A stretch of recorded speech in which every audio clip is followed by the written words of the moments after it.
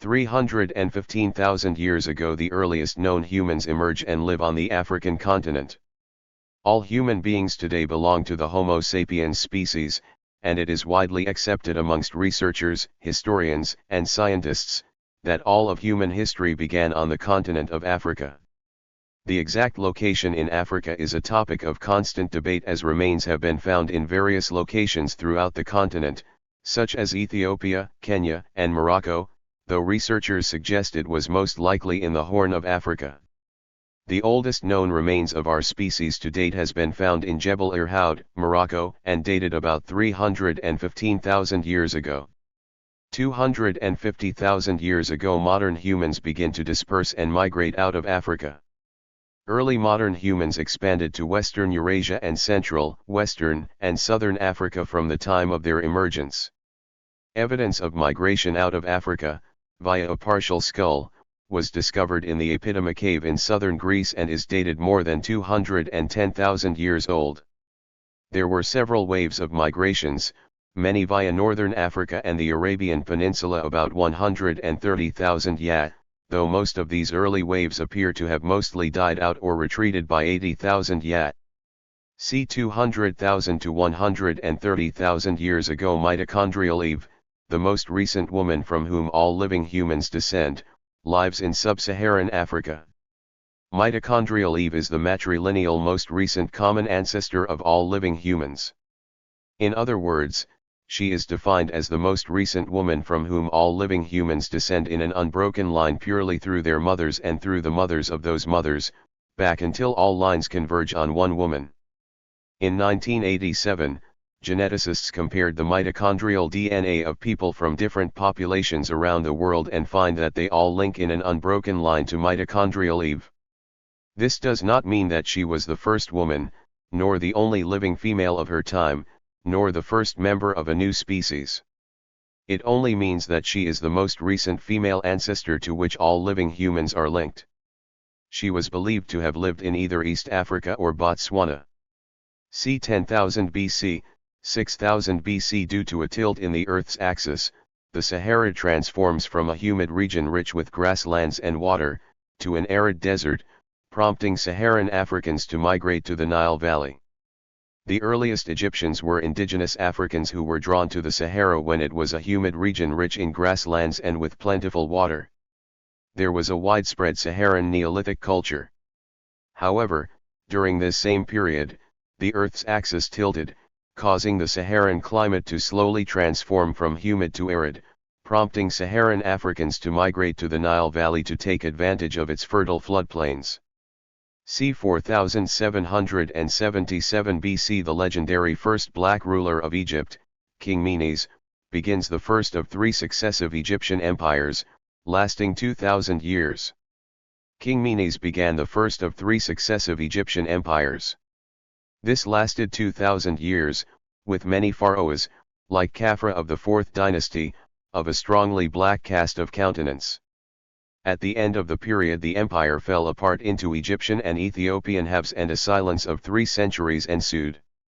The Great Sphinx at Giza, so familiar to all the world, the Sphinxes of Tanis, the statue from the Fayum, the statue of the Esquiline at Rome, and the Colossi of Bubastis all represent blacks, and are described by William Flinders Petrie, an expert in the field of Egyptology, as having high cheekbones, flat cheeks, both in one plane, a massive nose, firm projecting lips, and thick hair, with an austere and almost savage expression of power. C 3000 BC. Imhotep, history's earliest known scientific genius, lives in Egypt. Imhotep, a learned black physician, the earliest known physician and history's earliest known scientific genius, lived in Egypt. In the course of time, he was deified and became, for later generations, the special god of medicine.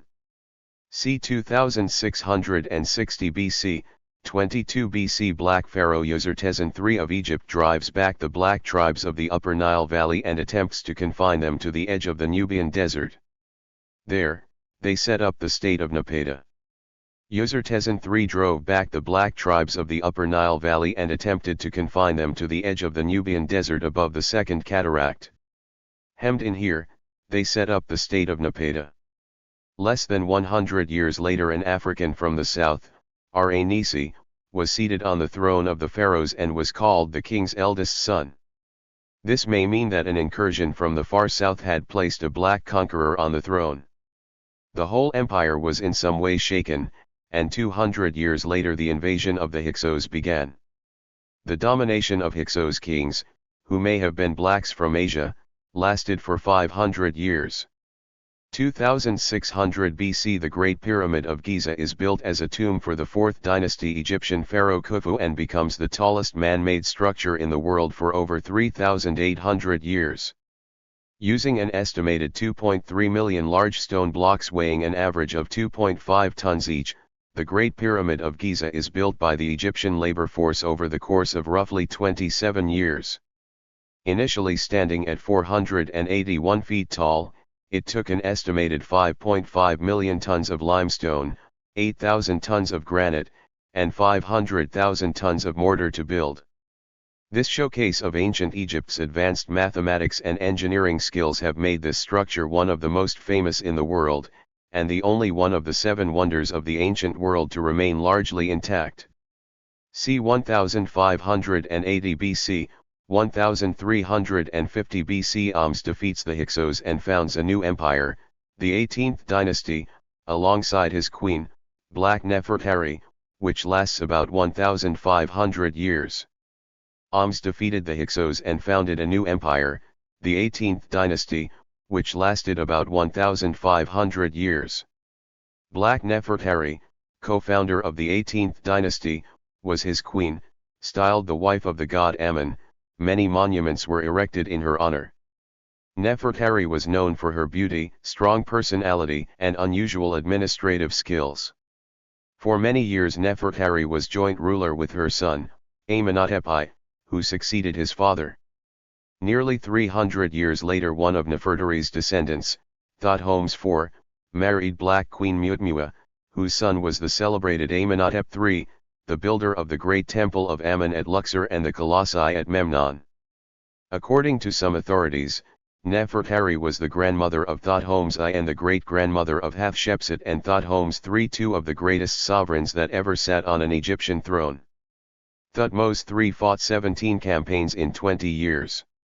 c. 1500 BC Black female pharaoh Hatshepsut rules Egypt and builds the temple of Deir el-Bahari. Hatshepsut reigned conjointly with her half-brother Thutmose II for 2 or 3 years. After the death of Thutmose II, Hatshepsut assumed full power as ruler of Egypt. She completed the temple of Deir el-Bahari, one of the most dramatically situated in the world. It was designated, some say, by Thutmose II, and others, her favorite architect, Senenmut. A tree-lined avenue of sphinxes led up to the temple and ramps led from terrace to terrace. Reliefs on the south side of the middle terrace show the queen's expedition by way of the Red Sea to Punt. Throughout the temple there are statues of the queen.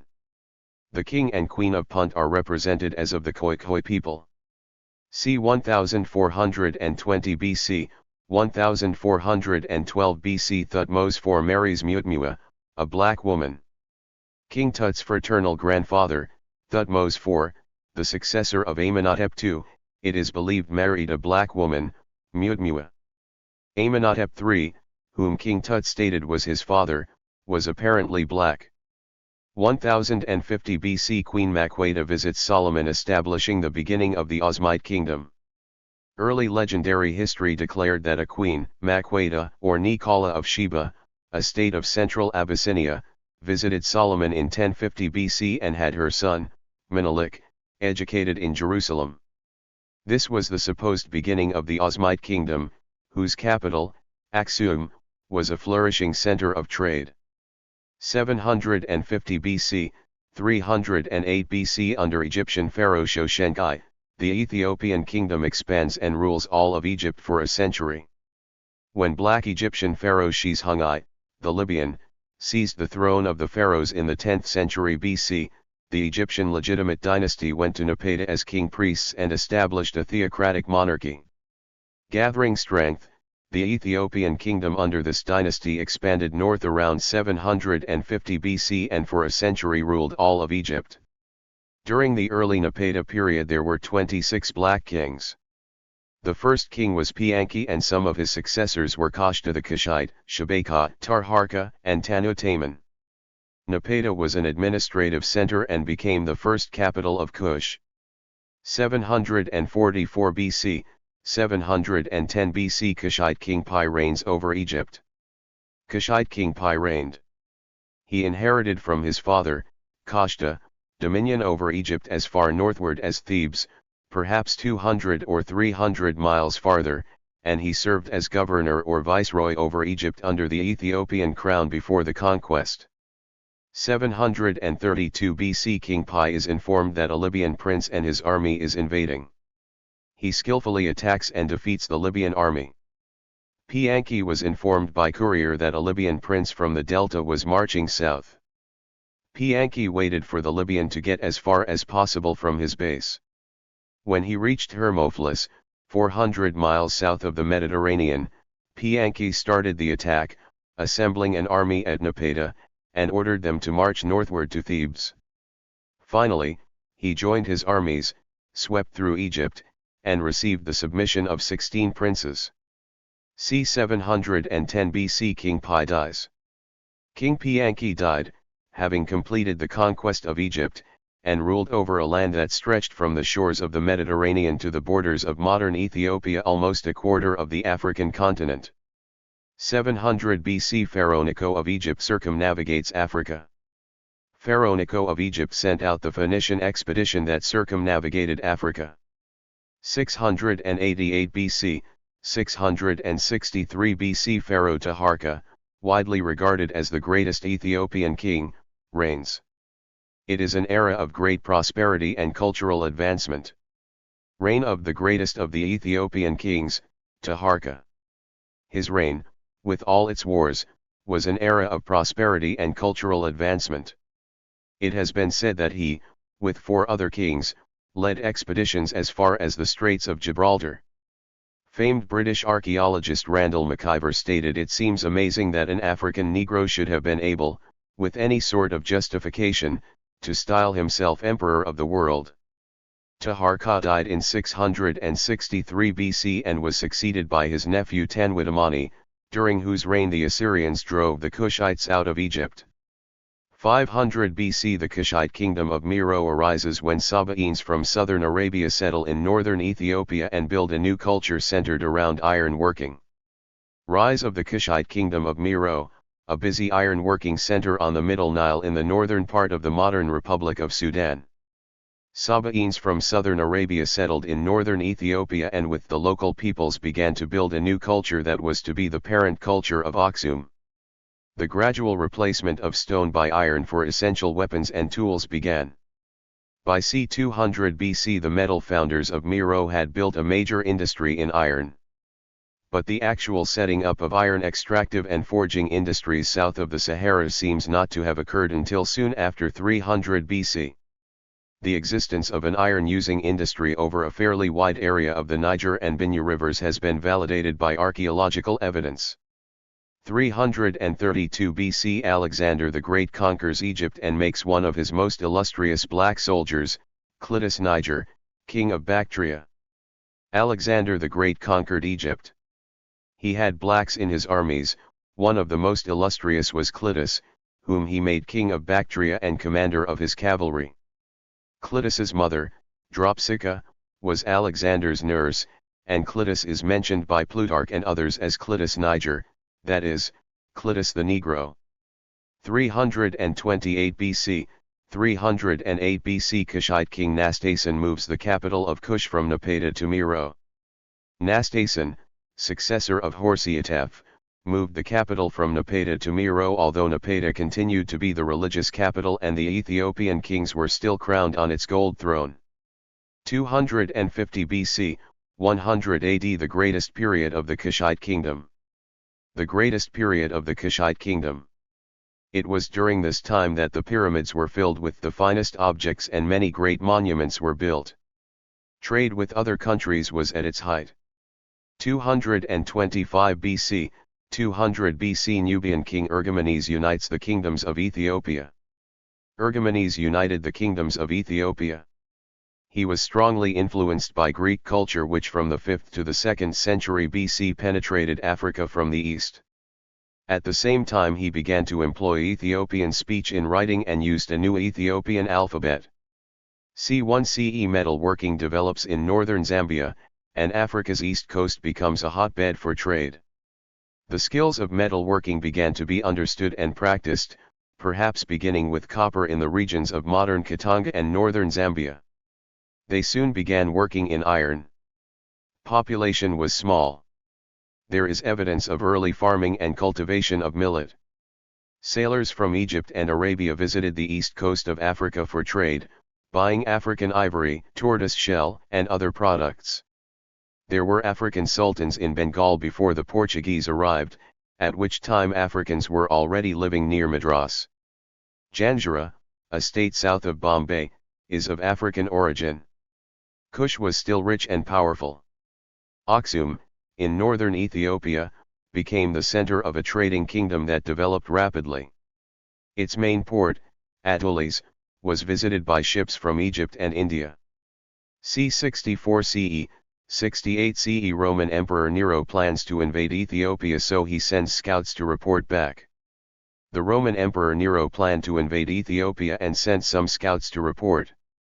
They penetrated as far as the region of the Sad. c. 189 CE, 199 CE Pope Victor I, an African, unifies the Roman Catholic Church. He was the first of 3 African popes. Pope Victor I, an African, unified the Church by fixing the present date for Easter and making Latin the official language. Victor was the first of 3 African popes in the early Catholic Church. c. 300 CE The Kingdom of Acre emerges. Kingdom of Acre emerged under a chief named Ghana. 311 CE Pope Melchiades, a North African, is elected pope in the Roman Empire. Melchiades, an African, was elected pope, and remained so until his death in January, 314 CE. 320 CE The Kingdom of Aksum completes the destruction of the Kingdom of Kush, and King Ezana accepts Christianity. Aksum completed the destruction of the Kingdom of Kush. King Ezana of Aksum accepted Christianity. The Aksumite port of Atolis continued as an important center for the western trade of the Indian Ocean. 492 CE Gelasius, whose parents were both African, is elected pope in the Roman Empire. Gelasius, born in Rome of African parents, was elected pope, then died 4 years after his election. A writer of letters, books, and hymns, he taught the presence of Christ in the sacrament, and the supremacy of the Pope over all the churches.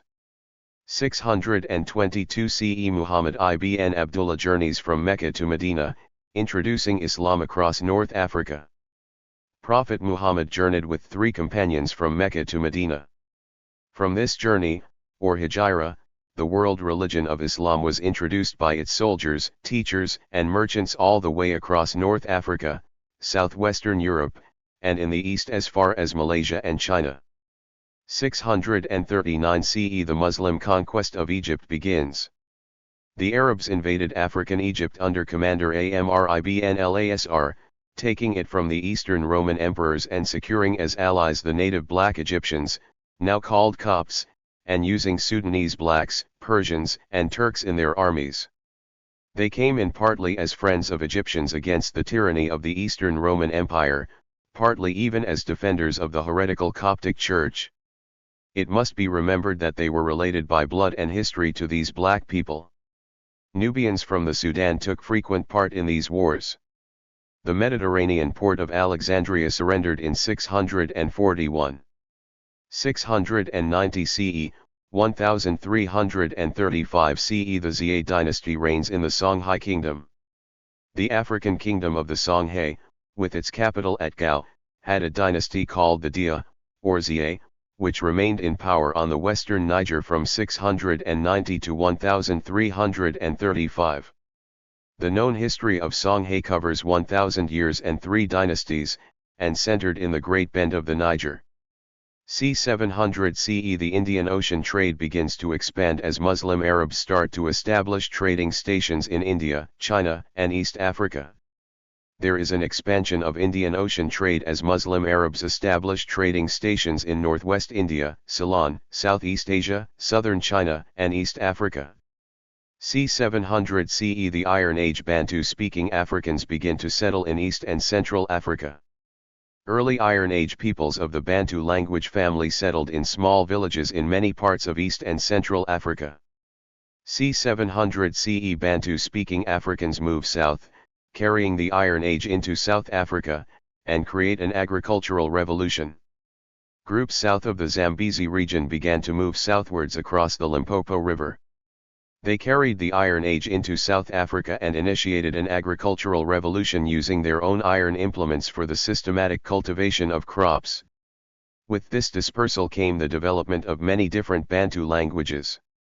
c. 700 CE. The Swahili culture begins to develop along the east coast of Africa.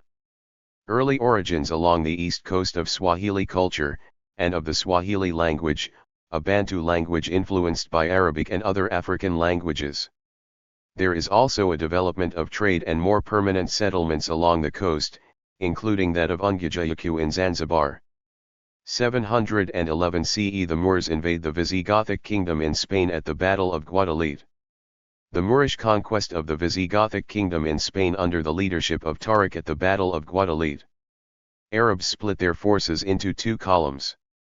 One of them crossed the Strait of Gibraltar to invade Spain.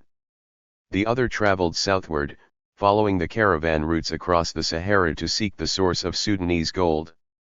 758 CE. Abd al-Rahman I, the son of Umayyad Prince Muawiyah ibn Hisham and his concubine Raha, a Berber woman, arrives in Spain and eventually founds an independent government. Abd al-Rahman I, a prince of Umayyads, arrived in Spain and after 30 years of fighting, founded an independent government. In the 10th century, it became the Caliphate of Cordova. His power was passed to the Black Saracals with whom Semites had amalgamated. Abd al-Rahman I's full name is Abd al-Rahman ibn Muawiyah ibn Hisham ibn Abd al-Malik ibn Marwan. 846 CE. The Safawa dynasty is founded, and they rule the kingdom of Kanem, which emerges in Central Africa. The Safawa dynasty is founded. The kingdom of Kanem emerges shortly after, near Lake Chad. The Safawa dynasty are the Muslim kings of the Kanem-Bornu Empire. 862 CE. Enslaved blacks from Viking raids on Spain and North Africa, land in Ireland. They later revolt and dominate the Euphrates Delta for 14 years. The annals of Ireland record the landing of enslaved blacks by Vikings returning from raids on Spain and North Africa. In 869 CE, the Persian adventurer, Al-Kabith, summoned the enslaved blacks to revolt, and they flocked to his side in the tens of thousands. In 871 they captured Basra and for 14 years dominated the Euphrates Delta. 935 CE, 936 CE. Muhammad ibn Tugh al-Ikhshid rules Egypt, then is succeeded by Abu el-Misk, a black Abyssinian, who rules Egypt for another 22 years. Muhammad ibn Tugh al-Ikhshid ruled Egypt as governor. He was succeeded by a black Abyssinian eunuch, Abu el-Misk Kafur. Kafur ruled Egypt for 22 years from 946 to 968. He conquered Damascus and Aleppo and incorporated Syria under Egyptian rule. He died in 968. 975 CE. Kilwa is founded. It eventually becomes an important commercial port. From the founding of Kilwa until its capture by the Portuguese in the 15th century, 40 sovereigns ruled there. Kilwa eventually became the most important commercial port on the East African coast. 980 CE. The Kilwa Sultanate is founded by Persian Prince Ali ibn al-Hasan Shirazi. The main purpose of this settlement is to recruit slaves from African chiefs, and it was their primary source of wealth. A sultanate, with its seat of government at Kilwa between Cape Delgado and the island of Mafia, was founded by Ali ibn al-Hasan Shirazi, a Persian prince. It had as vassals the sultans of Sofala, Angoshi, Mozambique, Zanzibar, Pemba, Mombaz or Mombasa, Melinde or Malindi, Kismayu, and Magadu. These diverse Arab and Persian sultans were not, properly speaking, governors of states. Their authority was exercised only over Mussulman colonies of Asiatic origin established around their respective residences and over the Africans living in the proximity of these residences. Their principal occupation was to recruit slaves from African chiefs, with whom they conspired. Slaves were procured by means of raids and sold to them. They in turn sent the slaves to the ports of the Gulf of Oman and the Persian Gulf or resold them to Portuguese slave traders. Slave trading constituted almost the only commerce and the only excuse for the Mussulman settlements of East Africa and was the source of their prosperity. 988 CE Ziri, the Berber, wages war against Muzaffar. Muzaffar wins the battle. Abd al-Malik al-Muzaffar, the son of the Caliph al-Mansur, fought a battle near Suda, in North Africa, against Ziri, the Berber. The combat was waged from dawn to sunset and Muzaffar was on the verge of defeat. An African whose brother had been put to death by Ziri's command avenged himself by wounding Ziri 3 times and then retreated to the Spanish lines. At first the African's story was not believed because the banner of the Berbers still floated aloft. Finally, Muzaffar was convinced and ordered an attack that put the Berbers to flight. 3 years later Ziri died when his wounds were reopened. 1000 CE Persian Prince Ali ibn al-Hasan Shirazi goes to Africa's east coast trading settlements and starts making treaties with African rulers. The ruling Persian prince from Shiraz, Ali ibn al-Hasan Shirazi, arrived and made numerous treaties with African rulers along the coast. There were many trading settlements on the east coast. Central African ivory and gold trade with the east coast was already in existence. There were also imports of Indian cottons, beads, and other goods. 1000 CE The Shona people build Iron Age settlements in southern Africa. They produce goods and engage in Indian Ocean trade. Along the southern bank of the Limpopo, Shona peoples established themselves and built a series of Iron Age settlements which were further developed by new groups from north of the Limpopo in later centuries. They worked finely in cast and beaten gold, produced hand-turned pottery, and traded their products for Indian cottons and other Indian Ocean imports. They buried their kings with a wealth of gold ornament. Around the year 1600 they were displaced by another set of rulers from across the Limpopo, relatives of the Kirnga called the Venda, who remained until the early 19th century. c. 1000 to 1100 CE The ancestors of the Yoruba people cross the Niger River and establish a village. Ancestors of the Yoruba crossed the Niger River from the northeast and established the village of Ile-Ife. 1009 CE Ziekusi, the king of the Songhai, converts to Islam. The 16th king of the Songhai, Ziekusi, was converted to Islam. Since then all Songhai princes have been Muslim. 1020 to 1158 AD Neje, a black slave, rules Arabia. Neje, a former enslaved black man, and his descendants ruled Arabia. 1021 to 1026 AD Al-Zahir li-Izz-ad-Din Allah ruled Egypt.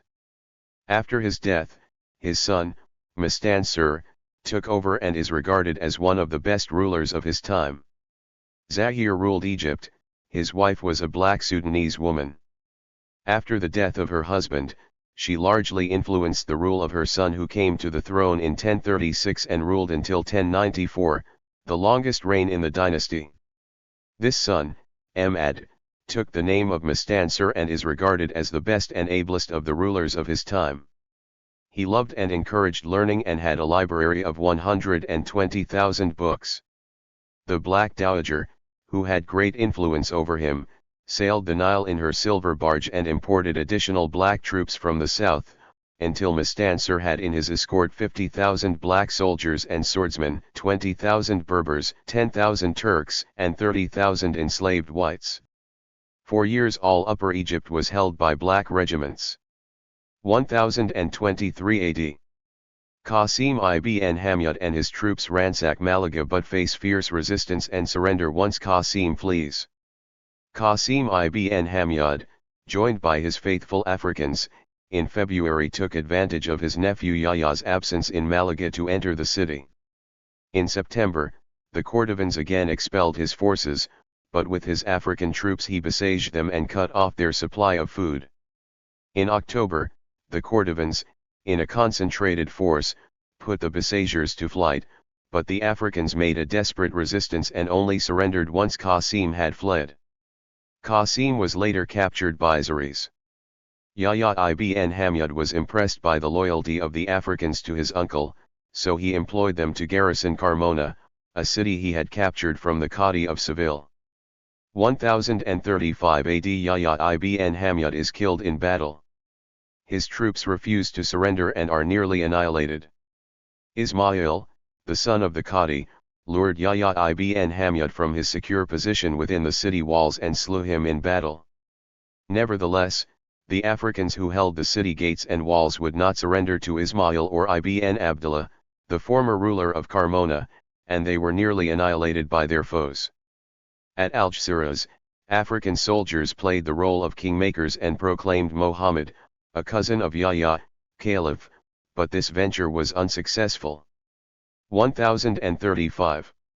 Muslim Almoravid movement develops on an island in the Senegal River. Muslim Almoravid movement developed on an island in the Senegal River. 1038 AD. Slav prince, Zuhair, is convinced to make an expedition into Granadan territory. While there, he is abandoned by his troops. Zuhair, of Almeria, was unpopular among his subjects because he was a so-called Slav prince, that is, a descendant of northern mercenaries, such as the Mamluks of more recent times. Ibn Abbas, his vizier, convinced him to make an expedition into Granadan territory. In August he found himself surrounded. His Slav cavalry fled when their leader, Hudhail, was dismounted, and his Andalusian troops were dispirited and useless. His 500 African infantry seized the armory and went over to the enemy. It is possible that their desertion was prearranged, for Badis, king of Granada, was devoid of religious and racial prejudice and had a Jew, Samuel ibn Nagdala, for vizier, and an African, Kodam, as provost marshal.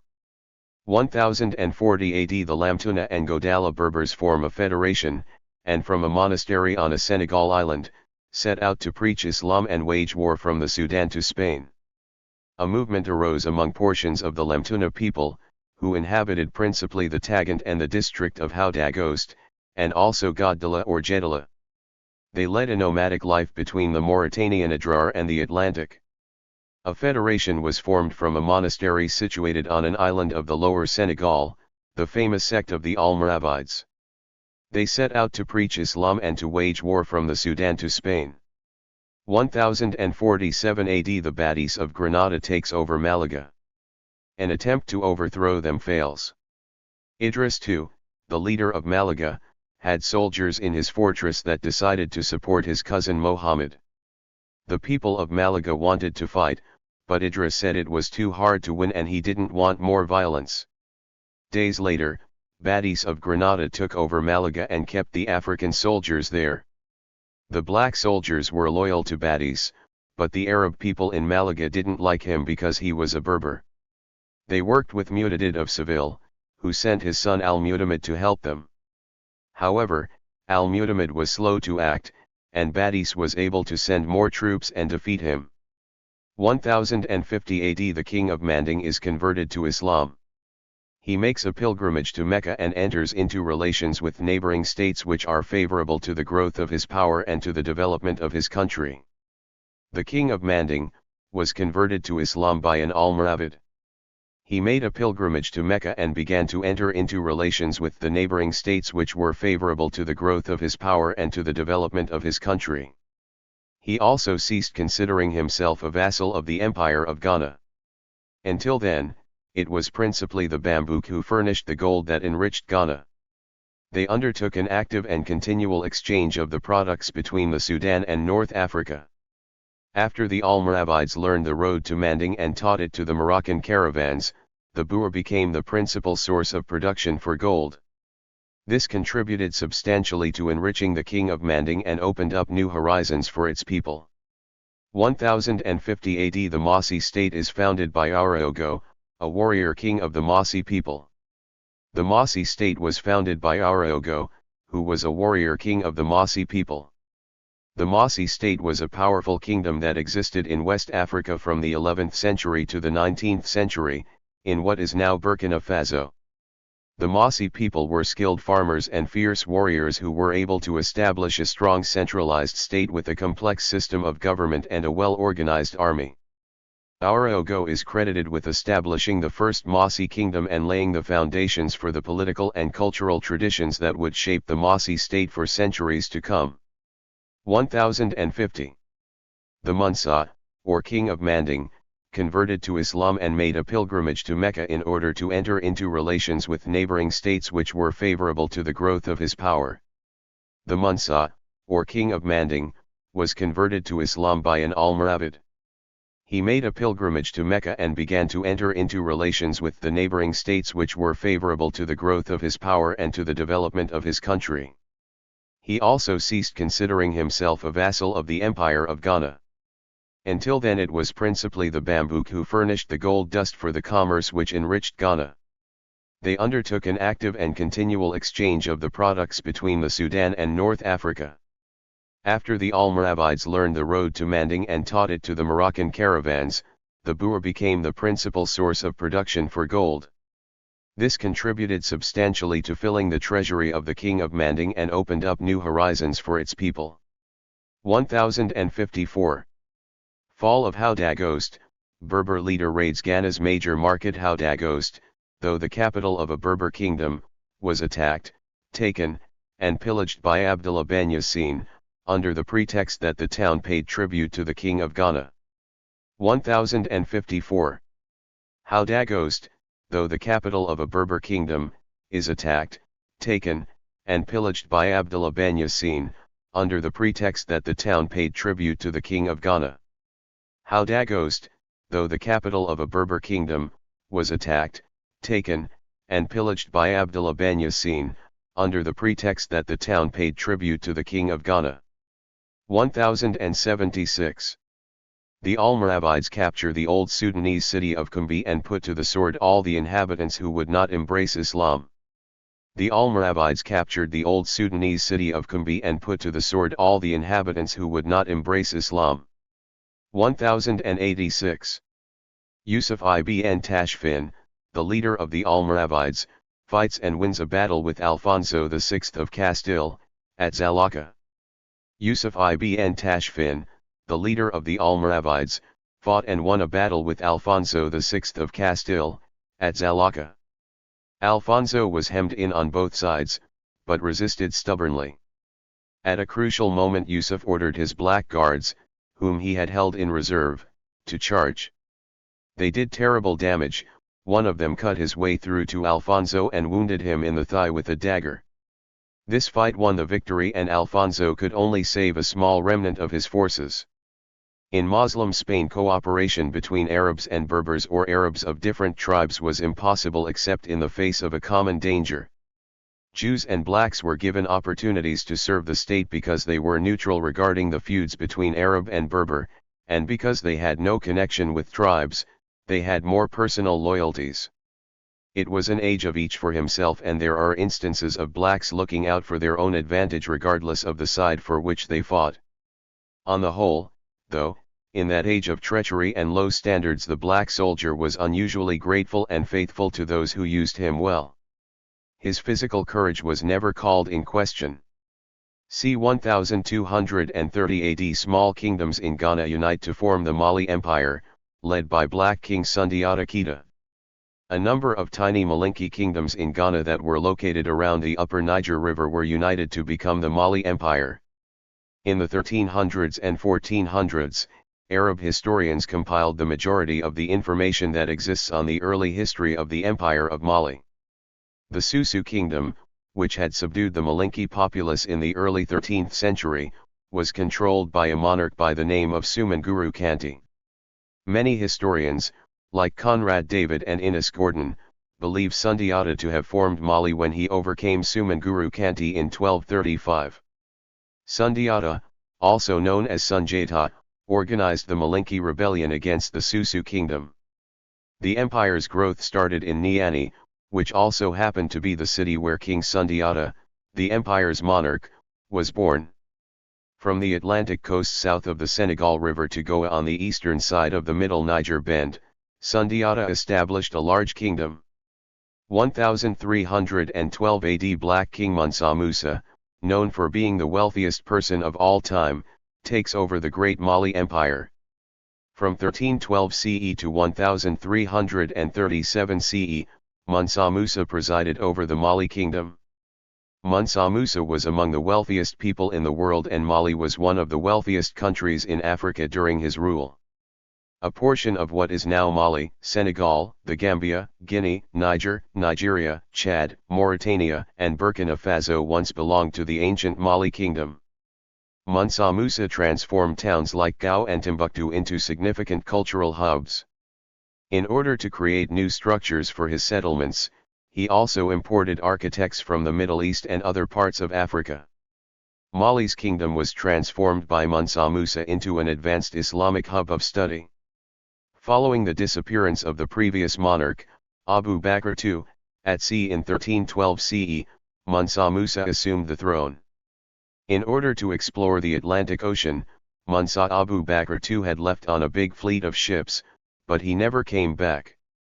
Mali became the richest kingdom in Africa during Mansa Musa's leadership despite inheriting an already prosperous kingdom. His wealth stemmed from the Mali kingdom's large salt and gold reserves. Another significant source of wealth was ivory from elephants. 1324. Gongo Musa makes a pilgrimage to Mecca. Gongo Musa made a pilgrimage to Mecca with a caravan of 60,000 persons, including 12,000 young slaves gowned in figured cotton and Persian silk, 500 slaves with golden staffs. Musa brought to Egypt no less than 8 camel loads of tibar, each weighing 300 pounds, to defray his expenses. He brought back with him an Arab, Al-Qadi, who initiated a new style of architecture. While Gongo Musa was away, Timbuktu was sacked by Mossi. He rebuilt the city and filled the new mosque with learned blacks from the University of Fez. On his way to Mecca, Gongo Musa passed by Tuat and Cairo.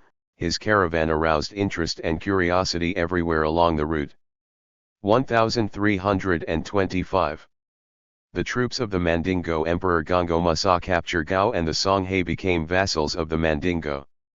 The troops of the Mandingo Emperor Gongo Musa captured Gao, and the Songhai became vassals of the Mandingo. 1327. 200 Moors arrived to assist the King of Granada as soldiers. 200 Moors arrived to assist the King of Granada as soldiers. 1333.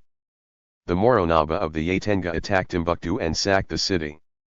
The Moronaba of the Yatenga attacked Timbuktu and sacked the city. 1339. The Mossi crossed the valley, plundered Timbuktu, and separate Jen, the original seat of the Songhai, from the main empire. The Mossi crossed the valley, plundered Timbuktu, and separated Jen, the original seat of the Songhai, from the main empire. c. 1350 Congo dynasty established. Congo dynasty established.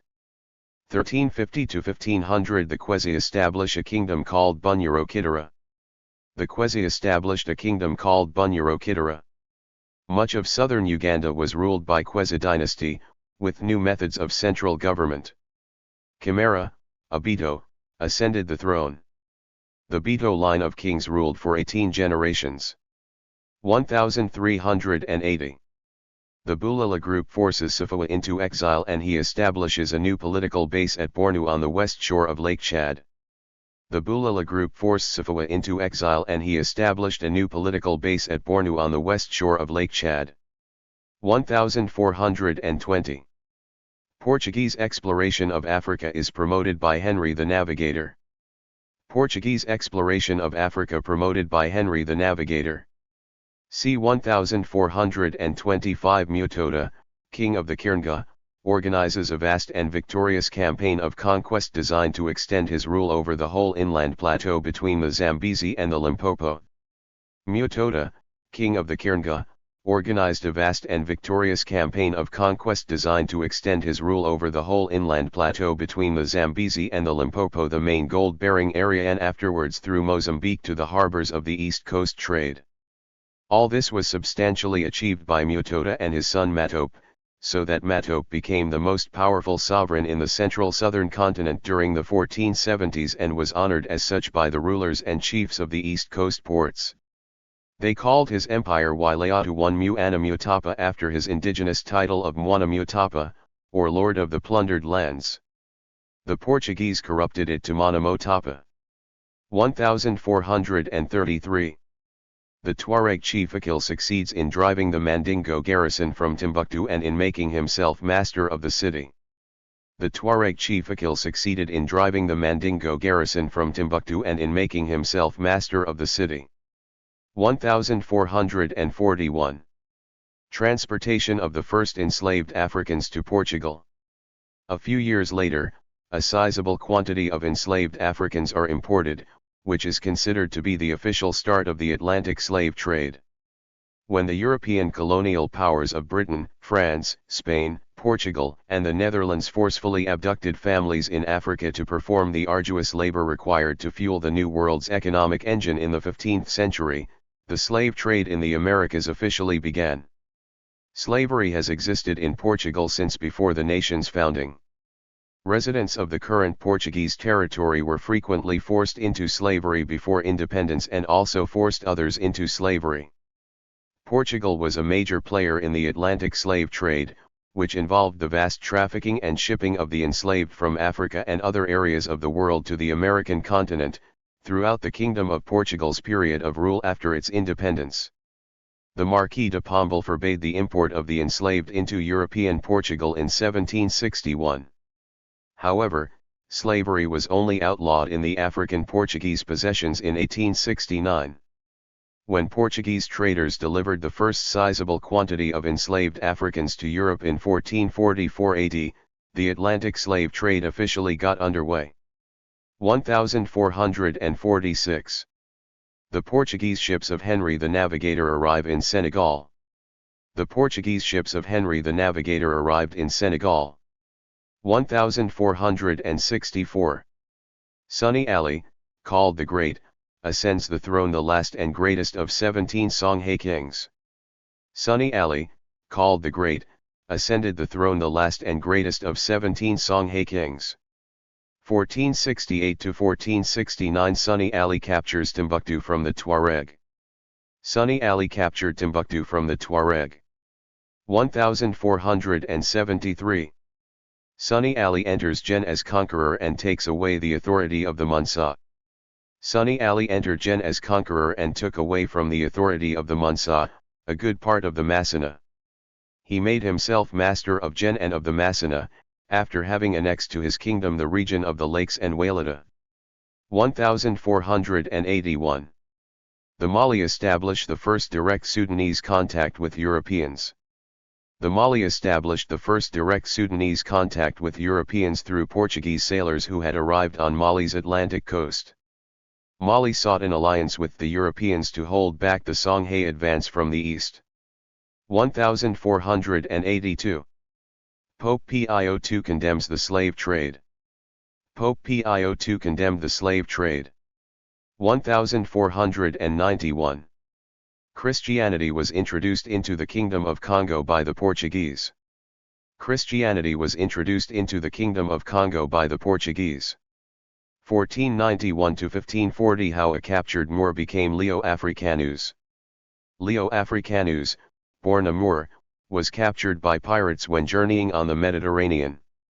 The pirates, finding he knew a great deal about Africa, which seemed very remote, gave him to Pope Leo XI in Rome as a present. The Pope set him free and as a special favor gave him his own name, Leo. 1492. Black sailor Pedro Alonso Nino arrived to the New World with Christopher Columbus. Pedro Alonso Nino, a black sailor, arrived in the New World on Christopher Columbus's Santa Maria. 1493. The Sunni dynasty is overturned at Gao. The Sunni dynasty was overturned at Gao by a Sarikal general, Mahmadu or Mohammad Turi, of the Silla group, who became invested with the sovereignty under the title of Askia. He was the first prince of a new dynasty which was to last a century. The Askia Muhammad reigned from 1493 to 1529. c. 1495 Muhammad Askia makes a pilgrimage to Mecca accompanied by a brilliant group of scholars and politicians.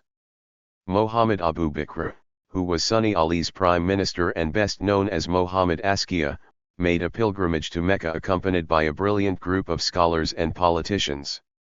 They studied matters of taxation, weights and measures, trade, religious tolerance, and manners. He was made Caliph of the Sudan by the authorities of Mecca.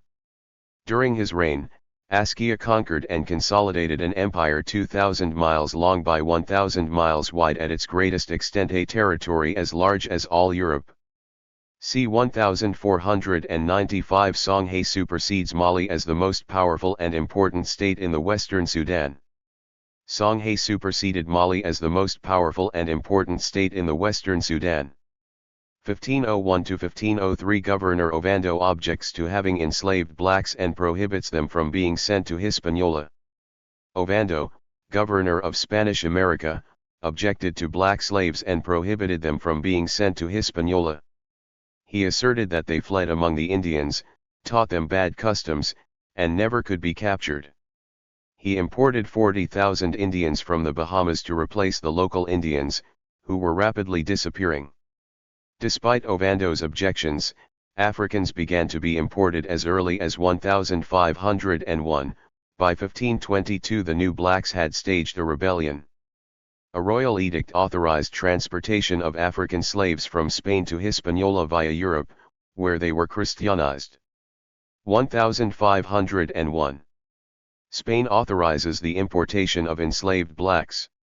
Spain's Queen Isabella authorizes the transport of enslaved blacks from southern Spain to the New World. Spanish colonists in Hispaniola had appealed to the crown, asking for laborers to help work the mines. Gold-hungry Spain was inclined to approve, however only a handful of enslaved blacks were actually shipped to the New World in this decade. 1505. Ovando sails from Seville with 17 enslaved African and some mining equipment to be used in the copper mines of Española. Ovando sailed from Seville with 17 African slaves and some mining equipment to be used in the copper mines of Española. 1510. Micer Jaron brings over blacks from Spain to Puerto Rico. Blacks brought from Spain to Puerto Rico by Micer Jaron. 1510. Spain orders the transportation of enslaved Africans to Hispaniola. Spain's Ferdinand II ordered the transport of 250 enslaved Africans to Hispaniola to work the gold mines. These enslaved Africans were purchased in Lisbon, Portugal, where they had been converted to Christianity. This became a system of shipping enslaved Africans directly to the New World colonies from Africa, where they were supposed to work as laborers. 1512. First blacks brought to Cuba from Spain. First blacks brought to Cuba from Spain. 1513. Spain requires licenses to import enslaved Africans into its colonies. Slave trade became a source of profit for Spain as it began to require licenses to import enslaved Africans into its colonies. King Ferdinand II granted permission to import Africans for 2 ducats a head. Colonists in Hispaniola, Cuba, and Santo Domingo were requesting the enslaved Africans. 1514. The enslaved black population in Hispaniola increases drastically, and is regulated. The importation of enslaved blacks to Hispaniola was regulated as their numbers were increasing at an alarming rate. The population of blacks on the island increased drastically after their importation came to be licensed only 1 year earlier. 1516. Hispaniola's enslaved African import is suspended when Spain's king dies. Spain's Ferdinand II died and the importation of the enslaved Africans he had been licensing was suspended by Cardinal Ximenes. It is unclear whether the cardinal opposed slavery itself, or it was because of the loose method of import licensing that was causing the colony's black populations to grow almost out of control. The suspension had little effect, though, as the new Spanish king, Charles V, immediately resumed the issuance of licenses. 1517. Bartolomé de las Casas appeals to King Ferdinand of Spain that Africans be sent to America to substitute for Indians in the mines.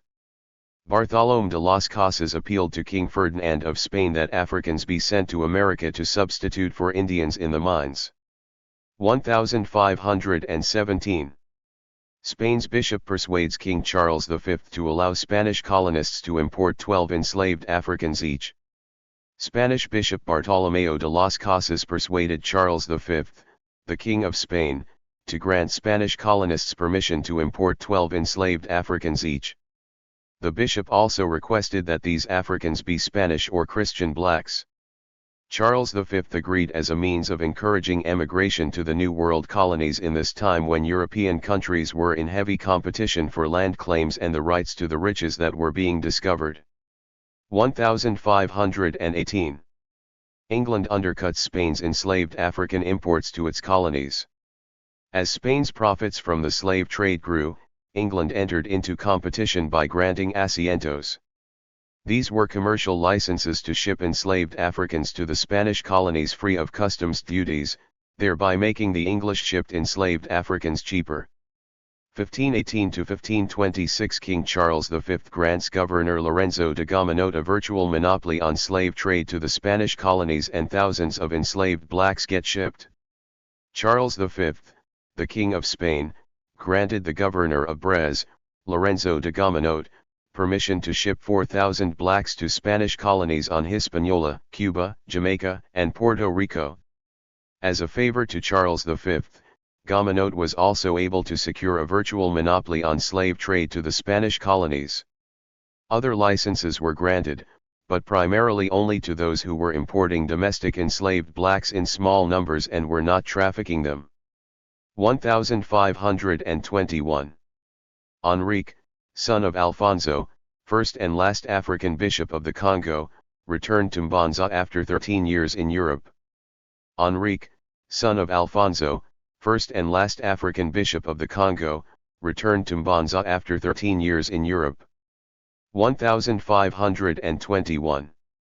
Enrique, son of Alfonso, first and last African bishop of the Congo, returns to Mbanza after 13 years in Europe. Enrique, son of Alfonso, first and last African bishop of the Congo, returned to Mbanza after 13 years in Europe. 1521. The Santo Domingo Revolt becomes the earliest enslaved black rebellion recorded in the Americas. This revolt happened in the Spanish colony of Santo Domingo on the island of Hispaniola. On the first or second day of Christmas, enslaved blacks on the Nueva Isabela sugar plantation owned by the colony's governor Diego Colón rebelled.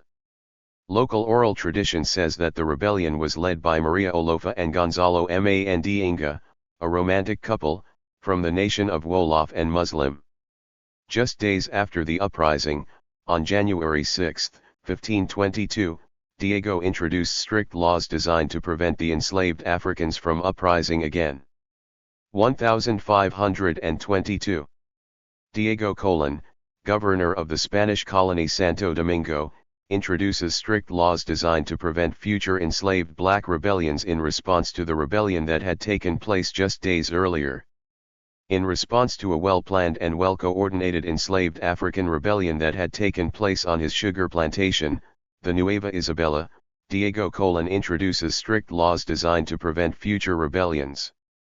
These laws restricted the physical movements of the enslaved Africans, prohibited them from bearing arms and accessing weapons, required enslavers to keep strict slave registers, and introduced harsh punishment in the form of physical torture and execution.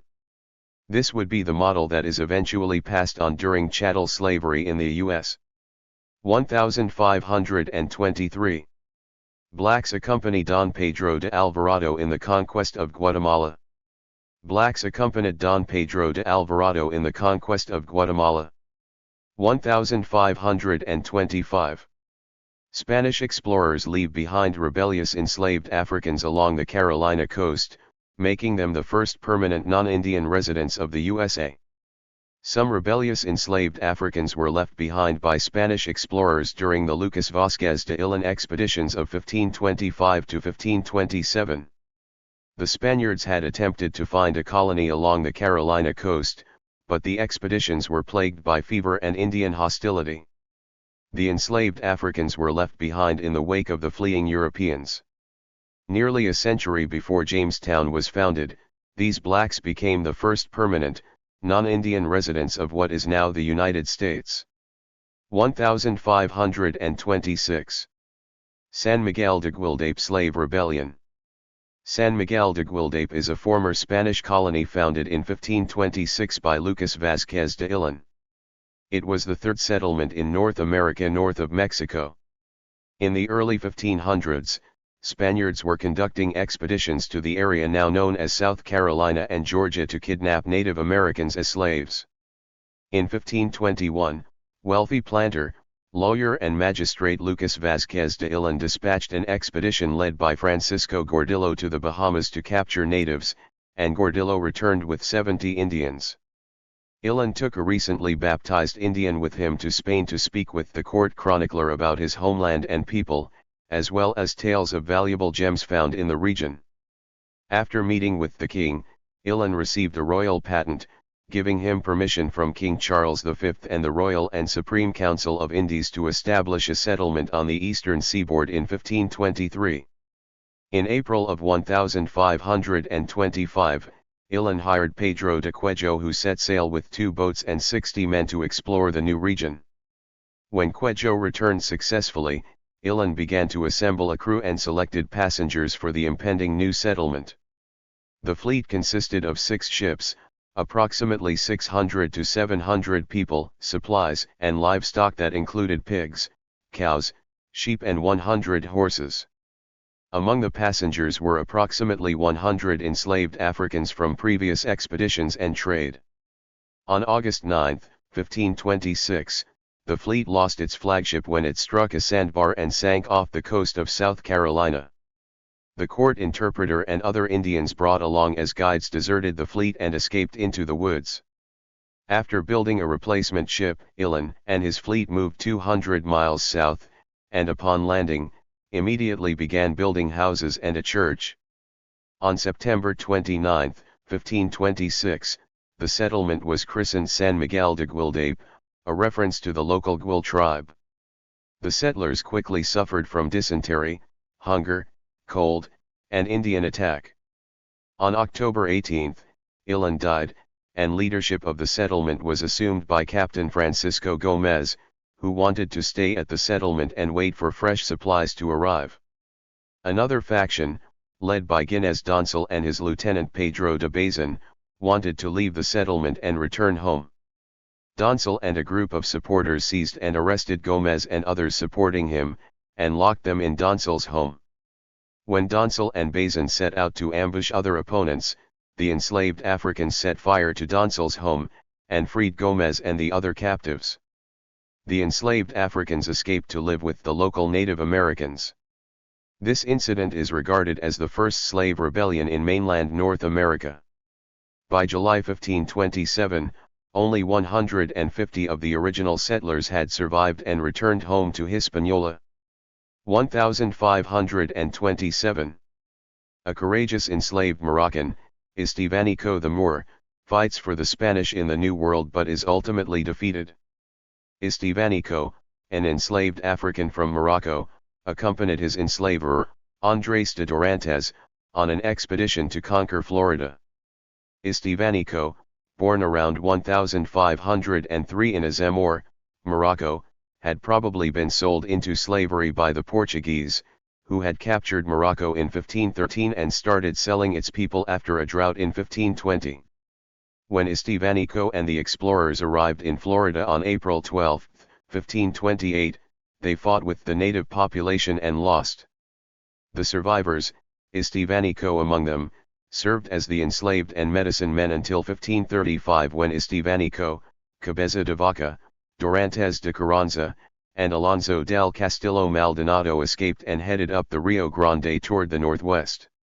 In March of 1536, the five-man party met up with a Spanish patrol on the Rio Sinaloa and followed it back to a Spanish outpost. Later that year the group made its way to Mexico where the Viceroy of Mexico asked if they would lead an expedition into Arizona and New Mexico.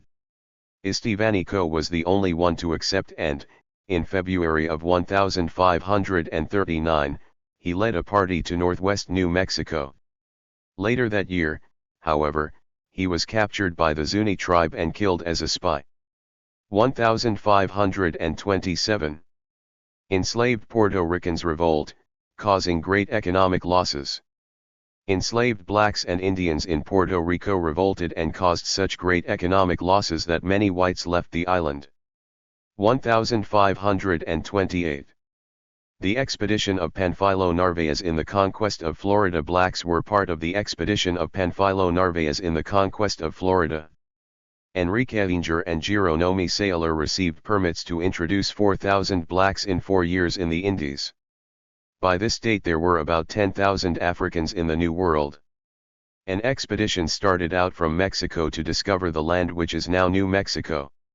It was led by Stephen Dorantes or Istevanico, a black man who came to America with the Narvaez expedition in 1527. He and 3 Spaniards survived a succession of disasters and reached Mexico from Florida by the overland route. Because of his knowledge of Indian languages, Istevanico guided the expedition to the 7 cities of Cibola as the land of the Zunis was supposed to be. He reached the pueblos but was killed by the Indians and the expedition following him turned back. It was 40 years before other attempts were made to penetrate New Mexico. 1529. Askia Mohammed is dethroned by his son, Musa. Askia Mohammed was dethroned by his son, Musa. 1530. In response to the Puerto Rican revolt of 1527, King Charles of Spain issues a royal edict to prevent North African blacks from entering Spanish colonies.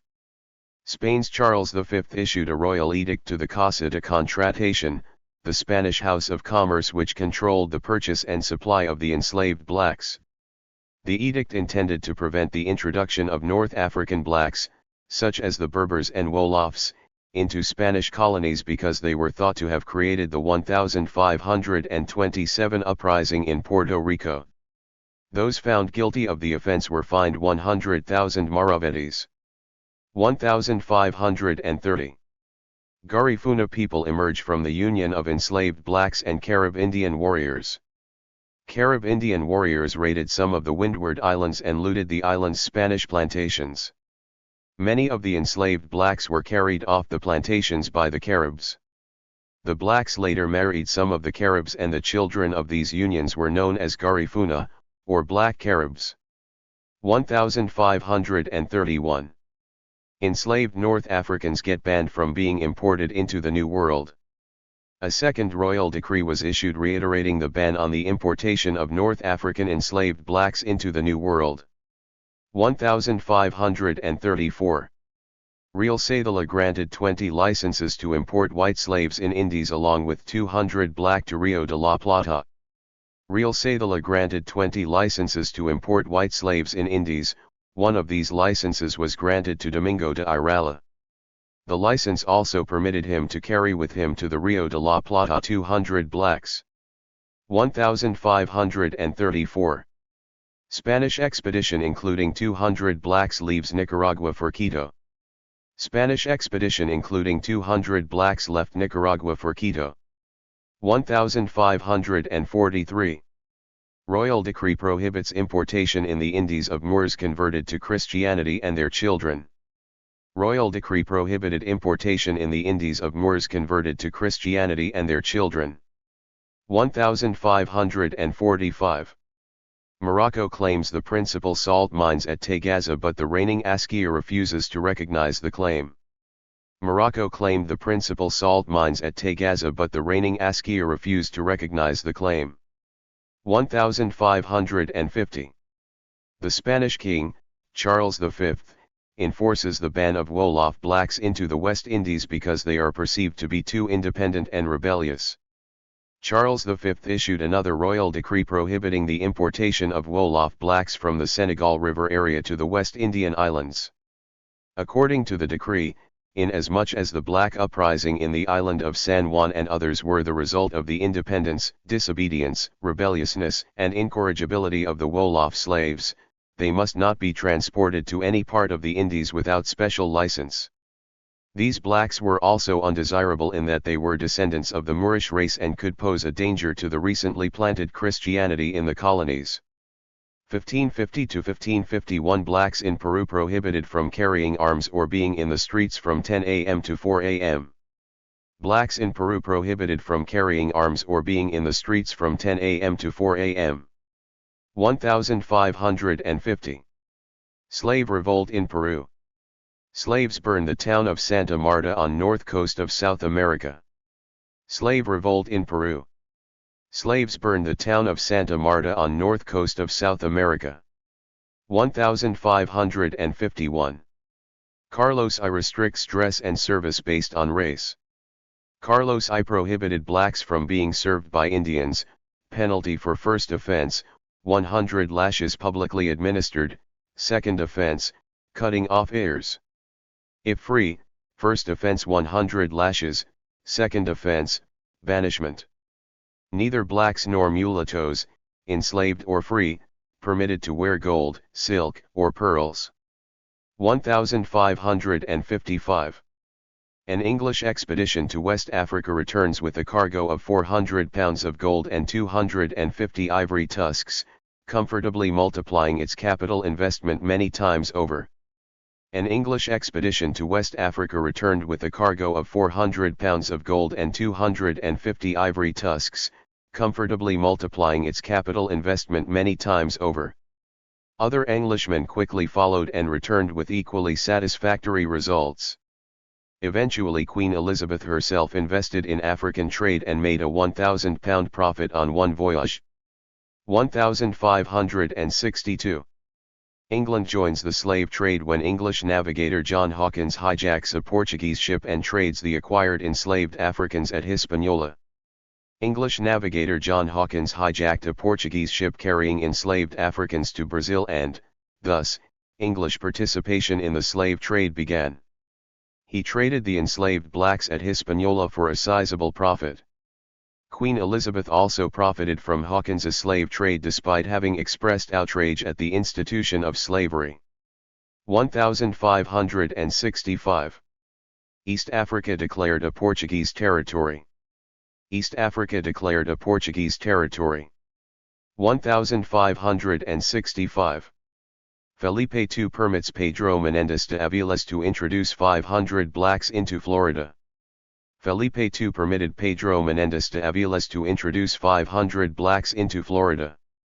Menendez had a company of trained black artisans and agriculturists when he founded St. Augustine. Real Cédula prohibits enslaved blacks married in Spain from being carried to America without wives and children. Real Cédula prohibited enslaved blacks married in Spain from being carried to America without wives and children. 1570. The most famous of the kings of Bornu, Idris Aloma, comes to the throne. The most famous of the kings of Bornu, Idris Aloma, came to the throne.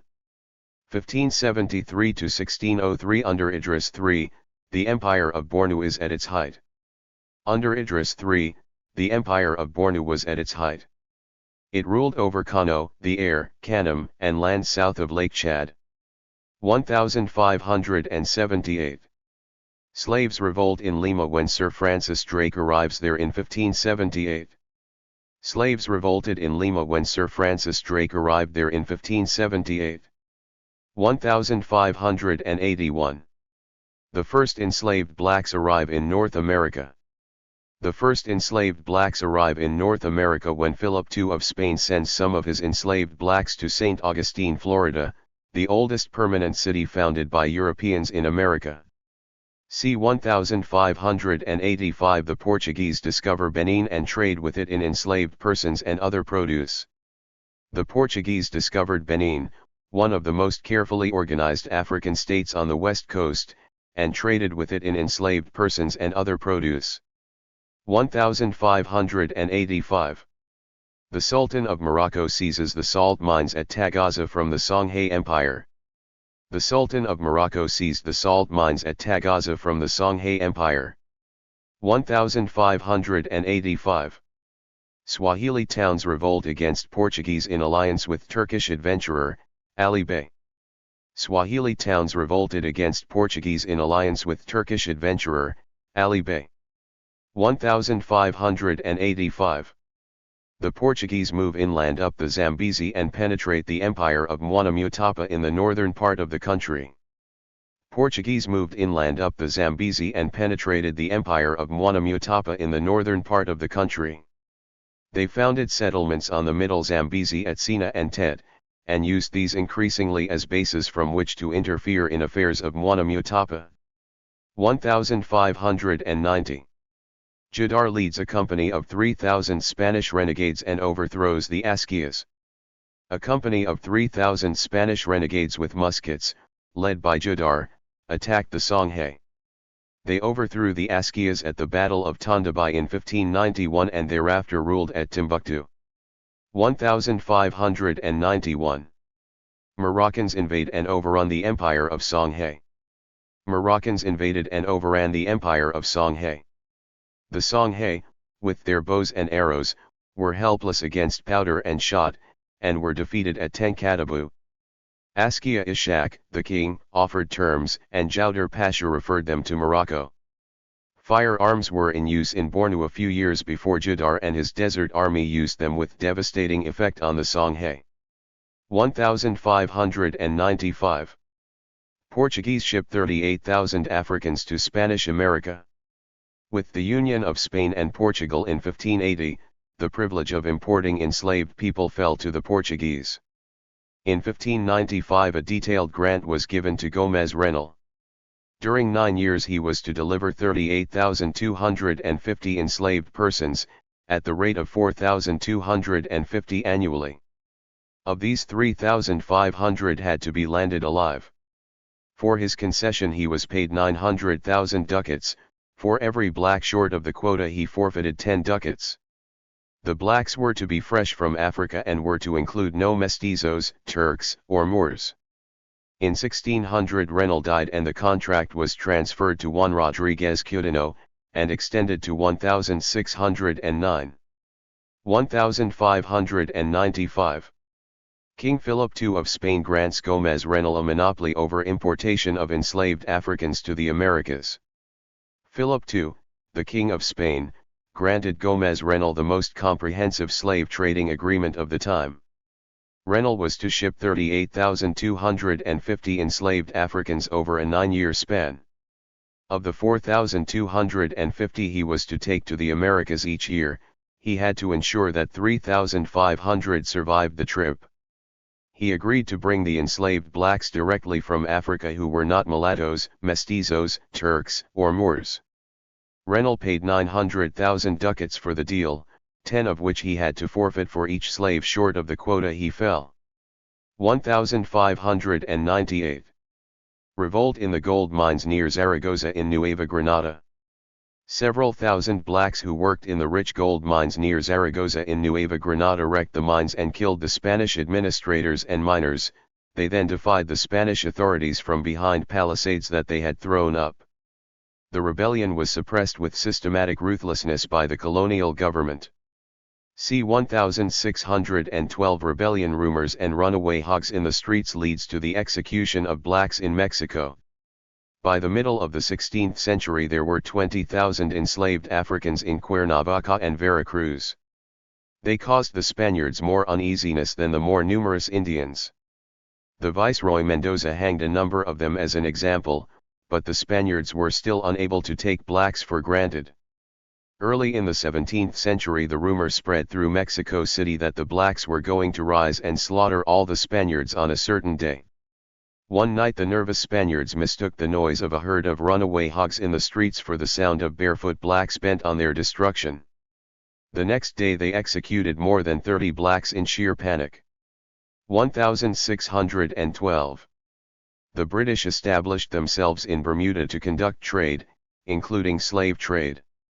The British established themselves in Bermuda to conduct trade, including slave trade. 1616. The Dutch and the rise of maroon societies in Guyana. The Dutch supplanted the Portuguese as slave traders on the African coast and brought the first slaves to the North American continent.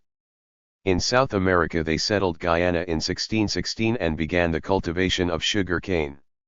Later, to curb the rebellious blacks, they brought in East Indians. The so-called bush Negroes in the interior of Guyana were descendants of runaway slaves who had established villages and an organized government. By the end of the 17th century, they had large settlements on the Suriname River, and before the middle of the 18th century they were making repeated raids on the plantations. 1619. The first 20 involuntary black settlers arrive in Jamestown, Virginia. 20 blacks who had been captured in Africa were sold to the highest bidders at Jamestown, Virginia. However, these were not the first of their race to arrive in North America. Blacks had traveled with Spanish, Portuguese, and French explorers in the Americas throughout the 16th century.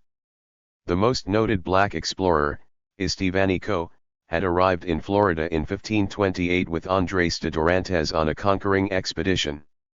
Diego el Negro was a crew member on the Capitana as part of Christopher Columbus's last voyage to the New World. There were as many as 30 blacks, including Nuflo de Olano, who were with Vasco Núñez de Balboa when the explorer discovered the Pacific Ocean. The 20 blacks sold at Jamestown in 1619 were, nonetheless, the first permanent involuntary settlers of their race, hence the history of African Americans in what is now the United States began with their arrival. Scholars debate whether or not they were enslaved or indentured servants. 1622. Anthony Johnson and his wife, Mary, become the first black indentured servants to earn their freedom in the United States. Anthony Johnson and his wife, Mary, were the first free blacks in the United States, according to court records in Accomack, later Northampton County, in the colony of Virginia. The Johnsons had 2 sons, John and Richard, whose names appeared in 1654 Northampton County land transaction records. 1626. 11 enslaved blacks are brought to New York. They are later freed and develop a free black community. 11 enslaved blacks were brought to New York in 1626 as indentured or bonded servants. They first lived in Lower Manhattan in the area of Fort Amsterdam and Wall Street. They were later freed of their bonds and eventually developed into a free black community in Manhattan and nearby Brooklyn. However, slavery was legal in New York for another 200 years. 1638. Enslaved blacks arrive in New England aboard the ship Desire at Boston. Prior to this date, blacks had been sold in Boston, but it is not definitely known when the first enslaved blacks were directly brought to the region. Authorities who claim that enslaved Africans were first brought to New England in 1638 base their contention on an entry in John Winthrop's journal.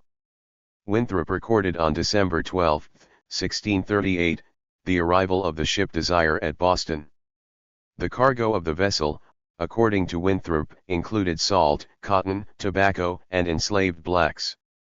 The statement of Governor Winthrop is the first recorded account of black slavery in New England. 1639. Virginia passes a law prohibiting blacks from bearing firearms. The colony of Virginia passed a regulation prohibiting blacks from bearing firearms. 1641. Massachusetts is the first North American colony to recognize slavery as a legal institution. Massachusetts recognized slavery as a legal institution, the first of the North American colonies to do so. Section 91 of the Body of Liberties of 1641 read, "There shall never be any bond slavery, villanage, or captivities amongst us, unless it be lawful captives taken in just wars, and such strangers as willingly sell themselves or are sold to us. And these shall have all the liberties and Christian usages which the law of God established in Israel. This exempts none from servitude who shall be judged thereto by authority. 1643. New England passes a law that makes it easy to convict enslaved black runaways. The New England Confederation declared that certification by a magistrate was sufficient evidence to convict enslaved black runaways. 1644. The 11 enslaved Africans brought to New Amsterdam via the Dutch West India Company ship petitioned the Director General of the colony, William Kieft, for their freedom and are granted partial freedom. During this time there were skirmishes with Native American people and the Dutch wanted the enslaved blacks to help protect their settlements rather than join the Native Americans. They were granted partial freedom, where they could buy land and a home and earn a wage from their enslaver, and then full freedom. Their children remained in slavery. During such times, intermarriage with working-class whites became common. 1655. Anthony Johnson, a black man, starts an African community in Northampton, Virginia. Anthony Johnson, a black man, qualified for a 200-acre land grant after importing 5 servants to Northampton, Virginia. Other blacks joined Johnson and began an African community. The settlement had 12 African homesteads at its height. 1661. Virginia recognizes slavery and establishes parta sequitur ventorum, mandating that all children born there inherits the legal status of their mother. A Virginia statute recognized slavery and established the status of mixed-blood offspring as enslaved or free in accordance with the status of the mother. Known as parta sequitur ventorum, this legal doctrine was derived from Roman civil law and translates to offspring follows belly. The slave codes of Virginia, and those that followed them, were motivated by the growth of the black population and the fears of uprisings of the enslaved Africans. They were also specifically designed to protect the property in enslaved blacks. Generally, enslaved Africans were not allowed to leave the plantation, to wander, or to assemble without permission from their enslaver. They could not own weapons and could not testify against whites in court. Enslaved blacks found guilty of murder or rape were to be executed. For petty offenses, they were whipped, maimed, or branded. The codes of the enslaved Africans grew out of the laws regulating indentured servitude, but the enslaved, unlike the indentured servants, had practically no rights. 1663. Maryland declares that enslaved blacks should serve for life, paving way for legal recognition of slavery in the colony. Maryland declared that black slaves should serve durante vita. This law gave legal recognition to slavery in the colony of Maryland. 1663. French slavery in the New World centered in Haiti. French slavery in the New World centered in Haiti. The French annexed the eastern part, thus dividing the island between France and Spain. 1663. The Royal African Company begins its slave trade monopoly to the British American colonies. The Royal African Company began its monopoly on the slave trade to the British American colonies. The monopoly held strong until 1698 when the trade was open to all English subjects. 1663. The Gloucester County Conspiracy, also known as the Servants' Plot or Birkenhead's Rebellion, takes place in Virginia during the summer of 1663. The Gloucester County Conspiracy, also known as the Servants' Plot or Birkenhead's Rebellion, took place in Virginia in 1663. The plan involved a rebellion of African, English, Irish, and Indian indentured servants and slaves plotting against authorities in Gloucester County, Virginia. On September 1, 1663, 9 indentured servants, John Gunter, William Bell, Richard Derbyshire, John Haight, Thomas Jones, William Ball, William Pulte, William Bendel, and Thomas Collins met at a small house belonging to Peter Knight in the woods near Cook's Quarter in Gloucester County, to plan the rebellion. Bell and Gunter were appointed leaders of the rebellion. The group also planned to meet the following Sunday, September 6, 1663, at a place called Poplar Spring. The plan was for the servants to bring enough weapons that they could scavenge and steal that they hoped would arm a company of 30 men. From Poplar Spring, they would march to the home of Virginia's colonial Lieutenant Governor Francis Willis, a member of the Governor's Council, to seize more arms and a much-needed drum. The group has recruited a drummer from the county militia company named Major John Smith. The group's main destination, however, was the Green Spring mansion of Governor Sir William Berkeley, where they would demand that all indentured servants who were normally required to serve 7 years of indenture, be released instead 1 year from the beginning of their service. It is unclear as to how the status of enslaved people would change. John Birkenhead, one of the indentured servants who attended the meeting, betrayed the conspirators and shared the plans to Governor Berkeley. In response, the governor arranged for the conspirators to be ambushed at their meeting place and arrested. The General Court tried the captured servants for treason and they were later hanged. On September 16, 1663, the Virginia House of Burgesses rewarded Birkenhead his freedom and £5,000 of cotton for revealing the plot. Historian Robert Beverly Jr. in his 1705 The History of Virginia gave much of the initial information about the Gloucester County conspiracy, although he placed the date of the rebellion somewhere between September 6 and September 13. In 1898, author Mary Johnson released a romantic novel called Prisoners of Hope based on the Gloucester County conspiracy plot. The Gloucester County conspiracy would mark one of the few times that indentured servants and enslaved people plotted together to gain their freedom, but numerous servile insurrections would follow in what would become the United States. 1663. The first major conspiracy in colonial America is foiled by a servant in Virginia. The first major conspiracy of people in servitude in colonial America was documented.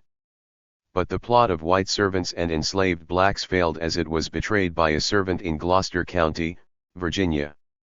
1664. Maryland bans interracial marriage to prevent white women from continuing to marry the enslaved black men. Maryland took the lead in passing laws against the marriage of English women to black men. The preamble of the statute justified the prohibition of intermarriage because diverse freeborn English women, forgetful of their free condition, and to the disgrace of our nation, do intermarry with Negro slaves, causing, among other things, questions over the status of such blacks. The law was passed to remove this problem and to deter such freeborn women from such shameful matches. 1667. Black physician Lucas Santamy receives a land grant from New Amsterdam as a reward for his services. Lucas Santamy was the first trained black physician in New Amsterdam to be rewarded for his services. He received a land grant from the colony. 1670. Massachusetts revises their 1641 slavery laws and adopts Virginia's Parta Sequitur Ventorum mandate. The colony of Massachusetts revised slavery laws established in 1641 to permit the enslavement of a slave's offspring. The law gave children the same status as their mothers. 1671. The Virginia colony's 2,000 blacks make up less than 5% of the colony's population. In 1671 the Virginia colony's 2,000 blacks made up less than 5% of the colony's population, according to the colony's governor. Virginia's black population tripled by 1700. 1672.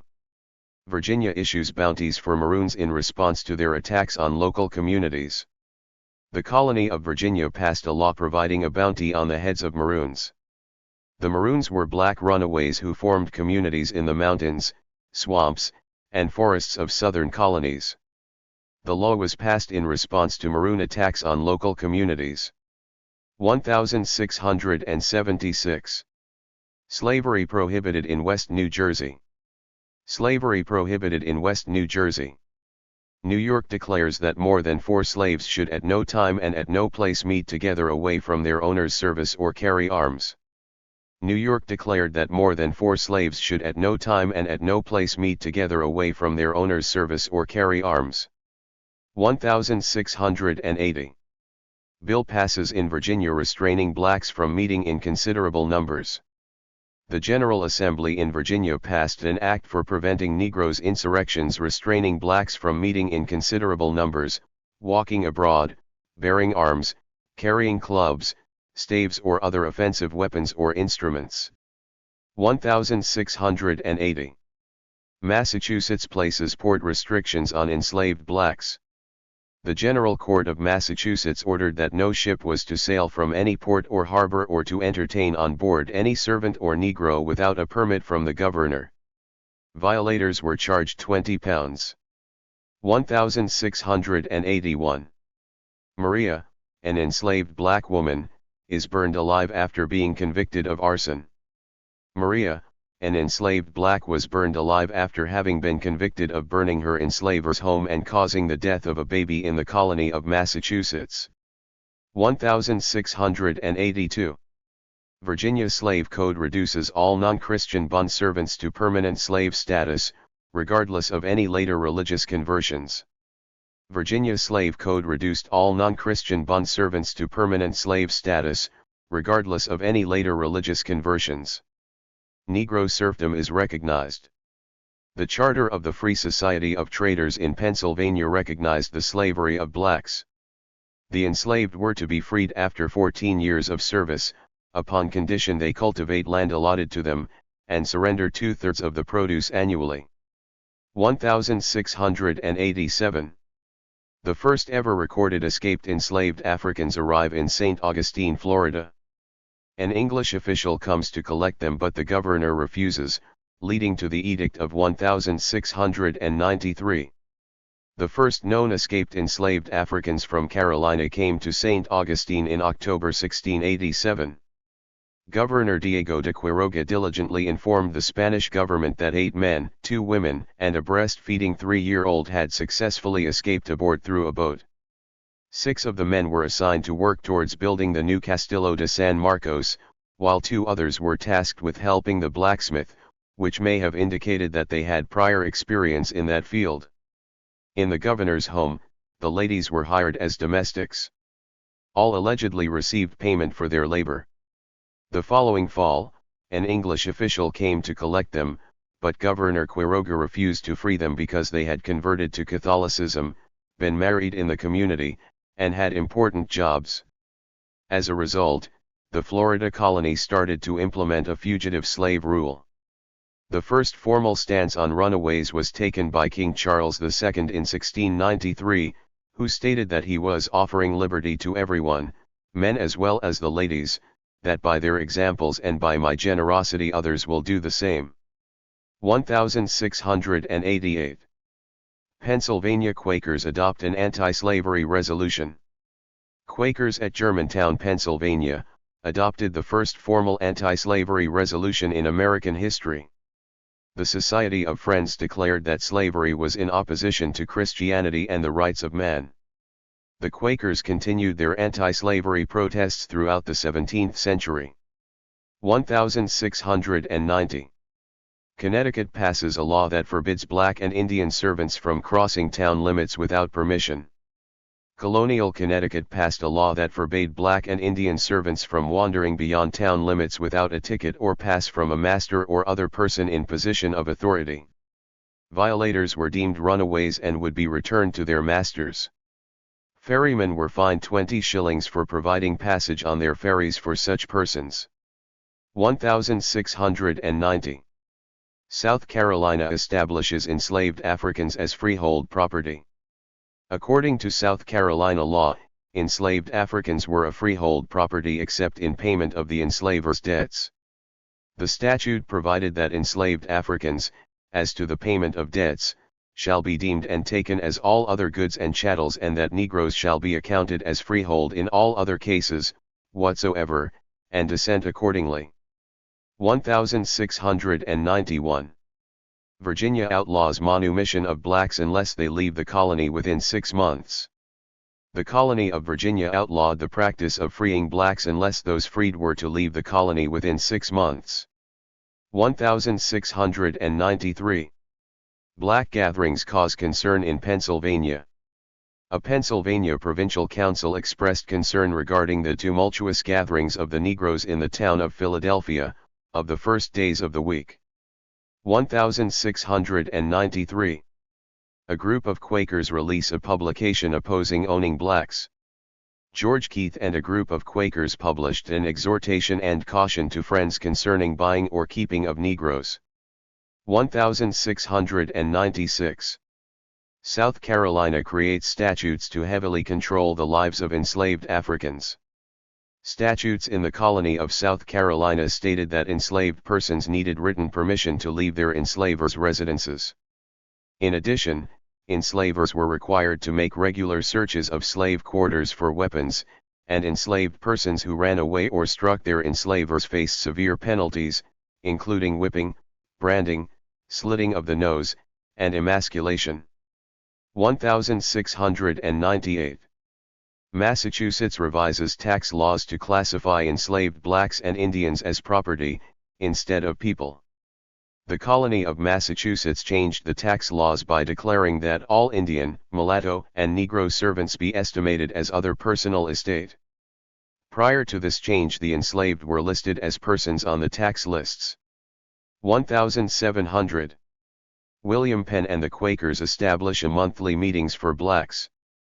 A monthly meeting for blacks was established with the help of William Penn and the Quakers. 1700. Pennsylvania enacts 2 new laws to regulate blacks. The Pennsylvania Colonial Assembly enacted 2 laws regarding the black American, one for regulating Negroes in their morals and marriages, and the other regarding Negroes and their trials. 1700. Massachusetts jurist Samuel Sewall condemns slavery in his pamphlet. Boston, Massachusetts, jurist Samuel Sewall condemned the business of slavery in his pamphlet, The Selling of Joseph. Sewall is also remembered for his public confession of error and guilt in the condemnation to death of 19 alleged witches during the Salem witch trials. 1703. Massachusetts requires every enslaver to post a bond for each freed black. The colony of Massachusetts required every enslaver to post a bond as security to support each freed African to decrease the financial cost of indigence on a town. Connecticut and Massachusetts made it illegal for any Indian, black, or mulatto servant or enslaved black to be on the streets after 9 in the evening without their enslaver's consent. 1704. Abdah, a mixed-race enslaved black male, runs away from his enslaver, then files suit claiming he could not be enslaved due to his white blood. The court agrees, then later reverses their decision. Abdah, a mixed-race enslaved black male, ran away from his enslaver, Thomas Richards of Hartford, Connecticut. After Richards went to court to recover his property, Abdah filed a countersuit against Richards for illegally detaining him in bondage. Abdah claimed that because of his white blood, there were no legal grounds to enslave him. A court declared Abdah free. The General Assembly reversed the decision upon appeal and he was returned to Richards. 1704. Elias now opens one of the first schools for enslaved blacks in the colonies. One of the first schools in the colonies to enroll enslaved blacks was opened by Elias Now, a Frenchman, in New York City. 1705. Massachusetts passes an act that prohibits interracial marriage. An act for the better preventing of a spurious and mixed issue was passed in the colony of Massachusetts. The act prohibited both the marriage of a black or mixed-race black to any person of a Christian nation, and illicit intercourse between blacks and whites. Prior to this law, interracial marriages were not illegal. The law also imposed a £4 duty on blacks imported into the colony. A later section of the law stated that any black or mixed-race black who struck a white man would be severely whipped. 1706. New York passes a law prohibiting enslaved blacks from testifying for or against a freeman in court.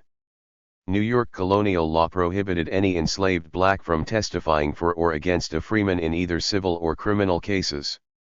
1707.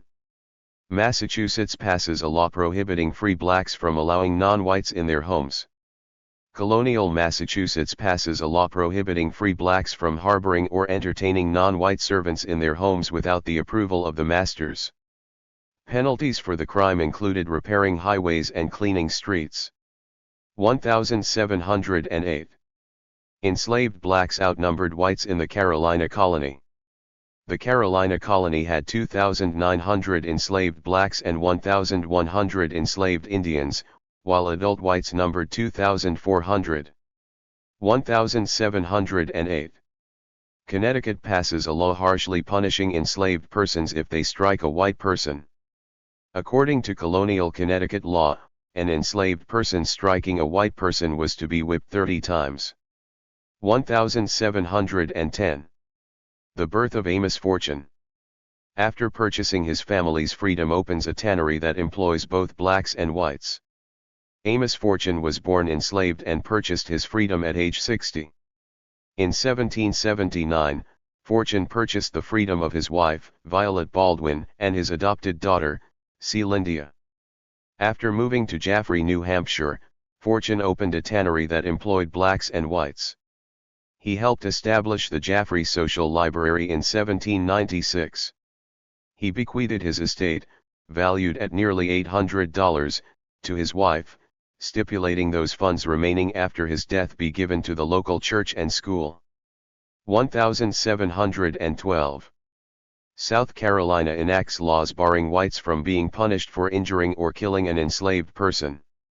South Carolina slave regulations provided that no white person would be punished for injuring or killing an enslaved person if that enslaved person was resisting lawful punishment, and that a fine was required of a white person who murdered an enslaved person. 1712. Enslaved blacks in the New York City revolt and kill 9 whites before being stopped by state militia. In response, New York strengthens their slave codes. 9 whites were slain, and 21 blacks were executed as participants of a black revolt in New York City. 6 other alleged participants committed suicide. The insurrection was spearheaded by 27 armed enslaved blacks who met in an orchard near the center of the city. A fire was set to an outhouse of a white man, and as other whites attempted to extinguish the blaze, they were shot by the blacks. The state militia was called to pursue and capture the black rebels, and New Yorkers responded to the uprising by strengthening their slave codes. The number of slave crimes punishable by death was increased to include willful burning of property. Conspiracy to murder was also made a capital offense. 1713. Britain increases their participation in the colonial slave trade. Britain heightened its participation in the colonial slave trade with the South Sea Company, which imported 4,800 enslaved Africans annually into Spain's New World colonies for the next 30 years. This began Britain's most active period of participation in the slave trade. 1714. Rhode Island forbids ferrymen from transporting enslaved blacks out of the colony without permission. Colonial Rhode Island passed a law forbidding ferrymen from transporting or conveying any enslaved blacks out of the colony without a certificate from their master or mistress or official person. Violators paid all costs and charges were sustained by the enslaver. The law did not prevent blacks from being carried away by privateersmen and other vessels.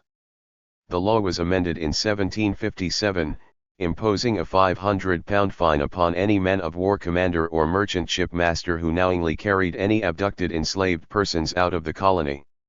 1715. The census records 2,000 blacks in New England.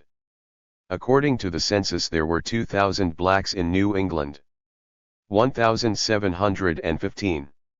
Virginia enslaved population rises from less than 5% to 24% in a 44-year period. The black enslaved population in the Virginia colony rose to 24%, up from less than 5% in 1671. 1717. Cotton Mather, a white minister, opens an evening school for Indians and blacks in Boston, Massachusetts. Cotton Mather, a white minister, began an evening school for Indians and blacks in Boston, Massachusetts. 1717. England authorizes the importation of 144,000 enslaved Africans to the Americas. The South Sea Company of England was authorized to import 144,000 enslaved Africans to the Americas for the next 30 years. 1718 to 1727 England imports thousands of enslaved Africans to the Virginia colony. Between 1718 and 1727 slightly over 11,000 Africans were imported to Virginia in 76 vessels. Only 6 of those vessels were originally from Virginia. They carried a total of 649 enslaved Africans. The remaining 70 ships, carrying 10,442 Africans, were from Bristol, Liverpool, and London. 1,720. The enslaved population of the Pennsylvania colony is estimated at 2,000. The enslaved population of the Pennsylvania colony was estimated at 2,000. 1,727. Blacks receive instruction in New Orleans, Louisiana, from the Roman Catholic Ursuline nuns. Blacks received instruction in New Orleans, Louisiana, from the Roman Catholic Ursuline nuns. 1,728. Nathaniel Pigott founds a school for the instruction of blacks in reading, catechising, and writing. Nathaniel Pigott announced his plans to begin a school for the instruction of Negroes in reading, catechising, and writing. 1,728. Massachusetts forbids the enslaved from buying anything for themselves. They require their enslaver or mistress to buy all things for them. Colonial Massachusetts forbade enslaved black, Indian, and mixed-race people or servants from buying provisions directly from country people. It was permissible for the enslaved to request their mistress or master to make the sale. Violators were fined 5 shillings. 1,729. Rhode Island requires enslavers to post a bond for each freed enslaved person. The colony of Rhode Island required every enslaver to post a bond of £100 to guarantee that each freed enslaved person would not become a public charge through sickness, lameness, or other cause. 1,730. Connecticut passes a law forbidding any enslaved black from slandering a white person. The Connecticut colony passes a law forbidding any enslaved black, Indian, or mixed race from slandering or libeling a white person. If convicted by a justice of the peace, the accused was whipped with 40 lashes. 1,731.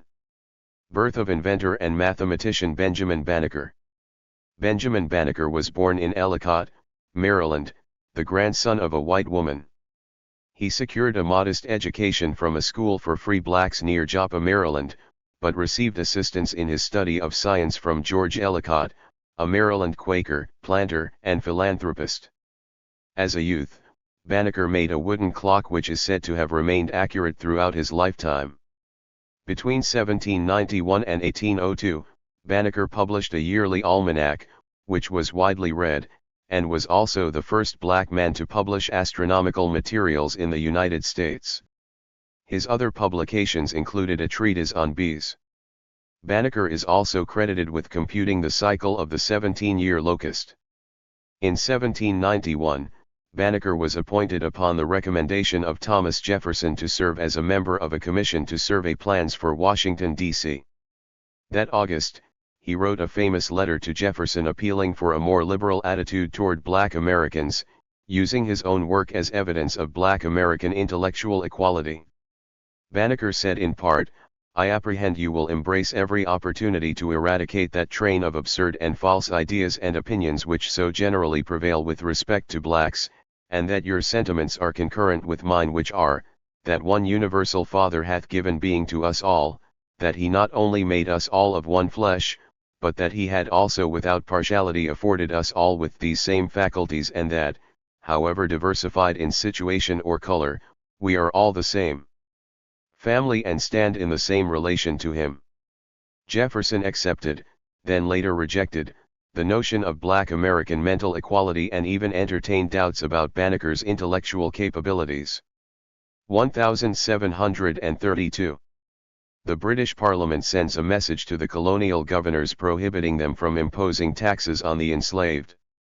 the British Parliament sent all of the colonial governors, including Jonathan Belcher, Governor of Massachusetts, a directive stating, whereas acts have been passed in some of our plantations in America for laying duties on the importation and exportation of blacks to the discouragement of the merchants trading thither from the coast of Africa, it is our will and pleasure that you do not give your assent to or pass any law imposing duties upon blacks imported into our province of the Massachusetts Bay payable by the importer or upon any enslaved blacks exported that have not been sold in our said province, and continued there for the space of 12 months. 1733 to 1734. This St. John Revolt is one of the earliest and longest enslaved black revolts but is ultimately defeated by better armed troops. In the Danish West Indies this revolt started when 150 enslaved Africans from present-day Ghana, revolted against the owners and managers of the island's plantations.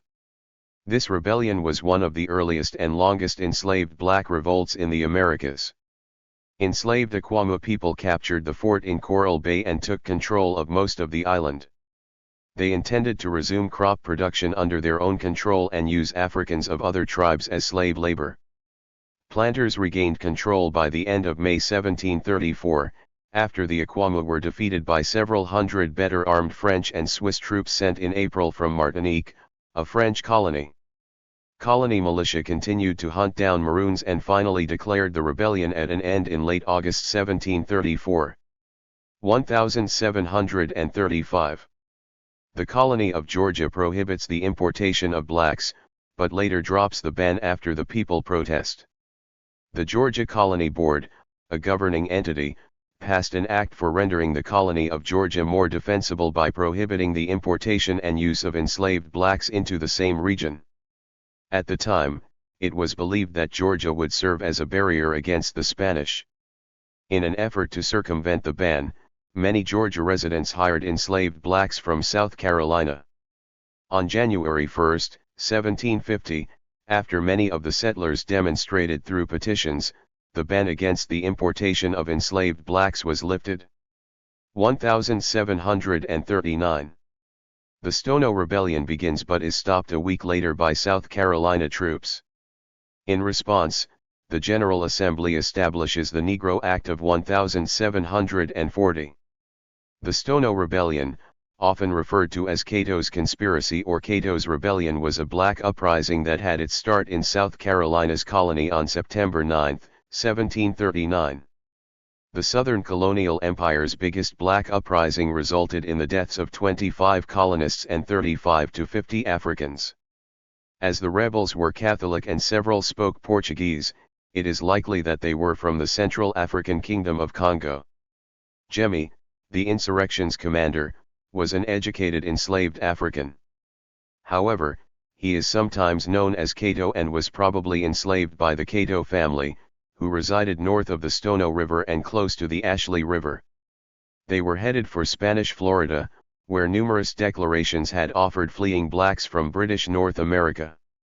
Before being stopped and routed by the South Carolina troops close to the Edisto River, Jemmy and his band recruited approximately 60 additional enslaved Africans and killed over 20 white people. After another 30 miles of travel, the militia was finally routed a week later. The few remaining blacks were sold into marketplaces in the West Indies. The majority of the captured enslaved Africans were put to death. The General Assembly established the Negro Act of 1740 in response to the uprising, which limited slaves' freedoms while enhancing working conditions and putting a stop to the importation of additional slaves. 1740.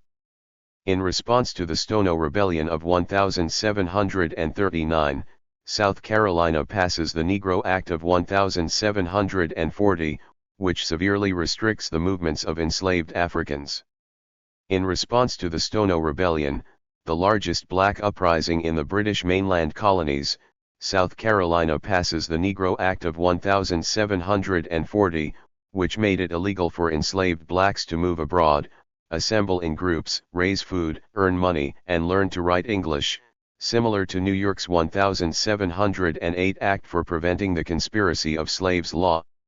It also enacted a 10-year moratorium against importing enslaved Africans, because they were considered more rebellious, and established penalties against slaveholders' harsh treatment of enslaved Africans.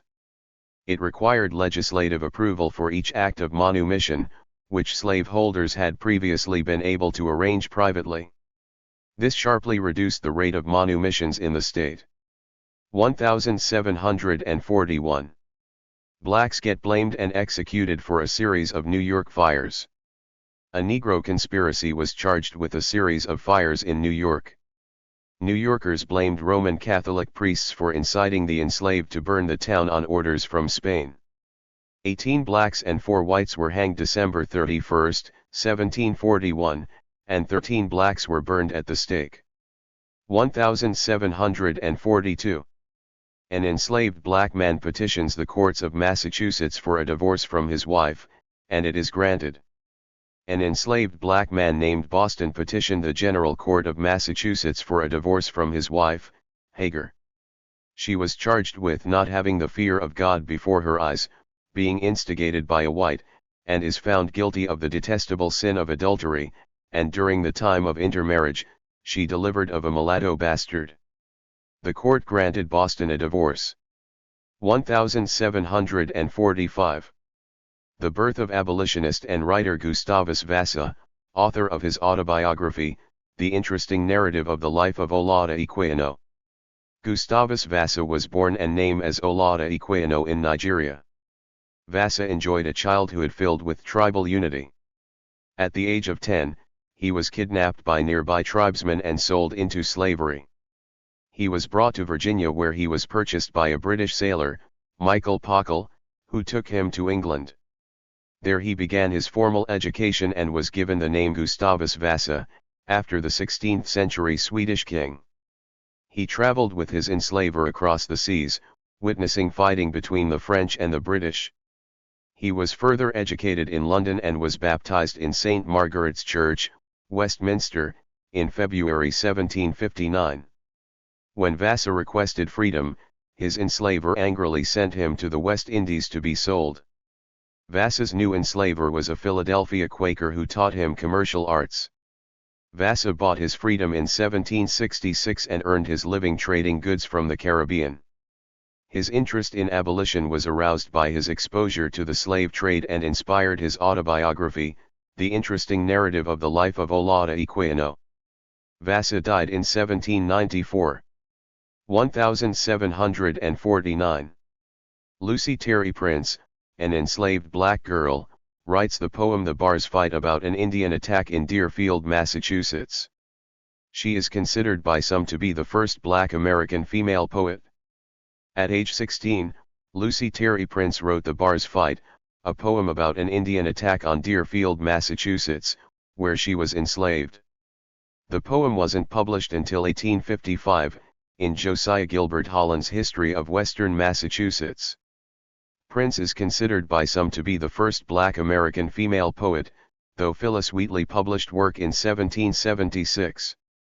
Born in Africa, Prince was kidnapped as a child and brought to Deerfield, where she became enslaved to Ebenezer Wells. Prince was married in 1756 to Abijah Prince, a free man who bought his wife's freedom. Prince's past probably inspired her civil rights efforts. She succeeded in convincing the Governor's Council of Guilford, Vermont, where she was living, to order the protection of her family after their fence had been torn down by white neighbors.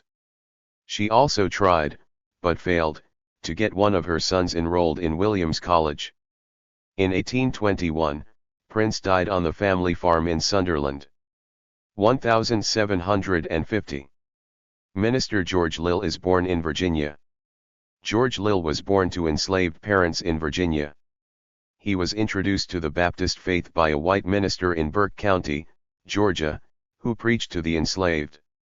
During Britain's occupation of Savannah, Lill began preaching to black Baptists, and when the British sailed from Savannah to Jamaica, Lill accompanied them as an indentured servant.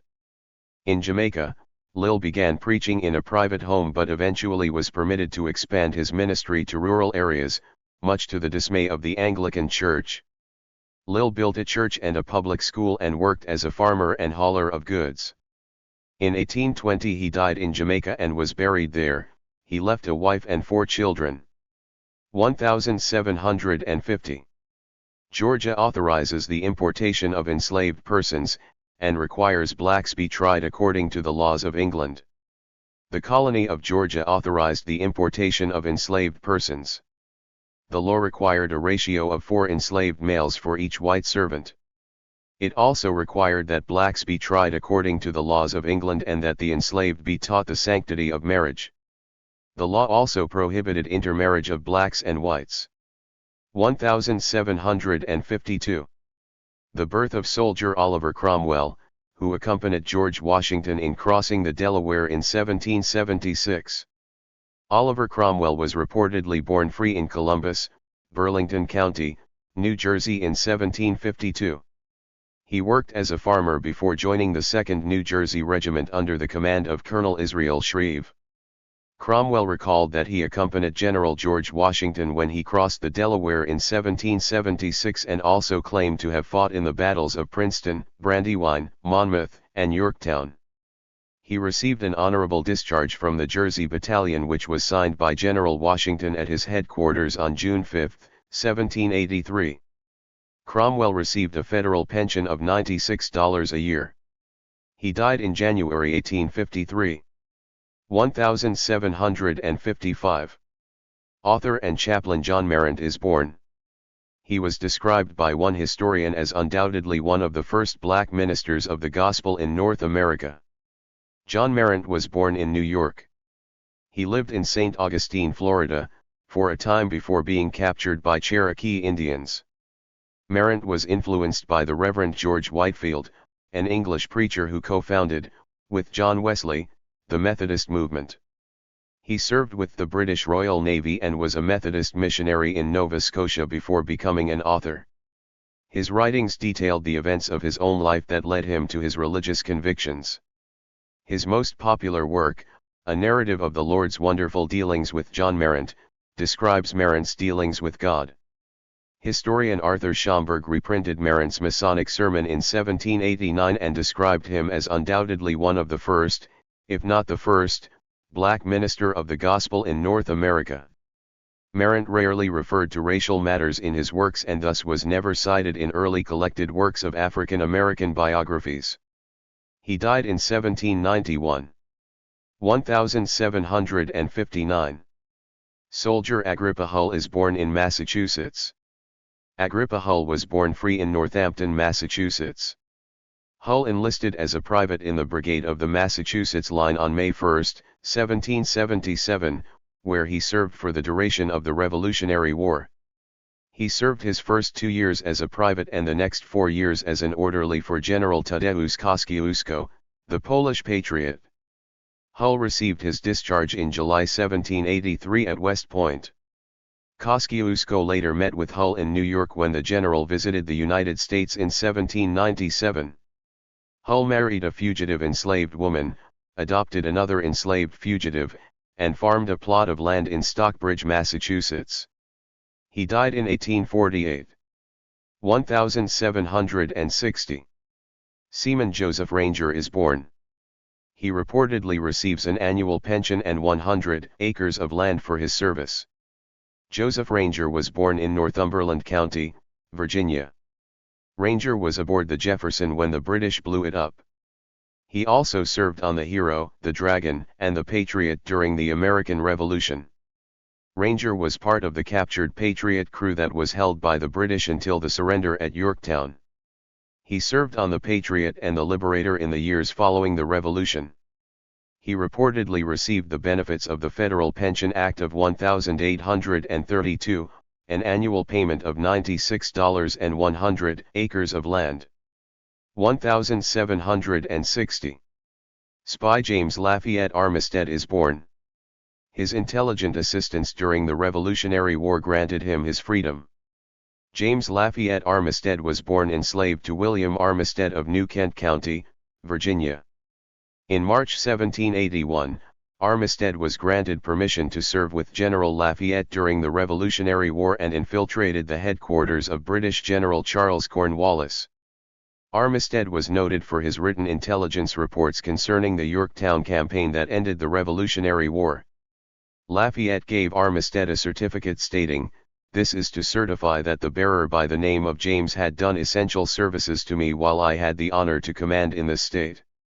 His intelligences from the enemy's camp were industriously collected and more faithfully delivered.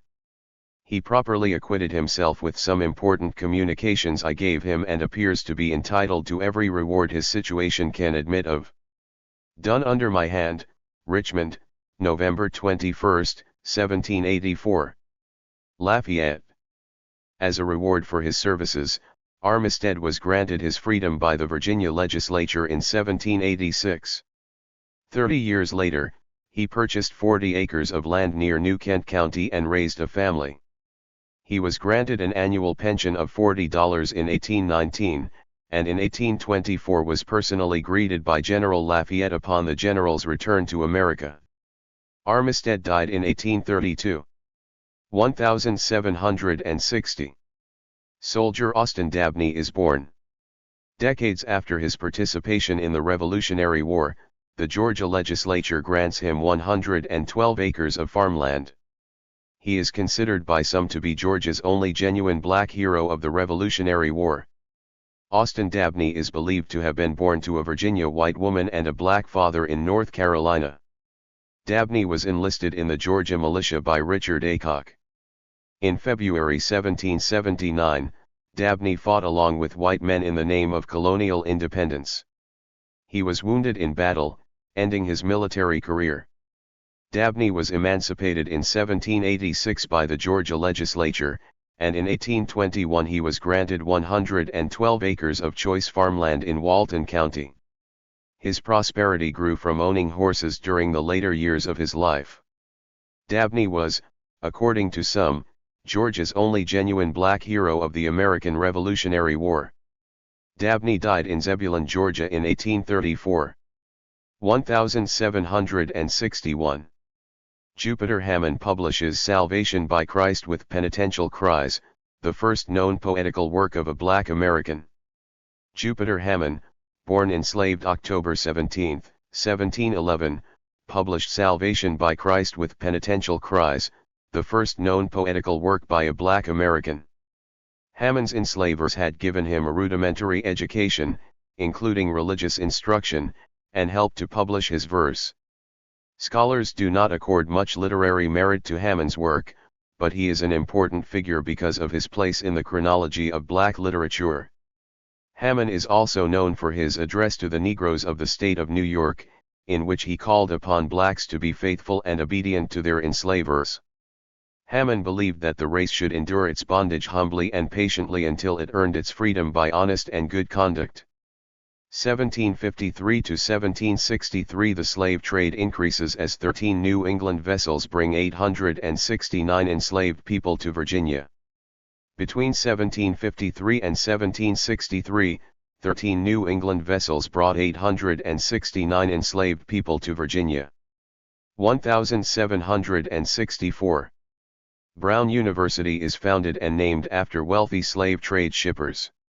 Brown University was founded in Providence, Rhode Island. The university was named for the wealthy New England shippers, the Brown brothers, who made substantial profits from the African slave trade. 1766. George Washington trades an unruly enslaved black for liquor. Virginia farmer and future President George Washington sent an unruly slave to the West Indies in exchange for rum and other commodities. 1767. Clockmaker Peter Hill is born. Peter Hill was born into an enslaved family in a New Jersey Quaker household where he learned the craft of clockmaking from his enslaver. He worked in his enslaver's clock shop until age 27, when he was manumitted. Hill received his manumission document May 1, 1795. On September 9, 1795, Hill married Tina Lewis, a free woman of color. Hill went on to open clock shops of his own in Burlington Township and Mount Holly, New Jersey. Two of Hill's tall case clocks are known to still be in existence, one in Westtown Elementary School, the other in the National Museum of History and Technology of the Smithsonian Institution in Washington, D.C. Hill died in 1820. 1769. California is occupied by Spanish African residents. When the Spanish Empire expanded into coastal California in 1769, the large population of Spanish-speaking residents of African descent was influential to the occupation. The Portola expedition in particular was known to have at least one mixed-race black soldier, Juan Antonio Coronel, and several mule drivers of Spanish African heritage.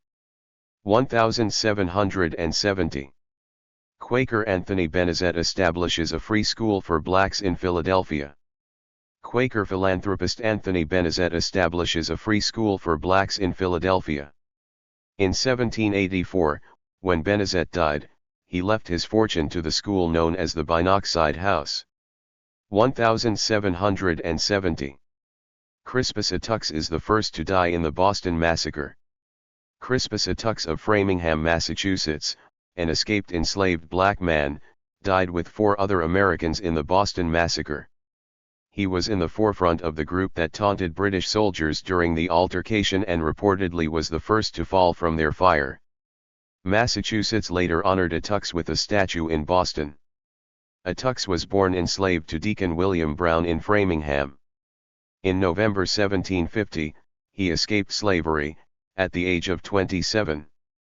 In Boston, Black Americans held an annual Crispus Attucks Day from 1858 to 1870. 1773. George Lill and Andrew Bryan organized the American colony's first Black Baptist church. In Savannah, Georgia, George Lill and Andrew Bryan organized the American colony's first Black Baptist church. Lill and Bryan were both former enslaved blacks with modest education. When they first began preaching, there were no black denominations. Lill and Bryan preached without compensation. Lill supported himself as a laborer for hire after being freed by his pious master. Opposition to black worship eventually forced Lill to flee to Jamaica. Bryan's enslaver defended him against other whites who were alarmed over the growth of the black church, and although Bryan bought his wife's freedom, he did not purchase his own until after his enslaver's death because of the sense of gratitude Bryan had for his enslaver's support of him.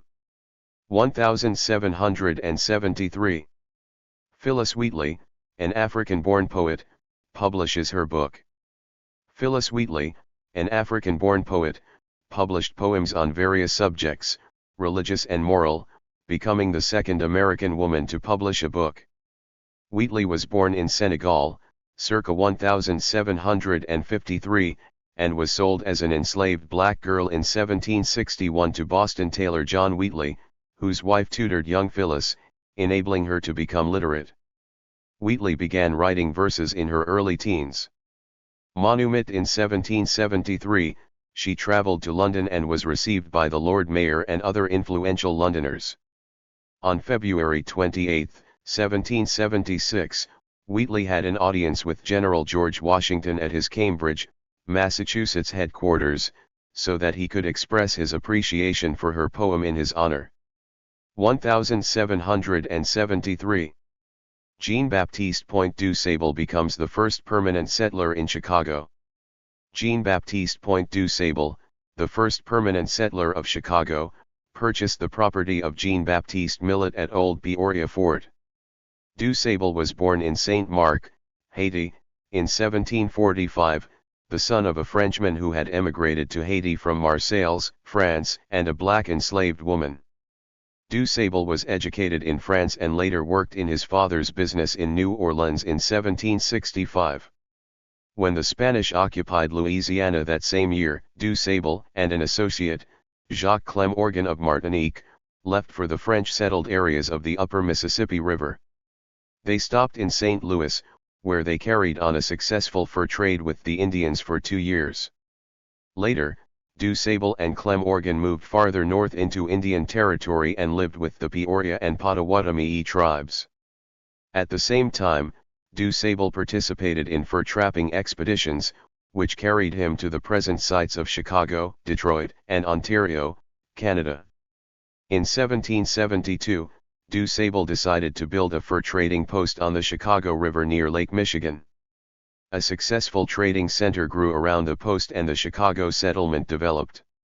After Illinois came under the jurisdiction of the United States, DuSable sold his property and returned to Missouri, where he died in 1818. 1774. George Washington signs the Fairfax Resolves, which prohibits the importation of enslaved Africans.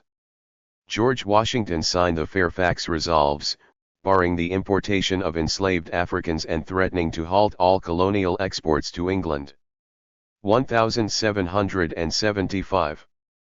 Prince Hall and 14 other blacks were inducted into the British Army Masonic Lodge. Prince Hall and 14 other blacks were inducted into the British Army Masonic Lodge near Boston. This was the first formal fraternal organization of blacks. Hall, who ministered the gospel to his group, was refuted when he asked the Massachusetts Grand Lodge for permission to establish a separate African lodge. 1775. The first abolitionist society is organized in Pennsylvania. Known originally as the Pennsylvania Society for the Abolition of Slavery, this group included many active Quakers. The society first worked toward obtaining an abolition law in Pennsylvania and protecting free blacks from being kidnapped and sold into slavery. After a successful campaign for adequate protective legislation, the society helped enforce the new laws through committees of correspondence and by employing lawyers to secure the conviction of offenders. The society suspended its operations during the Revolutionary War, although individual members continued active work. The group was reorganized in 1787 as the Pennsylvania Society for Promoting the Abolition of Slavery, the Relief of Free Blacks Unlawfully Held in Bondage, and Improving the Condition of the African Race. 1775. Black soldiers Peter Salem and Salem Poor are honored for their patriotic participation at the Battle of Bunker Hill. Two black men, Peter Salem and Salem Poor, were commended for their participation on the side of the Patriots at the Battle of Bunker Hill. Salem had been enslaved in Framingham, Massachusetts, but was manumitted so that he could serve in the Revolutionary War. The Committee on Safety of the Continental Congress had decreed in May 1775 that only free blacks could serve in the American Army. During the Battle of Bunker Hill, Salem killed the British commander, Major John Pitcairn. Although the Americans did not achieve victory at Bunker Hill, Pitcairn's death raised the rebels' morale at the time. The Massachusetts General Court later commended Salem for the act. Poor also won commendation from the Massachusetts court and from his officers. He was described by his officers as an excellent soldier. On July 9, 1775, however, General George Washington announced that there would be no further enlistments of blacks. The Continental Congress sanctioned Washington's decree in October. 1775. Blacks are prohibited from enlisting in the American Army. Following the announcement of General George Washington on July 9, 1775, that there would be no further enlistments of blacks in the American Army, the Continental Congress prohibits black enlistment. 1775. 2 weeks after George Washington prohibits blacks from enlisting in the American Army, the British promise blacks freedom if they join them in the Revolutionary War. Lord Dunmore, British Royal Governor of Virginia, issued a proclamation promising freedom to enslaved Africans who joined the British forces in the Revolutionary War. Southerners, especially Virginians, were alarmed and angered. Virginia responded by attempting to convince blacks that the British motives were purely selfish and promised them good treatment if they remained loyal to the Patriot cause. On December 13, 1775, a Virginia convention promised to pardon all enslaved blacks who returned to their enslavers within 10 days. It is not clear how many enslaved blacks served with the British, but the war did have an unsettling effect on the institution of slavery. At least 100,000 blacks ran away from their enslavers during the conflict. The Dunmore Proclamation helped to bolster Southern support for the Patriots as the British threatened slavery. 1775. Isaac Jefferson, narrator and enslaved African of Thomas Jefferson, is born. Isaac Jefferson was born to Usler and George, a couple enslaved to Thomas Jefferson, at Monticello in December 1775. He accompanied Thomas Jefferson to Philadelphia in 1790, where he learned the trade of tinning. After Thomas Jefferson's death in 1826, it is believed that Isaac Jefferson was a blacksmith in Petersburg, Virginia, in 1847. In the 1840 census he was recorded as Isaac Granger.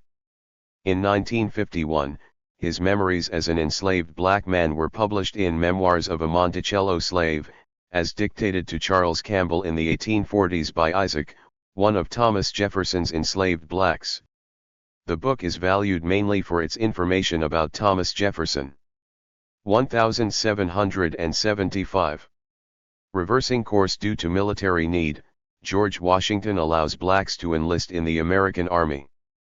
General George Washington, revising an earlier decision, ordered recruiting officers to accept free blacks in the American Army. More than 5,000 blacks, mostly from the North, fought against the British. Georgia and South Carolina steadfastly opposed the enlistment of black soldiers. In 1770, the Continental Congress agreed to pay owners of enslaved blacks in Georgia and South Carolina $1,000 for each enslaved black allowed to serve in the American Army, but at the end of the war they were to be freed and given $50. The two southern states rejected the offer. 1776. The Declaration of Independence is signed. Thomas Jefferson condemns King George for his role in the slave trade and suppressing any legislative attempts to restrain it. A section that alleged that King George III had forced the slave trade and slavery on the colonies was eliminated at the insistence of representatives from Georgia and South Carolina. Thomas Jefferson had charged King George with waging a cruel war against human nature itself, violating its most sacred rights of life and liberty in the persons of a distant people who never offended him, captivating and carrying them into slavery in another hemisphere, or to incur miserable death in their transportation thither. In the monarch's determination to keep open a market where men should be bought and sold, Jefferson said he had suppressed every legislative attempt to prohibit or to restrain this execrable commerce. Historians agree that this was one example of the American exaggerations in the list of grievances against King George III. 1776. Prince Whipple, born free but sold into slavery, accompanies George Washington across the Delaware River. Prince Whipple, a native of Amebu, Africa, accompanies George Washington across the Delaware River. Though Whipple was born free, he was sold into slavery on the way to the colonies where he was sent by his parents to be educated. An 1819 painting by Thomas Sully and a later work by Emmanuel Gottlieb Lutze depicted a black man as part of Washington's party. Whipple, whose surname was taken from his enslaver, regained his freedom after serving in the Revolutionary War by petitioning to the Council and House of New Hampshire in 1779. 1777. Early segregation in education begins in New Jersey. New Jersey began educating whites and blacks separately. 1777. Black soldier, Jack Sisson, captures British General Richard Prescott. British Major General Richard Prescott was captured at his Rhode Island headquarters by American Revolutionary forces. Jack Sisson was the leader of the troop that captured Prescott. Newspaper reports noted Sisson's pivotal role in the event. 1781. James Armistead, an enslaved black man, spies on the British, which leads to General Cornwallis's surrender. Because of his efforts, he is granted freedom. James Armistead, in the service of General Lafayette, infiltrated British General Cornwallis's camp and sent vital written reports back to the Americans and French. Acting on Armistead's information, the revolutionary commanders sent a French fleet to Chesapeake Bay and forced Cornwallis's surrender. Armistead, an enslaved black man, was given leave by his enslaver in 1781 to serve General Lafayette. For his contribution to the success of the war effort, the Virginia legislature granted him his freedom in 1786. 1781. A convicted enslaved black man is reprieved by Virginia Governor Thomas Jefferson, for his role in a Virginia attack because the court ruled that his actions were not of his own free will. Known as Billy, Will, or William, the mixed-race enslaved black man of John Taylor of Virginia was sentenced to death by the court of Oyer and Terminer, Prince William County, for aiding in the seizure of an armed vessel and feloniously and traitorously waging war against Virginia. Billy argued that his part in the attack was not of his own free will. Two justices, Henry Lee and William Carr, dissented with the court on grounds that, because Billy was enslaved, he owed no allegiance and, therefore, could not be guilty of treason. Virginia Governor Thomas Jefferson moved to pass a reprieve to June 30 through the state legislature. The reprieve was apparently granted, a move that may have evidenced a sense of justice in a slave-holding state, as well as Jefferson's hypothesized anti-slavery views. 1783. Freed enslaved black man, James Derham, opens a medical practice. James C. Derham bought his freedom from Dr. Robert Dove, who had educated Derham in pharmacy and therapeutics. Derham went to New Orleans and set up his own successful practice treating blacks and whites. 1783. Enslaved black woman, Elizabeth Freeman, sues her enslaver and gains her freedom. Elizabeth Freeman, born enslaved around 1742, escaped a physically abusive enslaver and appealed to a young lawyer, Theodore Sedgwick, to prevent re-enslavement. Freeman told the lawyer that she had overheard conversations about the Bill of Rights and the new Constitution of Massachusetts, which claimed that all men were born free and equal. Sedgwick argued the case before the County Court of Great Barrington, which freed Freeman and ordered her former enslaver to pay her 30 shillings in damages. Freeman died on December 28, 1829. 1783. The Treaty of Paris is signed, officially ending the American Revolutionary War that began 8 years earlier.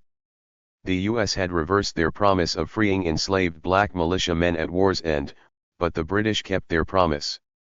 Signed in Paris by representatives of King George III of Great Britain and representatives of the United States of America on September 3, 1783, the Treaty of Paris officially ended the American Revolutionary War. The treaty set the boundaries between the British Empire in North America and the United States of America. By this time, the U.S. reversed their promise of enslaved militiamen gaining freedom at war's end just 2 years earlier. They now require that all property, including enslaved persons, be left in place. British military General Guy Carleton, however, kept his promise and shipped 3,000 black loyalists to Nova Scotia, many of which left Nova Scotia to create an independent colony in Sierra Leone. 1784. The birth of boxer Tom Molyneux, the first American to fight with distinction abroad. Tom Molyneux was one of 4 boys born enslaved, in Georgetown, District of Columbia. As a boy, Molyneux began to box, following in the footsteps of his father. His abilities as a boxer won him his freedom and a $100 prize when Molyneux defeated another enslaved black from a nearby plantation on the bed of their enslavers. He used his prize money to go to London, where boxing was a popular and profitable sport, and he became the first American to fight with distinction abroad. Unfortunately, his success was short-lived. He lost 2 highly publicized matches against Tom Cribbs, the British champion. Molyneux then entered a downward spiral into poverty and alcoholism. He died penniless in Ireland on August 4, 1818. 1784. The birth of Eleanor Eldridge. She would go on to become an astute businesswoman. Eleanor Eldridge was born in Warwick, Rhode Island. She began working for the Baker family at an early age, washing clothes for 25 cents a week. During her 6 years with the family, she became skilled at spinning, weaving, and arithmetic. In 1812, she and her sister began a business of weaving, washing, and soap boiling that enabled Eleanor to buy a lot and build a house, which she would later rent out. By 1822, she had saved enough from her various business ventures to build a large house. Over a period of years she added to the house and began making payments toward a second house. When Eldridge made a trip to visit relatives, it was mistakenly reported that she had died. Upon her return, all her property, valued at $4,000, had been sold. On the advice of friends, she entered a trespass and ejectment suit, which she won. However, she could recover her property only after payment of $2,700, which likely went unpaid. In 1838, Eldridge's memoirs were written by Frances Harriet Whipple Green McDougall. 1784. In Rhode Island, slaves and all persons born after March 1784 were declared free. Participation in slave trade was forbidden in 1787. In Rhode Island, slaves and all persons born after March 1784 were declared free. Participation in slave trade was forbidden in 1787. 1785. Enslaved black woman, Sally Hemings, and Thomas Jefferson begin an intimate relationship at Jefferson's Monticello plantation. They eventually have multiple children together. Sally Hemings was believed to have captured the heart of Thomas Jefferson, who at the time was a 45-year-old widower. Born in 1773, Hemings had arrived at Jefferson's Monticello plantation in 1775 as an enslaved woman. She accompanied his daughter to join him in France and was apparently educated and financially compensated during the 3-year stay. Soon after she returned to Monticello, in 1789, Hemings gave birth to a son. Writings by Jefferson, Hemings's children, and Virginia's Richmond recorder evidenced their intimate relationship and Jefferson's paternity to this and probably 6 other of Hemings's children. Hemings was discreetly freed by Jefferson's daughter after his death in 1826. Hemings died in 1835. 1787. The Manumission Society establishes the New York African Free School. The Manumission Society established the New York African Free School, where enrollment averaged about 50 students. Another school for black Americans was built in Philadelphia, and 6 more were established in the next 10 years. 1787. Moses Sash is indicted for taking up arms against the Commonwealth and encouraging others to do the same in Shays' Rebellion. Moses Sash was indicted for taking up arms against the Commonwealth and encouraging others to do the same, according to a Suffolk County, Massachusetts, courthouse document. A second document showed he was indicted for stealing 2 guns. Reportedly, Sash's indictments indicated he played a major role in the rebellion, as the members of Shays's Council of War and directors of the rebel strategy were excluded from the indemnity that was granted to less serious offenders. Governor John Hancock pardoned all participants. Sash had been born to Sarah Sash and Sampson Dunbar in Braintree, Massachusetts, in 1755. During the Revolutionary War, Sash enlisted as a private in Colonel Ruggles Woodbridge's regiment in August 1777. In May 1781 he re-enlisted as a private in the 7th Regiment. 1787. Richard Allen and Absalom Jones established the Free African Society, a black self-help group in Philadelphia, after being ordered to move to a designated worship area for blacks at a local church. Richard Allen and Absalom Jones organized the Free African Society, a black self-help group, in Philadelphia. Allen was perhaps the most conspicuous black leader in the country before the rise of Frederick Douglass. His stature rested upon his leadership in the establishment of such organizations as the Free African Society and the African Methodist Episcopal Church. Jones was an associate of Allen for many years, but the two parted when Jones, who was attracted by Anglicanism, became rector of the First Protestant Episcopal Congregation for Blacks. Jones was born enslaved in Sussex, Delaware. His enslaver took him to Philadelphia to work as a handyman in a store where he was taught to write by one of the clerks. He later attended night school and completed his education. Saving money that visitors to his enslaver's house had given him, together with his earnings, Jones purchased both his own freedom and that of his wife. He became a member of the St. George's Methodist Church in Philadelphia. While attending services there one Sunday in 1786, Jones, Allen, and other worshippers, were pulled from their knees and ordered to move to the reserved worship area for blacks in the church's balcony. Out of this incident grew the Free African Society, a quasi-religious organization whose programs included a fund for mutual aid, burial assistance, relief for widows and orphans, strengthening of marriage ties and personal morality, cooperation with abolition societies, and correspondence with free blacks in other areas. It was probably the first stable, independent black social organization in the United States. Among the other joint efforts of Allen and Jones were the organization of relief measures for the black population in Philadelphia during the yellow fever epidemic in 1793, and the raising of a company of black militia during the War of 1812. 1787. The Negro Masonic Order African Lodge was established. Negro Masonic Order African Lodge was established through the efforts of Prince Hall, an active member of the Boston Free African Society. Prince Hall and others petitioned the Grand Lodge of England for permission to establish this Masonic Lodge. 1787. The Ordinance of 1787 outlaws slavery in the Northwest. The Continental Congress prohibited slavery in the Northwest Territory under the famous Ordinance of 1787.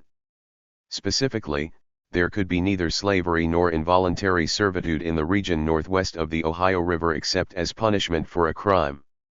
1787. Prince Hall receives a charter for a Masonic Lodge for blacks. Prince Hall, a veteran of the War for Independence, received a charter for a Masonic Lodge for blacks. This group was chartered in England as African Lodge No. 459. Hall, the first master of the organization, set up additional African lodges in Pennsylvania and Rhode Island during 1797. Hall was born in Barbados, British West Indies, in 1735, the son of an Englishman and a free black woman. He was apprenticed as a leather worker but abandoned that training to emigrate to Boston. During the Revolutionary War, Hall and 12 other free blacks were inducted into a Masonic Lodge by a group of British soldiers stationed in Boston. When the British evacuated the area, Hall organized a Masonic Lodge for blacks. Hall, a self-educated clergyman, also championed the establishment of schools for black children in Boston, urged Massachusetts to legislatively oppose slavery, and proposed measures to protect free blacks from kidnapping and enslavement. Following his death in Boston on December 4, 1807, the African Grand Lodge became the Prince Hall Grand Lodge, which has become a major social institution in Black America. 1787. The Three-Fifths Compromise, which allowed the South to count each enslaved person as three-fifths of a person in determining representation in the House of Representatives, was incorporated. It also prohibited any legislation that might close the slave trade before 1808. The Three-Fifths Compromise, which allowed the South to count each enslaved person as three-fifths of a person in determining representation in the House of Representatives, was incorporated. The Constitution also prohibited any legislation that might close the slave trade before 1808, but allowed a tax of $10 per head on each enslaved person imported before that date and demanded that fugitive enslaved persons be returned to their enslavers. 1789. Black soldier, Caesar Tarrant, gains his freedom for his service during the American Revolution. Caesar Tarrant was freed by the Virginia legislature for having served with distinction in the American Revolution. Tarrant was instructed by his enslaver, Carter Tarrant, on piloting ships. Tarrant was piloting the schooner Patriot when it captured a British brig headed for Boston with supplies. After his service, Tarrant acquired property which was willed to his family upon his death in 1798. 1790. Seminole interpreter, Abraham, is born. He became an important leader during the Seminole Wars. Abraham was born into slavery in Pensacola, Florida. His Seminole name was Sahanook or Swanassi-Tustanukli. By the early 1820s he was living in Florida with the slave-holding Seminole Indians, among whom runaway enslaved blacks often sought refuge. In 1825 Abraham accompanied Seminole chief Micanopy on an official visit to Washington, D.C., and was granted his freedom. Over the next several years, Abraham witnessed many Seminole treaties as an interpreter. During this period, the Seminoles were being pressured by the U.S. government to move from Florida. Abraham secretly advised Micanopy to resist this pressure and encouraged the enslaved plantation blacks of the area to support the Seminoles and the blacks associated with the Seminole. During the Third Seminole War, which began in 1835, Abraham negotiated for peace, eventually persuading Micanopy to surrender. Abraham's settlement provided that the black allies of the Seminoles be allowed to leave Florida with them. On February 25, 1839, Abraham was sent west, where he raised cattle near the Little River in Arkansas. Abraham had 2 sons, Renty and Washington, and 1 daughter by his wife, Hagar. 1791. Newport Gardner opens a music school for black Americans. Newport Gardner, one of the first black music teachers in America, opened a music school in Newport, Massachusetts. Gardner, born in 1746, was enslaved to Caleb Gardner, one of Newport's leading merchants. He taught himself to read, sing, and write music. One of his compositions, Crooked Shanks, was included in the collection A Number of Original Airs, Dumas and Tyros, published in 1803. He was also active in religious affairs. He was a founder of the Newport Colored Union Church and Society and became a missionary in Africa in 1826, the estimated year of his death. 1791. Free blacks protest South Carolina laws restricting their freedom, reminding legislators that they, too, were taxpayers. Free blacks in Charleston, South Carolina, presented a petition to the state legislature protesting laws restricting their freedoms. They pointed specifically to the Act of 1740, which deprived enslaved blacks and free blacks of the right to testify under oath in court and the right to trial by jury. They also reminded the legislators that they were tax-paying citizens of South Carolina and were considered free citizens of the state, and thus hoped to be treated as such. At the same time, they acknowledged that they did not presume to hope that they shall be put on an equal footing with the free white citizens of the state in general. The petitioners were seeking the repeal of the objectionable clauses of the Act of 1740. 1793. Congress passes the Fugitive Slave Act of 1793. Congress passes the first Fugitive Slave Act, making it a crime to harbor an escaped enslaved black or to interfere with his or her arrest. Congress would later pass a second Fugitive Slave Act in 1850. 1793. Eli Whitney of Massachusetts, a white inventor, obtained a patent for his cotton gin. The invention strengthened the institution of slavery, especially in the South. Eli Whitney of Massachusetts, a white inventor, obtained a patent for his cotton gin. The invention strengthened the institution of slavery, especially in the South. 1794. The first American AME church is founded in Philadelphia, PA. Richard Allen of Philadelphia founded the Bethel African Methodist Episcopal Church, the first AME church in the United States. 1795. Jamaica Maroons rebel and try to incite a general slave insurrection. Jamaica Maroons rebelled and tried to incite a general slave insurrection. They gave the British a severe drubbing. Bloodhounds were used by the British against the Maroons.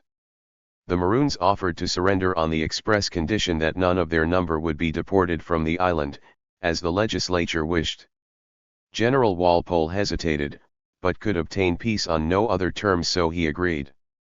The Maroons surrendered their arms and the whites immediately seized 600 of the ringleaders and transported them to Nova Scotia. The legislature then voted a sword worth $2,500 to General Walpole, which he indignantly refused to accept. Eventually many of these exiled Maroons found their way to Sierra Leone, West Africa. 1795. Abolitionist and community leader John Malvin is born. John Malvin was born free to a free mother, Dallas Malvin, and an enslaved father in Dumfries, Prince William County, Virginia. He was taught reading and spelling by an old enslaved black person who used the Bible as a teaching guide, and he learned carpentry from his father.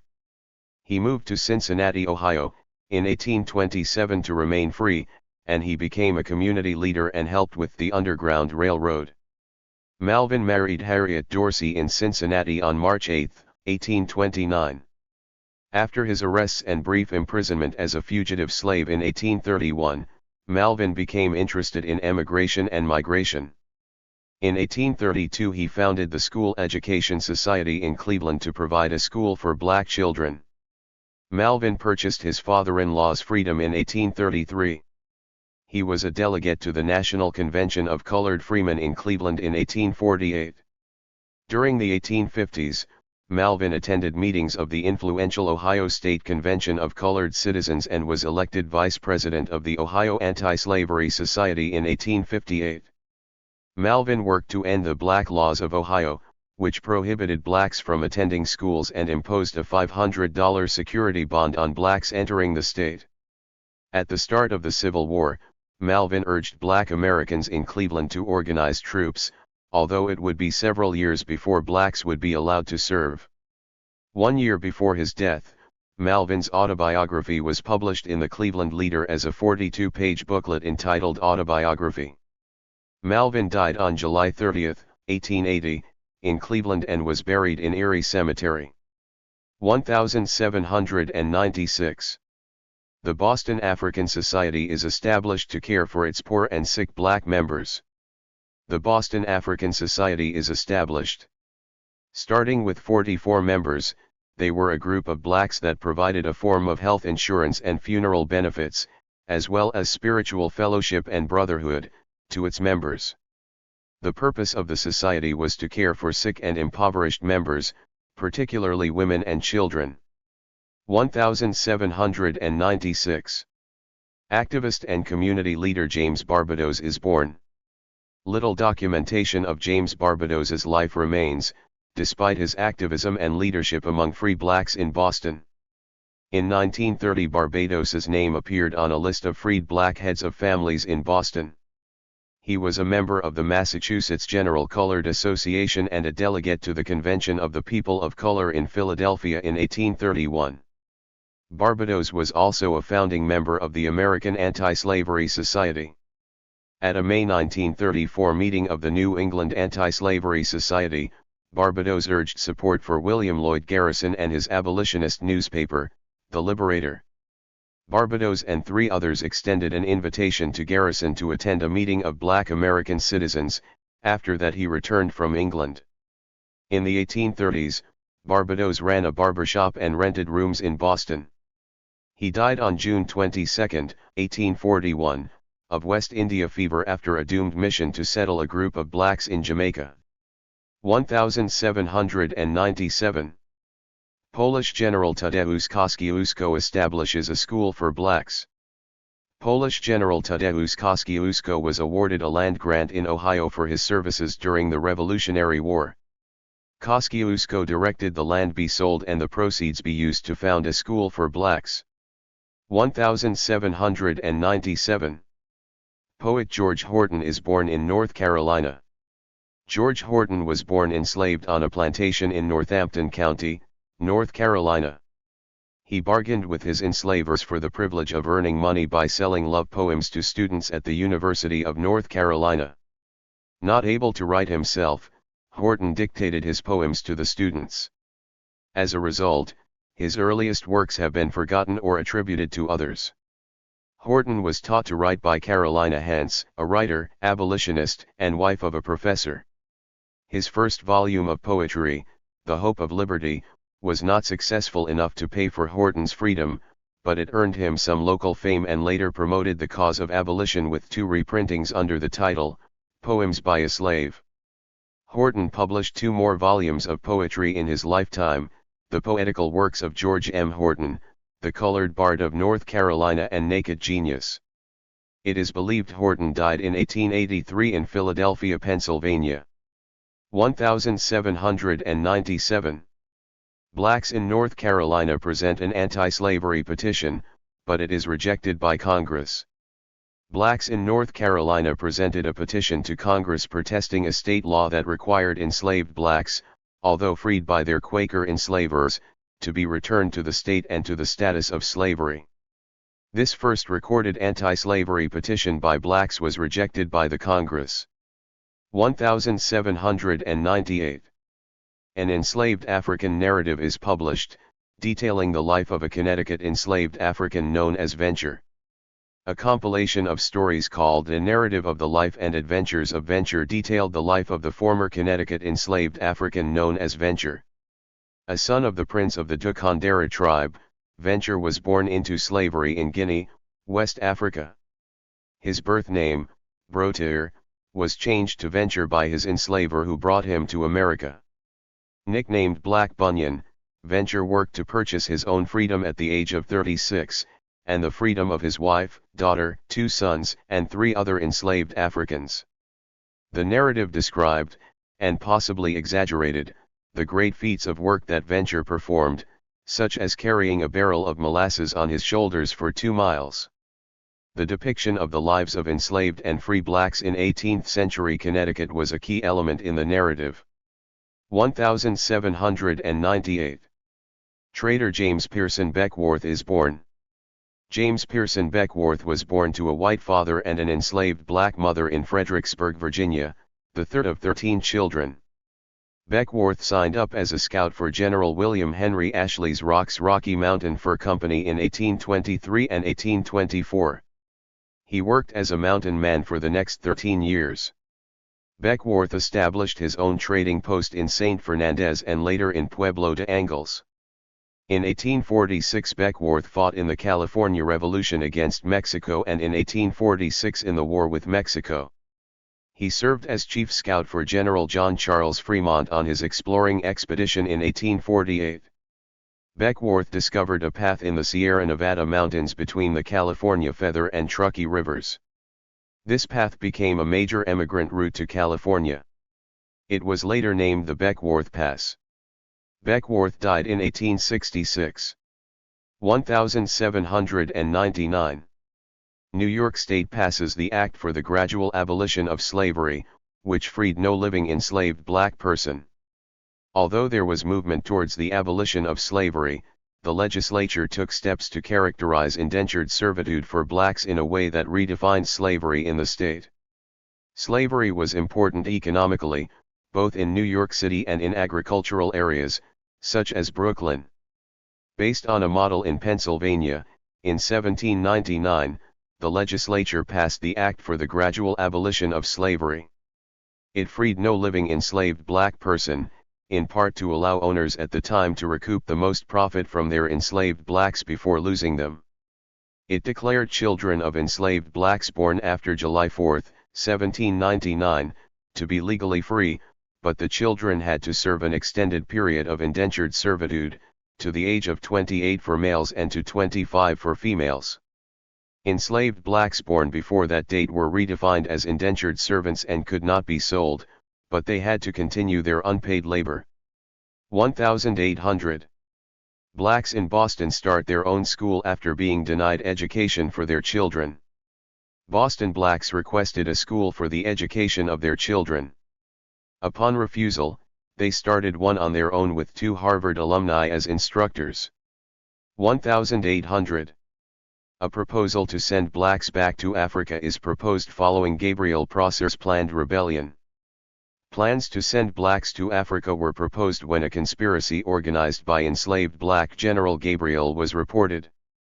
Gabriel's insurrection was suppressed by Virginia Governor James Monroe, who ordered in the federal militia.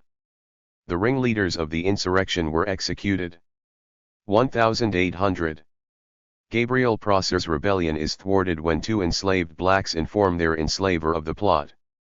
A black uprising planned by Gabriel Prosser and Jack Bowler near Richmond, Virginia, was suspended because of bad weather and betrayal. Prosser was born in Virginia in 1776. In 1800, the young insurrectionist planned to seize an arsenal at Richmond, attack whites in the area, and free the enslaved. It was hoped that the revolt would spread throughout the state. Perhaps as many as 1,000 enslaved blacks were prepared to participate in what would have been one of the largest black revolts in U.S. history. Prosser had won such a large following by telling fellow blacks that he was their chosen leader, quoting scripture to bolster his claim. The rebels had made or obtained swords, bayonets, and bullets in preparation for the uprising when a storm hit the area. 2 enslaved blacks belonging to Mosby Shepherd betrayed Prosser's plot. Governor James Monroe declared martial law in Richmond and called up 600 members of the state militia. Prosser fled but was captured in Norfolk on September 25. He was later convicted and, with 15 others, sentenced to hang on October 7. Another 35 blacks were later executed. Although interviewed by Governor Monroe himself, Prosser refused to implicate others. The demeanor of the captured rebels led John Randolph of Virginia to declare that the accused had exhibited a spirit, which if it becomes general, must deluge the southern country in blood. They manifested a sense of their rights, and a contempt of danger. 1802. Slavery is prohibited in Ohio. Slavery was abolished in Ohio in 1802 by the state's original constitution. 1803. The Igbo Landing Revolt and mass suicide by Igbo people who rebelled and drowned their captors. Known by the American South to be fiercely independent and resistant to chattel slavery, a boatload of roughly 75 captive Igbo people survived the Middle Passage to be sold at local slave auctions. Chained and packed under the small vessel, they rose up in rebellion, took control of the ship, and drowned their captors in what is now known as Igbo Landing in Georgia. Though what happened next is unclear, various accounts cite they died by suicide by walking into Dunbar Creek. A letter written by Savannah slave dealer William Maine states that the Igbo people walked into the marsh where 10 to 12 drowned and some were salvaged by bounty hunters who received $10 a head from the captives' intended plantation owners. According to some sources, survivors of the Igbo rebellion were taken to Cannon's Point on St. Simon's Island and Sapelo Island. This has been referred to as the first Freedom March in America and has spawned myths and Gullah folklore. 1804. Ohio passes black laws designed to suppress the freedom of free blacks in the North, reflecting the deteriorating social status of free blacks. The Ohio legislature took the lead in passing black laws designed to restrict the rights and freedom of movement of free blacks in the North. The laws reflected the steady deterioration of the legal and social status of free blacks since the Revolutionary War. Although Northern blacks had endured severe restrictions in the colonial period, in some areas of New England they faced curfews at night, could not visit another town without permission, and could not own certain types of property. These were somewhat relieved by the atmosphere of freedom that prevailed in the North after 1776. By 1835, however, several northern states prohibited free black immigration and severely restricted or completely disfranchised black voters. By 1860, according to Professor John Hope Franklin, it was difficult to distinguish, in terms of legal status, between enslaved blacks and free blacks. 1804. The enslaved man known as York embarks on the Lewis and Clark expedition. The enslaved man known as York set out as part of the Lewis and Clark expedition, officially as Clark's valet. York was the son of Old York and his wife, Rose, who were enslaved house laborers of the Clark family. During the 2-year journey, however, York also served as a diplomat of sorts. He apparently acted as a French-Canadian interpreter for Clark and built friendships with Native Americans by dancing for them. According to some accounts, York returned to Kentucky with Clark and served as his valet until his death. Clark, however, claimed to have set York free in 1813 when he went to St. Louis as governor of the Missouri Territory. 1805. Enslaved blacks at Chatham Manor in Stafford County, Virginia rebelled, overpowered, and whipped their overseer and assistant.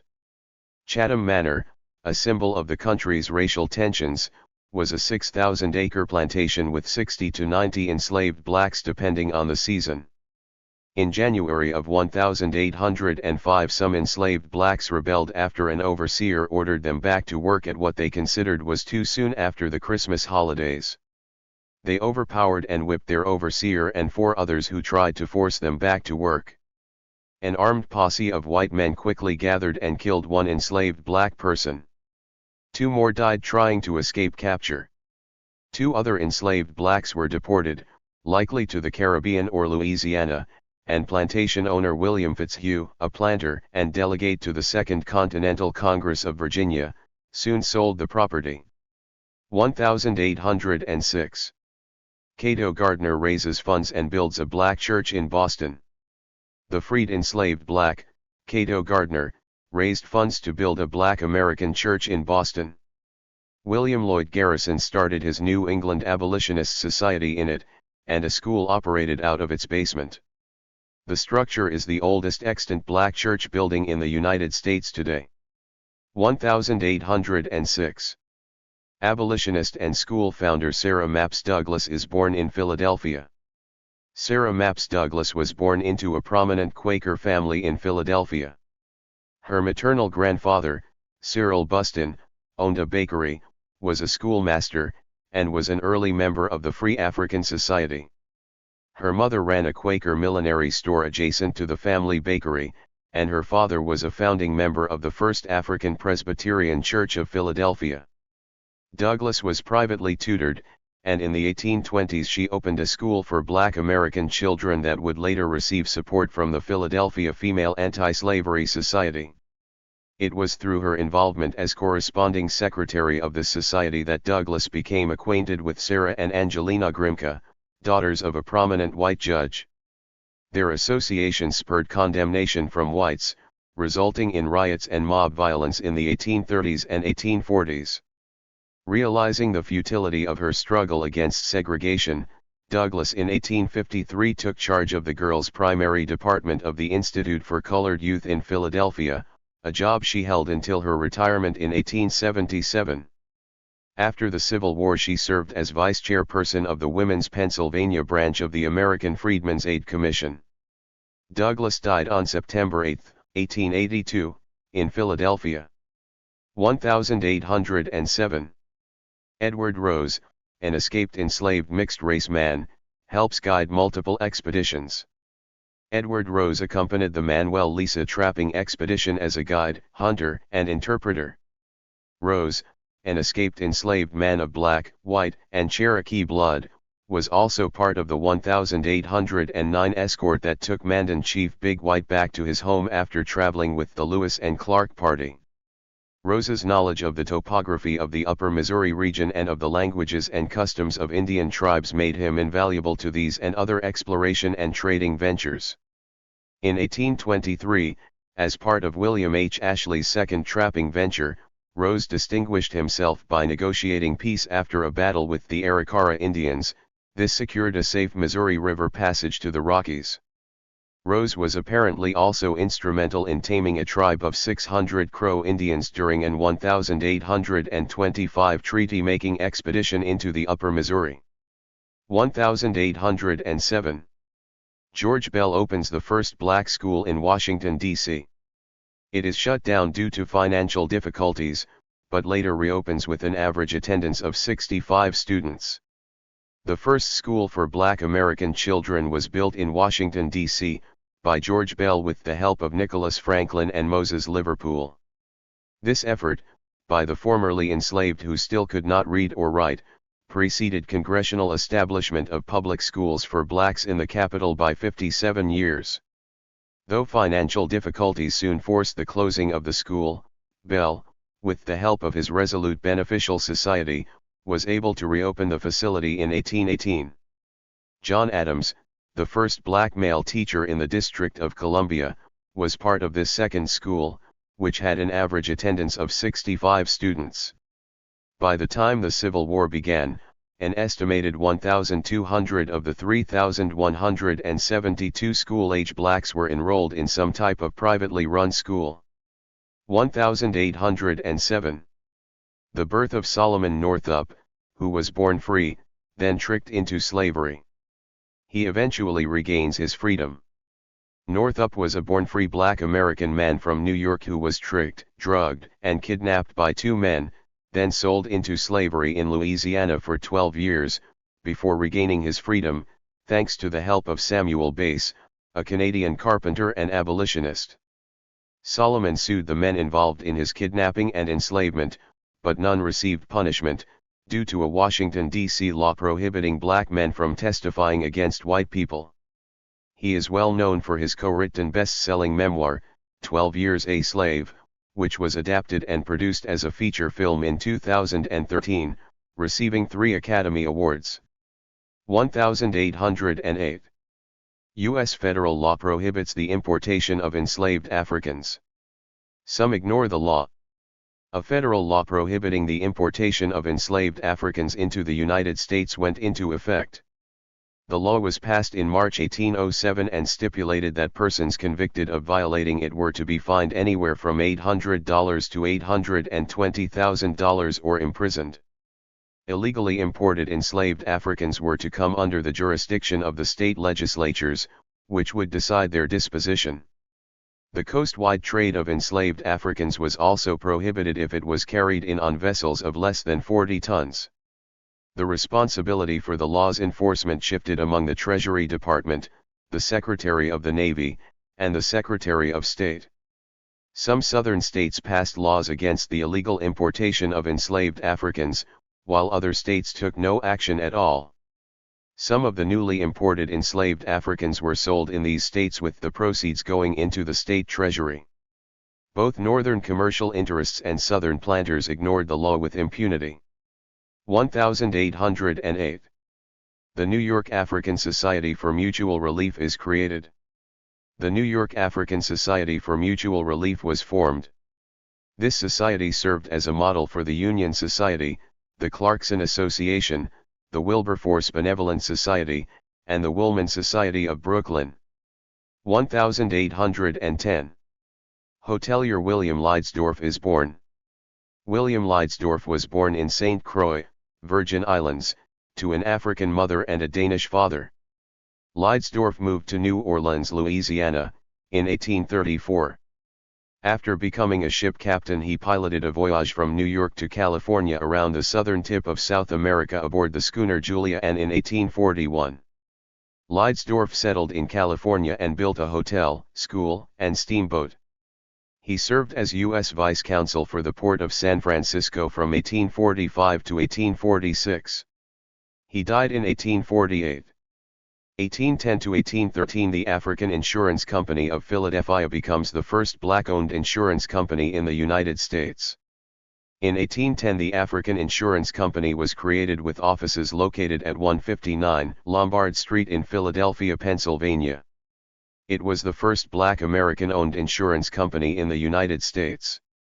The first president was Joseph Randolph, while Cyrus Porter was treasurer and William Coleman was its secretary.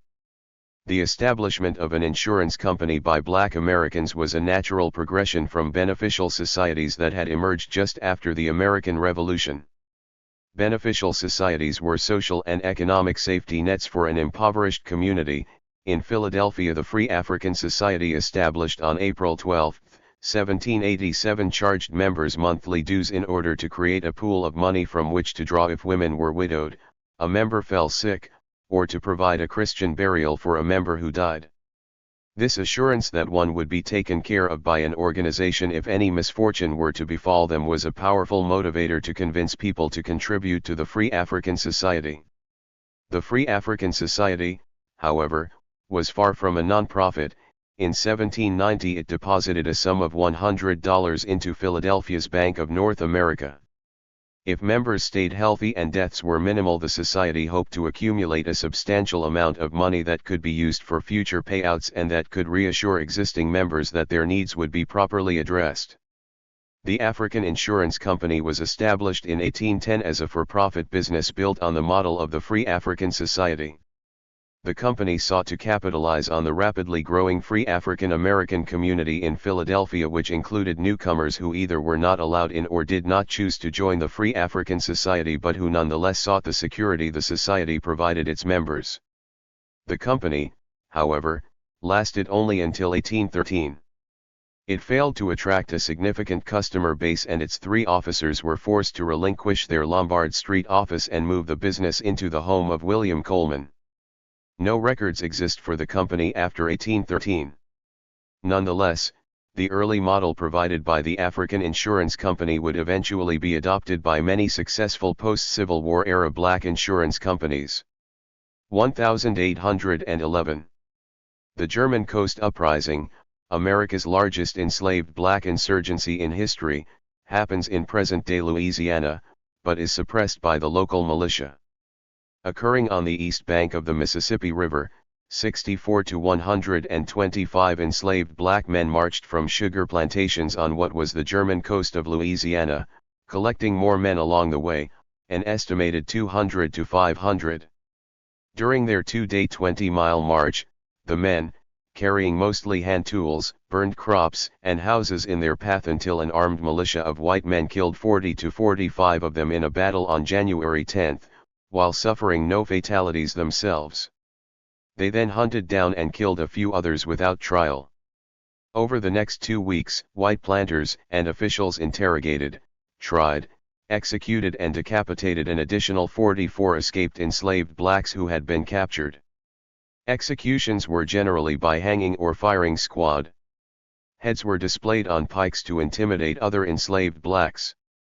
1812. The birth of physician, colonizationist, and Union Army officer Martin R. Delany. Born in Virginia, Martin R. Delany was educated in the African Free School of New York City, the Canaan Academy in New Hampshire, the Oneida Institute in Upper New York, and the Harvard University Medical School, where he received his medical degree in 1852. Delany attempted to practice medicine in Pittsburgh, but prejudice and poor profits drove him into other areas. He became a member of the British Association for the Promotion of Social Science and published 2 books, The Condition, Elevation, Emigration, and Destiny of the Colored People of the United States, and Principle of Ethnology. In 1843, Delany published the newspaper, Mystery, and joined Frederick Douglass in the publication of the North Star in 1847. He was also a leader of the National Convention movement of Black Americans. Following the passage of the Compromise of 1850, with its new Fugitive Slave Act, Delany became convinced that the United States was too inhospitable for people of African descent and turned his attention to colonization. He helped organize an expedition to Nigeria in 1858, negotiated treaties with 8 African chiefs who granted lands for prospective black American settlers, and began plans for the expanded production and exportation of cotton in the region. During the Civil War, Delany was a medical officer with the rank of major in the 104th Union Regiment in South Carolina. He settled in Charleston after the war, working with the Freedmen's Bureau, and later served as a justice of the peace there. He was defeated in a bid for lieutenant governor of South Carolina in 1874. Delany died in 1885. 1813. Civil rights activist Jermaine Wesley Logan is born. Jermaine Wesley Logan was born in Davidson County, Tennessee. His mother, Cherry, was born free in Ohio, kidnapped, and sold to David Logue, who fathered Jermaine. Logue sold Jermaine and his mother to a brutal enslaver. After witnessing the constant whipping of his mother, the murder of an enslaved black, and the sale of his sister, Logan sought his freedom. With the help of Quakers, Logan escaped on the Underground Railroad to Hamilton, Ontario, where he learned to read and worked as a lumberjack and farmer. He later settled in central New York. After opening a school for black children in Utica, Logan and his wife moved to Syracuse, where he opened another school and managed the Underground Railroad station there. In 1842, he was ordained a minister of the New York Conference of the African Methodist Episcopal Zion Church and went on to establish several churches between 1840 and 1850. He worked closely with Frederick Douglass on the Underground Railroad, and he wrote for Douglass's North Star and Frederick Douglass paper. The Fugitive Slave Act of 1850 threatened the freedom of Logan and other runaways, so in 1851 he escaped to Canada. Upon returning to Syracuse, he continued his work with the Underground Railroad, helping some 1,500 of the enslaved escape, including Harriet Tubman, who stayed at his home. He was twice elected bishop of the African Methodist Episcopal Zion Church and was about to begin mission work on the West Coast when he died in 1872. 1814. The first Sunday school is established by Catherine Ferguson. Catherine Ferguson established the first modern Sunday school in the basement of a Manhattan, New York church. She educated and found homes for street children, both the black and white, and the unwed mothers. Ferguson was born enslaved during a trip that her mother was taking to New York City from Virginia around 1779. At the age of 16, a benefactress purchased her freedom for $200. She died of cholera in New York City on July 11, 1854. 1815. James Nickens enlists and serves in the Navy in Virginia. After his death, the state government awards his son 200 acres of land in Ohio. James Nickens enlisted in the Navy at the start of the American Revolution. Nickens served on several vessels, including the Norfolk Revenge, for over 2 years. Nickens performed land service at the Lancaster Courthouse for the remainder of the war. He was prevented from fighting at the Battle of Eutaw Springs and instead was responsible for the baggage. Nickens returned to Virginia in 1818, where he received the standard veteran's pension of $96 per year.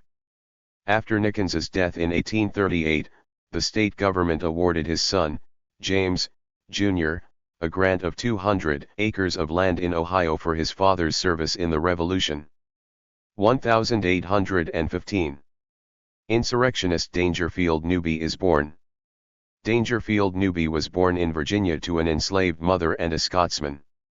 His father granted all his children freedom upon his death. Newby married and had 7 children. Desperate to free his enslaved family, Newby joined John Brown's group. He was killed in the Harper's Ferry raid the night of October 17, 1859. Afterward, his body was beaten and mutilated by the town's citizens. His remains were buried in a shallow grave in Harper's Ferry and later moved to North Elba, New York, where they were laid to rest near the grave of John Brown. 1815. George Boxley, a white abolitionist and former slaveholder, tries to coordinate an enslaved black rebellion on March 6, but the plot is foiled when a local enslaved black woman informs her owner of the plan. While living in Spotsylvania, Virginia, George Boxley plans his heaven-sent orders to free the enslaved. He tried to recruit enslaved blacks from Orange, Spotsylvania, and Louisa counties to meet at his home with horses, guns, swords and clubs. He planned to attack and take over Fredericksburg and Richmond, Virginia. Lucy, a local enslaved black woman, informed her owner, and the plot was foiled. 6 enslaved blacks involved were imprisoned or executed. With his wife's help, Boxley escaped from the Spotsylvania County Jail, and despite a reward, he was never caught. He fled to Ohio and Indiana, where he was joined by his family. He helped runaway enslaved blacks, taught school, and supported abolitionism. The George Boxley Cabin has been listed on the National Register of Historic Places. 1815. A black Vermont missionary, Prince Saunders, promotes efforts in Africa and Haiti. Vermont's Prince Saunders arrived in England seeking backers for education and missionary efforts in Africa. Saunders also supported emigration of black Americans to Africa. In England, however, Saunders' interest turned to Haiti when he met up with English reformers with the long-term goal, supported by Haitian King Henry Christophe, of changing the island's language and religion. Saunders joined them and taught in Haiti from 1816 to 1818. He then returned to Philadelphia to rekindle his colonization efforts, this time with Haiti in mind. He arrived again on the island in 1820, supposedly representing colonists in waiting. But when Christophe arranged passage to Haiti for them, his army rebelled and his regime collapsed, taking Saunders's plans down with it. Saunders published Haitian papers while in London. The work was a translation of Haitian laws, and the Code Henry laws, which were regulating agriculture, commerce, police, and social political organizations in the kingdom. Saunders had been born to Cuff and Phyllis Saunders. He was baptized on July 25, 1784. Saunders received his early education at Thetford, Connecticut. Later he taught at a school for blacks in Colchester.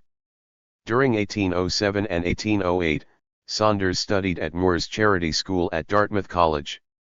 In 1811, he served as secretary of the African Masonic Lodge and organized the Belles Lettres Society, a group of literary white men. Saunders died in Port-au-Prince, Haiti, in 1839. 1816. The birth of John Jones, successful businessman and abolitionist. John Jones was born free in Green City, North Carolina. He was self-educated and became a tailor's apprentice in Memphis, Tennessee, before moving to Chicago in 1845. Jones opened a tailoring business there, from which he amassed a fortune. Using his wealth and influence, Jones led the successful fight against the prohibition of the immigration of free blacks into Illinois in 1853, the Black Laws, and school segregation in Chicago.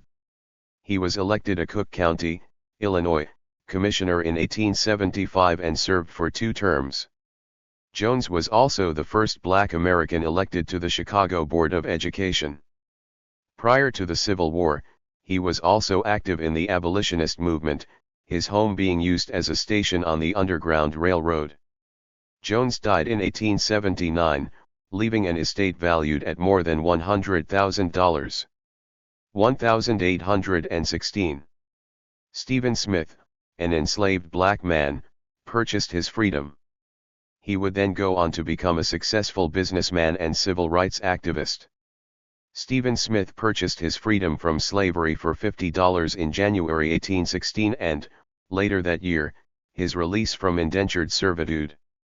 Smith had previous experience in the lumber business and soon established his own firm. Smith was born to an enslaved mother, Nancy Smith, in Paxtang, Pennsylvania. At the age of 5 he was indentured to a patriot of the Revolutionary War, Thomas Bood. Great success allowed Smith to dabble in coal, railroading, stocks, and real estate, and eventually brought him into ownership of more than 50 houses and $18,000 worth of stock in New York's Columbia Bank. But Smith still faced challenges because he was black.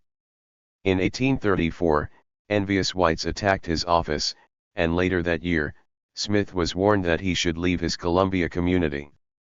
He remained in Columbia until 1842 when he moved to Philadelphia. Smith attended a national convention for free people of color in New York and Philadelphia, Pennsylvania. He was also an activist who participated in the operations of the Underground Railroad, the American Moral Reform Society, and the Pennsylvania Anti-Slavery Society, among many other abolitionist groups. Smith was a benefactor to the Institute for Colored Youth, the Home for Destitute Colored Children, the House of Refuge, and the Olive Cemetery. The House for Aged and Infirm Colored Persons was renamed the Stephen Smith Home for the Aged, in recognition of Smith, who had donated $28,000 and the ground to build on and made the home the principal beneficiary of his estate. Smith died in 1873. 1816. The African Methodist Episcopal Church is formally organized in Philadelphia. Richard Allen is the first bishop of the church. The African Methodist Episcopal Church, the first all-black religious denomination in the United States, was formally organized in Philadelphia. Richard Allen was named the first bishop of the church. Allen was born enslaved in Philadelphia and was sold as a youth to a white man in Delaware. He became a preacher shortly thereafter and received permission to hold services in his enslaver's home. Allen preached to both blacks and whites and was allowed, at the same time, to hire himself out. He bought his freedom by hauling salt, wood, and other products, and by laboring in a brickyard. After leading the AME Church for 15 years, Allen died in 1831. He was succeeded by Morris Brown, an exile from South Carolina who had resided in Philadelphia since 1823. 1816. Buss's Rebellion, the largest enslaved black rebellion in Barbadian history, is defeated by the colonial militia's superior firepower. Led by an enslaved man named Bussa, this revolt took place shortly after the British Parliament rejected the Imperial Registry Bill in November 1815, which would have registered West Indian enslaved Africans to prevent them being sold to other territories and prevent smuggling.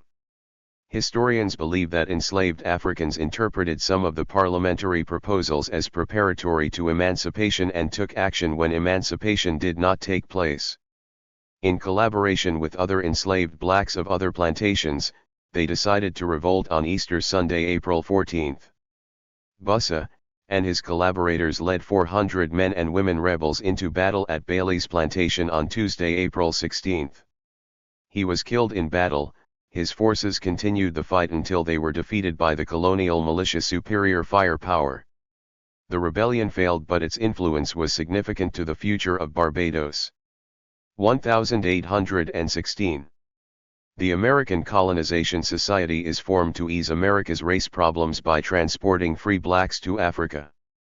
The American Colonization Society, formed to ease American race problems by transporting free blacks to Africa, was organized in Washington, D.C. Representatives John C. Calhoun of South Carolina and Henry Clay of Kentucky were among its sponsors. 1817. Blacks protest the American Colonization Society's efforts to deport blacks to Africa. Philadelphia blacks, meeting at the Bethel the African Methodist Episcopal Church, formally protested against the American Colonization Society's efforts to deport blacks from the United States to Africa. 1817. George de Baptiste is born. He would go on to become an abolitionist and one of Detroit's wealthiest black Americans. George de Baptiste was born free in Fredericksburg, Virginia, and worked as a barber in Madison, Wisconsin, for many years until 1866, when tensions between blacks and whites prompted him to move to Detroit, a more tolerant area. He became a member of a secret abolition society and a leader in the Underground Railroad. De Baptiste was instrumental in recruiting Michigan's Black Regiment during the Civil War. In 1870 he served on Detroit's first all-black jury. De Baptiste was elected a delegate to the local Republican Senatorial Convention and actively promoted integration of Detroit's public schools. One of Detroit's wealthiest black Americans, he died of stomach cancer on February 25, 1875, survived by his second wife and 2 of his 10 children. 1817. Paul Cuffe, activist and one of the wealthiest black Americans in early American history, dies from health issues. Paul Cuffe was born in New Bedford, Massachusetts, in 1758 as a free man.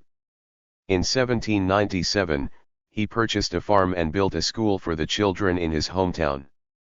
An activist in the cause of civil rights, Cuffe and his brother John unsuccessfully sued the state of Massachusetts for the right to vote.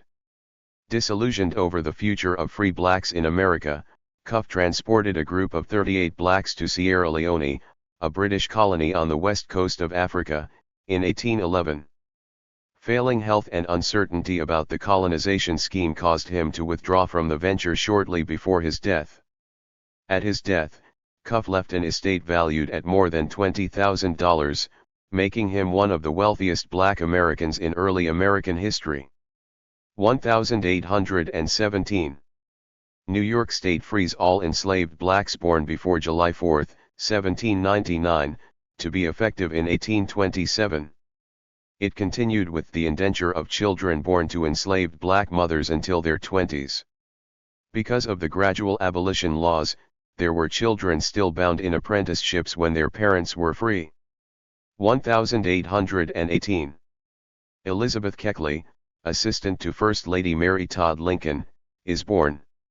She would go on to release a controversial memoir that ends her relationship with Lincoln. Elizabeth Keckley was born enslaved in Dinwiddie, Virginia, and was taken to St. Louis, Missouri, in her teens. She helped support her enslaver's family and her own son through her dressmaking and seamstressing skills. Through loans from her customers, Keckley bought her freedom and that of her son on November 15, 1855 and moved to Washington. She became the dressmaker, personal maid, and confidant of First Lady Mary Todd Lincoln in early 1861 and continued until 1868, when the publication of Keckley's memoirs ended their friendship. The book, Behind the Scenes, or 30 Years a Slave, and 4 Years in the White House, was highly controversial, as it relayed Mrs. Lincoln's personal opinions of government officials and her own family life. Keckley's dressmaking business declined after the public furor over the book, and she pursued a brief career as a schoolteacher. She died of a paralytic stroke in Washington on May 26, 1907. 1818. The First Seminole War ends when a force of Indians and blacks are defeated in the Battle of Siouxan, Florida. A force of Indians, Black Seminoles, and Maroons were defeated in the Battle of Siouxan, Florida, ending the First Seminole War by U.S. troops under General Andrew Jackson. Jackson characterized the hostilities as a savage and Negro war. 1818. The slave trade is banned in France. France abolished the slave trade. 1818. Soldier William Flora dies. William Flora, born a free man, served under Lord Dunmore, Governor of Virginia, at the Battle of the Great Bridge during the winter of 1775–76. Flora was remembered by Captain Thomas Nash, who was wounded in the engagement, for his stamina and courage. After the Revolution, Flora returned to his hometown of Portsmouth, Virginia, and was one of the first blacks to buy property there. Prospering, he bought the freedom of his wife and children. Shortly before his death, Flora applied for and was granted 100 acres of land in Virginia for his service during the war. 1820.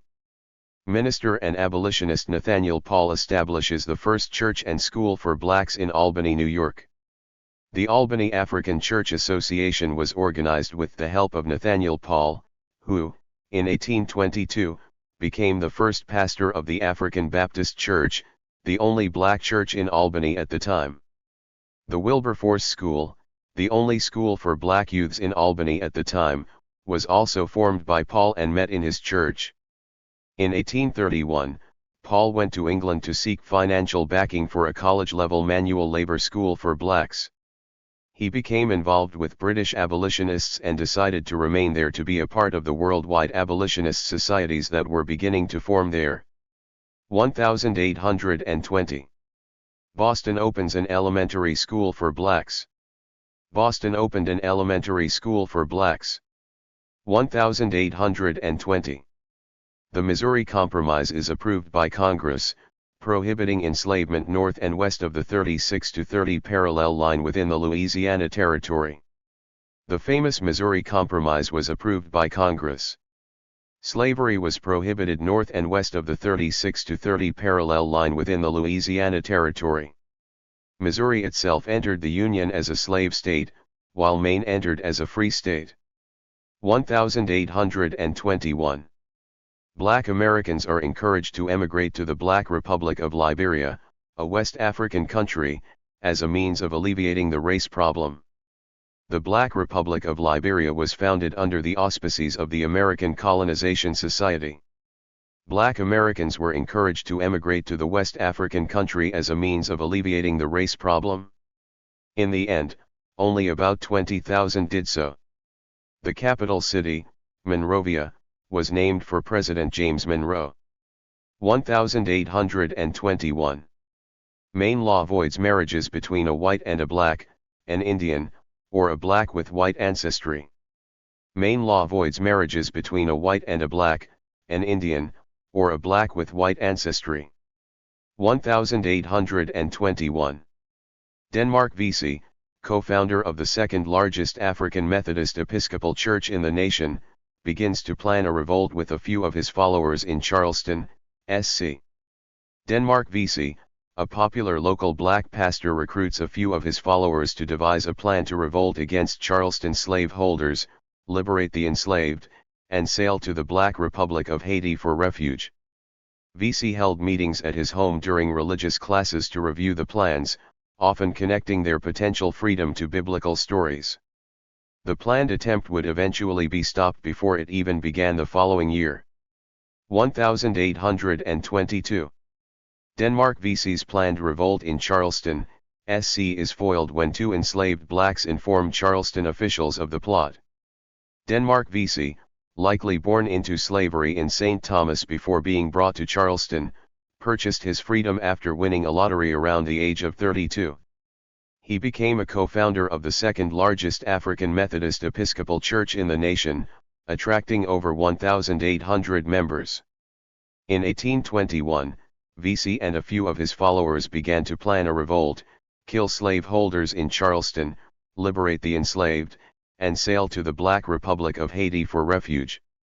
VC would review plans of the revolt with his followers at his home during religious classes, inspiring them by connecting their potential freedom to the biblical story of Exodus, and God's delivery of the children of Israel from Egyptian slavery. By some accounts, the revolt would have involved thousands of enslaved blacks in the city as well as others who lived on plantations which were located miles away. Two enslaved blacks, however, who were deeply loyal to their enslavers, informed the city officials of the plot, who then sent a militia to arrest the plot's leaders and many suspected followers on June 22, before the rising could begin, which was believed to be planned for July 14. No white people were killed or injured. VC, about 55 years old at the time, and 5 enslaved blacks were among the first group of men to be rapidly judged guilty by the secret proceedings of a city-appointed court and condemned to death. The suspects were allowed visits by ministers. Dr. Benjamin Palmer visited VC after he was sentenced to death, and VC told the minister that he would die for a glorious cause. They were executed by hanging on July 2, 1822. In later proceedings, some 30 additional followers were executed. His son Sandy was also found guilty of conspiracy and deported from the United States, along with many others. City authorities ordered that the church should be razed and its minister was expelled from the city. 1823. Birth of Mary Smith Kelsick Peak, teacher and founder of the Daughters of Zion, where children and adults received education in her home. Mary Peak was born in Norfolk County, Virginia. In September of 1861, she opened the first school sponsored by the American Missionary Association. It was housed in a cottage on the Chesapeake Female College campus where she had arrived only 1 month before. Chesapeake had become her home after she fled Hampton as Confederates set the city aflame on August 7. In Hampton, Peak had founded the Daughters of Zion, through which children and adults received education in Peak's home. Her motivation to teach others may have stemmed from her own opportunity as a freeborn woman to receive a good education in Alexandria before the city was retroceded to Virginia in 1846 and its schools closed to blacks. 1823. Alexander Lucius Twilight receives his BA degree from Vermont's Middlebury College in 1823, making him the first known black American to graduate from college. Alexander Lucius Twilight received his BA degree from Vermont's Middlebury College in 1823, making him the first known black American to graduate from college. He then turned to educating black Americans, teaching in New York and Vermont. In 1829, Twilight became principal of the Orleans County Grammar School in Brownington, Vermont, where he also ministered to the congregation that worshipped in the same building. Under Twilight's administration, the school's expanding enrollment led to the construction of an additional 3-story building. He left the school in 1847 to educate blacks in villages, but he returned as headmaster in 1852. During Twilight's tenure in Brownington, he also became one of the first black Americans to be elected to a state legislature, serving in the Vermont Congress from 1836 to 1837. Twilight was one of 6 children born to free blacks, Mary and Ichabod Twilight, in Bradford, Vermont. he was indentured to a neighboring farmer but purchased his freedom in 1815. Mary Ladd Merrill married him in 1826. Twilight died in June 1857. 1824. African free schools gained support of the New York Common Council. African free schools succeeded in gaining the support of the New York Common Council. 1824. America eliminates the property requirements for voting, allowing for universal male suffrage. Blacks, however, are still denied the right to vote. American politics was becoming democratized as the elimination of the caucus system for choosing presidential candidates was accompanied by the removal of property qualifications for voting. The way was being paved for virtual universal male suffrage in the United States. At the same time, the northern and western states adopted measures denying Black Americans the right to vote. 1825.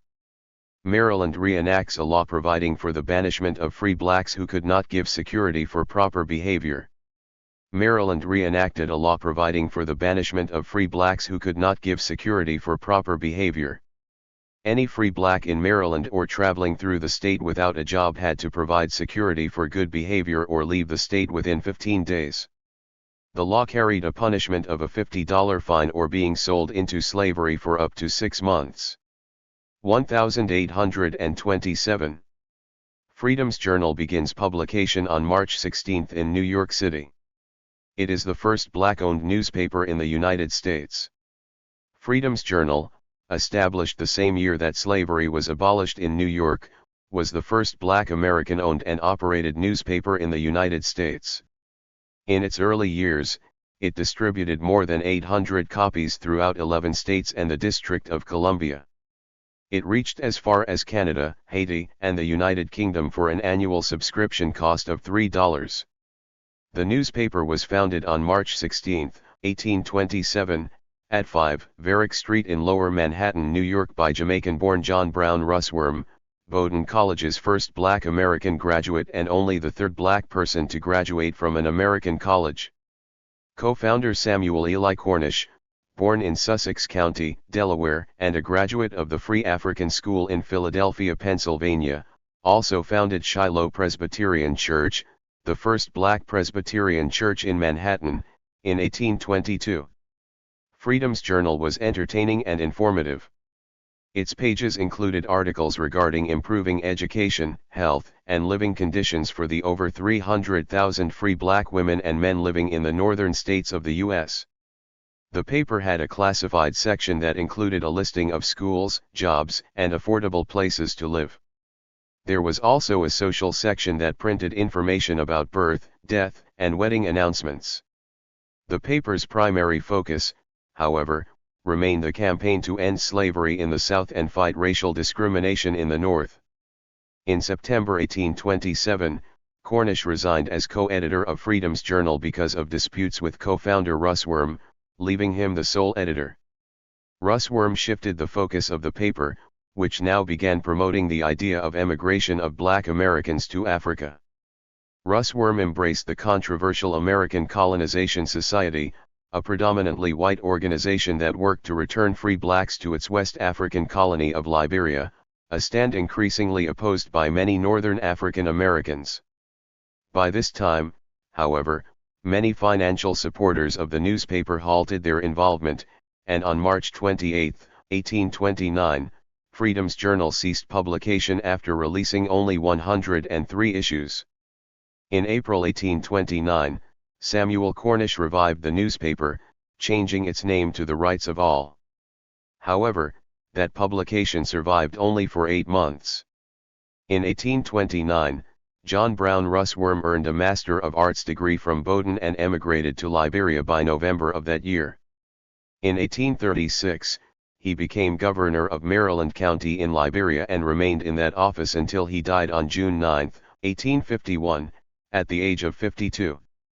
Samuel Eli Cornish died in Brooklyn, New York, on November 6, 1858. He was 63. Despite its short lifespan, Freedom's Journal established the vital role of black newspapers in Black American life and politics. It also created the model of journalism that numerous black journals and journalists would follow in the United States and around the world for the next 2 centuries. 1827. John Russwurm and Samuel Cornish, debut Freedom's Journal, the nation's first black American newspaper, in New York City.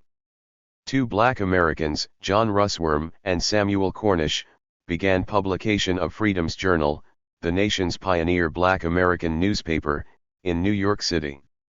The paper was not very successful, and 2 years later Cornish began a second publication, the more militant paper, Rights of All, which also was short-lived. In 1836, Cornish published Weekly Advocate and the following year co-edited the Colored American. Most of the black American newspapers founded before the Civil War were principally abolitionist propaganda sheets, with Frederick Douglass' North Star being the most successful. 1827. Slavery in New York is officially abolished. Slavery in New York officially abolished. 1828. Theodore Sedgwick Wright graduates from the Princeton Theological Seminary, making him the first black to graduate from an American theological seminary. Theodore Sedgwick Wright graduated from the Princeton Theological Seminary, making him the first black to graduate from an American theological seminary. He then took his lifelong post as pastor of the First Colored Presbyterian Church, also called the Shiloh Presbyterian Church. Wright constantly organized and promoted civil rights efforts. Throughout the 1830s, he lectured for active abolitionist movements and, in 1833, helped found the American Anti-Slavery Society. After withdrawing from the organization in 1840 over the growing trend toward Garrisonian radicalism, he helped form the American and Foreign Anti-Slavery Society. In addition to fighting for freedom, Wright pushed for jury trials in fugitive enslaved people cases and black franchisement, including an 1840 push for suspension of the property requirement for black voters. Wright was also active in the temperance movement and missions to evangelize African peoples. Wright was born to R.P.G. Wright in 1797. He received his early education at the New York African Free School. Wright died in 1847. 1828. The Postmaster General of the United States, John McLean, rules that blacks can carry mail bags from stage coaches to post offices. The Postmaster General of the United States, John McLean, ruled that blacks might be used to carry mail bags from stage coaches to post offices, provided that a responsible white person supervised. Since 1810, blacks had been forbidden by Congress to be letter carriers. 1829. Black Americans attend the inaugural reception for President Andrew Jackson at the White House. Black Americans attended the inaugural reception for President Andrew Jackson at the White House. 1830. The birth of James Augustine Healy. He becomes the first black Catholic bishop in America. James Augustine Healy was the son of an Irish immigrant and an enslaved mixed-race black. His father sent he and his brothers to the North for their education, but after being rejected by several academies, the Healys entered a Quaker school in Long Island, New York. Later, they transferred to the College of the Holy Cross in Worcester, Massachusetts, where James was the most outstanding pupil. In 1852, he entered the Sulpician Seminary in Paris, and on June 10, 1854, he was ordained a priest in Notre Dame Cathedral in Paris. Healy's first assignment as a priest was in a white parish in Boston. He became secretary to the Bishop of Boston, then became pastor of the new St. James Church. Healy's stature in the New England Catholic hierarchy continued to rise. In 1874, he was appointed Bishop of Maine and was consecrated in the cathedral at Portland on June 2, 1875. Healy proved to be energetic and devoted to duty. He ministered to an all-white following, but only occasionally was subjected to racial abuse. Shortly before his death on August 5, 1890, Healy was promoted to the rank of assistant at the papal throne. 1830. The First National Negro Convention meets at Bethel, AME. Church in Philadelphia with delegates from Delaware, Maryland, New York, Pennsylvania, and Virginia in attendance. The initial National Negro Convention met at Bethel-AME. Church in Philadelphia. Delegates from Delaware, Maryland, New York, Pennsylvania, and Virginia attended. The convention, under the leadership of Richard Allen, adopted resolutions calling for improvements in the social status of Black Americans. The delegates considered projects to establish a black college and to encourage blacks to emigrate to Canada. Neither of these proposals were adopted. Opposition even arose to the mere idea of an Black American convention. Yet these ad hoc conventions continued to convene and occasionally were attended by white abolitionists and reformers. In the 10 years before the Civil War, there was a rash of such conventions held in Cleveland, Rochester, and New York City as well as in Philadelphia. One of the most important meetings was in Rochester in 1853, when the National Council of Colored People was formed. This group issued a statement that both denounced racial oppression in America and cited instances of black progress. These conventions were in the American tradition of assembling for redress of grievances and increased solidarity among Black Americans. 1831. William Lloyd Garrison, a white man, debuts the first issue of The Liberator, an anti-slavery newspaper. William Lloyd Garrison published the first issue of the militant anti-slavery newspaper, The Liberator, with financial aid and moral support from such prominent Black Americans as James Forten of Philadelphia. 1831. Nat Turner's rebellion kills roughly 60 people but is suppressed and spreads fear among the South American whites. In Southampton County, Nat Turner, a devout enslaved preacher, led a revolt that killed 60 people before being defeated by state militia at the Belmont plantation. Known to be intelligent and called the prophet by his followers, Nat believed he saw signs from God to defend God's kingdom by fighting the serpent. Starting with a few trusted followers, he eventually gathered 70 enslaved and free blacks who traveled from house to house, freeing enslaved people and killing many of the white people whom they encountered. The state militia eventually defeated the insurrection on August 23. Turner believed the revolutionary violence would serve to awaken the attitudes of whites to the reality of the inherent brutality in slaveholding. He later said that he wanted to spread terror and alarm among whites. Following the insurrection, the state executed 56 blacks, and militias killed at least 100 more, many of whom were not involved with the rebellion. News of the revolt spread quickly, creating fear among the whites who began attacking blacks at random for up to 2 weeks after the revolt had been suppressed. Blacks suspected of participating in the rebellion were beheaded by the militia and their severed heads were mounted on poles at crossroads as a form of intimidation. Turner himself eluded capture for about 6 weeks before being discovered by a white farmer in Southampton County. Showing no remorse, he was tried and hanged on November 11 in Jerusalem, Virginia. They then dissected his body and used his skin to make purses as souvenirs. Of the 5 free blacks tried for participation in the insurrection, 1 was hanged while the others were acquitted.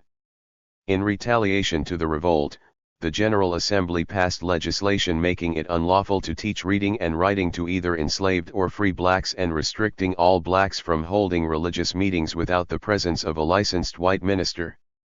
Other slave-holding states in the South enacted similar laws. Across Virginia and other Southern states, legislators made criminal the possession of abolitionist publications by either whites or blacks. 1831. The Great Black Jamaican Revolt led by Baptist preacher Samuel Sharp becomes the largest enslaved black revolt in the West Indies. Also known as the Baptist War, the Christmas Rebellion, and the Sam Sharp Rebellion. This 11-day rebellion led by Baptist deacon Samuel Sharp, involved up to 60,000 enslaved blacks in the colony of Jamaica. The rebels had been paying close attention to the abolitionist movement in London. Thomas Burchell, a white Baptist missionary in Montego Bay working to help liberate the enslaved, went to London for Christmas vacation. The enslaved Africans expected he would return with papers for emancipation from the king, William IV. The Jamaican governor announced, however, that no emancipation had been granted. Demanding more freedom and higher wages, they decided to peacefully boycott working the plantations until their demands were met. The rebellion exploded on December 27 when the rebels set fire to Kensington Estate, causing the colonial authorities to institute martial law and summon Jamaican Maroons to help suppress the revolt, and they succeeded. About 500 enslaved blacks were killed in total, with about 200 killed during the revolt and over 300 killed in various forms of judicial execution by the Jamaican government, in many times for minor offenses. Suspecting many white missionaries of encouraging the rebellion, some were arrested, tarred, feathered, and later released. Groups of white colonials destroyed black churches. Historians argue that the brutality of the Jamaican plantocracy during the revolt accelerated the British political process of emancipating the enslaved blacks. When a few white missionaries described how badly they were treated by the colonial militias, the House of Commons expressed their outrage that white planters could have tarred and feathered white missionaries. Parliament passed the Slavery Abolition Act of 1833 for initial measures to begin in 1834, followed by partial emancipation in 1834 and then unconditional emancipation of chattel slavery in 1838. 1832. The Female Anti-Slavery Society, the first black women's abolitionist society, is founded in Salem, Massachusetts. In February 1832, a group of females of color in Salem, Massachusetts organized the first women's anti-slavery society in the United States. Like most free black anti-slavery societies, the Salem organization addressed a variety of issues important to free blacks in addition to the campaign against slavery. It supported secular and Sabbath schools for free blacks, assisted newly freed or runaway slaves, and opposed racial segregation and discrimination in the northern free states. 2 years after its founding, the society expanded its membership to include white women and officially reorganized as the Salem Female Anti-Slavery Society. The Salem Female Anti-Slavery Society was similar in some ways to other female anti-slavery organizations. It raised money to support abolitionist publications such as The Liberator by organizing annual bazaars that featured the contributions of local free blacks and organized lecture series. The Society's support for The Liberator underscored its Garrisonian politics that advocated the immediate end of slavery, as well as Garrison's support of the expanded role of women in the movement. Like other abolitionist women, its participants were often involved in a host of other reform activities. For example, the Society's vice president, Clarissa C. Lawrence, also served as president of the Colored Female Religious and Moral Reform Society of Salem, and Sarah Parker Remond was a prominent abolitionist lecturer who would eventually pursue a career in medicine. Remond's family was among the black elite in Salem and active participants in the abolitionist movement. Many of the members, however, were self-supporting women. The working class rank and file of the society shaped the scope of its priorities and activities. In addition to its overt anti-slavery work, for example, the SFAS established a sewing school for young black women and girls and raised funds to help sustain a local black church. The society disbanded in January 1866, but a number of former members participated in the activities of the Freedmen's Bureau in the South. 1834. The New York Common Council took control of the African free schools. The New York Common Council took control of the African free schools. 1835. The Fifth National Negro Convention met and urged blacks to stop using the terms African and colored. The Fifth National Negro Convention met in Philadelphia and urged blacks to abandon the use of the terms African and colored when referring to black institutions, organizations, and themselves. 1835. John Caesar, a military leader, organized an enslaved black rebellion that led to the Treaty of Fort Dade. John Caesar led hundreds of enslaved blacks and Indians in the attack of the St. John's River plantations on the eve of the Second Seminole War. Near the end of the war, he organized a guerrilla campaign against plantations in the St. Augustine vicinity, recruiting enslaved blacks and Indians. On the night of January 17, 1837, Caesar was killed in a surprise attack. Nevertheless, His efforts at the beginning and end of the war led to the Treaty of Fort Dade, resulting in freedom for many enslaved runaways who might otherwise have been re-enslaved. 1836. The gag rule is adopted in the U.S. House of Representatives as a means to completely ignore anti-slavery petitions. The infamous gag rule was adopted in the U.S. House of Representatives. Under the act, anti-slavery petitions were simply laid on the table without any further action. This denial of the right of petition angered former President John Quincy Adams, then a congressman from Massachusetts. Adams fought vigorously against the rule, helping to rouse public opinion in the North. Anti-slavery petitions began to pour into Washington, more than 200,000 of them in a single session. In 1844, the gag rule was rescinded. Its opponents saw it as an effort to deny white men their right of freedom of petition in an attempt to keep black men enslaved. 1837. Cheyney University is founded by Quaker Richard Humphreys. Cheyney University, originally known as the Institute for Colored Youth, was founded in Philadelphia, Pennsylvania, in 1837, by Quaker Richard Humphreys. The school moved to Cheyney, Pennsylvania, in 1902, and began offering post-secondary education in 1931. 1838. Frank Johnson, Black American bandleader, performs for Queen Victoria at Buckingham Palace. Frank Johnson, one of America's first Black American bandleaders, gave a command performance before Queen Victoria at Buckingham Palace. He was presented with a silver bugle. Johnson was born in 1792 and by 1820 had established himself as a versatile musician, playing with white bands in Philadelphia.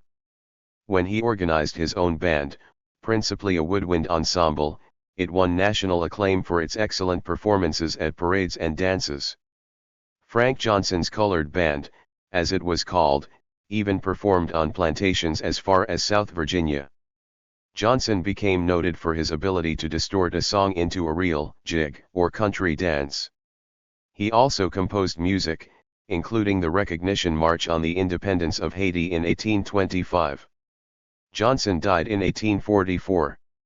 1838. The Caulkers Association is founded as one of the first Black American labor unions. The Caulkers Association formed as one of the first Black American labor unions. 1838. Black Americans protest Pennsylvania voting reform that denies them the right to vote, arguing that they are citizens per the Articles of Confederation. Pennsylvania still moves forward with voting reform. Black Americans held a mass meeting in Philadelphia to protest the action of the Pennsylvania Reform Convention of 1837, which denied them the right to vote. The convention, acting on the basis of an 1837 state Supreme Court decision, held that blacks were not freemen and restricted suffrage to white males. Attendees, claiming to represent 40,000 blacks threatened with disfranchisement, said the denial of suffrage would make political rights dependent upon the skin in which a man is born and divide what our fathers bled to unite, to wit, taxation and representation. They further argued that they were indeed citizens, having been recognized as such by Article 4 of the Articles of Confederation, which stated, "The free inhabitants of each of these states, paupers, vagabonds, and fugitives from justice excepted, shall be entitled to all privileges and immunities of free citizens in the several states." The Constitution of the United States, according to the Black Petition, made no changes as to their rights of citizenship. The petitioners asked the state court to reverse its decision in Fogg v. Hobbs and or the people of Pennsylvania to reject the new constitution. The court's action stood, however, and the new constitution's disfranchising clauses won popular approval. 1839.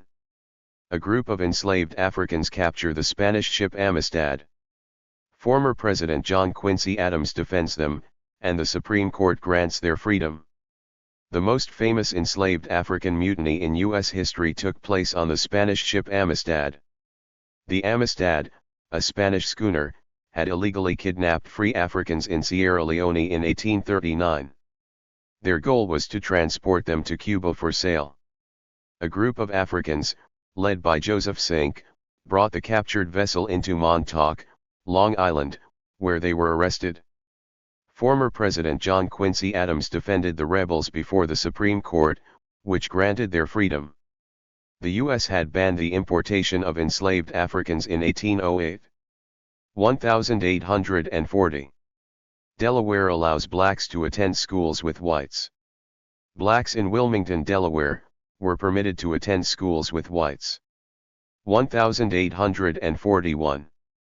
Mixed-race abolitionist Jeremiah Burke Sanderson makes his first public address in Nantucket, Massachusetts. Jeremiah Burke Sanderson made his first public address at an abolitionists' meeting in Nantucket, Massachusetts. Throughout the 1840s, the Scottish and African-blooded Sanderson, born and educated in New Bedford, Massachusetts, spoke out against slavery in his state as well as in New York, where, in 1853, he joined the National Council of the National Colored Convention.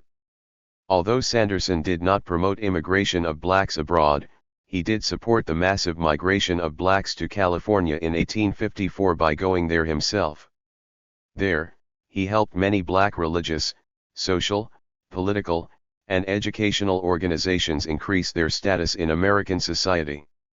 Sanderson was elected to the African Methodist Episcopal Church positions of Secretary of the California Conference and State Delegate to the church's National Conference, but died in a train accident on August 19, 1875, before he was able to serve. 1843. The National Convention of Black Men is held in Buffalo, New York.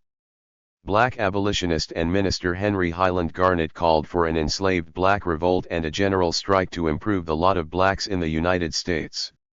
Many of the delegates, including Frederick Douglass, denounced the speech. Garnet had served as pastor to whites and blacks in Troy, New York. 1843. The weekly Columbus, Ohio newspaper, Palladium of Liberty, is founded by black abolitionist and businessman David Jenkins. Abolitionist and businessman David Jenkins founded the Palladium of Liberty, a weekly Columbus, Ohio newspaper that advocated the abolition of slavery. Although the paper ran for little more than a year, it influenced future black-operated newspapers in the Midwest. 1844. The birth of Henry Vinton Plummer, minister and activist. Henry Vinton Plummer was born as an enslaved African in Prince George's County, Maryland. At 18, Plummer escaped from slavery after having been sold at least twice. In 1864, he enlisted in the Navy and taught himself to read during his year and a half of service. In 1867, Plummer married Julia Lomax. Together they had 6 sons and 2 daughters. Plummer began ministering in Maryland congregations while preparing to attend Wayland Seminary in Washington, D.C., from which he graduated in 1879. Upon the recommendation of Frederick Douglass, President Chester A. Arthur appointed Plummer chaplain of the 9th Cavalry in 1884. Championing temperance, Plummer formed the Loyal Temperance Legion for the children of the black troops at Fort Robinson, Nebraska. Although he was popular among the soldiers, his influence may have been viewed as a threat to the white-run army. In the months following Plummer's proposed plan for the colonization of Central Africa by black American volunteer soldiers, he was accused and convicted of drunkenness. Upon his dismissal, Plummer moved to Kansas where his attempts to return to the service were unsuccessful. He spent the remainder of his life serving his churches. Plummer died in Wichita, Kansas, on February 8, 1905. 1844. The Coxstock Affair is argued to be the justification that white settlers used to install Oregon's exclusion laws against black Americans in the 1840s. The Coxstock Affair is argued to be the justification that white settlers used to install Oregon's exclusion laws against black Americans in the 1840s. As the details of the affair have been widely debated, there are different ways of interpreting the events, causes, and outcomes. That being said, the affair is significant in understanding how whites, natives, and blacks interacted in United States territories. Essentially, the affair was between James D. Sauls, a black Oregon settler, and Coxstock, a Native American of the Wasco tribe with ties to the Malala tribe. Another settler, Winslow Anderson, had promised Coxstock a horse in exchange for the labor Coxstock had performed on Anderson's land. However, Anderson then sold that horse to Sauls, in turn instigating a conflict between Sauls and Coxstock. Coxstock stole the horse, as he believed it was his rightful property, and Sauls appealed to Elijah White, an Indian subagent for the Oregon Territory. As White became involved, the conflict escalated. White put a bounty upon Coxstock's head, believing that Coxstock should be put on trial in an attempt to soothe the fears of the non-native settlers. The affair reached the climax on March 4, 1844, as Coxstock and his allies traveled to Oregon City and then faced off against the settlers. In the heat of the battle, settlers George Liberton and Sterling Rogers, as well as Coxstock, died. It is important to note that there have been many contradicting accounts of the conflict. For example, some accounts blamed Coxstock as supposedly looking for a fight, while others cast Elijah White as foolish. Regardless of the individuals responsible for the violence, the results were impactful and long-standing. White settlers became fearful and angry that the interactions between black and native peoples led to violence which left them threatened. The Coxstock affair was the first instance of physical conflict between the American settlers and native peoples in that region. In the aftermath of the incident in June 1844, the Provisional Government of Oregon Territory enacted the first of a series of black exclusion laws. Ostensibly these laws were justified to prevent the establishment of slavery, but they required all black Americans, slave and free, to leave the territory under threat of violent whippings or arrests. Although the law was supposedly defended by Peter H. Burnett, a member of the legislature who introduced the measure as a benefit for black people, it in fact perpetuated anti-black feelings and eventually segregated the region through inequality. 1844. Boston blacks urged school integration but were denied. Schools in Massachusetts remained segregated until 1855. At a mass meeting in Boston, Black Americans adopted a resolution declaring that the city's segregated public schools violated the state constitution. They urged the city's school committee to abolish separate schools and to extend to Black American citizens the right to send their children to the schools established in the respective district in which they resided. Their request was denied and the schools in Massachusetts remained segregated until 1855. 1845. The first anthology of Black American verse is published. The 215-page Los Annales was published as the first anthology of Black American verse. 14 of the poems were written by Camille Thierry, a New Orleans Creole who lived most of his life in France trying to escape racism. Thierry was asked to contribute to the compilation after he had published his first poem, Lady Days, which appeared in L'Album littéraire, a collection of writings intended to promote racial equality. 1846. Black American inventor Norbert Relier patented a sugar refining machine. Norbert Relier obtained his first patent for the revolutionary multiple-effect vacuum evaporation process, which made the refined sugar whiter and grainier. The technique became the basic manufacturing process in the sugar industry. Relier, born in New Orleans in 1806, was the son of a white engineer and a free mixed-race woman. His father invented the steam-operated cotton baling press. 1847. Dred Scott files a lawsuit in what would become the infamous Dred Scott v. Sandford case. Scott, an enslaved black man, declares that his temporary residence in a free territory makes him a free man. Dred Scott, an enslaved black man, filed suit in the St. Louis Circuit Court claiming that his temporary residence in a free territory should have made him a free man. Scott was a semi-literate man who traveled throughout the country, specifically into the free portions of the Louisiana Territory, where slavery had been excluded by the Missouri Compromise of 1820, and into free Illinois, which formed the basis for the case. 1847. Frederick Douglass begins publication of the anti-slavery newspaper, North Star. Black American abolitionist Frederick Douglass began publication of his own newspaper, the North Star. Douglass, who was formerly enslaved, became the era's most well-known black anti-slavery speaker and writer. Born in Tuckahoe, Maryland, in 1817, Douglass was separated in infancy from his mother and had harsh enslavers as a child. While still very young, Douglass became a house servant in Baltimore, where white playmates taught him to read. His first attempt at escape was thwarted, but in 1838, while working as a ship caulker, he managed a successful break from slavery. Further education by anti-slavery groups in the North made Douglass a very lucid speaker and writer. The publication of the North Star was one of the factors that led to Douglass's break with William Lloyd Garrison, the noted white abolitionist and publisher of The Liberator. Garrison saw no need for two major rival anti-slavery publications, but Douglass and other blacks had become convinced that they must play a more leading role in the abolitionist movement, and that included the printing of a newspaper.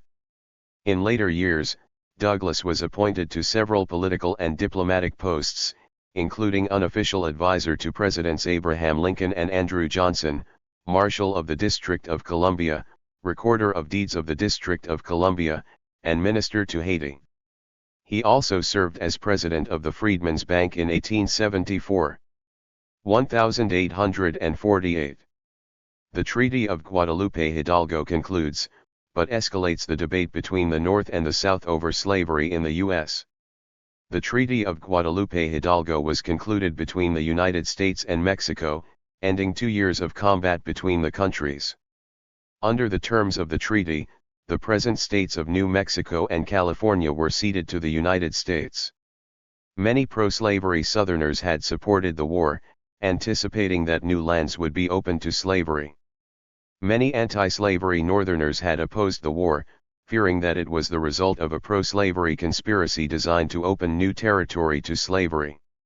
Shortly after the war began in 1846, Democratic Representative David Wilmot of Pennsylvania introduced an amendment to a pending bill in Congress to become known as the Wilmot Proviso, which sought to prohibit slavery in any territory acquired as a result of the Mexican War.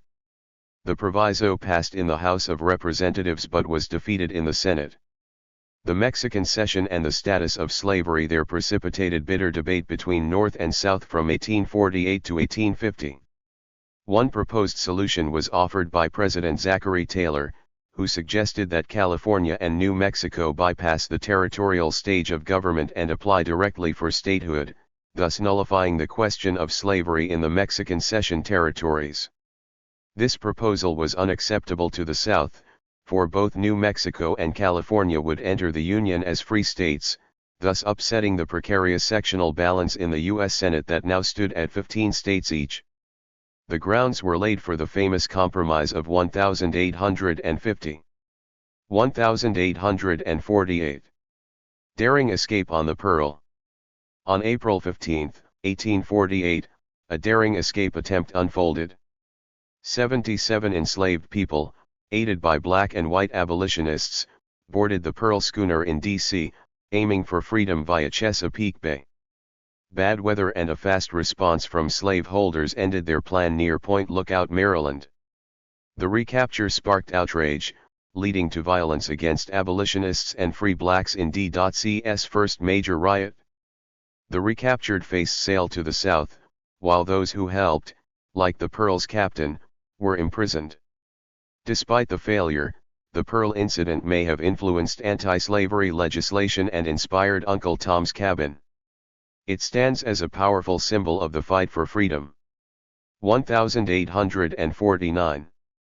The autobiography of James William Charles Pennington is published in London.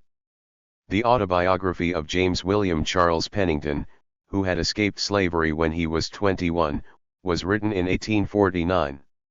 Upon escape, he devoted himself to Christianity and abolition, using his story to gain support and expose the horrors of slavery.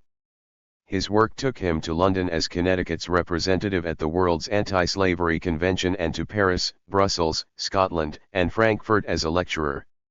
Though Pennington did not support emigration by black Americans to Africa, he did support the evangelization of Africa's indigenous peoples. In 1855, Pennington helped organize the New York Legal Rights Association, which worked to bring equality to the city's transportation system. 1849. Elder Peter Lowry becomes Tennessee's first black American pastor. Elder Peter Lowry became pastor of a black church in Nashville, Tennessee, making him probably the first black American pastor of a church in Tennessee. Lowry, who was born enslaved, had managed to purchase his freedom and that of other members of his family, including his mother, brothers, and sisters, over a period of more than 40 years. In his endeavor, he was substantially aided by his wife, Ruth, a free woman of color. 1849. Mary Ellen Pleasant, businesswoman and abolitionist, moves to California and prospers. She becomes one of the first self-made wealthy black women in the U.S. Mary Ellen Pleasant, also referred to as Mammy Pleasant, moved to San Francisco from Boston where she had met William Lloyd Garrison. In California, Pleasant opened a restaurant and boarding house, managed estates, and made loans. She is believed to have rescued enslaved blacks who were being held illegally and to have worked to secure blacks' rights to testify in court and ride streetcars. Pleasant was also said to have given money to John Brown to help his attack on Harper's Ferry. But Pleasant, believed to be of black and Indian blood, holds a more prominent name as the planner and operator of the House of Mystery, a brothel. She also admitted to helping one of her women forge a marriage contract in order to gain wealth through divorce. She was arguably the first self-made millionaire of black American heritage, preceding Madam C.J. Walker by decades. 1849. The separate but equal doctrine is established when Benjamin Roberts, a black parent, sues the city of Boston for denying his daughter admission to a white public school. Benjamin Roberts, a black parent in Boston, sued the city for denying his daughter admission to a white public school. The Massachusetts Supreme Court rejected the suit, Roberts v. the City of Boston, establishing the separate but equal doctrine instead. Charles Sumner unsuccessfully represented the plaintiff's side. 1849. Musical prodigy Thomas Green Bethune is born. By the time Thomas Green Bethune was 4, the blind child, who was born into slavery, was being exhibited as the musical marvel of the Bethune plantation in Georgia. The exhibition of Tom, however, soon turned into exploitation as his enslavers made several fortunes on his talent, including an estimated $100,000 from an 1866 European tour showcasing his talents as a pianist and composer. Colonel James Bethune even used Tom's talent to benefit the Confederacy throughout the Civil War. When Tom was 15, Colonel Bethune gained guardianship of the boy, supposedly with his parents' consent. In 1865, with the end of the war, an attempt was made to liberate Tom from the guardianship that was akin to slavery. That, however, failed and Tom's guardianship was eventually passed on to the colonel's son, and later, the son's widow and her second husband, who profited off the last 15 years of Tom's life. Tom reportedly died penniless on June 13, 1908, in Hoboken, New Jersey.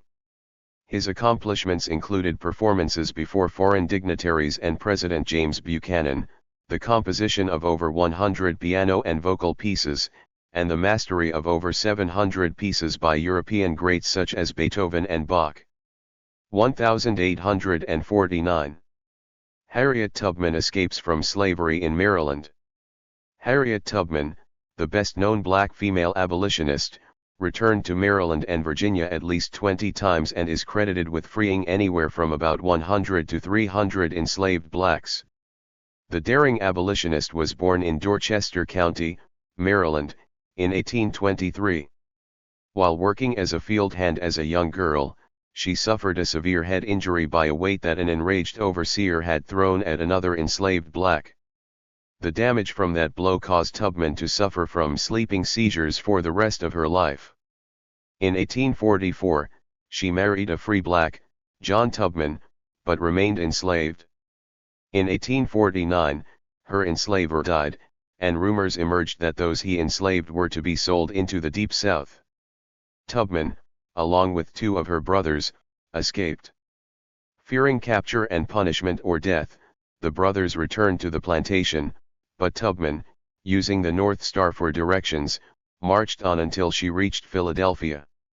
In 1850, Tubman returned to Maryland for a sister and a brother, and in the following year she led a party of 11 blacks from the South into Canada, leaving behind her husband, who had married another woman. In 1857, Tubman made one of her last trips into Maryland, rescuing her parents and 3 additional brothers and sisters. The family then settled in Auburn, New York. The family home, purchased from anti-slavery Senator William H. Seward, was later turned into a home for elderly and indigent Black Americans. After serving in the Civil War as a nurse and a spy, Tubman devoted all of her energy and earnings to this home during the twilight of her life. Tubman, often called the Moses of her people, died in Auburn in 1913. 1850. Congress enacts the Compromise of 1850 partially to address the issues of slavery.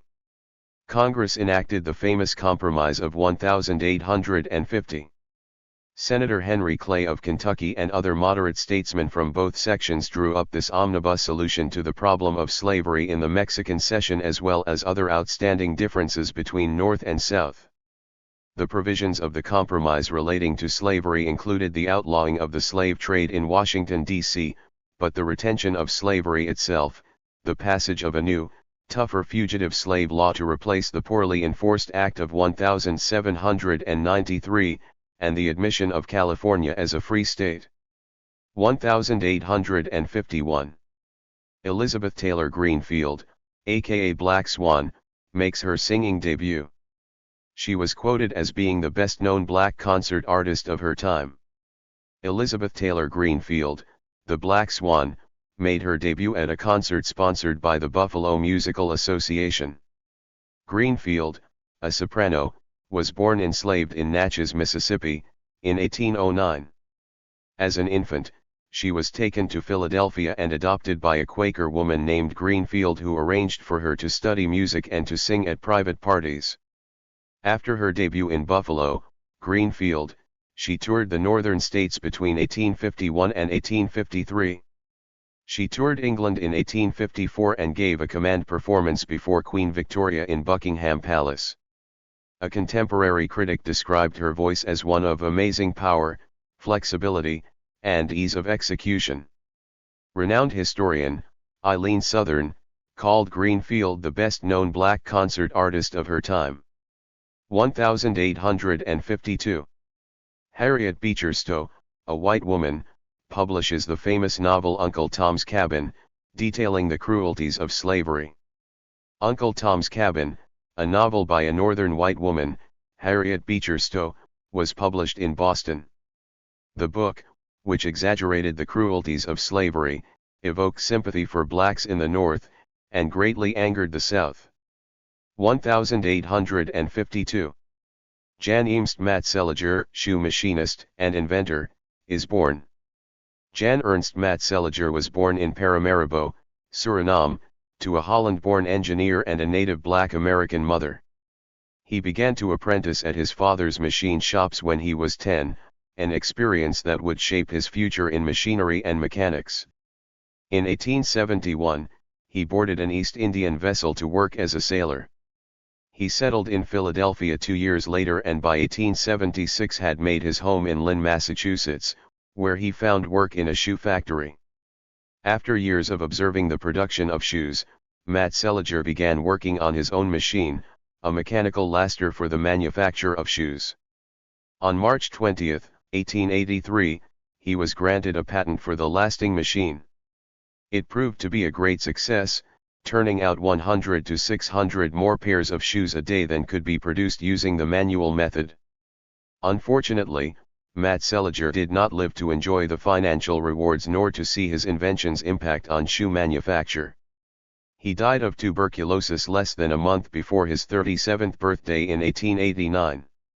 1853. William Wells Brown becomes the first black American author to publish a novel.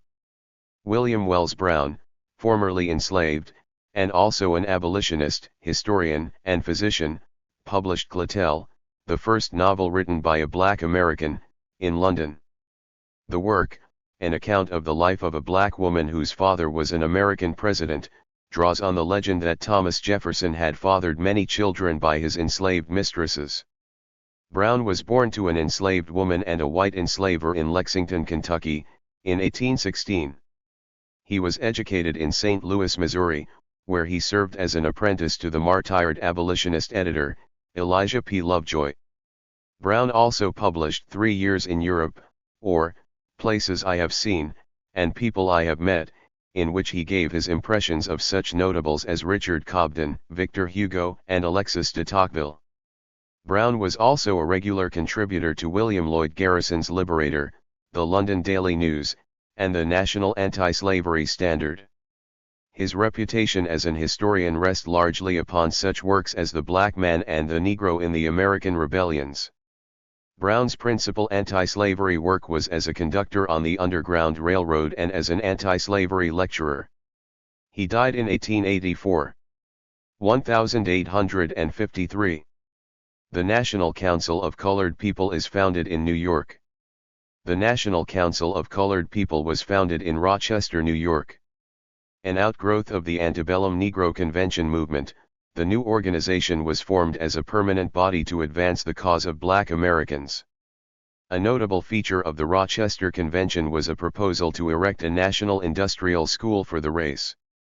The institution was to be financed by the issuance of $50,000 worth of stock in shares of $10 each, through the sale of scholarships at judicious rates, and by the raising of a $100,000 endowment.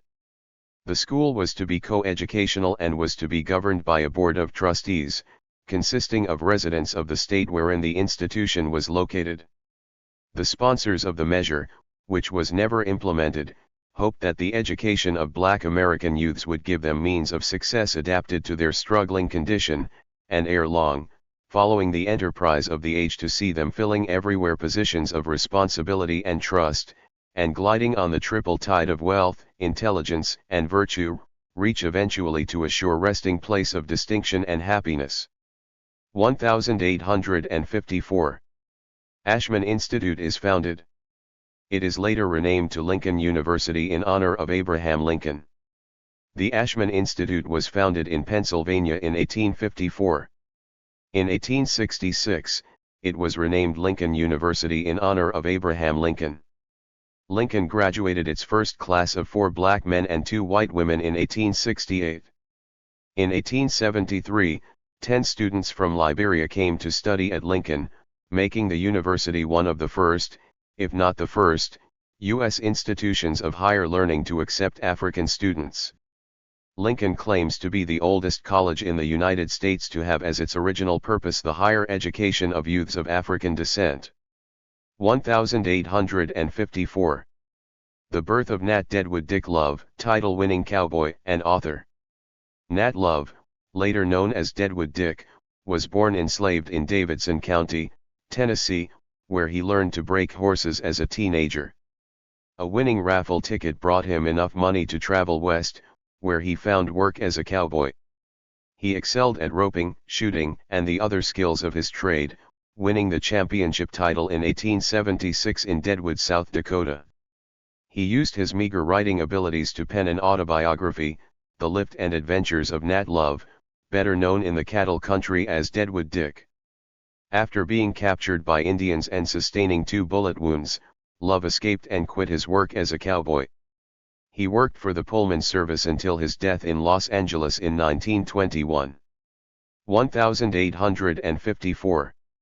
The Missouri Compromise is repealed by the Kansas-Nebraska Act, which further escalates issues between the North and South. The Kansas-Nebraska Act was approved by Congress and President Franklin Pierce.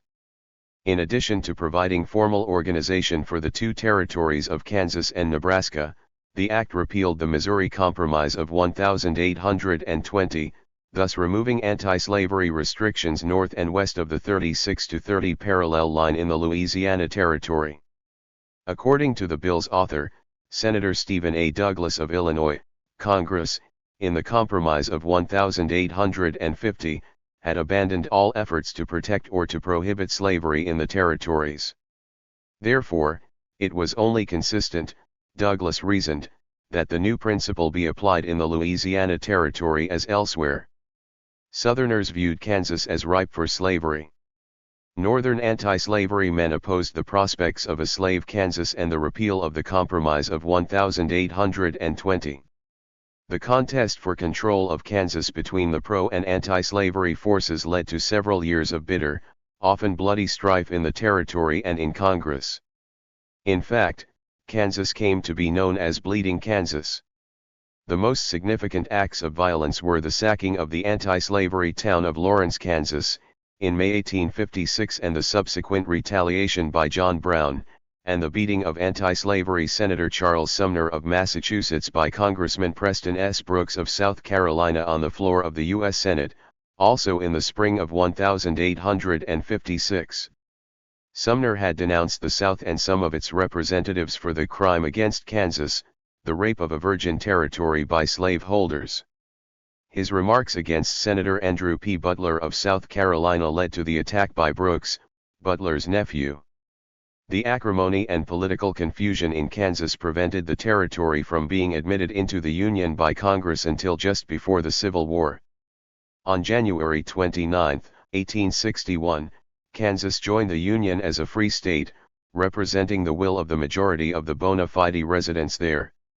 1854.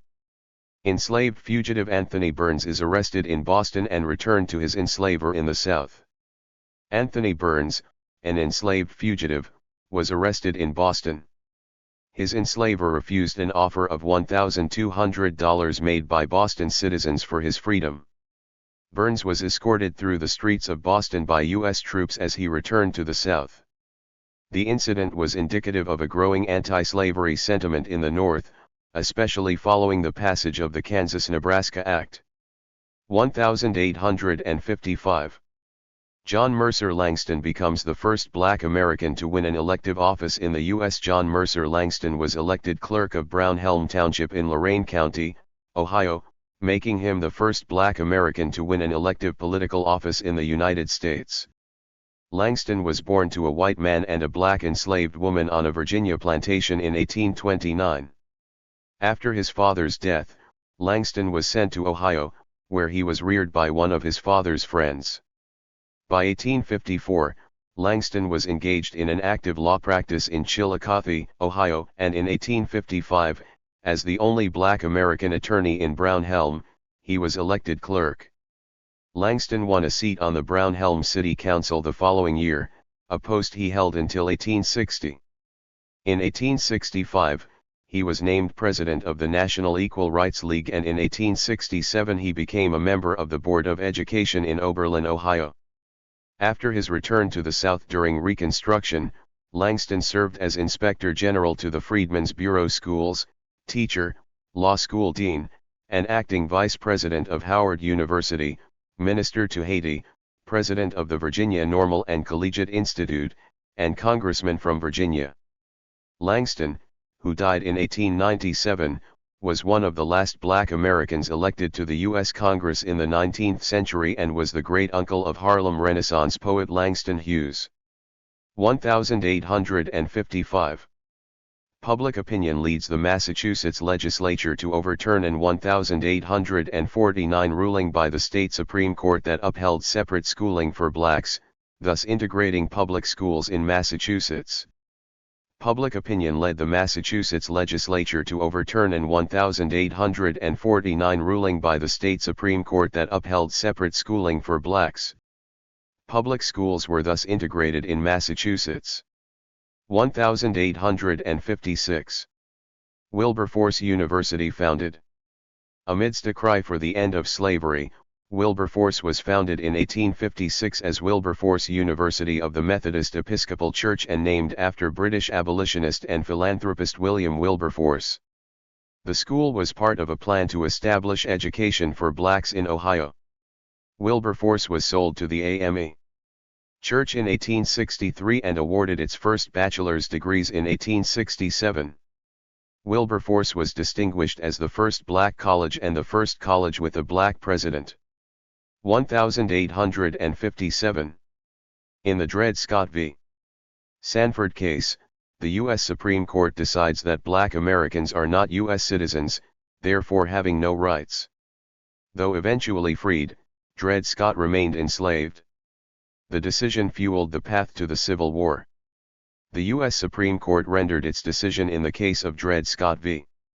Sanford, declaring that black Americans were not citizens of the United States and denying the Congress the power to prohibit slavery in any federal territory. Scott was eventually freed by new enslavers.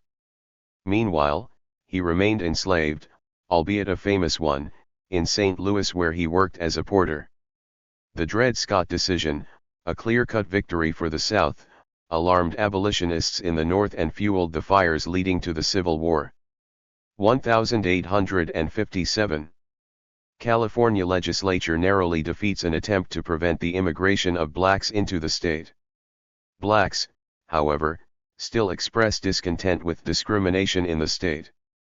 The California legislature defeated by a narrow margin of 32-30 an attempt to prevent the immigration of blacks into the state. The opposition to the measure was led by Representative of the General Assembly Hall. Despite the defeat, California blacks continued to protest instances of racial discrimination against them. An excerpt from a protest of two black businessmen in 1857 follows. During a residence of 7 years in California, we, with hundreds of other colored men, have cheerfully paid city, state, and county taxes on real estate and merchandise, as well as licenses to carry on business, and every other species of tax that has been levied from time to time for the support of the government, save only the poll tax that we have persistently refused. On the day before yesterday, the tax collector called on us, and seized and lugged off $20 or $30 worth of goods, in payment, as he said. Now, while we cannot understand how a white man can refuse to pay each and every tax for the support of government, under which he enjoys every privilege from the right to rob a black up to that of being governor of the state, we can perceive and feel the flagrant injustices of compelling colored men to pay a special tax for the enjoyment of a special privilege, and then break their heads if they attempt to exercise it. We believe that every voter should pay poll tax, or every male resident who has the privilege of becoming a voter, but regard it as low and despicable, the very quintessence of meanness, to compel colored men to pay it, situated as they are politically. However, if there is no redress, the great state of California may come around annually, and rob us of $20 or $30 worth of goods, as we will never willingly pay $3 as poll tax as long as we remain disfranchised, oath denied, outlawed colored Americans. 1858. The birth of Judson Lyons. He is one of only 5 black Americans whose signatures have appeared on U.S. currency. The black American man whose name would come to be printed on U.S. paper currency, Judson W. Lyons, was born in Georgia. He began his political career at the age of 20 when he became an elected delegate to a congressional convention. 2 years later he served in Georgia's Internal Revenue Service and at the Republican National Convention as a delegate. The Augusta Bar Association admitted Lyons after he graduated from Howard University in 1884. American currency came to bear his name when he was appointed the Register of the Treasury in 1898. To this day, he has the distinction of being one of only 5 black Americans whose signatures have appeared on U.S. currency. 1858. Archie Lee wins a California fugitive slave case, prompting a mass exodus of blacks from California to British Columbia. Archie Lee is remembered as the victor in California's most important fugitive slave case. He was born enslaved in Carroll County, Mississippi, where he remained until he was 18, when he was taken to Sacramento, California. Fearing that Lee would try to escape, his enslaver made plans to return Lee to Mississippi. When Lee learned this, he fled, but soon was apprehended and jailed. Leaders of the Sacramento Black American community became interested in his cause. After a series of contradictory court decisions, Lee was finally granted freedom and moved to Victoria, British Columbia. The court decision prompted a mass exodus of blacks from California to Victoria to escape further persecution. 1859. The U.S. Supreme Court overrules an act by Wisconsin declaring the Fugitive Slave Act of 1850 unconstitutional. The U.S. Supreme Court, in Abelman v. Booth, overruled an act by a Wisconsin state court that declared the Fugitive Slave Act of 1850 unconstitutional. The Fugitive Slave Act and its methods of enforcement were increasingly opposed by Northern residents. Many Northern cities and states passed personal liberty laws, denying the use of Northern jails for the housing of fugitive slaves and prohibiting local law enforcement officers from assisting in their capture, in an attempt to offset the Fugitive Slave Act. The Wisconsin case arose when a journalist was arrested for rousing a mob to free a captured runaway. The state court ordered the runaway released on a writ of habeas corpus and declared the federal statute unconstitutional. 1859. The Clotilda, the last slave ship to land on American soil, lands in Mobile Bay, Alabama. The Clotilda, the last slave ship to stop at an American port, landed at Mobile Bay, Alabama. It carried 110 kidnapped African men, women, and children, and was burned on arrival to hide evidence of the crime, which allowed the wealthy perpetrators to escape prosecution. 1859. White abolitionist John Brown leads the raid at Harper's Ferry as a prelude to a larger uprising, but the plan is foiled.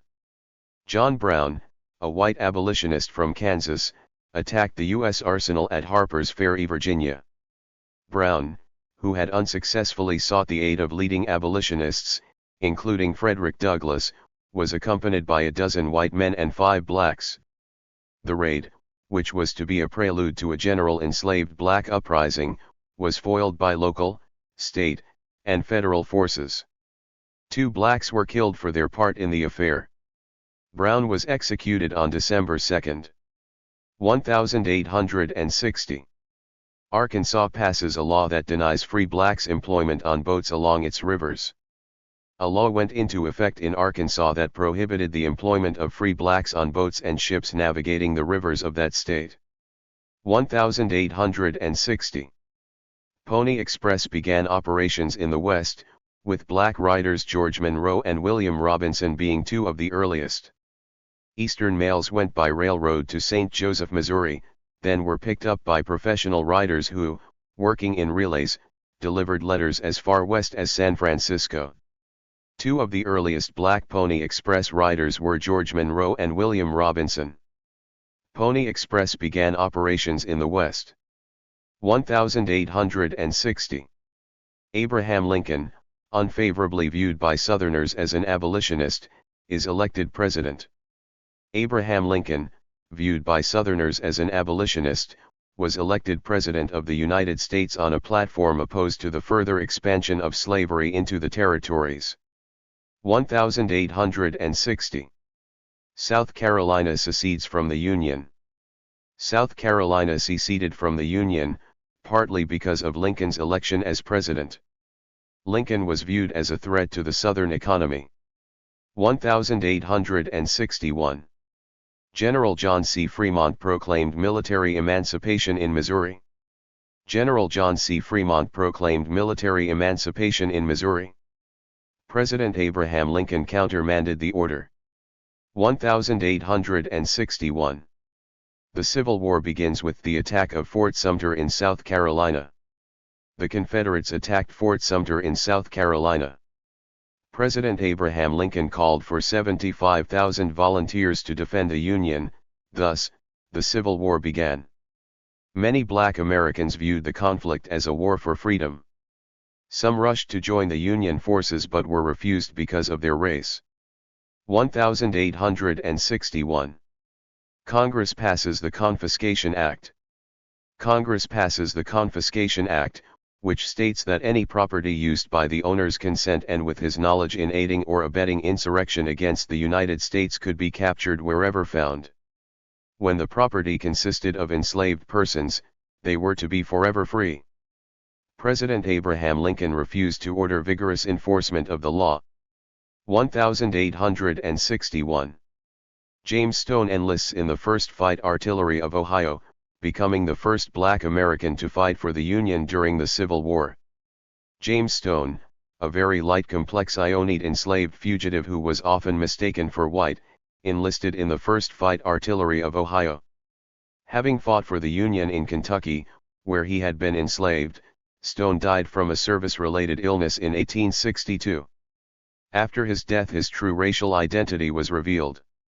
Thus, Stone was actually the first black American to fight for the Union during the Civil War, almost one full year before black Americans were authorized to join Union forces. 1861. The Navy authorizes enlistment of black Americans. The Secretary of the Navy authorized the enlistment of black Americans in this branch of the armed forces. 1862. Lemoyne-Owen College opened, originally as an elementary school for blacks called the Lincoln School for Negroes.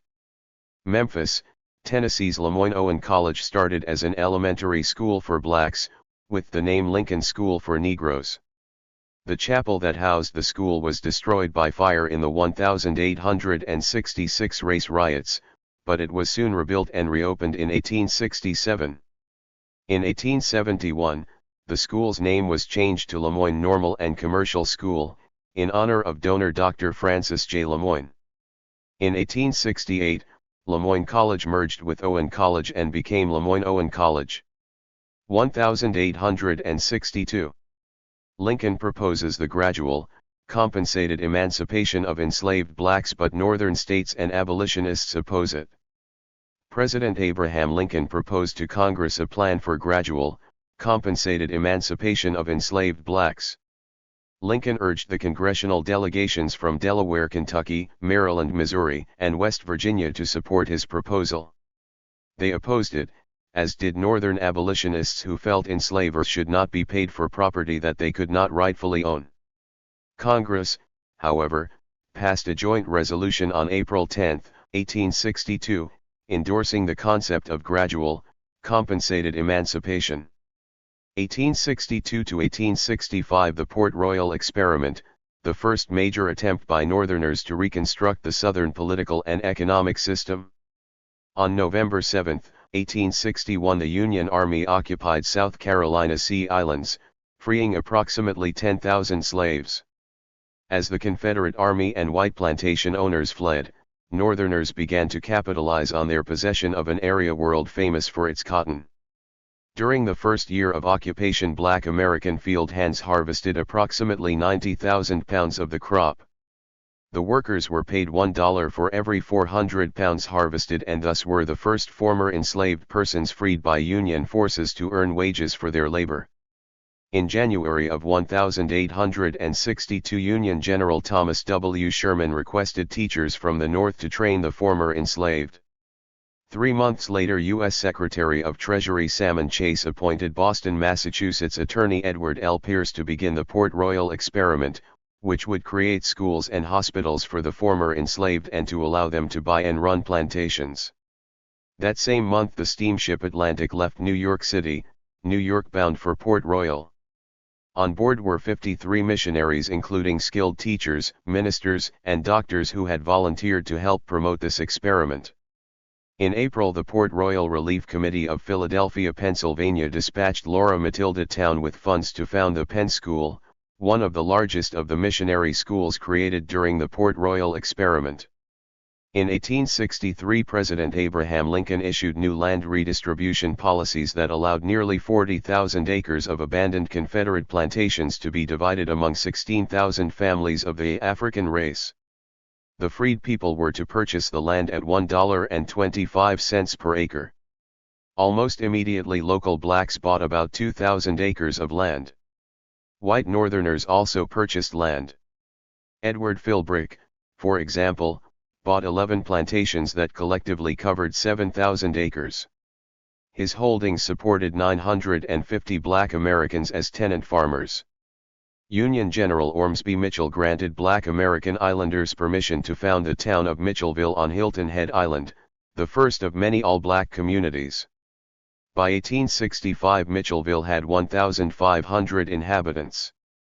As the Union moved closer to victory, however, enthusiasm for the Port Royal experiment began to wane. Many Northern whites, initially concerned about compensating Black Americans for the injustices they had endured during enslavement, now saw voting rights rather than land ownership as the key component to Black progress. More conservative Northerners were increasingly uneasy about the precedent set by large-scale land confiscation. It was the death of President Abraham Lincoln in April 1865, however, that ended momentum for the experiment. The new president, Andrew Johnson, was determined to restore all lands back to their previous white owners. In the summer of 1865 he ordered Brigadier General Rufus Saxton to begin that process.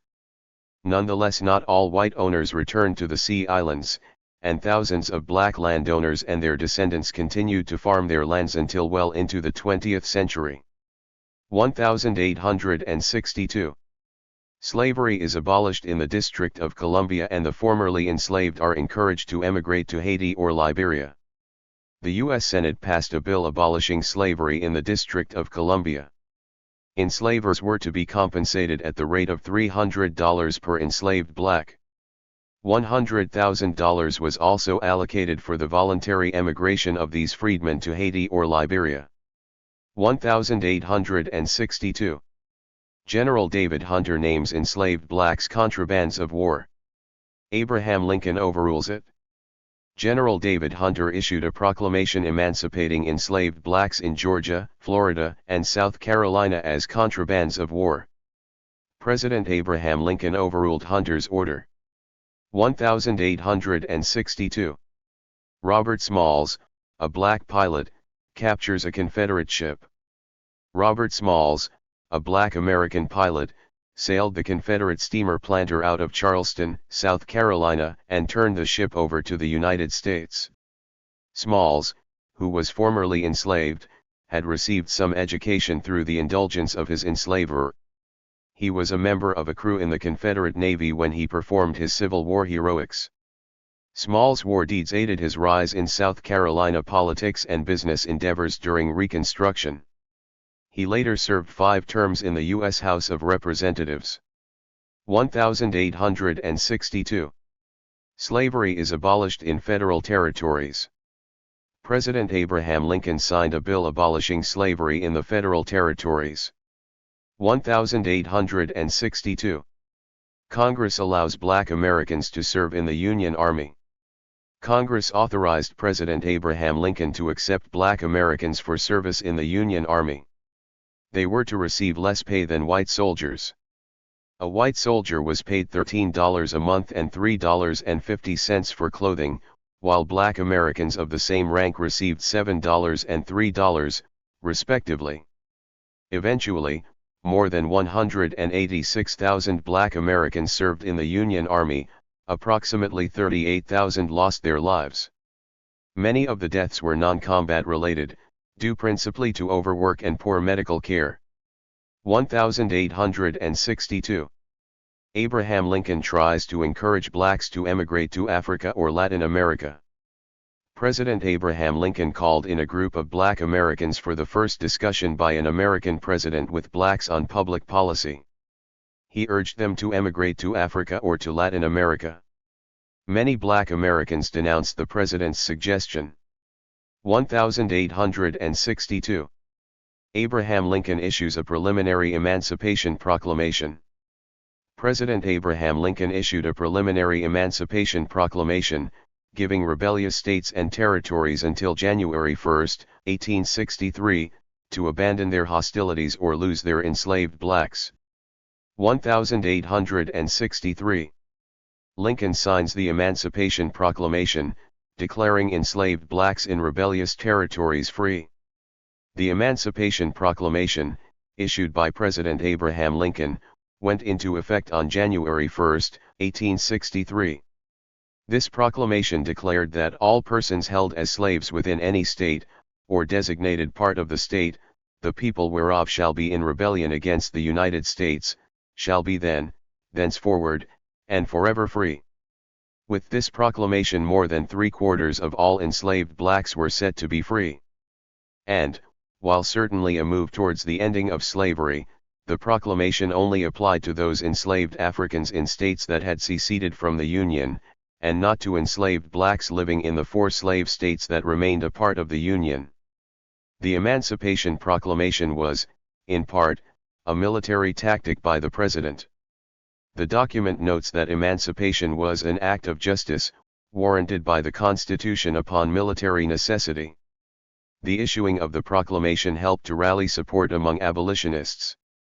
Enslaved blacks set to be free by the proclamation could join the Union Army.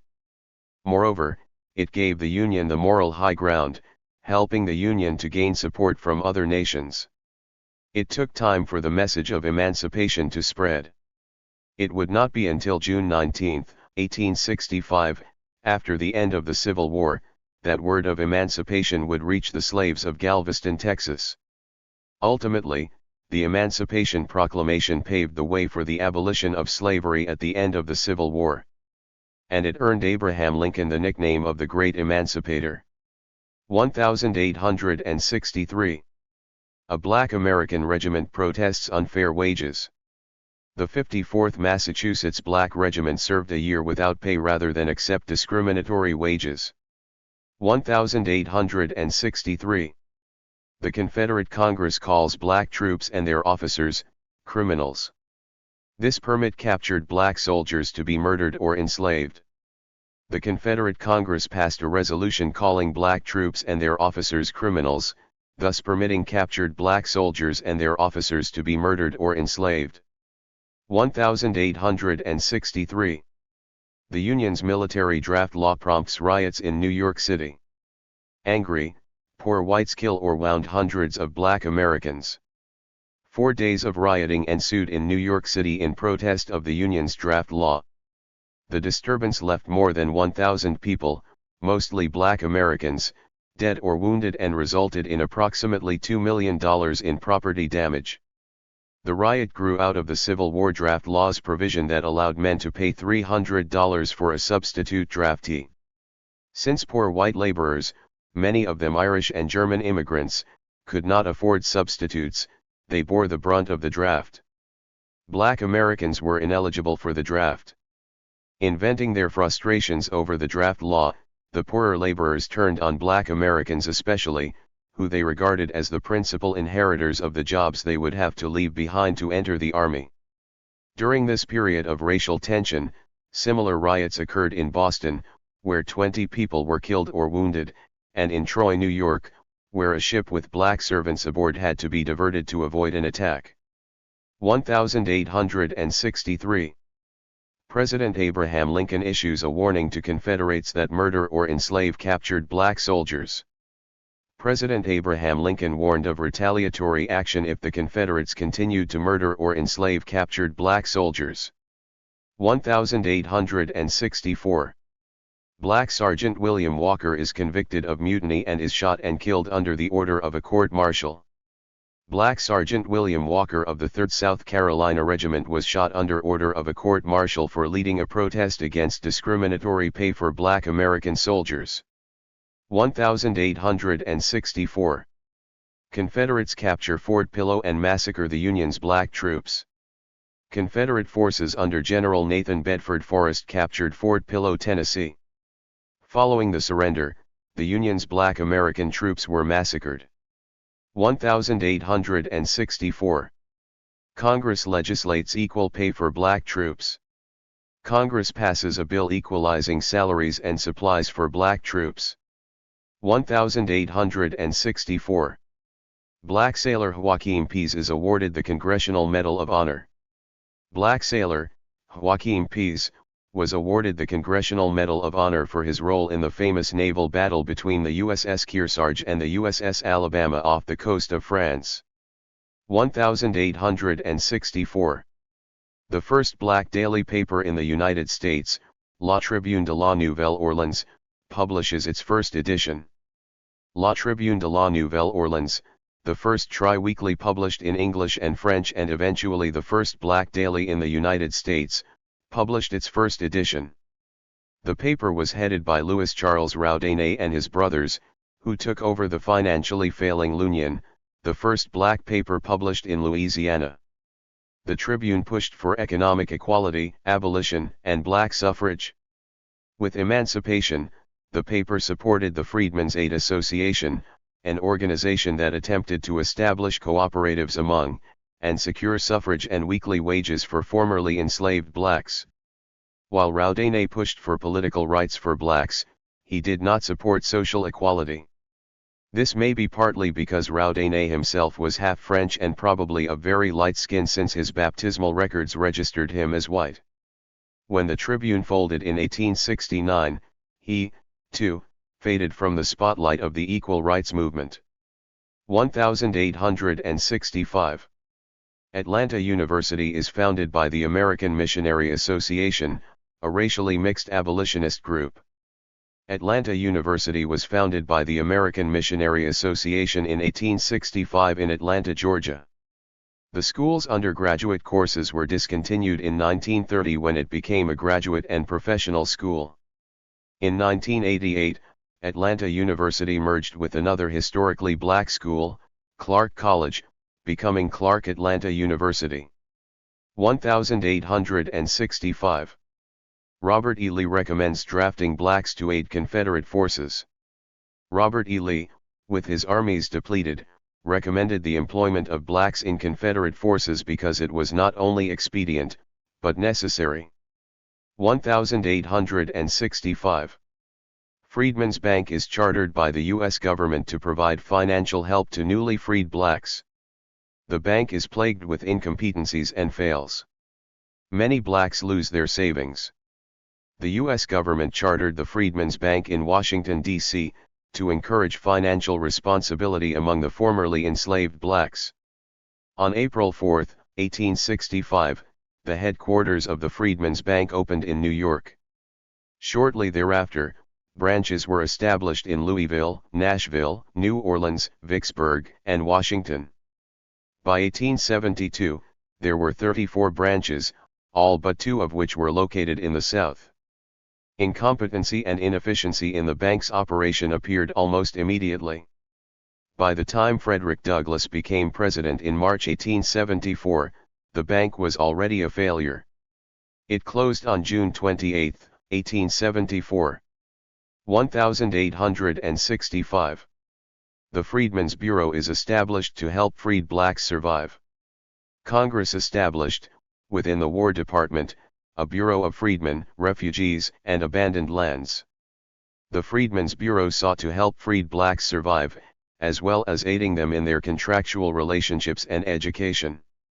In its 5 years of existence, the Bureau issued more than 20 million rations, established approximately 50 hospitals, resettled more than 30,000 people, set up 4,330 schools, enrolling 247,000 students, and aided in the establishment of such black colleges as Atlanta University, Fisk University, Hampton Institute, and Howard University. 1865. Confederate President Jefferson Davis authorizes the use of black soldiers. Many Southerners opposed it. The war ended before any blacks faced combat. Confederate President Jefferson Davis signed a bill authorizing the employment of blacks as soldiers in the Confederate Army. The law culminated a long period of dispute in the South over the use of blacks as soldiers. While Southerners willingly used blacks for fatigue duties and personal service, the idea of black combat soldiers was generally repugnant to them. It seemed to invite slave violence and make a mockery of the concept of black inferiority.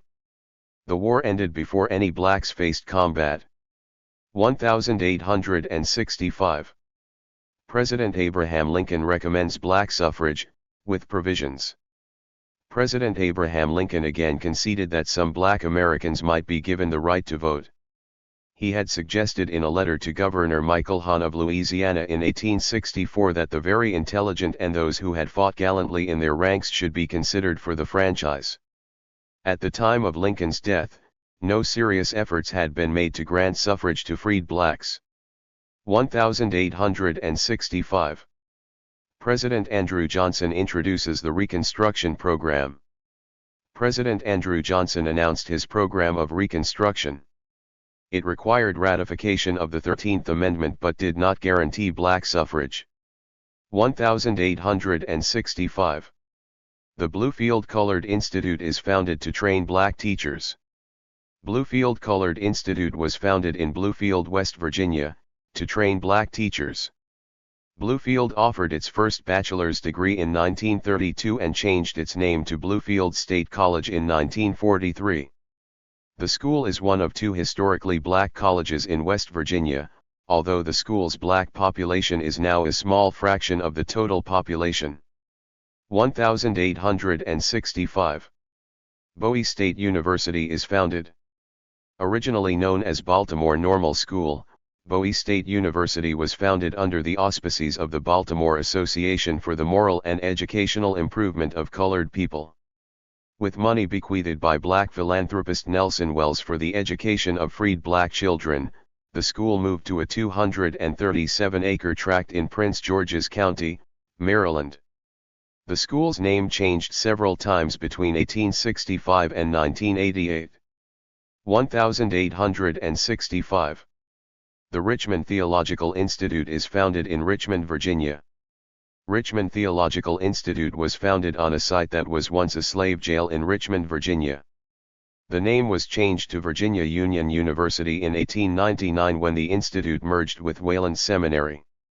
The school later merged with Hartshorn Memorial College of Richmond and Storer College of Harpers Ferry, West Virginia. The university's mission was to free the mind of the newly emancipated through education in a humanistic environment. 1865. The Black Codes are introduced to severely restrict the movement of newly freed blacks. All white legislatures, under the Johnson Reconstruction Program, began enacting black codes that restricted the rights and freedom of movement of blacks. These codes were patterned after the antebellum slave codes. Newer aspects of the laws imposed heavy penalties for vagrancy, seditious speeches, insulting gestures, and curfew violations. 1865. The Black Laws of Illinois get repealed. These laws, like similar ones in other northern states, restricted the freedom of movement and limited the civil and political rights of free blacks. John Jones, one of the wealthiest blacks in America, led the fight for the Illinois repeal. 1865. Philanthropist Charles Avery opens the Avery Institute to help educate newly freed blacks. Philanthropist Charles Avery founded the Avery Institute in Charleston, South Carolina. The first class numbered about 1,000 students, 4/5 of whom were freed enslaved blacks who had not received any prior education. The American Missionary Association of New York eventually took over the school's finances. 1865. The 13th Amendment is adopted. The 13th Amendment, which prohibited slavery or involuntary servitude, except as punishment for a crime, was adopted. 1866. Rust College is founded in Mississippi. The Freedmen's Aid Society of the Methodist Episcopal Church founded what is now Rust College as Shaw School. It is the oldest historically black college in Mississippi. The school, located in Holly Springs, originally provided elementary education. Later, high school and college courses were added. The elementary and secondary programs were discontinued in 1930 and 1953, respectively. Rust's first president, Reverend A.C. McDonald, gave the school its motto, "By their fruits ye shall know them." 1866. Fisk University, famous for its Jubilee Singers, opened in Nashville, Tennessee as Fisk College. Fisk University, which became famous for its fundraising Jubilee Singers, was founded in Nashville, Tennessee, as Fisk College. Fisk offered its first bachelor's degree in 1875 and in 1967 became the first black institution to be awarded university status. In 1976, Fisk's Jubilee Hall, the first permanent building of higher education for Southern blacks, was designated a national landmark. 1866. Alabama State University is founded as a private school for blacks in Marion, Alabama. They later moved to Montgomery as a result of racial tensions in Marion. Alabama State University was founded under the name Lincoln Normal School as a private school for blacks in Marion, Alabama. William Burns Patterson became president of the school in 1878, and through his efforts it became the first state-supported institution for the training of black teachers in the United States. Patterson headed the school for 37 years, keeping it open despite great difficulties. The school moved to its present location in Montgomery in 1887 as a result of racial tensions in Marion. Alabama State University's name changed several times over the years. The school adopted its current name in 1969 when it earned university status. 1866. Edward Waters College is founded in Jacksonville, Florida. Edward Waters College was founded in Jacksonville, Florida, as Brown Theological Institution. The school's mission was to train black clergy for the African Methodist Episcopal Church. Edward Waters College succeeded despite many hardships, including a fire in 1904. The college is Florida's oldest independent institution of higher learning and its first institution established for the education of blacks. 1866. Edward G. Walker and Charles L. Mitchell become the first blacks elected to legislature. The first blacks to sit in an American legislative assembly, Edward G. Walker and Charles L. Mitchell, were elected to the Massachusetts House of Representatives. 1866. Black soldiers donate money to open a school for the newly freed blacks of Missouri. After the Civil War, the soldiers and officers of the 62nd U.S. Colored Infantry donated $5,000 to create a school to educate the freed blacks of Missouri. The 69th Colored Infantry contributed another $1,325. Now known as Lincoln University, the Lincoln Institute opened in Jefferson City, Missouri, in 1866. 1866. Congress overrides the veto of President Andrew Johnson and passes the Civil Rights Bill. It grants blacks the rights of American citizenship. The Civil Rights Bill of 1866, granting black Americans the rights and privileges of American citizenship, was passed by Congress. The law formed the basis for the 14th Amendment to the U.S. Constitution and was passed over the veto of President Andrew Johnson. 1866.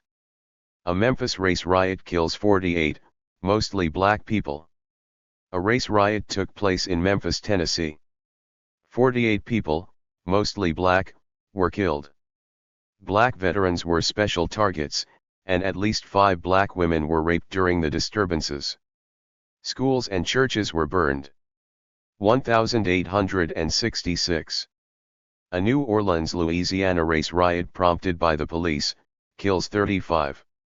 A race riot occurred in New Orleans, Louisiana.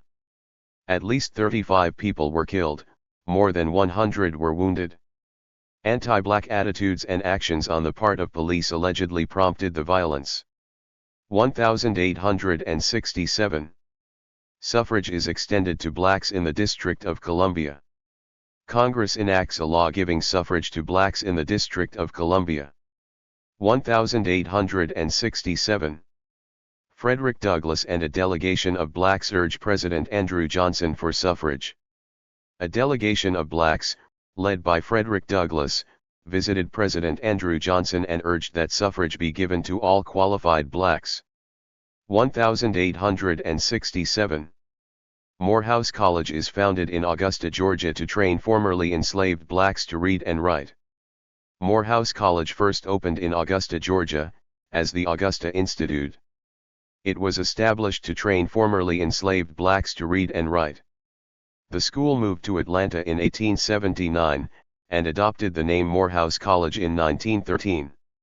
Its mission was to train men with disciplined minds who will lead lives of leadership, service, and self-realization. 1867. The National Association of Baseball excludes blacks from playing professional baseball.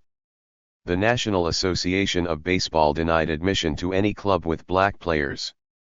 In a statement, the association said, "It is not presumed by your committee that any clubs who have applied are composed of persons of color, or any portion of them, and the recommendations of your committee in this report are based upon this view, and they unanimously report against the admission of any club which may be composed of one or more colored persons. If colored clubs were admitted, there would be in all probability some division of feeling, whereas by excluding them, no injury could result to anybody." 1867. Atlanta University, the first all-black American graduate school, receives its charter. Atlanta University, the first all-black American graduate school, received its charter. The university began as an undergraduate institution but switched to post-baccalaureate studies in 1929. 1867. Congress begins passing Reconstruction Acts that lay the foundation for black political participation in the South. Congress began passing a series of Reconstruction Acts that laid the foundation for black political participation in the South. The former Confederate states were required to ratify the 14th Amendment, which guaranteed civil rights to blacks, before being readmitted to the Union. 1867. Fayetteville State University opens as the Howard School with the help of 7 black men. The school that would become Fayetteville State University began in 1867, when 7 black men contributed $136 to buy land for a school for black children. Originally called the Howard School, Fayetteville took its present name in 1969. 1867. Johnson C. Smith University opens as Biddle Memorial Institute, a school of higher learning for black men. Biddle Memorial Institute opened as a school of higher learning for black men in 1867, and in 1872 the school awarded its first bachelor's degrees. Known since 1923 as Johnson C. Smith University, the school is affiliated with the Presbyterian Church. 1867. Morgan State University opens in Baltimore, Maryland to prepare black men for ministry. Founded as Centenary Biblical Institute, Morgan State University opened in 1867 in Baltimore, Maryland, for the purpose of preparing black men for the ministry. 1867. St. Augustine's College is founded in Raleigh, North Carolina. Together, the Protestant Episcopal Church and the Episcopal Diocese of North Carolina founded St. Augustine's College in Raleigh, North Carolina. This historically black college is a member school of the United Negro College Fund. 1867. Scotia Seminary is founded in North Carolina to train black women as social workers and teachers. Established by the Presbyterian Church, Scotia Seminary trained black women as social workers and teachers. Mary McLeod Bethune graduated from the school in 1894 and went on to found Bethune-Cookman College. In 1930, Scotia merged with Barber Memorial College. The name Barber Scotia College was adopted in 1932. Barber Scotia allowed men to enroll in 1954. The school is located in Concord, North Carolina. 1867. Talladega College is founded in Alabama. It is the first college open to blacks in Alabama. Talladega College was founded by a group of formerly enslaved blacks in Talladega, Alabama. It was the first college open to blacks in Alabama, and until 1916, it was the only college there to award degrees without regard to race. The first Talladega bachelor's degree was awarded in 1895. The school is affiliated with the United Church of Christ. 3 of the buildings on the school's 50-acre campus have been declared historic landmarks. 1867. The Ku Klux Klan, famously known as the KKK, held their first national convention in Nashville, Tennessee. The first national convention of the Ku Klux Klan, a violent anti-black group, was held in Nashville, Tennessee. 1867. Howard University is established to train black teachers and ministers. The Howard Normal and Theological Institute was established as a training institution for black teachers and ministers in 1867. Named for General Oliver Otis Howard, one of the founding members and commissioners of the Freedmen's Bureau, it became Howard University the same year. Howard awarded its first bachelor's degree in 1872 and became the only truly comprehensive, predominantly black institution of higher education in the world. 1868. John W. Menard is elected to Congress. The House Committee on Elections refuses to seat him. John W. Menard was elected to the U.S. House of Representatives from Louisiana. However, the House Committee on Elections refused to seat him. On February 27, 1869, Menard became the first black American to speak on the House floor as he fought for his right to serve. 1868. Black delegates promote cooperation in creating state constitutions. The new state constitutional conventions met in Charleston, South Carolina. Black delegates were in a decided majority. Louisiana had an equal number of blacks and whites in its convention, while all other southern states had white majorities. The magnanimity of the black delegates at Charleston was reflected in the words of Black Representative Beverly Nash: "I believe, my friends and fellow citizens, we are not prepared for this suffrage. But we can learn. We recognize the Southern white man as the true friend of the black man. In these public affairs we must unite with our white fellow citizens. They tell us that they have been disfranchised, yet we tell the North that we shall never let the halls of Congress be silent until we remove that disability." The state constitutions drawn up by Southern constitutional conventions with black members in 1867 and 1868 sought to abolish property qualifications for voting and holding office, imprisonment for debt, and slavery. 1868. Hampton Institute opens in Virginia. It remains one of America's most prestigious black colleges. The Hampton Normal and Agricultural Institute opened in Hampton, Virginia, in 1868. Later renamed the Hampton Institute, this agricultural industrial college for blacks sought to educate selected formerly enslaved blacks who would then teach and lead other newly freed blacks. Samuel Chapman Armstrong, a former Union officer and an advocate of agricultural industrial training for freed blacks, was a founder and first leader of the institution. Hampton University remains one of the most prestigious black colleges in the United States. 1868. Oscar J. Dunn becomes the Lieutenant Governor of Louisiana.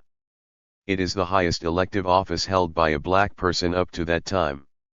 Oscar J. Dunn, a freedman, became Lieutenant Governor of Louisiana, the highest elective office held by a black American up to that time. Dunn was an apprentice to a plasterer and house painter until age 15, when he escaped.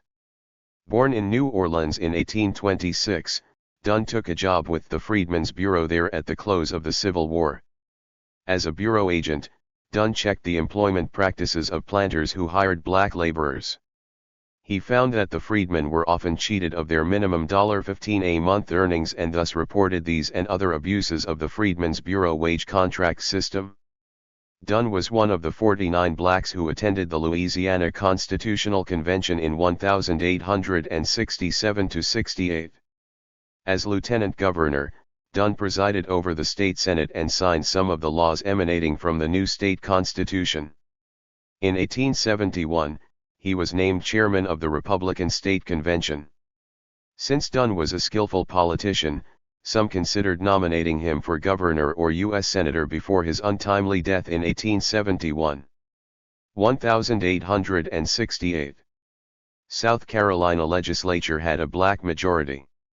The South Carolina legislature met in Columbia, the state's capital. More than half of the lawmakers were black, making South Carolina the only state legislature in American history to have a black majority. Whites, however, controlled the state Senate, and by 1874 there was a white majority in the lower house. At all times there was a white governor. There were two black lieutenant governors, Alonzo J. Rancher in 1870 and Richard H. Gleaves in 1872. Two blacks, Samuel J. Lee and Robert B. Elliott, served as Speaker of the House between 1872 and 1874. One of the most accomplished black South Carolina office holders was Francis L. Cardozo, who served as Secretary of State and Treasurer. 1868. The 14th Amendment is adopted to protect blacks' status as American citizens. The 14th Amendment, which provided black Americans with the protection and privileges of natural citizenship and gave them constitutional guarantees, was adopted. All persons born or naturalized in the United States were defined as American citizens as well as citizens of the states in which they resided. No state could make or enforce laws denying such persons the rights and privileges of citizens or fail to give them the equal protection of the laws. 1868. Racism sparks a series of race riots in Louisiana. A series of race riots developed in Louisiana. Such disturbances occurred in New Orleans on September 22, in Opelousas on September 28, and in St. Bernard Parish on October 26. 1869. Clark College is founded by the Freedmen's Aid Society of the Methodist Episcopal Church. In order to provide formal education to blacks in the South, Atlanta's Clark College was founded by the Freedmen's Aid Society of the Methodist Episcopal Church in 1869 as Clark University. In 1877, Clark was chartered by the state of Georgia. Clark College merged with the historically black Atlanta University in 1988. 1869. Dillard University is founded as Union Normal School by the Methodist Episcopal Church. Union Normal School was founded in 1869 by the Methodist Episcopal Church. By the end of the century, Union was renamed New Orleans University. On June 6, 1930, New Orleans University merged with another historically black school, Straight College, to become Dillard University. 1869.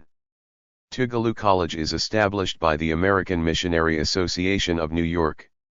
In 1869, the American Missionary Association of New York bought 500 acres of a former plantation in Tougaloo, Mississippi, to train young people irrespective of their religious tenets, and to educate with the most liberal principles for the benefit of the citizens in general.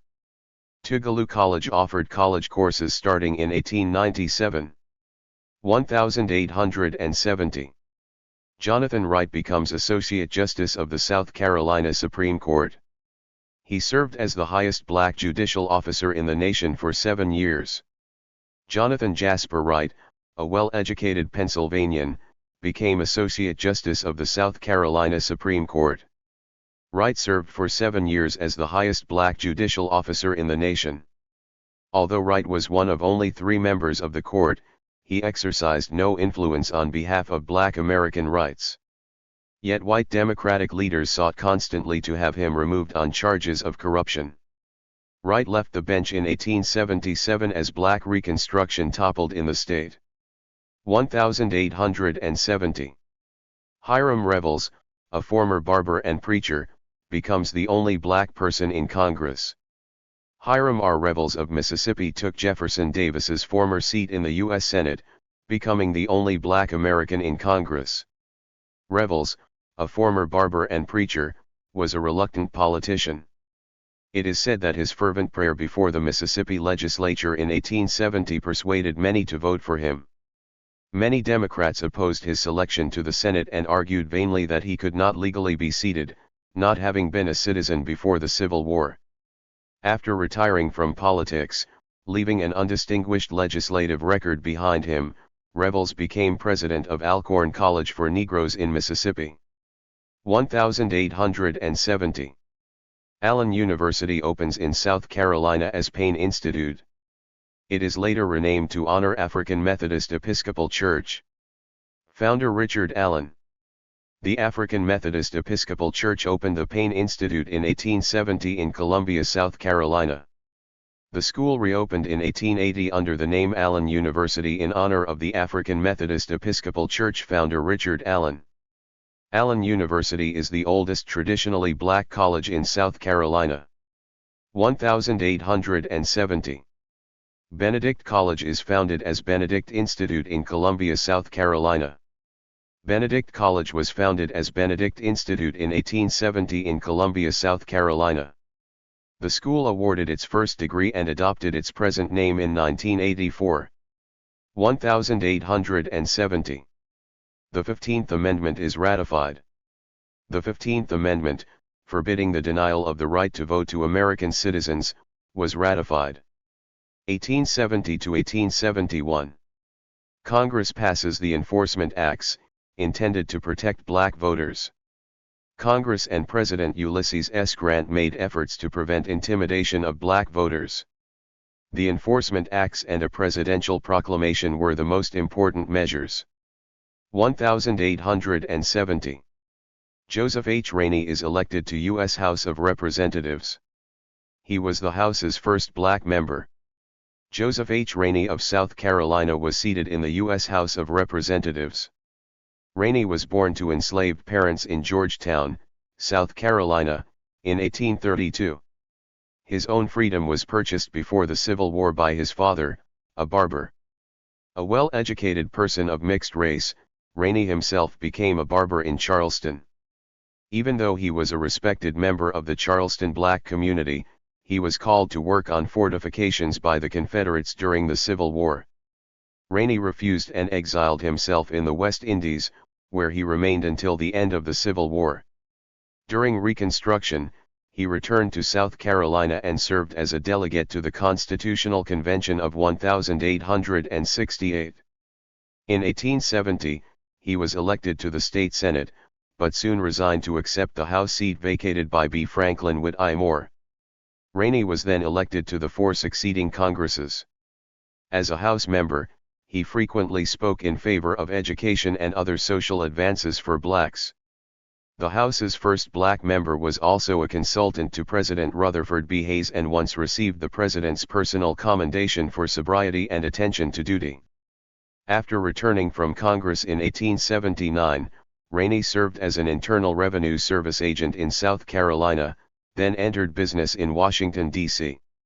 He returned to Georgetown in 1886 and died there a year later.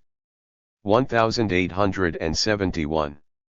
Alcorn University is established as a school for black men and later becomes a land-grant institution.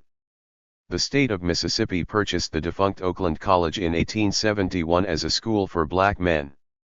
Located in Lorman, Alcorn University, as it was then known, became a land-grant institution in 1878.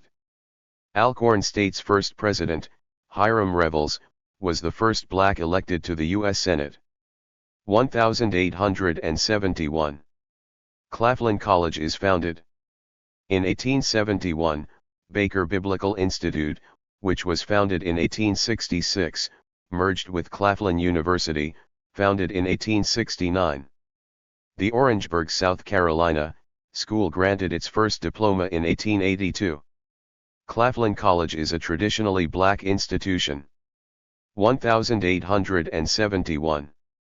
Educator and civil rights activist, Octavius Catto, is murdered on the night of a city election. Octavius Catto, the headmaster of the Institute for Colored Youth in Philadelphia, Pennsylvania, was shot and killed on the night of a city election. 1872. Paul Quinn College is founded by a group of black ministers. A group of black circuit-riding African Methodist Episcopal Church ministers founded Paul Quinn College in Austin, Texas. The school moved to Waco in 1887 and Dallas in 1990. 1872. South Carolina State University is founded. It later becomes a land-grant institution. South Carolina State University was founded as South Carolina Agricultural and Mechanical Institute in 1872 in Orangeburg, South Carolina. From 1872 to 1895 the school existed as part of Claflin College. It opened independently in 1896 as a land-grant institution. 1872. Pinckney Benton Stewart Pinchback becomes the first black governor in the U.S. when he serves as temporary governor of Louisiana for 43 days. Pinckney Benton Stewart Pinchback, a former Union officer and lieutenant governor of Louisiana, was named temporary governor of the state, becoming the first black to serve as a state governor. He served for 43 days as incumbent Henry C. Warmoth was impeached. Pinchback was the son of a white Mississippi planter and Army officer, and a mixed-race black woman who bore 9 other children. His father moved his children north for manumission. Young Pinchback was tutored at home and then formal schooled in Cincinnati, Ohio. After his father's death, he worked on Mississippi River boats. During the Civil War, Pinchback organized a company of Union volunteers in New Orleans and became their captain. He held many political offices during the Reconstruction of Louisiana, including U.S. Senator. Pinchback earned a reputation as a shrewd, aggressive politician. 1873. Bennett College is founded in Greensboro, North Carolina by the United Methodist Church as a liberal arts college for women. Today, it is one of only 2 historically black colleges for women. Bennett Seminary was founded in Greensboro, North Carolina, by the United Methodist Church in 1873. It adopted the name Bennett College in 1889. Bennett is one of the few remaining 4-year liberal arts colleges for women and one of only 2 historically black colleges for women. 1873. In what is known as the Slaughterhouse cases, the Supreme Court rejects claims from a black firm that a Louisiana statute giving a white-owned slaughterhouse a 25-year monopoly in New Orleans violates the 14th Amendment and defies their equal protection of laws. The Supreme Court's first interpretation of the 14th Amendment was revealed in its ruling on the slaughterhouse cases. With only a 5-4 majority, the court came forth with a conservative precedent that defined the way the equal protection and due process clauses would be applied for the next decade. The court heard the case after a butchering company mainly comprised of blacks challenged a Louisiana statute that gave another slaughtering operation a 25-year monopoly in New Orleans. The black firm argued that the law violated the 14th Amendment in that it defied their equal protection of laws and their rights to the privileges and immunities of citizenship. The court rejected all of their claims. 1873. Wiley College opens in Texas by the Methodist Church. Wiley College opened in 2 frame buildings just south of Marshall, Texas. The school, affiliated with the Methodist Church, was chartered in 1882 by the Freedmen's Aid Society to provide educational opportunities for newly freed men. 1873. The University of South Carolina appoints its first black faculty member, Richard T. Greener. The first black graduate of Harvard University, Richard T. Greener, was appointed to the faculty of the University of South Carolina. Some of the university's white students and faculty left the college when it was integrated. 1874. Historian Arturo Schomburg is born. He would go on to receive the William E. Harmon Award for his outstanding work. Bibliophile, curator, writer, and Mason Arturo Alfonso Schomburg was born to Carlos and Maria Schomburg in San Juan, Puerto Rico. He attended public schools in San Juan and graduated from the Instituto de Instrucción and the Institut de Enseñanza Popular. Schomburg attended St. Thomas College in the Virgin Islands and began to collect books and photographs about Puerto Ricans of African descent. Schomburg expanded his collection to include all people of African descent. By 1926, his collection included over 5,000 books, 3,000 manuscripts, 2,000 etchings, and several thousand pamphlets. In April 1891, he went to New York City and became a member of the Puerto Rico Revolutionary Party. He became a Mason a year later. Schomburg wrote Racial Integrity, a plea for the establishment of a chair of Negro history in our schools, colleges, etc., and magazine articles and brochures on Masonry. In 1927, he received the William E. Harmon Award for his outstanding work. He served as curator in 1932 for the Division of Negro Literature, History, and Prints at the New York Public Library. Schomburg died June 10, 1938. 1874. The birth of sculptor Isaac Scott Hathaway. Isaac Scott Hathaway was born in Lexington, Kentucky. Hathaway, a black sculptor, ceramist, and educator, studied at Chandler College, Pittsburgh College, and the New England Conservatory of Music. The U.S. Mint commissioned the noted ceramist to design the Booker T. Washington and George Washington Carver memorial coins. Hathaway's most famous works were portrait busts of Washington, Frederick Douglass, and Paul Laurence Dunbar. 1874. Black priest, Father Patrick Francis Healy, presides over Georgetown University. Father Patrick Francis Healy became president of Georgetown University, the oldest Catholic college in the United States. Healy, the brother of James Augustine Healy, the first black American to become a Roman Catholic bishop, headed the institution until 1883. 1875. Alabama Agricultural and Mechanical University is founded as Huntsville Normal School and later becomes a land-grant institution. Alabama Agricultural and Mechanical University was founded as Huntsville Normal School in 1875. The first president was William Hooper Council, who was formerly enslaved. It became a land-grant institution with the passage of the Morrill Act in 1890 and moved to its present location in Normal, Alabama, a suburb of Huntsville. The university achieved the status of junior college in 1919 and awarded its first bachelor's degree in 1941. In 1969, the school adopted its present name. 1875. Congress passes the Civil Rights Act of 1875 that prohibits discrimination in accommodations. The U.S. Supreme Court overturns the law 8 years later. The Civil Rights Act of 1875 was passed by Congress. It prohibited discrimination in places of public accommodation.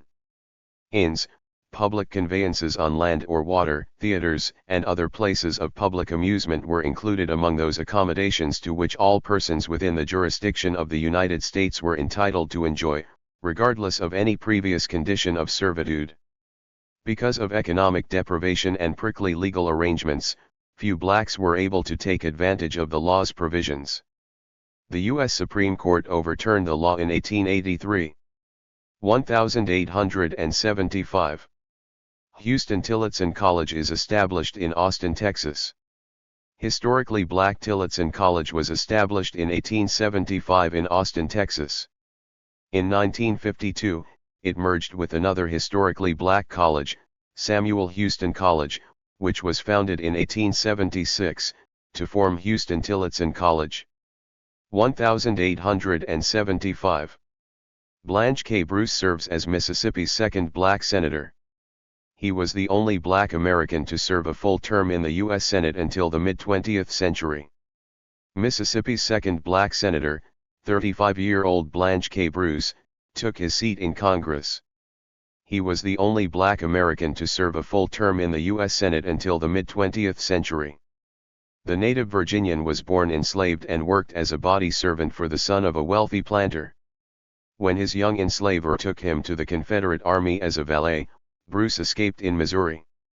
There he established a school for blacks. Bruce later attended Oberlin College, where he studied for 2 years. After the Civil War, he became a modestly wealthy Mississippi planter, taught school occasionally, and held minor political offices as a Republican before being elected to the Senate. Bruce's good reputation even won him a few votes from white Democrats in the Mississippi legislature.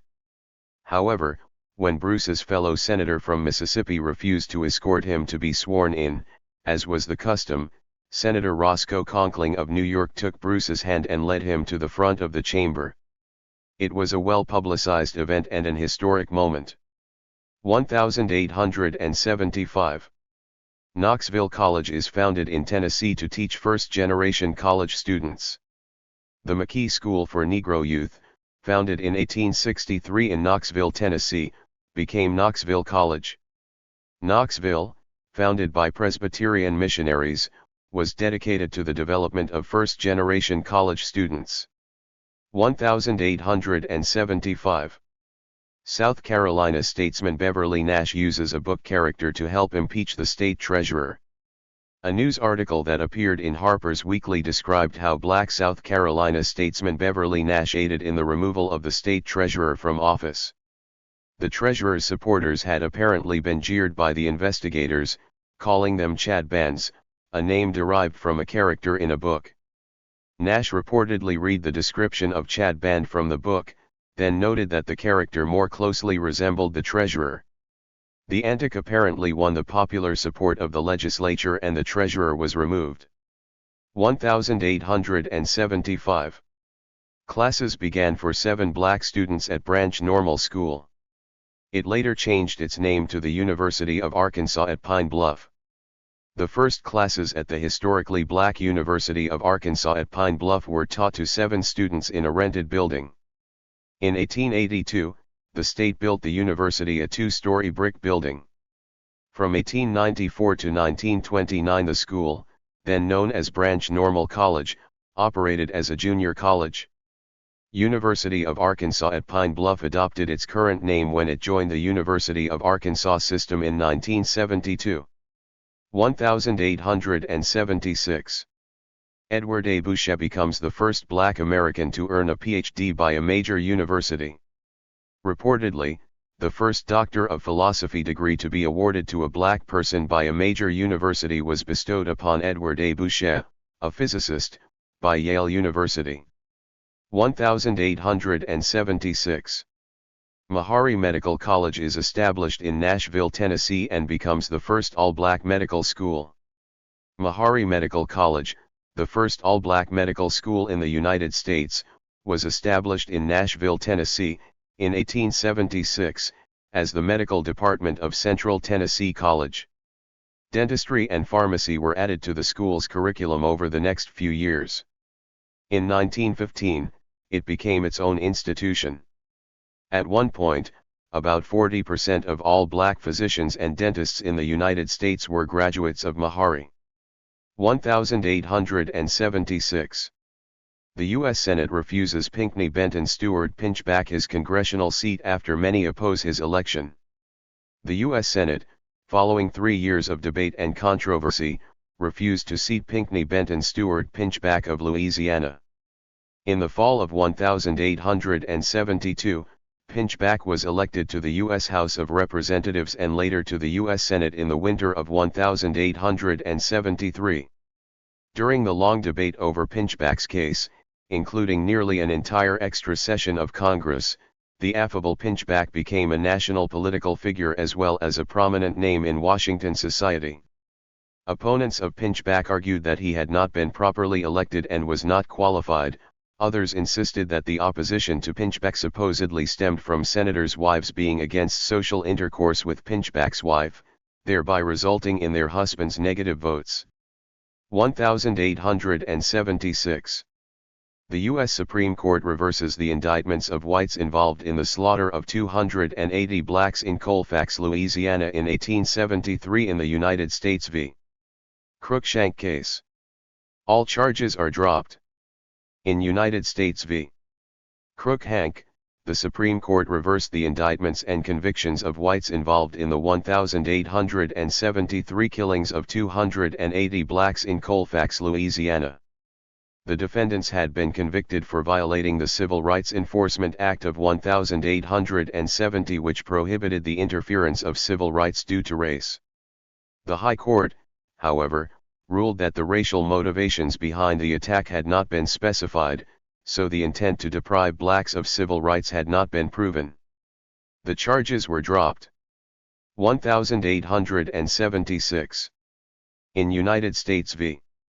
Reese, the Supreme Court declares that control over suffrage is the state's responsibility, deeming the Enforcement Act unlawful. The case came about when a Kentucky voting official refused to count a black person's vote. In its United States v. Reese ruling, the Supreme Court reversed a federal Civil Rights Enforcement Act that made illegal the obstruction of any person's vote. The issue went before the court when federal prosecutors charged a Kentucky voting official with violating the law when he refused to count a black American's vote. The Supreme Court, however, declared that control over suffrage rested in states' hands, and so, the Federal Enforcement Act was unlawful as Congress had overextended its authority in enacting it. 1876. Tuscaloosa Institute, later named Stillman College, is founded as a theological training school for black men. Tuscaloosa Institute, which later came to be called Stillman College, was founded in Tuscaloosa, Alabama, as a theological training school for black men. The school's General Assembly approved the enrollment of women in 1899. Stillman College became a four-year liberal arts institution in 1948. It is a private school affiliated with the Presbyterian Church. 1876. Isaiah Dorman, a black army interpreter who had briefly lived with the Sioux, is killed in the Battle of Little Bighorn. Angered by the advancing whites, Sioux tribesmen led by Sitting Bull massacred 264 U.S. cavalrymen. One of the casualties was a black army interpreter, Isaiah Dorman, who had briefly lived with the Sioux. 1876. Racial unrest in South Carolina prompts President Ulysses S. Grant to call in federal troops to restore order. Racial disturbances in South Carolina resulted in President Ulysses S. Grant's ordering federal troops in to restore order. In Hamburg, 5 blacks were killed in July. 1876. Educator William Jasper Hale is born. William Jasper Hale began his administrative work at a small black elementary school and worked his way up to the role of principal of the black St. Elmo Secondary School in Chattanooga, Tennessee. In 1911, Hale was appointed principal of the Tennessee Agricultural and Industrial State Normal School, Tennessee's first and only black state college. He later became its president. His administrative talents helped land the school a fully accredited four-year status in the 1920s. During Hale's 31-year tenure, enrollment grew from 200 to 3,000. Hale was president of the Conference of the Negro Land Grant Colleges, and he founded and was president of the Tennessee Interracial League. He received the Harmon Foundation Medal in 1930 for advancing black education in the South and was a member of the Nashville Board of Trade and of President Herbert Hoover's Negro Housing Committee. Hale died on October 5, 1944, in New York City. 1877. Henry Ocean Flipper becomes the first black West Point graduate. Henry Ocean Flipper finished 50th in a class of 76, becoming West Point's first black graduate. He was commissioned as a second lieutenant and assigned to the all-black 10th Cavalry Regiment in Texas. In 1878, he penned an autobiography, The Colored Cadet at West Point. Flipper served in Texas until 1881 when he was dismissed for allegedly embezzling funds, a charge he vehemently denied for the rest of his life. After his dismissal, Flipper worked as an engineer and a miner. He continued to write, publishing at least 3 books. He contributed articles to the Old Santa Fe and several newspapers. His knowledge of law was impressive and made him a valuable commodity to employers. Between 1892 and 1903 he worked in the Court of Private Land Claims of the Department of Justice as a special agent. Flipper volunteered his services at the start of the Spanish-American War, and 2 legislators initiated bills to reinstitute Flipper's military rank. Both bills failed to garner support. In 1919, Flipper moved to Washington to work as a subcommittee translator and interpreter of Spanish. In 1923, he left the government in the wake of the Teapot Dome scandal and worked for an oil company in Venezuela. In 1930, he moved to Atlanta and lived with his brother, Joseph. Flipper died of a heart attack in 1940. He was exonerated posthumously by the military in 1976. 1877. Jackson State University opens as the Natchez Seminary in Mississippi by the American Baptist Home Mission Society. The school that would become Jackson State University in 1974 opened in 1877 as the Natchez Seminary in Natchez, Mississippi. Established by the American Baptist Home Mission Society for the moral, religious, and intellectual improvement of the black leaders of Mississippi, the Natchez Seminary moved to Jackson in 1882. The school operated as a private church school until 1940, when it became a state institution for training rural and elementary school teachers. 1877. Presidential candidate Rutherford B. Hayes meets with Southern representatives at the black-owned Wormley Hotel in Washington, D.C. The Wormley Agreement takes place and leads to the Compromise of 1877. Representatives of presidential candidate Rutherford B. Hayes met with representatives from the South at the black-operated Wormley Hotel in Washington, D.C.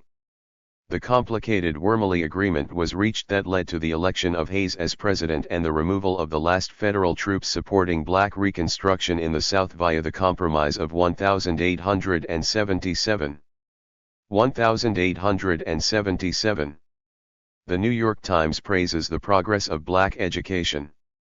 They state that most work done by white churches occurred from Northerners, while white Southerners pleaded poverty as their excuse for not doing more. The network of benevolent institutions pulling together human and monetary resources for the purpose of educating blacks gained recognition from the mainstream press that typically ignored black topics. The New York Times praised the significant contributions to black education of the African Methodist Episcopal Church, the American Missionary Association, and the Freedmen's Aid Society of the Methodist Episcopal Church. The Times article asserted that most of the work by white churches was done by those in the North, while those in the South plead poverty as their excuse for not doing more. If their work was not stopped by the white leaguers, they would effect a great improvement in the intellectual and moral condition of the next generation of the blacks. 1877. President Rutherford Hayes appoints Frederick Douglass Marshall for the District of Columbia despite opposition.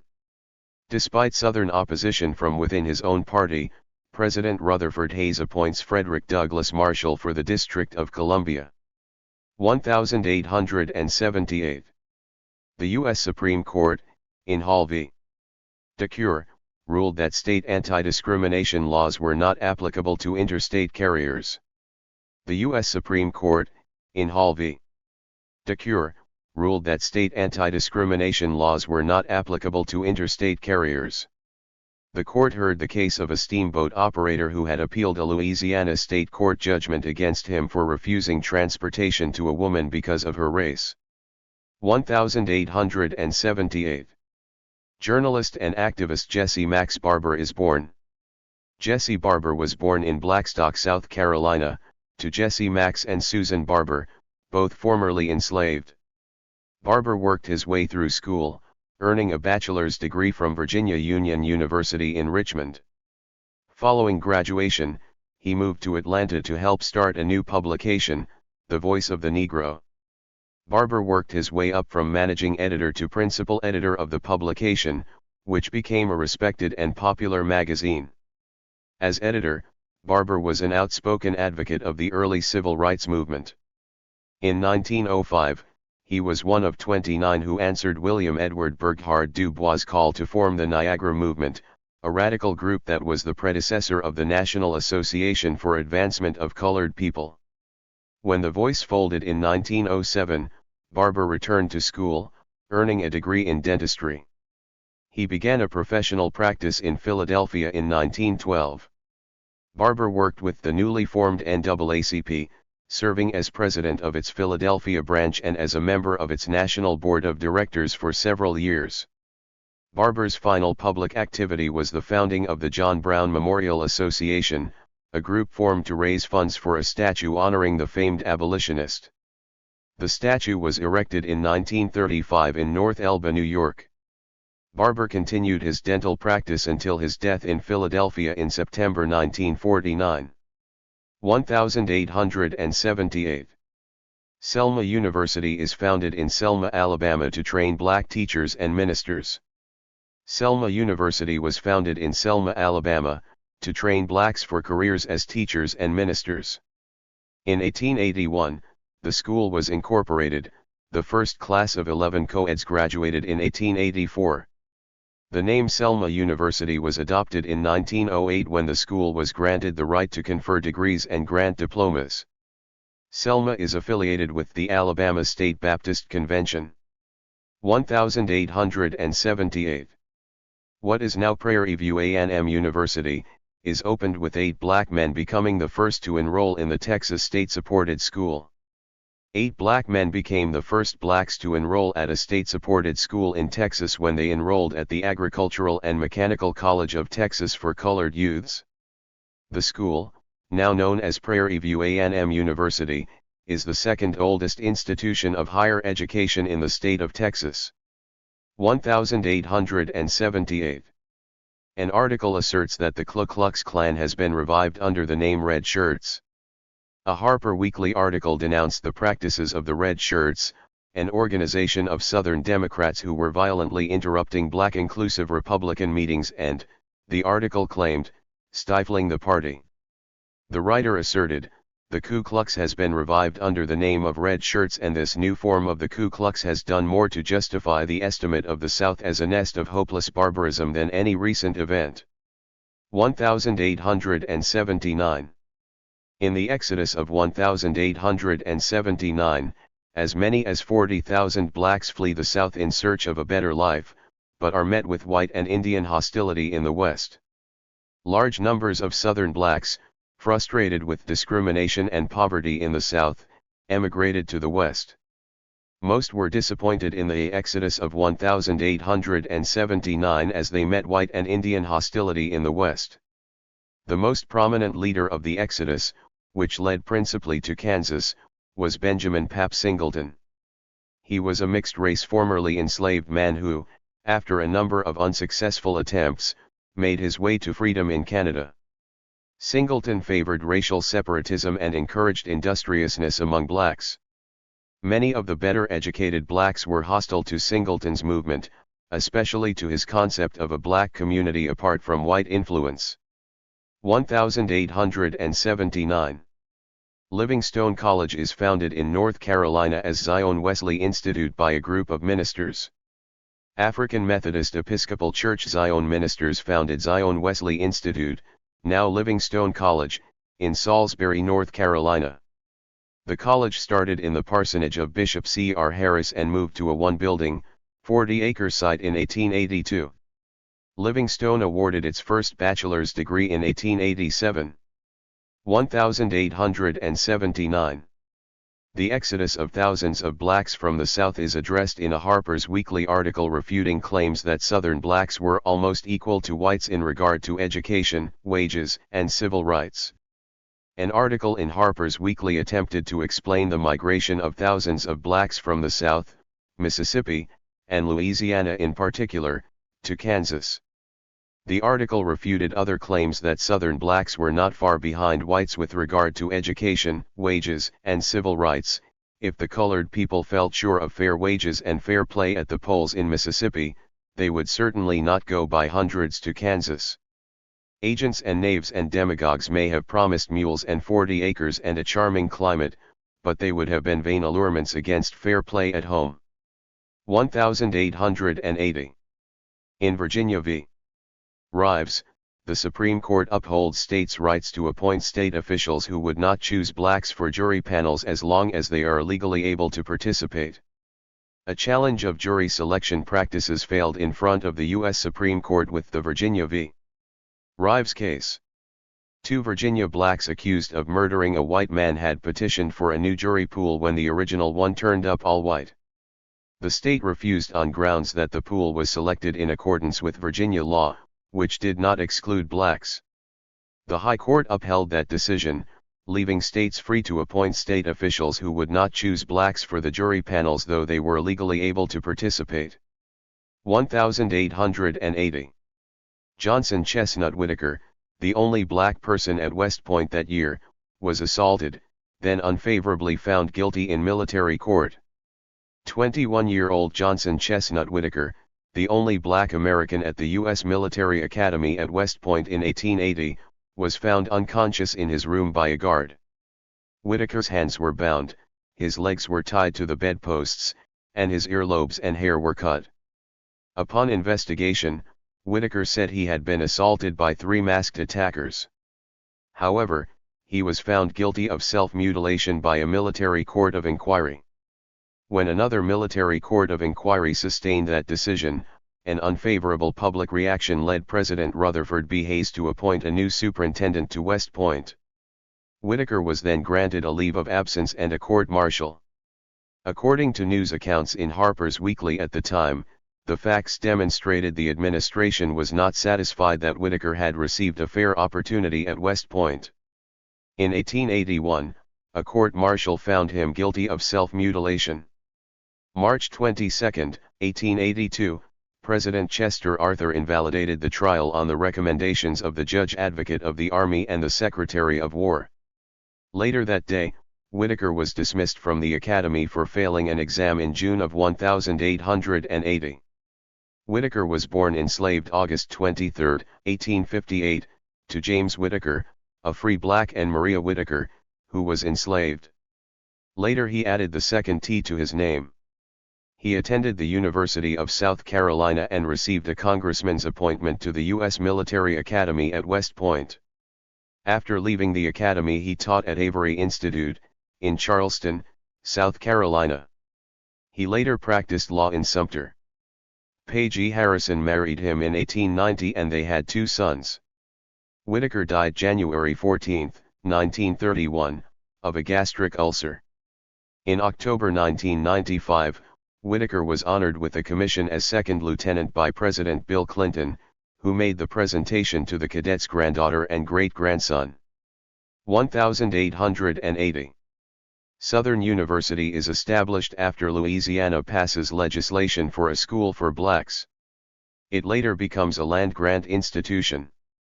With support from the nation's first black governor, Pinckney Benton Stewart Pinchback, Louisiana legislators passed provisions for a school for blacks.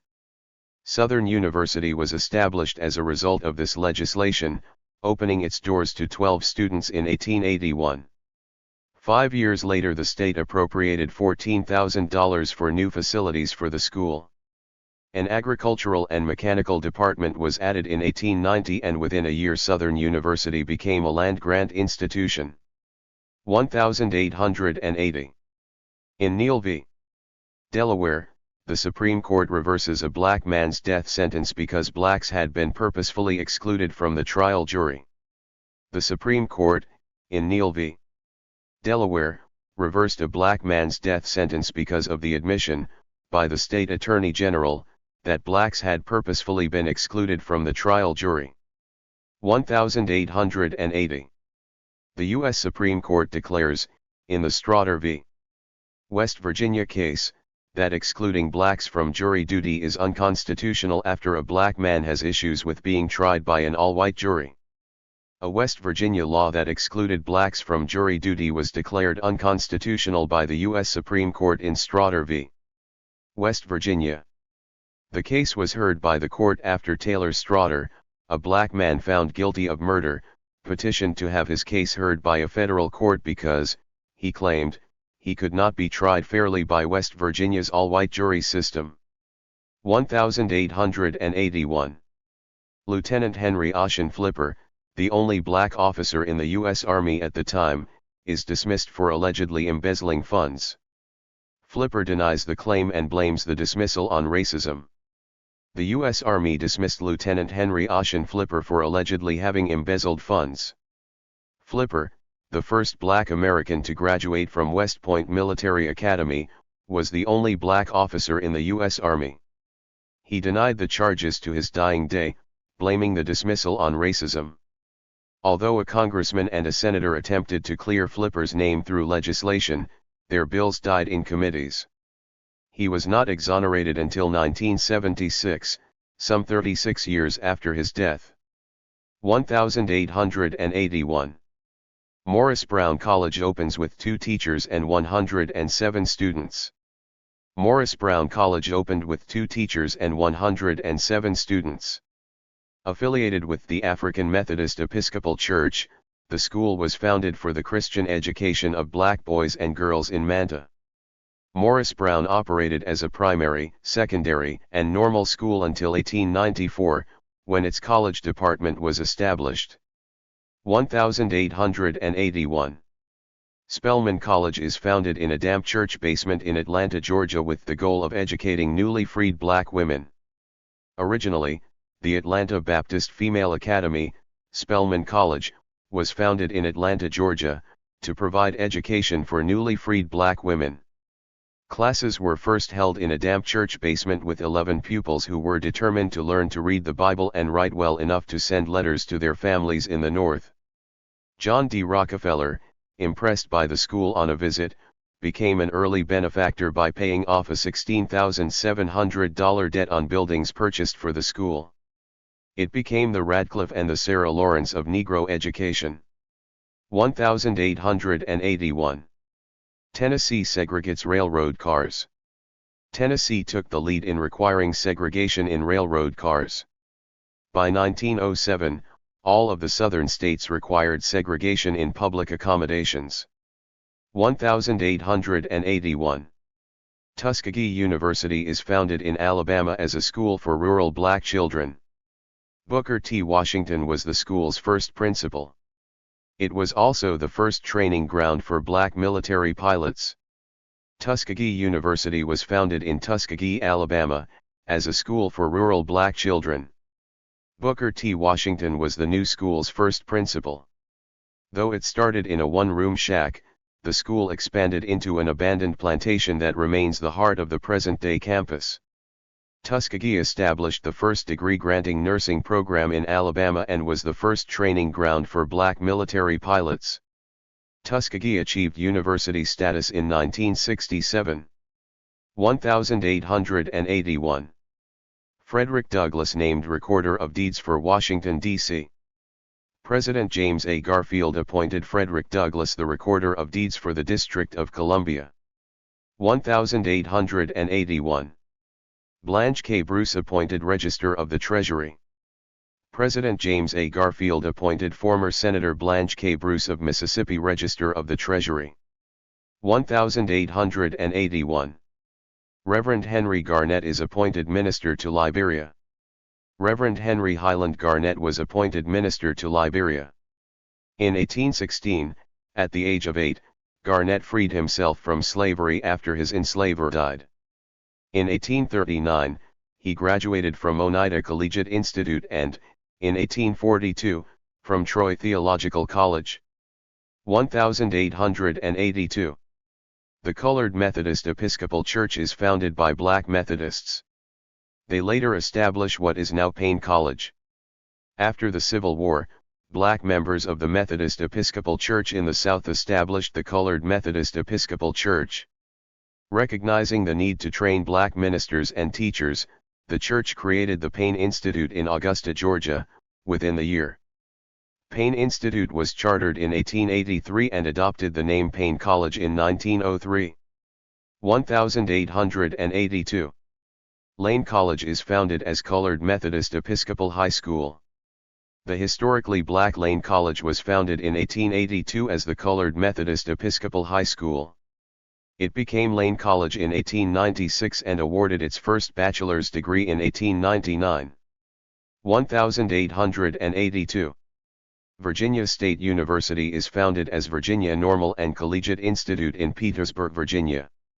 Virginia Normal and Collegiate Institute was founded in 1882, though a hostile lawsuit prevented it from opening until 1883. The historically black college awarded its first bachelor's degrees in 1889. Now known as Virginia State University, the school is located in Petersburg, Virginia, and is one of Virginia's two land-grant institutions. 1882. Walden Seminary receives a large donation, then changes its name to Philander Smith College. Adeline Smith donated $10,500 to Walden Seminary in 1882, 5 years after the seminary was founded, to provide educational opportunities to freedmen west of the Mississippi River.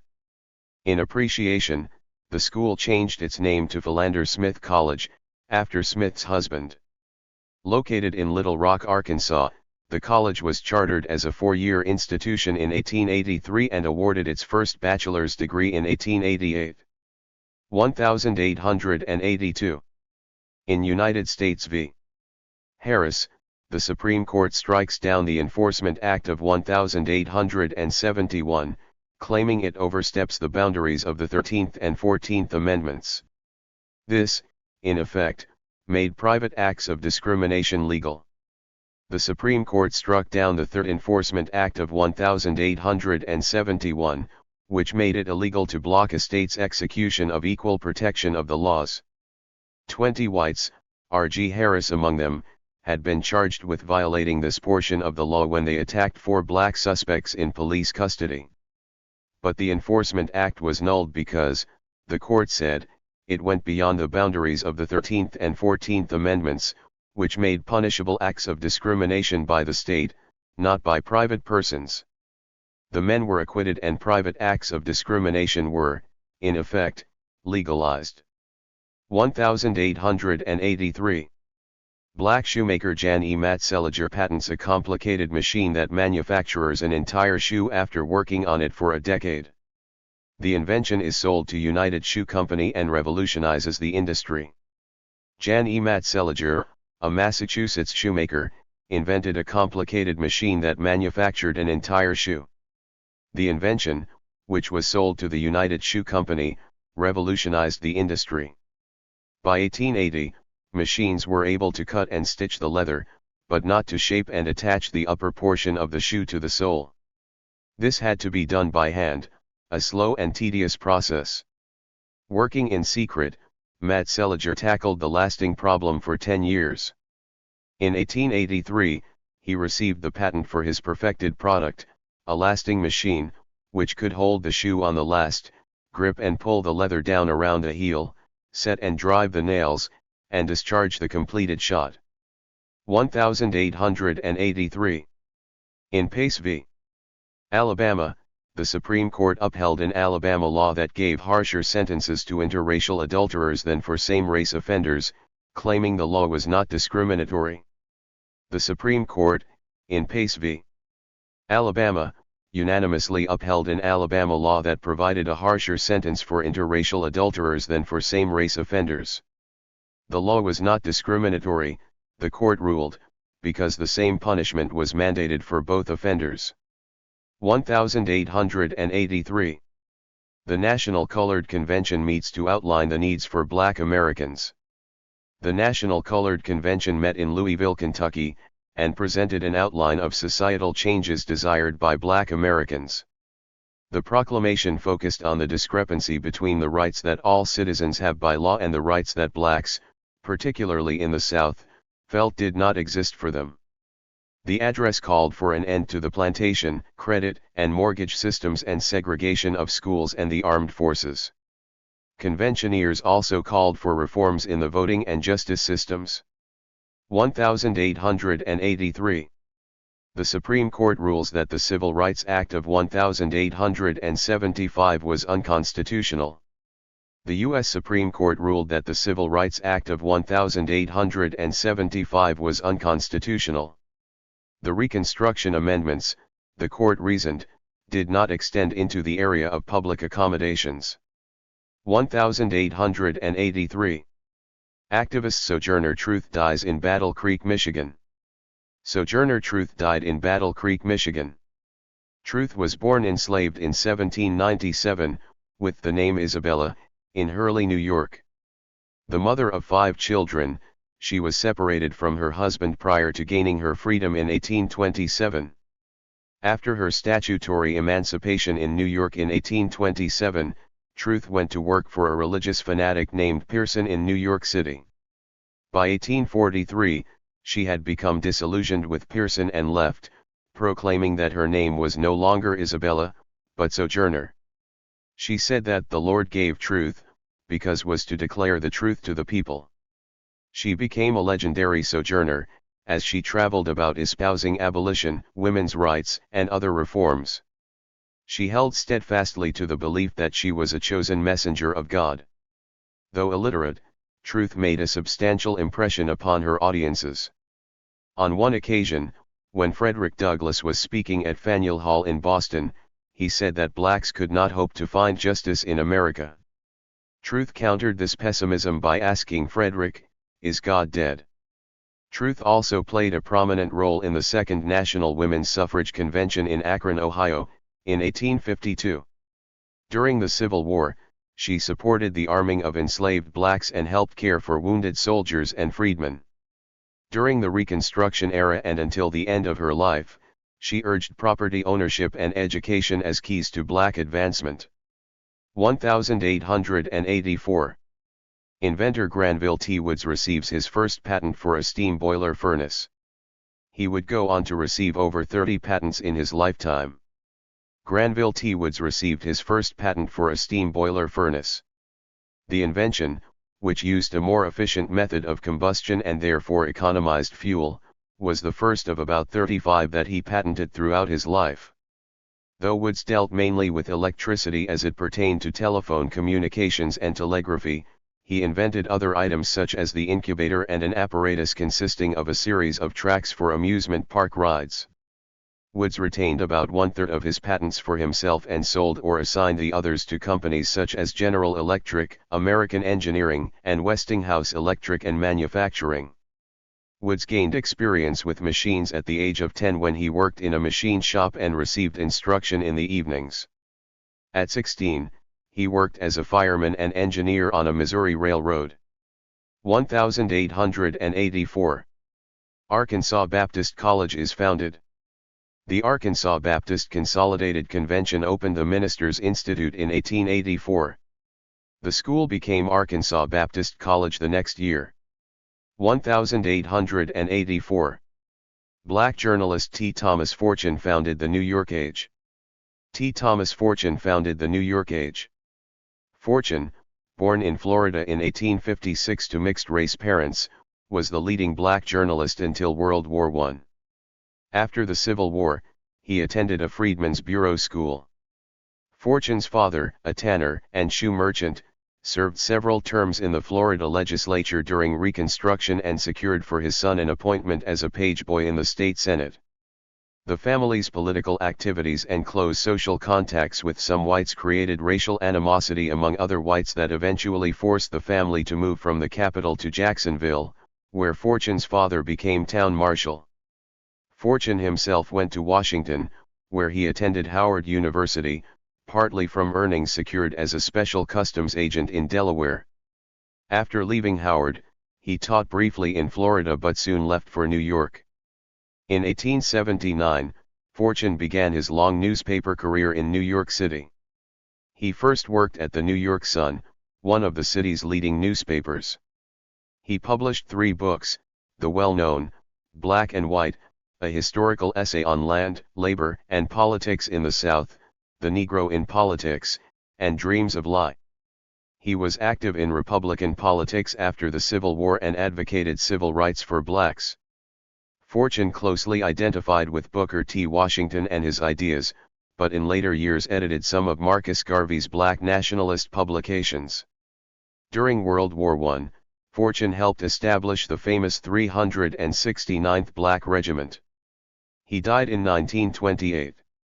1884. The birth of fiction writer Oscar Micheaux, considered by many to be the first black indie filmmaker. Fiction writer Oscar Micheaux was born in 1884. Although his semi-autobiographical stories were considered poor writing by some, Micheaux ensured their success with extensive promotional tours. His third book, The Homesteader, attracted the interest of the black, independent Lincoln Motion Picture Company. When Micheaux stubbornly insisted on directing the film version, the company backed out, and Micheaux himself set about financing the film. He found support from the Oklahoma farmers who had funded his novels and thus organized the Oscar Micheaux Corporation in New York City. The Homesteader was its first product, released in 1919. Micheaux went on to produce about 30 more pictures from 1919 to 1937, most suffering from quick production and low budgets.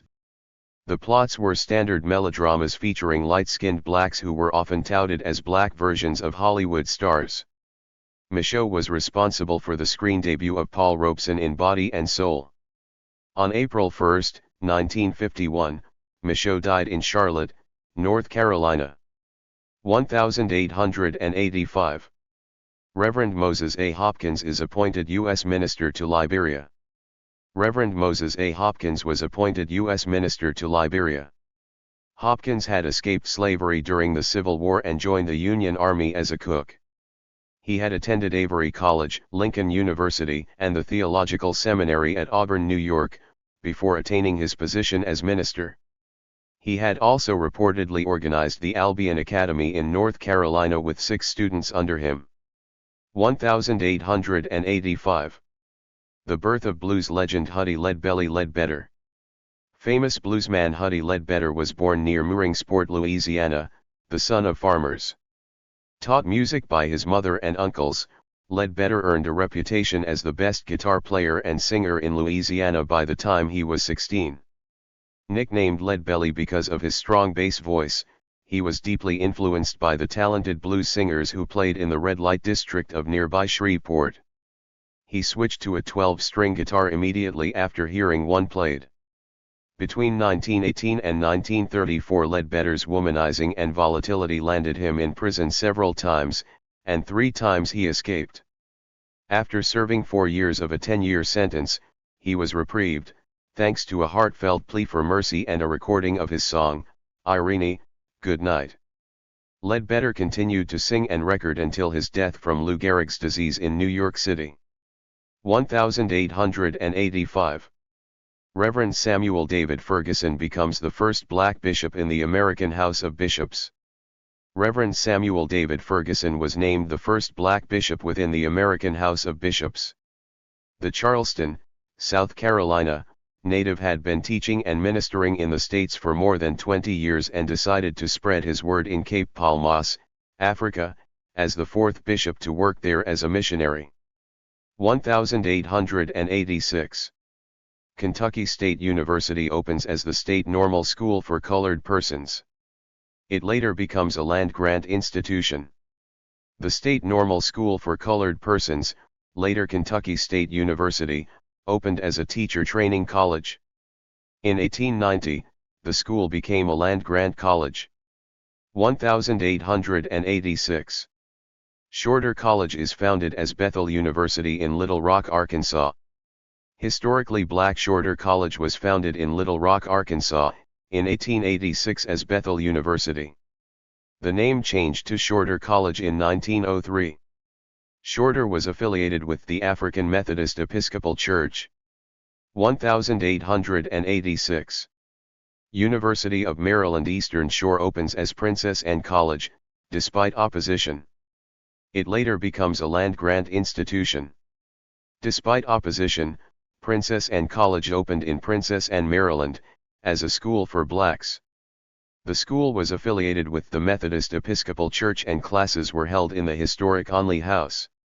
The school, now part of the University of Maryland system and known as University of Maryland Eastern Shore, became a land-grant institution in 1890. 1886. White enslaver, David Dixon, willed more than $500,000 to his black daughter, Amanda Eubanks, upon his death, making her the wealthiest black person of her day. The Georgia State Supreme Court sustained the will of the late David Dixon, thus making Amanda Eubanks the wealthiest black American of her day. Dixon, a former enslaver, willed more than $500,000 to Eubanks. White relatives of Dixon, a bachelor, had contested the will on the grounds that it was illegal for a white man to leave property to his black illegitimate children. The court disagreed. 1887. Florida Agricultural and Mechanical University opened as the state normal college for colored students, with 2 teachers and 15 students. When Florida Agricultural and Mechanical University opened as the state normal college for colored students in 1887, it had only 2 teachers and 15 students. The Tallahassee School became a land-grant institution in 1890, and in 1905 offered post-secondary education for the first time. Florida Agricultural and Mechanical University awarded its first bachelor's degree in 1910, and achieved university status in 1953 when it adopted its present name. 1887. Central State University is founded by Wilberforce University. The Normal and Industrial Department, later Central State University, was founded by Wilberforce University in Wilberforce, Ohio. Central State is Ohio's only predominantly black public institution of higher education and is also one of only a few black institutions located in the North. 1888. St. Paul's College is founded by the Episcopal Church as St. Paul's Normal and Industrial School. Located in Lawrenceville, Virginia, St. Paul's Normal and Industrial School was founded by the Episcopal Church. This historically black school changed its name in 1957 to St. Paul's College. 1888. Boston unveils a monument in commemoration of Crispus Attucks. Boston presented a monument in commemoration of Crispus Attucks, the leader of the 1770 Boston Massacre in which 5 Americans were slain by British soldiers. Attucks is believed to have been of African and Native American descent. 1888. White businessman Daniel Hand donates over $1 million to the American Missionary Association to help fund black education.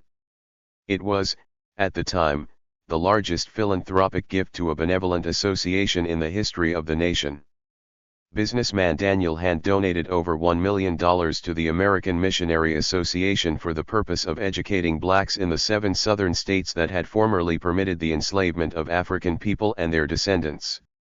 Hand's trust fund was, at the time, the largest philanthropic gift to a benevolent association in the history of the nation. 1889.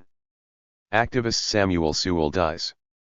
Harvard graduate Samuel E. Sewall died at the age of 90. Sewall had counseled enslaved fugitives and played a role in the cases of John Brown and Dred Scott. Harper's Weekly called him the oldest free soiler in the country. 1889. H. P. Cheatham joins Congress and is the only black person in Congress at the time. H. P. Cheatham took his seat in the U.S. House of Representatives, following his election the previous November. At the time, he was the only black person in Congress. Cheatham was born in Henderson, North Carolina, in 1857. He graduated from Shaw University in Raleigh, North Carolina. Cheatham served as superintendent for the Colored State Normal School in Plymouth, North Carolina, until 1885.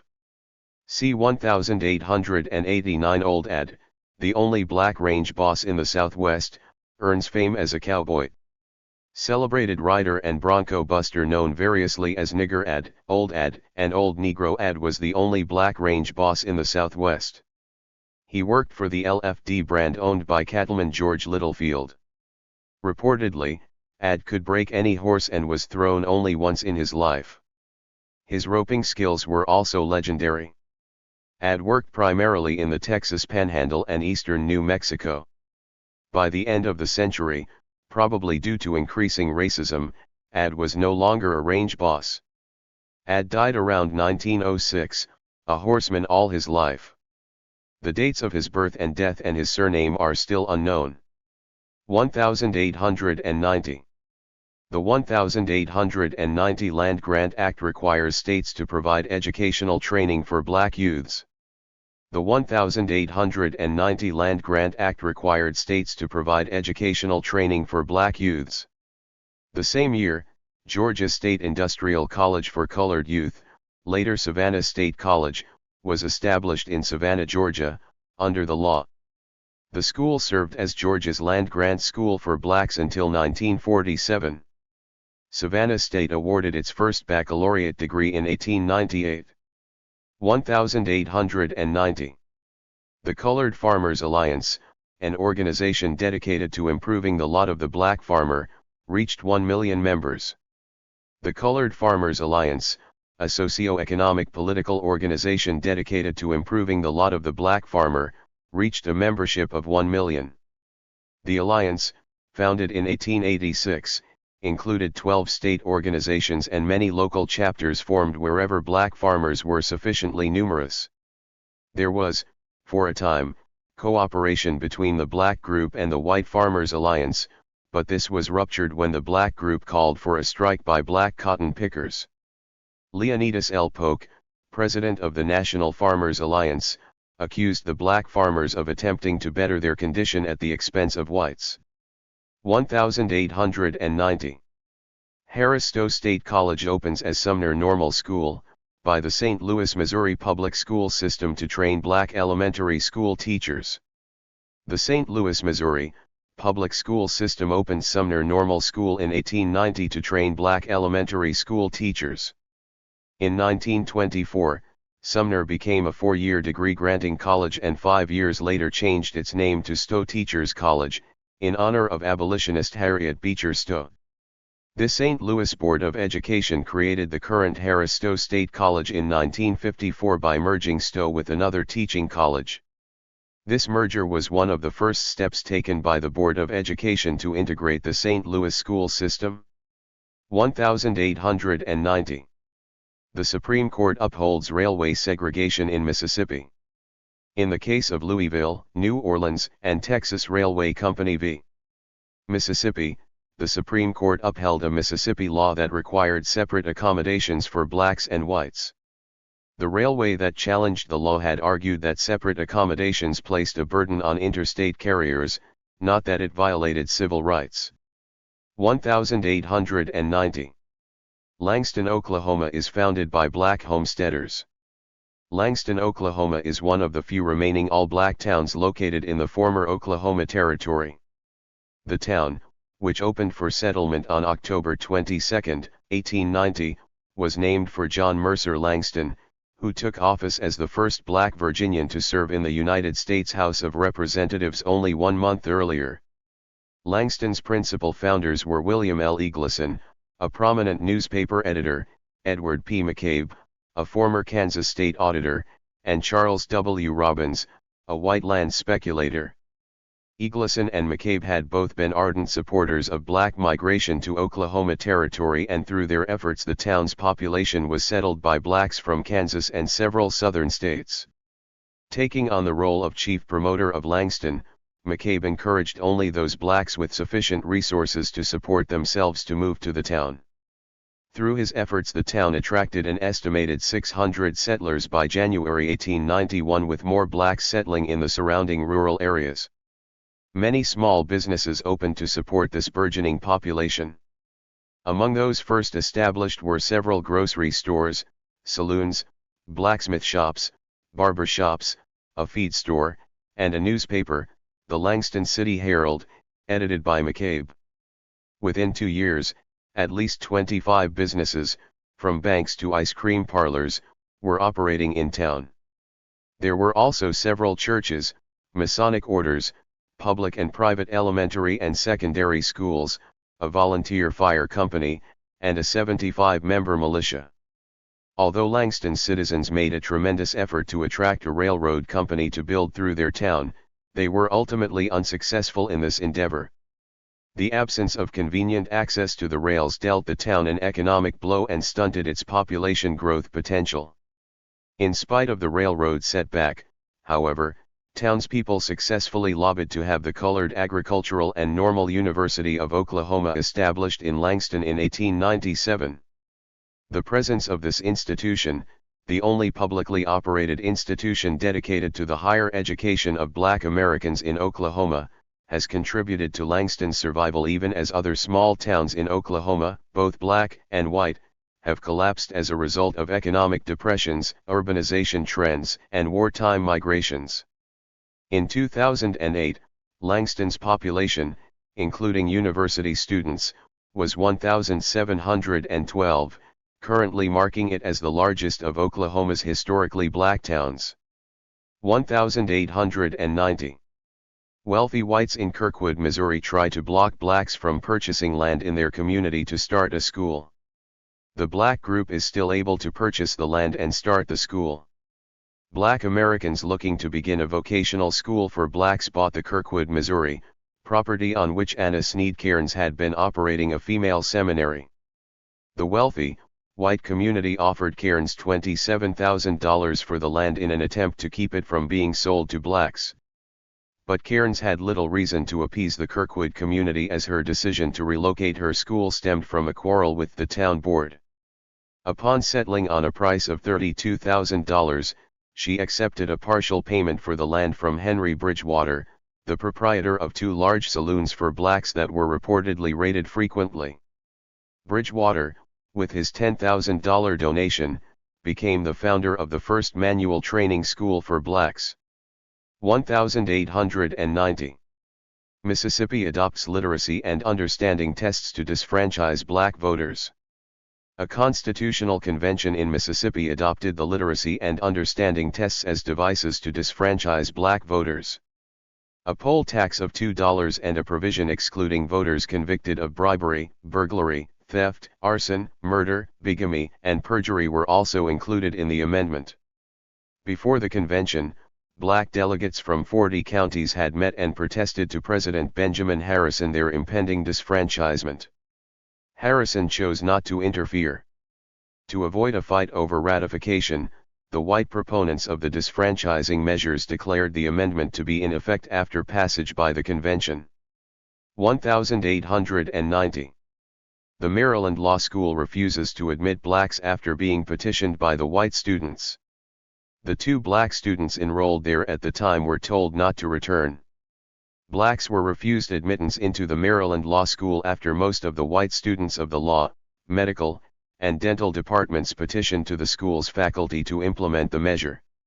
2 black students had already graduated from the program with honors.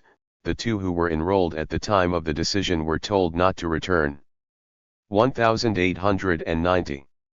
Writer Claude McKay, author of Harlem Shadows, is born in Jamaica. Writer Claude McKay was born in Jamaica, the son of a farmer. He began writing early in life and published 2 volumes of poetry shortly after his 20th birthday. In 1913, he came to the United States to study agriculture, but his desire to write poetry prevailed, and he moved to New York City. He began publishing his work in small literary magazines, traveled abroad, and returned to New York to serve under Max Eastman as associate editor of The Liberator. In 1922, he completed Harlem Shadows, a landmark work of the Harlem Renaissance. McKay continued to write, producing novels, poetry, and an autobiography. He died in 1948. 1891. Black jockey Isaac Murphy becomes the first man to win 3 Kentucky Derbies. Isaac Murphy, a black jockey riding Kingman, became the first man to win 3 Kentucky Derbies. Murphy won his first Derby in 1884 on Buchanan and his second in 1890 on Riley. 1891. The Lodge Bill, aiming to protect the black vote, dies in the U.S. Senate. The Lodge Bill, aiming to prevent infringements on blacks' right to vote, failed in the U.S. Senate. 1891. Delaware State University opens as the State College for Colored Students. The State College for Colored Students opened in Dover, Delaware. The school is now known as Delaware State University. 1891. Elizabeth City State University opens in North Carolina as Elizabeth State Colored Normal School. The Elizabeth State Colored Normal School opened in Elizabeth City, North Carolina, in 1891. It awarded its first bachelor's degree in 1939 and changed its name to Elizabeth City State University in 1969. 1891. North Carolina Agricultural and Technical State University is founded as Agricultural and Mechanical College for the Colored Race. It becomes a land-grant institution. Historically black North Carolina Agricultural and Technical State University got its start in 1891 as Agricultural and Mechanical College for the Colored Race, one of 2 land-grant institutions in North Carolina. 1891. West Virginia State College is created as a school for blacks by West Virginia legislature so they could continue to receive federal funds. The Second Morrill Act of 1890 stipulated that no land-grant institution may receive federal funds unless provisions are made for the education of black youth. To assure continued federal funds for the state's land-grant university, the West Virginia legislature created another school for blacks called the West Virginia Colored Institute. Today the school is known as West Virginia State College. It is located in West Virginia. 1891. Black jockey Monk Overton wins 6 straight horse races. Black jockey Monk Overton wins 6 straight horse races at the Washington Park Racetrack in Chicago.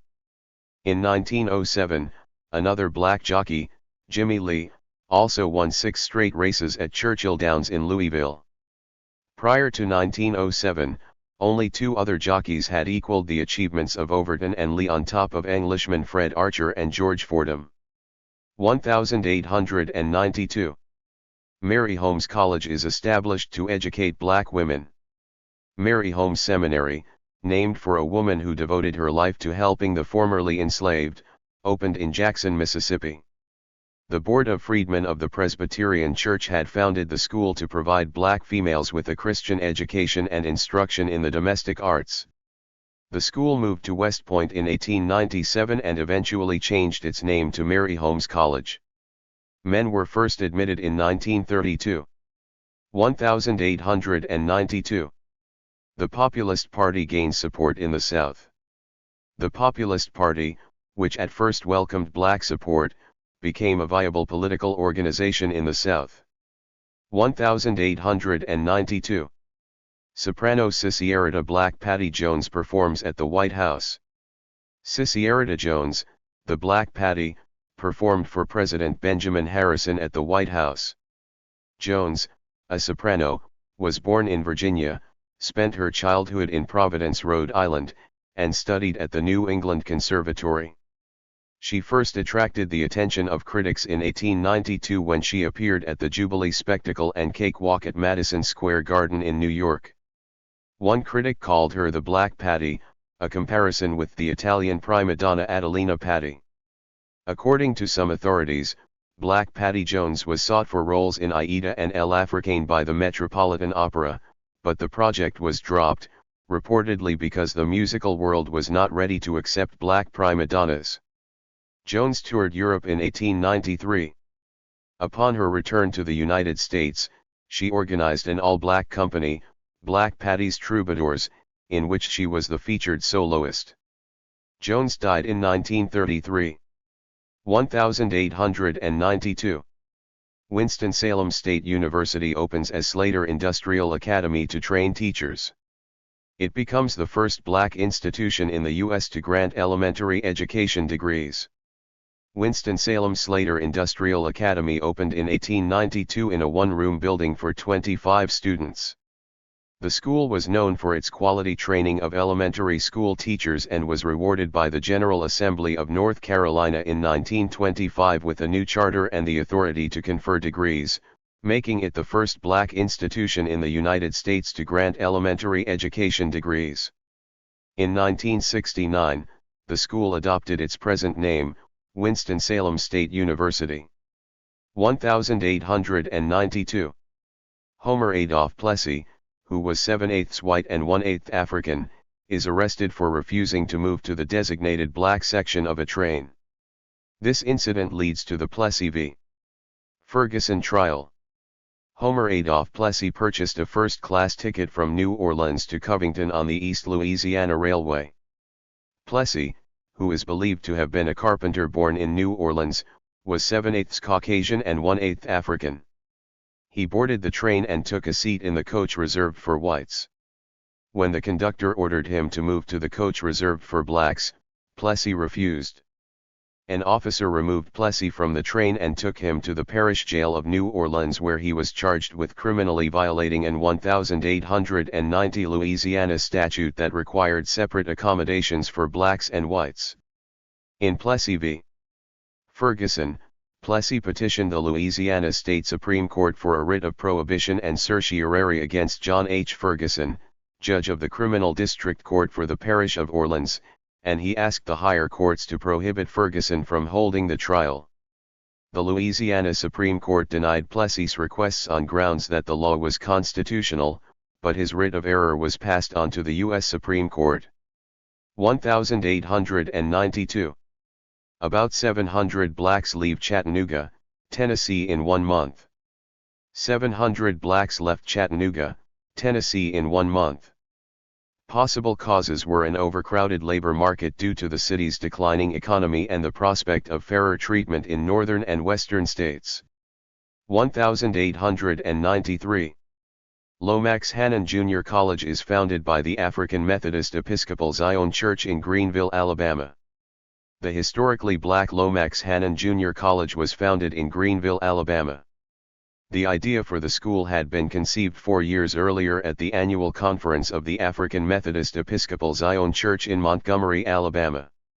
At the time of its founding, Lomax Hannon was both a high school and a junior college, but the high school department closed in 1975. The church continued to run the school. 1894. Clinton Junior College is founded by the African Methodist Episcopal Zion Church to teach South Carolina's freedmen how to read. In an attempt to eradicate illiteracy among the freedmen of South Carolina, the African Methodist Episcopal Zion Church established Clinton Junior College in Rock Hill.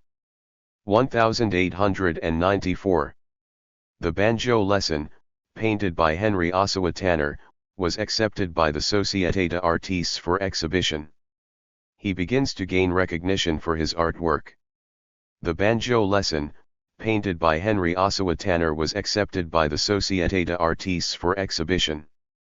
Tanner, originally from Pennsylvania, had moved to Paris in 1891 to escape racism and study art after several failed attempts to make a name for himself in the States. In 1896, Tanner turned to painting biblical themes. His Daniel in the Lion's Den was the first, followed by The Raising of Lazarus, which was purchased by the French government after winning a medal at the Paris exhibition of 1897. His other biblical works included Christ and Nicodemus, which won a Lippincott Prize, Wise and Foolish Virgins, and The Two Disciples at the Tomb, which won a Harris Prize. Tanner was awarded a gold medal at the Panama Pacific Exposition, silver medals at the Exposition Universe in Paris, the Pan American Exposition in Buffalo, and the St. Louis Exposition, and a bronze medal at the National Arts Club Exhibition. In 1905, Tanner became the first black artist to have work included in the Carnegie Institute's exhibition. The French government named Tanner the Chevalier of the Legion of Honor in 1923. Tanner was born the eldest of 7 children of Benjamin Tucker and Sarah Elizabeth Tanner on June 21, 1859, in Pittsburgh, Pennsylvania. He married a white singer, Jessie Macaulay Olson, on December 14, 1899. The couple had one son, Jesse. Tanner died on May 25, 1937. 1894. Texas College is founded by a group of ministers. Ministers of the Colored Methodist Church founded Texas College in Tyler, Texas. 1895. The National Steamboat Company is organized by blacks in Washington, D.C. Blacks organized the National Steamboat Company in Washington, D.C. The company sailed a steamboat, the George Leary, between Washington, D.C., and Norfolk, Virginia. The luxury boat held a capacity of 1,500 passengers and included 3 decks, 64 staterooms, 100 berths, and a dining room. 1895. Activist Frederick Douglass dies. Frederick Douglass died in Anacostia Heights, in Washington, D.C.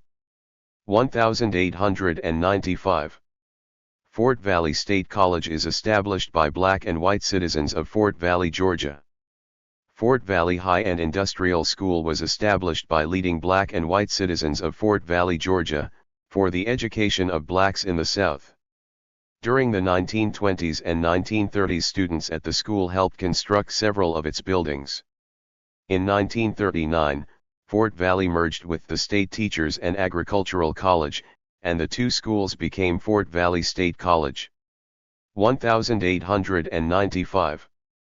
Famed activist William Edward Burghardt, famously known as W.E.B.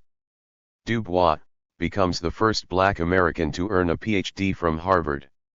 W.E.B. Du Bois became the first black American to receive a Ph.D. from Harvard University. He immediately embarked upon a successful career of teaching and research, principally at Atlanta University. 1895. Booker T. Washington delivers his controversial Atlanta Compromise speech. Booker T. Washington, the principal of Tuskegee Institute, delivered his controversial Atlanta Compromise speech to the Cotton States International Exposition in Atlanta. Washington asked for economic and educational progress for blacks, aided by whites, while playing down political power and social equality. 1896. W.E.B. Du Bois' Harvard dissertation The Suppression of the African Slave Trade to America is published. William Edward Burghardt Du Bois' The Suppression of the African Slave Trade to America, his Harvard dissertation, was published as the first volume in the Harvard Historical Studies series. This work, along with The Philadelphia Negro, The Souls of Black Folk, and the Atlanta University publications, helped to establish Du Bois' scholarly reputation. 1896. Oakwood College, affiliated with the Seventh-day Adventist Church, is opened. Oakwood Industrial School, later Oakwood College, opened in 1896. The school, affiliated with the Seventh-day Adventist Church and became a member of the United Negro College Fund in 1964. 1896. The U.S. Supreme Court upheld separate but equal public facilities for blacks in the case of Plessy v. Ferguson. The U.S. Supreme Court upheld separate but equal public facilities for blacks in the case of Plessy v. Ferguson. A case that stemmed from a dispute over transportation facilities in Louisiana.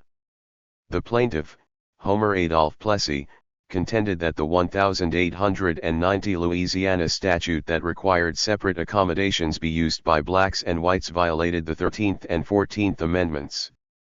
Plessy, who was 7/8 Caucasian and 1/8 African, also argued that, because the colored blood in him was not detectable, he should have the same rights and privileges as white citizens.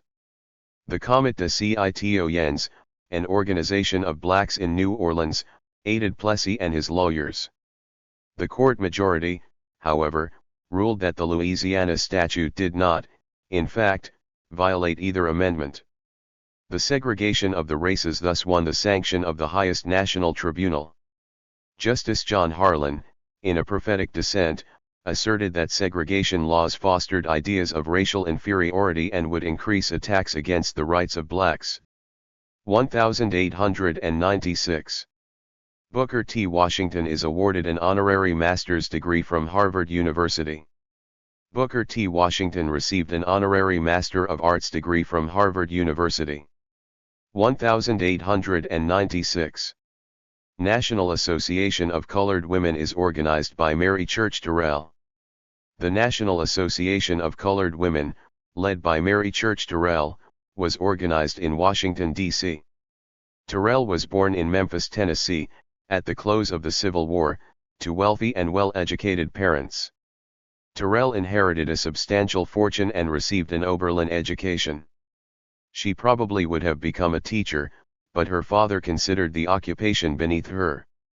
As Mary Church, she married Robert Terrell, a prominent Washington, D.C. educator, attorney, and judge.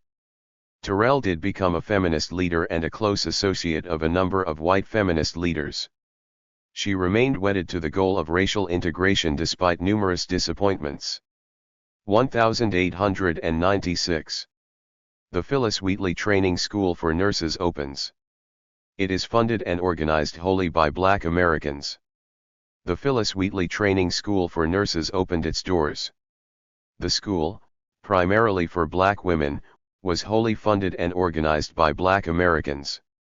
1897. Langston University opens as the Colored Agricultural and Normal University in Langston, Oklahoma. The Colored Agricultural and Normal University, later Langston University, opened in Langston, Oklahoma, as a school for blacks to learn agricultural, mechanical, and industrial arts.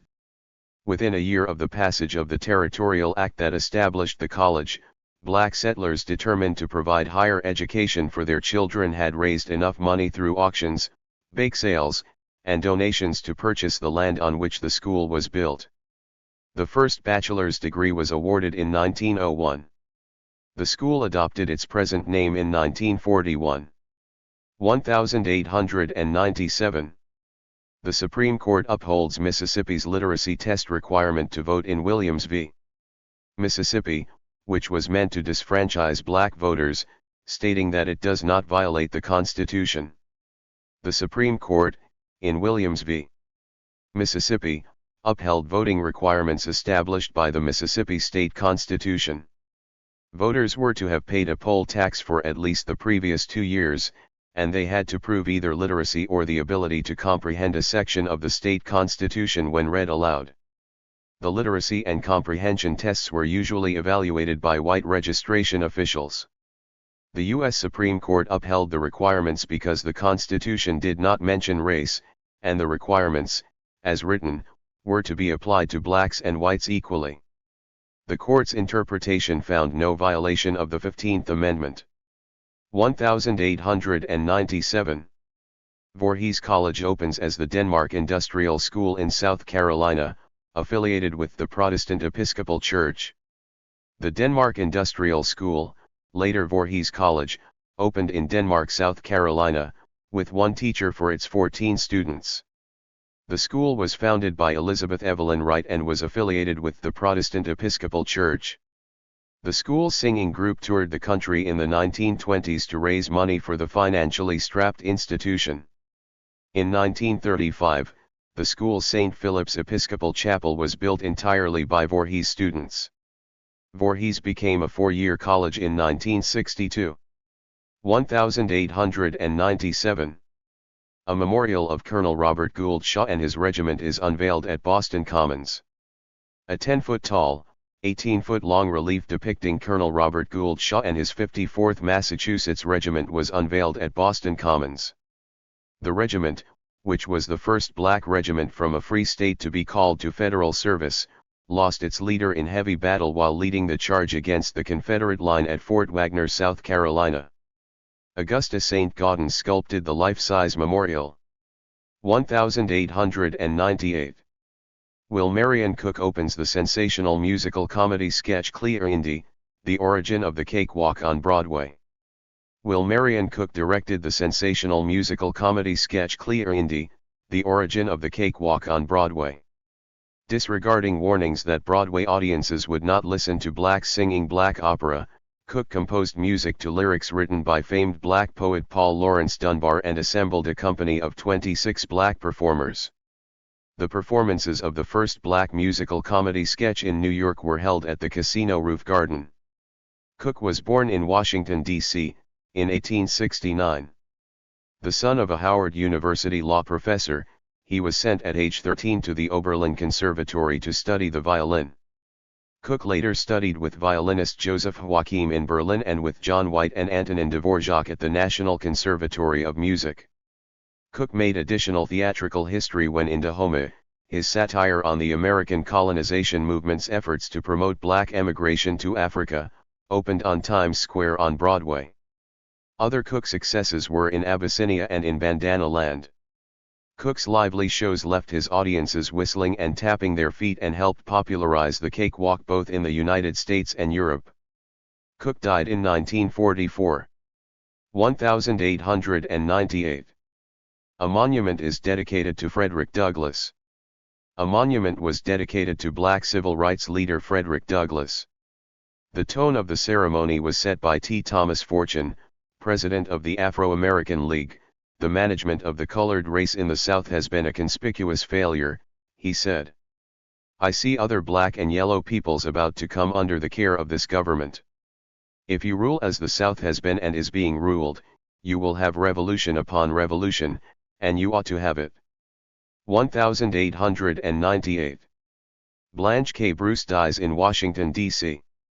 Former U.S. Senator Blanche K. Bruce died in Washington, D.C. After leaving the Senate, Bruce had served as Register of the U.S. Treasury and had been a successful banker. 1898. Black regiments get involved in the Spanish-American War and impress. 4 black regiments participated in fighting around Santiago, Cuba, during the Spanish-American War, including the 9th and 10th Cavalry Squadrons. Approximately 20 black regiments served in the conflict. Most of the black outfits had been activated shortly after the end of the Civil War for action against the Indians in the West. In the present conflict, blacks, like many of their white counterparts, were ill-prepared in terms of experience, equipment, and training for combat in a tropical zone. Yet in the end, the blacks won the praises of almost all their officers. At the beginning of the Spanish-American War, there was only one black commissioned officer, Captain Charles Young. At the close of the war there were more than 100 black officers, including Young, now a brevet major and commander of the 9th Ohio Regiment. 1898. The Wilmington Race Riot.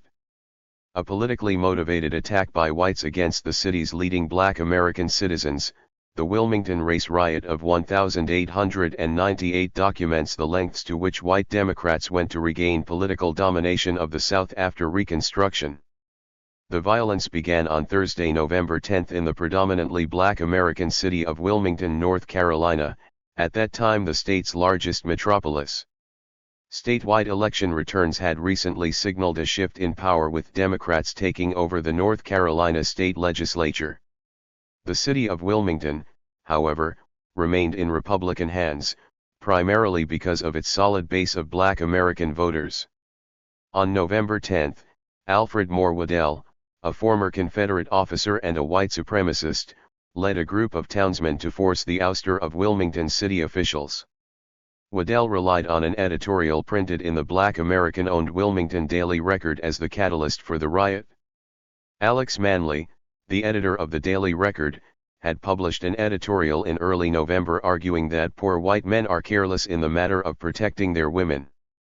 Paraphrasing articles by Ida B. Wells on the subject of lynching, Manley opined that our experiences among poor white people in the country teaches us that women of that race are not any more particular in the matter of clandestine meetings with colored men than the white men with the colored women. Manley's public discussion of the taboo subject of interracial sex exposed the reality of sexual exploitation of black women by white men and challenged the myth of pure white womanhood.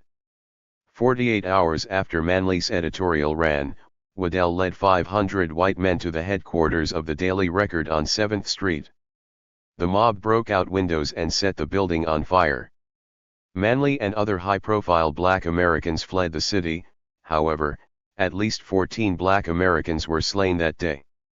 An eyewitness later wrote that black Americans fled to the swamps or hid in the Black American Cemetery at the edge of town. When their criminal behavior resulted in neither federal sanctions nor condemnation from the state, Waddell and his men formalized their control of Wilmington. The posse forced the Republican members of the city council and the mayor to resign, and Waddell assumed the mayoral seat. Over the next 2 years, North Carolina passed the Grandfather Clause, as one in a series of laws designed to limit the voting rights of black Americans. 1898. President William McKinley visits the Tuskegee Institute in Alabama. Upon visiting Alabama's Tuskegee Institute, President William McKinley paid tribute to the institution's successes and to its founder, Booker T. Washington. The students and faculty welcomed the presidential party with a display of floats that illustrated the phases of the school and its teachings throughout its 17 years of existence. In his speech, McKinley said, "An evidence of the soundness of the purposes of this institution is that those in charge of its management evidently don't believe in attempting the unattainable, and their instruction in self-reliance and practical industry is most valuable." 1899. In Carter v. Texas, the Supreme Court rules that Seth Kaner is entitled to a new trial because the state purposefully excluded blacks from the jury that convicted him for murder. The U.S. Supreme Court rules that Texas resident Seth Kaner was entitled to a new trial because the state had purposefully excluded blacks from the jury that convicted him for murder. 1899. Charles Waddell Chestnut publishes The Conjure Woman, which establishes him as the foremost black novelist of his time. Charles Waddell Chestnut published a volume of tales called The Conjure Woman, which helped establish him as the foremost black novelist of his time. The Conjure Woman, based upon the superstitions of North Carolina blacks, was probably his best work. Chestnut was born in North Carolina in 1858, but spent much of his adult life in Ohio. After the Civil War, he taught in the public schools of North Carolina, then was principal of the Fayetteville State Teachers College. As segregation and discrimination intensified in the South in the 1880s, Chestnut returned to the North, first to New York, where he worked as a journalist, then Cleveland, where he was a clerk and an attorney. Prior to the publication of The Conjure Woman, Chestnut had contributed several short stories to American periodicals, including the Atlantic Monthly. Following the highly successful Conjure Woman, Chestnut published The Wife of His Youth, and The House Behind the Cedars, both in 1900, The Marrow of Tradition, and The Colonel's Dream. In recognition of his literary and other achievements, the National Association for the Advancement of Colored People awarded him its prestigious Spingarn Medal in 1928. He died in 1932. 1899. In the case of Cumming v. Richmond County Board of Education, the U.S. Supreme Court rules in favor of equal treatment of white and black school facilities, but Richmond County reportedly defies the ruling. The U.S. Supreme Court, in Cumming v. Richmond County Board of Education, upheld the equal of the separate but equal policy. The case came out of Richmond County, Georgia, where 60 black high school students' facility was taken away to alleviate the black elementary schools that were overcrowded. The trial court had granted parental requests to suspend operations of the white high school until a black facility was reinstated. The order, however, was suspended until the case could be heard by the state Supreme Court, which, upon review, reversed the decision. The U.S. Supreme Court restored the trial court's decision, but Richmond County reportedly defied it and continued to provide secondary schooling for whites but not blacks. 1899.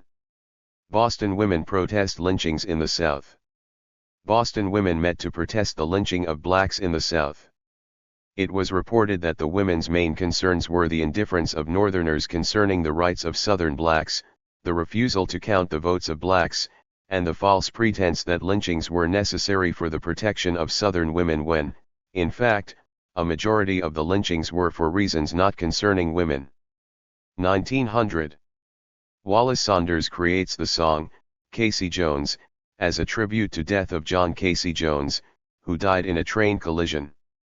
The famed steam locomotive driven by John Casey Jones collided with another train. Two black men, Wallace Saunders and Sim Webb, were members of the crew. At the time of the collision, Jones ordered Webb to jump to safety while he remained with his train. When Jones's body was recovered, it was discovered that he had kept one hand on the air brake and the other on the whistle. The incident inspired Saunders to write Casey Jones, the song that immortalized the noted engineer and his train. 1900. A race riot breaks out in New Orleans, destroying homes and schools. A race riot broke out in New Orleans. Black schools and homes were destroyed during the disturbance. 1900. Booker T. Washington founds the National Negro Business League in Boston. It becomes the largest black trade association. The National Negro Business League, sponsored by Booker T. Washington, formed in Boston. More than 400 delegates from 34 states had answered Washington's call to stimulate black businesses. Washington himself was elected the first president of the organization, and after only 1 year of the League's existence, he reported a large number of new black businesses. By 1907, the national organization had 320 branches. Though service-oriented businesses were the most numerous, blacks engaged in various types and sizes of business enterprises. The North Carolina Mutual Insurance Company, founded in 1898, became the largest black-owned firm. 1901. Grambling State University is opened in Louisiana to teach black students how to farm and build houses. A request for assistance from the Farmers Relief Association of Ruston, Louisiana, prompted Booker T. Washington of Tuskegee Institute to send Charles P. Adams to Louisiana to open the school that later became Grambling State University. The school's original mission was to teach all students willing to work how to farm and build houses. In 1905, When the school received a large donation, it moved to a 200-acre campus. The school achieved university status and adopted its present name of Grambling State University in 1974. 1901. Senator Hiram Revels, once the only black person in Congress, dies. Hiram R. Revels, former United States Senator from Mississippi, died at Holly Springs. In 1870, he replaced Jefferson Davis and became the only black person in the United States Congress. A former barber and preacher, he was a reluctant politician. Revels had also served as president of Alcorn College for Negroes in Mississippi. 1901. George White leaves Congress. Representative George H. White left Congress. White had begun his work in the House of Representatives on March 15, 1897, after North Carolina had elected him in 1896. His state re-elected him in 1898.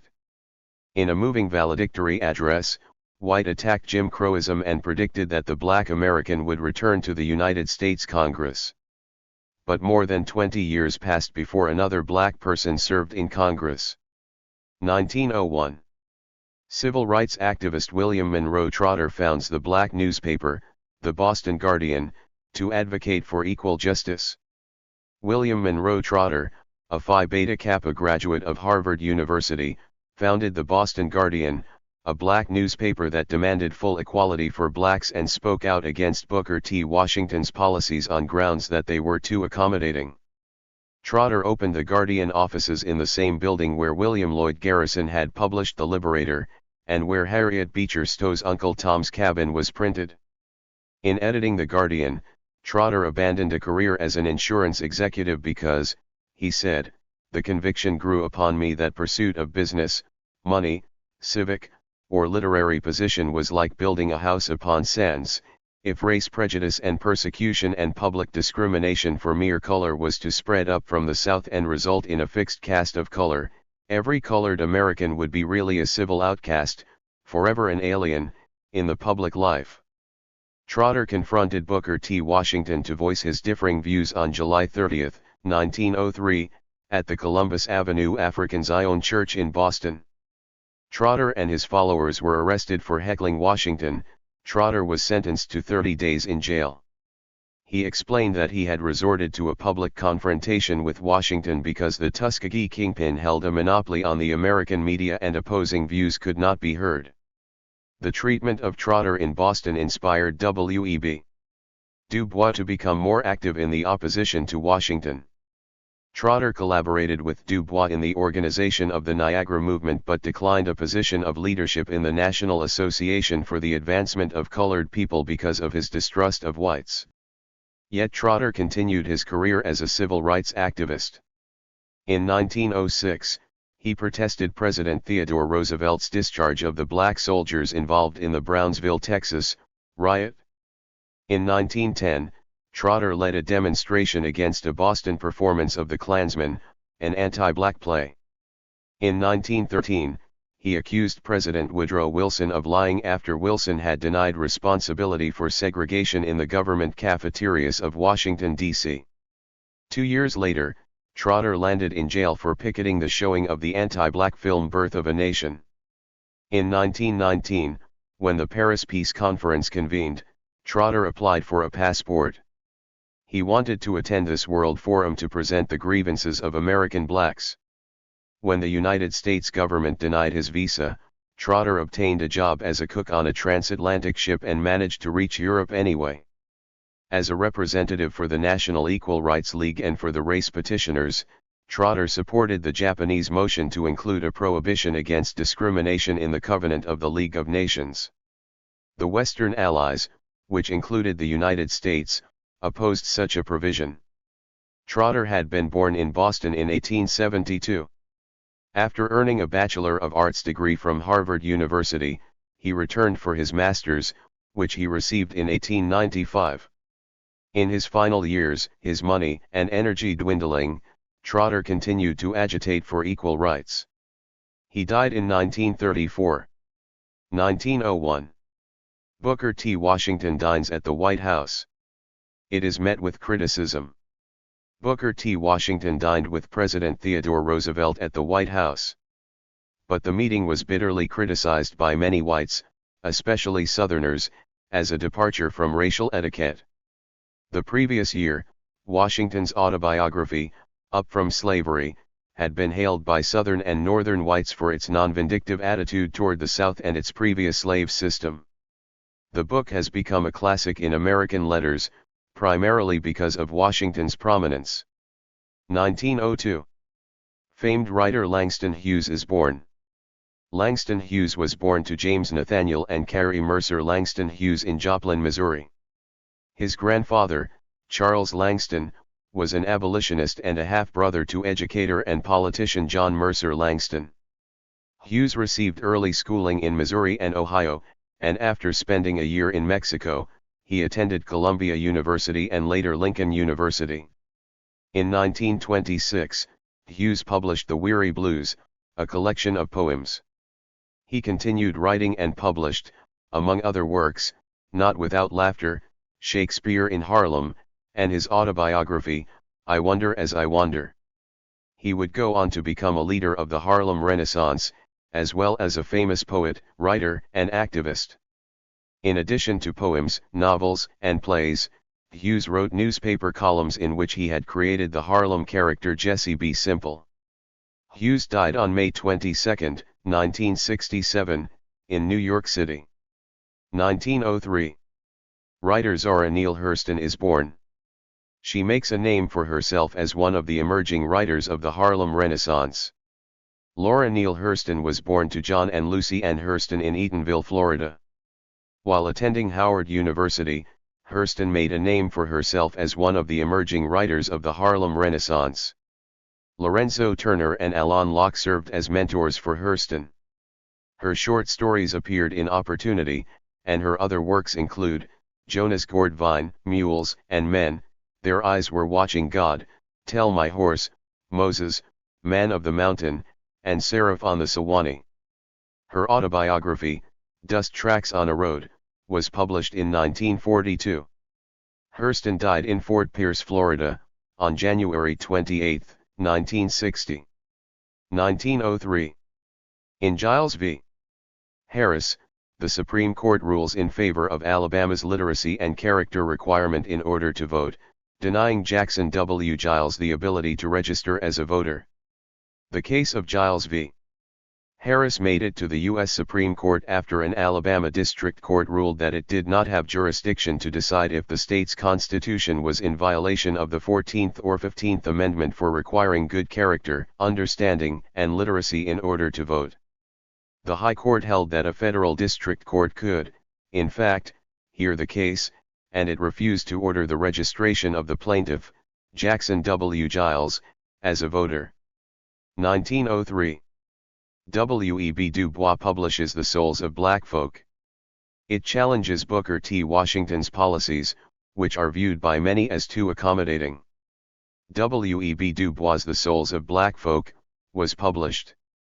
The book crystallized black opposition to the policies of Booker T. Washington, which were viewed by many civil rights activists as too flexible. 1903. Poet Count T. Cullen is born. Born Count T. Porter, he was orphaned at an early age and adopted by Black Reverend Frederick Cullen, pastor of the Salem Methodist Church of New York. Cullen earned his bachelor's degree from New York University, where he was a Phi Beta Kappa scholar. In 1925, while still a student at New York University, he published his first volume of poetry, Color, which earned him the Harmon Foundation's first gold medal for literature in 1927. Cullen also received the Witter-Bynner Poetry Prize. And in 1926, he received an MA degree from Harvard University and began a 2-year sojourn in France, sponsored by a Guggenheim Fellowship. When he returned to New York City, Cullen commenced his teaching career in the public school system. He continued to publish poetry and completed the novel, One Way to Heaven, in 1932. In 1947, 1 year after his death, a collection of works chosen by Cullen himself was published under the title, On These I Stand. Cullen died in New York City on January 10, 1946. 1904. The Supreme Court denies Jackson Giles for a second time in Giles v. Teasley, after Giles tries to sue voting registrars. The Supreme Court refuses to hear the case, stating that it had no lower court decision concerning the constitutionality of Alabama's laws to review. In Giles v. Teasley, the U.S. Supreme Court turned Jackson W. Giles away for the second time. A year earlier, the Supreme Court had refused Giles's request for an order for Alabama to register him as a voter.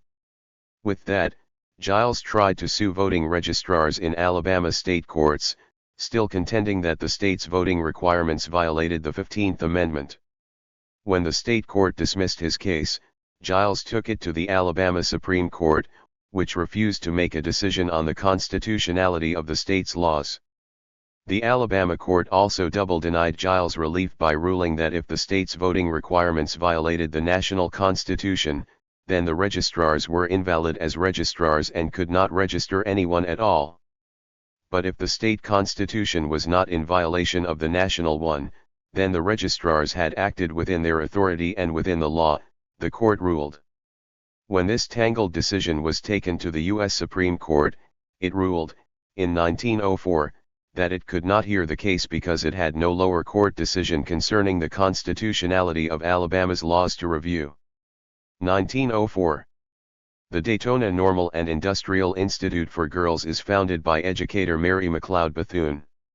The Daytona Normal and Industrial Institute for Girls was founded in 1904 by educator Mary McLeod Bethune.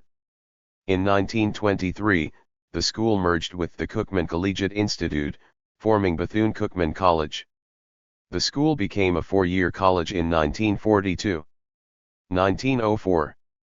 The U.S. Supreme Court, in Rogers v. Alabama, decides that the exclusion of black Americans from juries was a violation of the Equal Protection Clause. The U.S. Supreme Court, in Rogers v. Alabama decided that the exclusion of black Americans from juries was a violation of the Equal Protection Clause.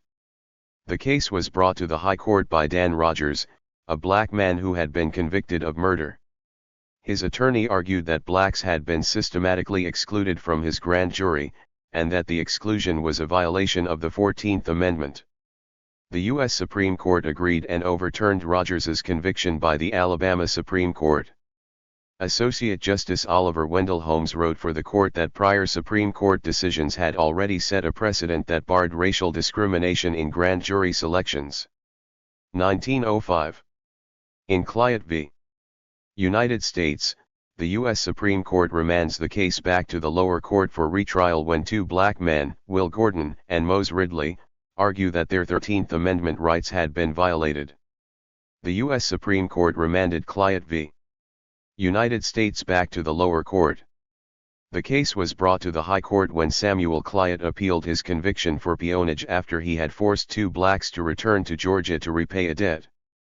The two blacks, Will Gordon and Mose Ridley, argued that their 13th Amendment rights had been violated in that the amendment prohibited slavery or involuntary servitude. The specific charge upon Client, however, was returning two men to peonage. The High Court ruled that an initial state of peonage was not evidenced, and the case was sent back to Georgia courts for retrial. 1905. Politician Nelson Cornelius Nix, Sr. is born. He would later become the first black to represent Pennsylvanians in the U.S. House of Representatives.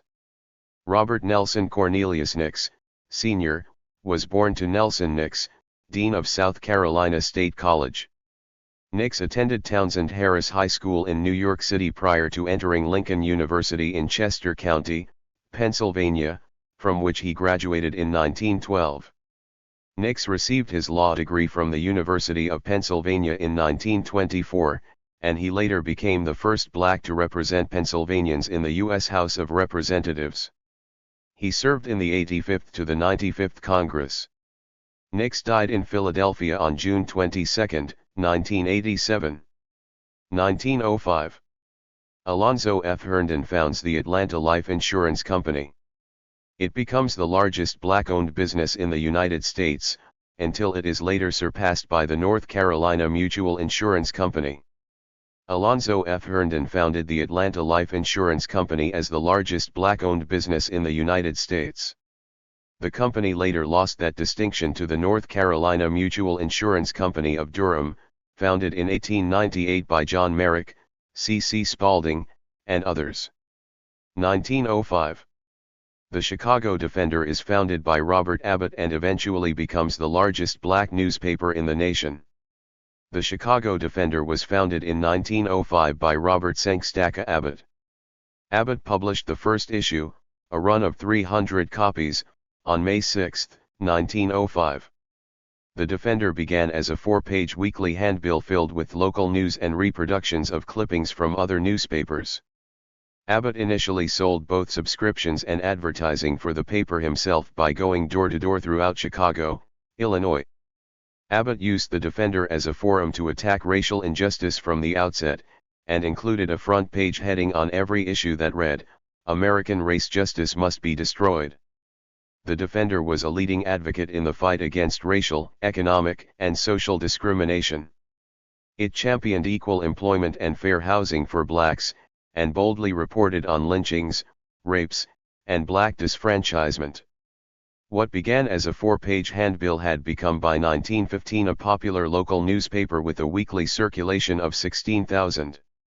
The Defender, however, saw its major growth during the Great Migration and is credited as being a major catalyst for that movement of 500,000 blacks from the South to the North between 1915 and 1920. Abbott used black Pullman porters and entertainers to transport his paper across the Mason-Dixon line. Often after being smuggled to the South, it is estimated that many copies of the Defender were read by 4 to 5 black Americans, who passed it from person to person and read it aloud wherever blacks congregated. Included in its pages were articles and editorials which tried to convince its oppressed Southern readers to move north. Abbott even printed copies of train schedules and job listings to entice Southern blacks to relocate. The black population of Chicago increased 148% from 1910 to 1920 with plenty of support and encouragement from the Defender. The Defender grew with the migration north. By 1917 it became the first black American paper to reach a circulation of 100,000 copies and to achieve national circulation. By 1920 its circulation reached 230,000 copies per week. Throughout the years, the Defender had many notable columnists, including Walter White and Langston Hughes. It also published early works of poet Gwendolyn Brooks, the first black American to win a Pulitzer Prize in any category. As a result of the Defender's success, Robert Abbott became one of the first black American millionaires. Upon Abbott's death in 1940, John H. Sengstacke, Abbott's nephew, assumed control of the Defender. Sengstacke continued the fight for racial equality. On February 6, 1956, the Defender became a daily and was renamed the Chicago Daily Defender. At the time it was the largest black-owned daily newspaper in the world. In 1965, Sengstacke purchased longtime rival newspaper the Pittsburgh Courier and added it to his chain of papers, which includes the Michigan Chronicle in Detroit, Michigan, and the Tri-State Defender in Memphis, Tennessee. Sengstacke remained publisher of the Defender until his death in 1997. 1905. Robert S. Abbott publishes the first issue of the Chicago Defender, which becomes one of the most widely read black newspapers in the country. Robert S. Abbott began publication of the militant Chicago Defender. It became one of the most widely read, influential black newspapers in the country. Abbott was the son of an enslaved butler and a field woman who purchased their son's freedom. After his father's death, Abbott's mother married John Sengstacke, an editor, educator, and clergyman. Young Abbott worked on his stepfather's news sheet. He received his education at Hampton Institute, where he came under the influence of General Samuel C. Armstrong, the man who had also molded Booker T. Washington.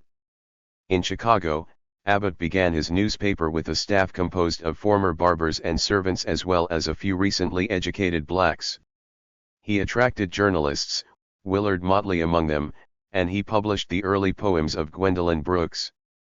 Abbott's scathing attacks on Southern racism coupled with his appeals for Northern migration enhanced the Chicago Defender's prestige.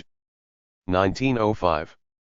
The Niagara movement starts with a meeting of black intellectuals. A group of black intellectuals from across the nation met near Niagara Falls and adopted resolutions demanding full equality for black Americans. The meeting has become known as the beginning of the Niagara movement. W.E.B. Du Bois and William Monroe Trotter spearheaded the movement. 1906. Paul Laurence Dunbar, the black poet who was instrumental in making black dialect an accepted literary form, dies in Dayton, Ohio. Paul Laurence Dunbar, the black poet who was instrumental in making black dialect an accepted literary form, died of tuberculosis in Dayton, Ohio, at 34 years of age. Dunbar had been born in Dayton on June 27, 1872, to the formerly enslaved Joshua and Matilda Dunbar. His father had escaped slavery and fled to Canada, but he returned during the Civil War to fight with the Massachusetts 55th Regiment. Although Paul Dunbar was senior class poet at Dayton Central High School and the editor of the school newspaper and yearbook, his first career was operating an elevator for $4 a week. By 1893, he had compiled a book of his verse and was selling it to passengers on his elevator. 2 years later he published Majors and Minors, which received a favorable review by William Dean Howells in Harper's Weekly. That review brought Dunbar national recognition. The following year, his Lyrics of Lowly Life appeared. Many of these earlier works were published by Orville and Wilbur Wright, who were experimenting with printing newspapers on a homemade press. In the last 10 years of his life, Dunbar produced 11 volumes of verse, 3 novels, and 5 collections of short stories. Critics generally agree that Dunbar's best works are his poems, particularly those written in dialect. Despite his Midwestern origins, Dunbar's poems deal nostalgically with the pathos and humor of the Old South. William Dean Howells considered Dunbar the first black to ably express an aesthetic appreciation of black life through verse. Dunbar's biographer, Benjamin Brawley, observed that Dunbar soared above race and touched the heart universally. In a world of discord, he dared to sing his song about nights bright with stars, about the secret of the wind and the sea, and the answer one finds beyond the years. Above the dross and strife of the day, he asserted the right to live and love and be happy. That is why he was so greatly beloved and why he will never grow old. 1906. Race riots take place in Brownsville, Texas when black soldiers retaliate to racial slurs by white civilians. As a result, President Theodore Roosevelt dishonorably discharges the soldiers without any investigation or trial. After pushback, some of the soldiers are re-enlisted. White civilians and black soldiers clashed at Brownsville, Texas, apparently after black soldiers had retaliated to racial slurs and taunting by whites. The violence that erupted resulted in the deaths of at least 3 white men, and the soldiers were consequently dishonorably discharged by President Theodore Roosevelt. The president's handling of the matter convinced many blacks that they could not look to him for help in the wake of increasing anti-black assaults. When Congress met in December of 1906, a group of Northerners, led by Senator Joseph B. Foraker of Ohio, argued that a full investigation and trial should have preceded the president's action. An investigation was launched by the Senate in January of 1907, but the Senate committee's majority report upheld the soldiers' dishonorable discharges. In 1909, however, Senator Foraker won approval to allow the re-enlistment of some of the soldiers. 1906. John Hope becomes the first black president of Morehouse College. He is instrumental to many of the programs that resulted in the institution's reputation. John Hope assumed the presidency of Morehouse College. Hope, one of the most militant of early black educators, was the school's first black president and was the catalyst behind many of the programs that resulted in the institution's reputation. Hope was born on June 2, 1868, in Augusta, Georgia, to prosperous parents, a white father, James Hope, and mixed-race mother, Mallie Francis. His relatively secure childhood was shaken by his father's death in 1876 and the subsequent loss of much of the family's wealth. That same year, Hope witnessed a violent racial clash in Atlanta. This incident, with the Atlanta riot of 1906, probably influenced his militancy. Hope denounced Booker T. Washington's Atlanta Compromise address, and he was the only black college president to join the militant Niagara movement. Likewise, Hope was the only college administrator to attend the founding meeting of the National Association for the Advancement of Colored People in 1909. 10 years later, Hope became a founder of the South's first biracial reform group, the Commission on Interracial Cooperation. This group was the forerunner of the Southern Regional Council. Hope assumed leadership of the commission in 1932. He also served as president of Atlanta University from 1929 until his death in 1936. 1906. An Atlanta race riot leaves 12 dead. A major race riot in Atlanta, Georgia, left 12 dead. The practically all-white media and attempts to disfranchise blacks had coupled to build racial tensions in the city. On September 22, newspapers reported 4 successive assaults on white women by black men. Many of the city's whites, joined by ruralites who were in town for Saturday shopping, formed mobs bent on retaliation. Blacks who sought to arm themselves in defense were quickly arrested. The state of panic existed for several days. The Atlanta Civic League, an interracial organization dedicated to racial harmony, was formed in the wake of the riot. 1906. Alpha Phi Alpha, the first black fraternity, is established at Cornell University. The first black fraternity, Alpha Phi Alpha, was established by Henry Calls, Charles Chapman, Eugene Jones, George Kelly, Nathaniel Murray, Robert Ogle, and Vertner Tandy at Cornell University in Ithaca, New York. The purpose of the organization was education and the mutual uplift of its members. Kelly was the first president of the organization. Its first general convention was held on December 28, 1908, in Washington, D.C. 1907. Alain Locke, prominent black intellectual, becomes the first black person to receive the prestigious Rhodes Scholarship. Alain Locke, a prominent black intellectual, received a Rhodes Scholarship. No other black American won this academic honor for more than half a century. Locke was born in Philadelphia in 1886. He obtained his Ph.D. from Harvard University in 1918. As a Rhodes Scholar, Locke studied at England's Oxford University from 1907 to 1910. He continued his studies at the University of Berlin from 1910 to 1911, and he became a professor of philosophy at Howard University in 1912, a position he held until his retirement in 1953. Locke published Race Contacts and Interracial Relations in 1916. His fame as a literary and art critic and interpreter of black culture rests largely on his anthology, The New Negro, a seminal work about the Harlem Renaissance. Locke died in 1954, prior to completing The Negro in American Culture. This work was completed by Margaret Just Butcher and published in 1956. 1907. Miles College is founded by the Colored Methodist Episcopal Church, now the Christian Methodist Episcopal Church. Miles College was an outgrowth of a high school that was founded in Booker City, Alabama, in 1902 by the Colored Methodist Episcopal Church, now the Christian Methodist Episcopal Church. Miles became a college and moved to its present site in Birmingham, Alabama, in 1907. The college is named after Bishop William H. Miles, a formerly enslaved man who was active in the missions of the African Methodist denominations. Miles College was one of the first four-year colleges open to black students. The school's first bachelor's degree was awarded in 1911. 1908. Berea College is forced to segregate after Kentucky passes a law making teaching black and white students in the same institution illegal.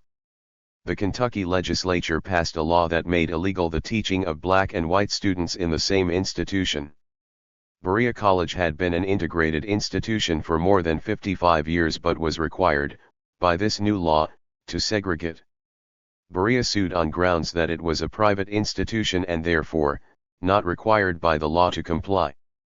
but the U.S. Supreme Court upheld its Plessy v. Ferguson decision of 1896, which mandated separate but equal facilities. 1908. An Illinois race riot shocks many. A racial disturbance occurred in Springfield, Illinois.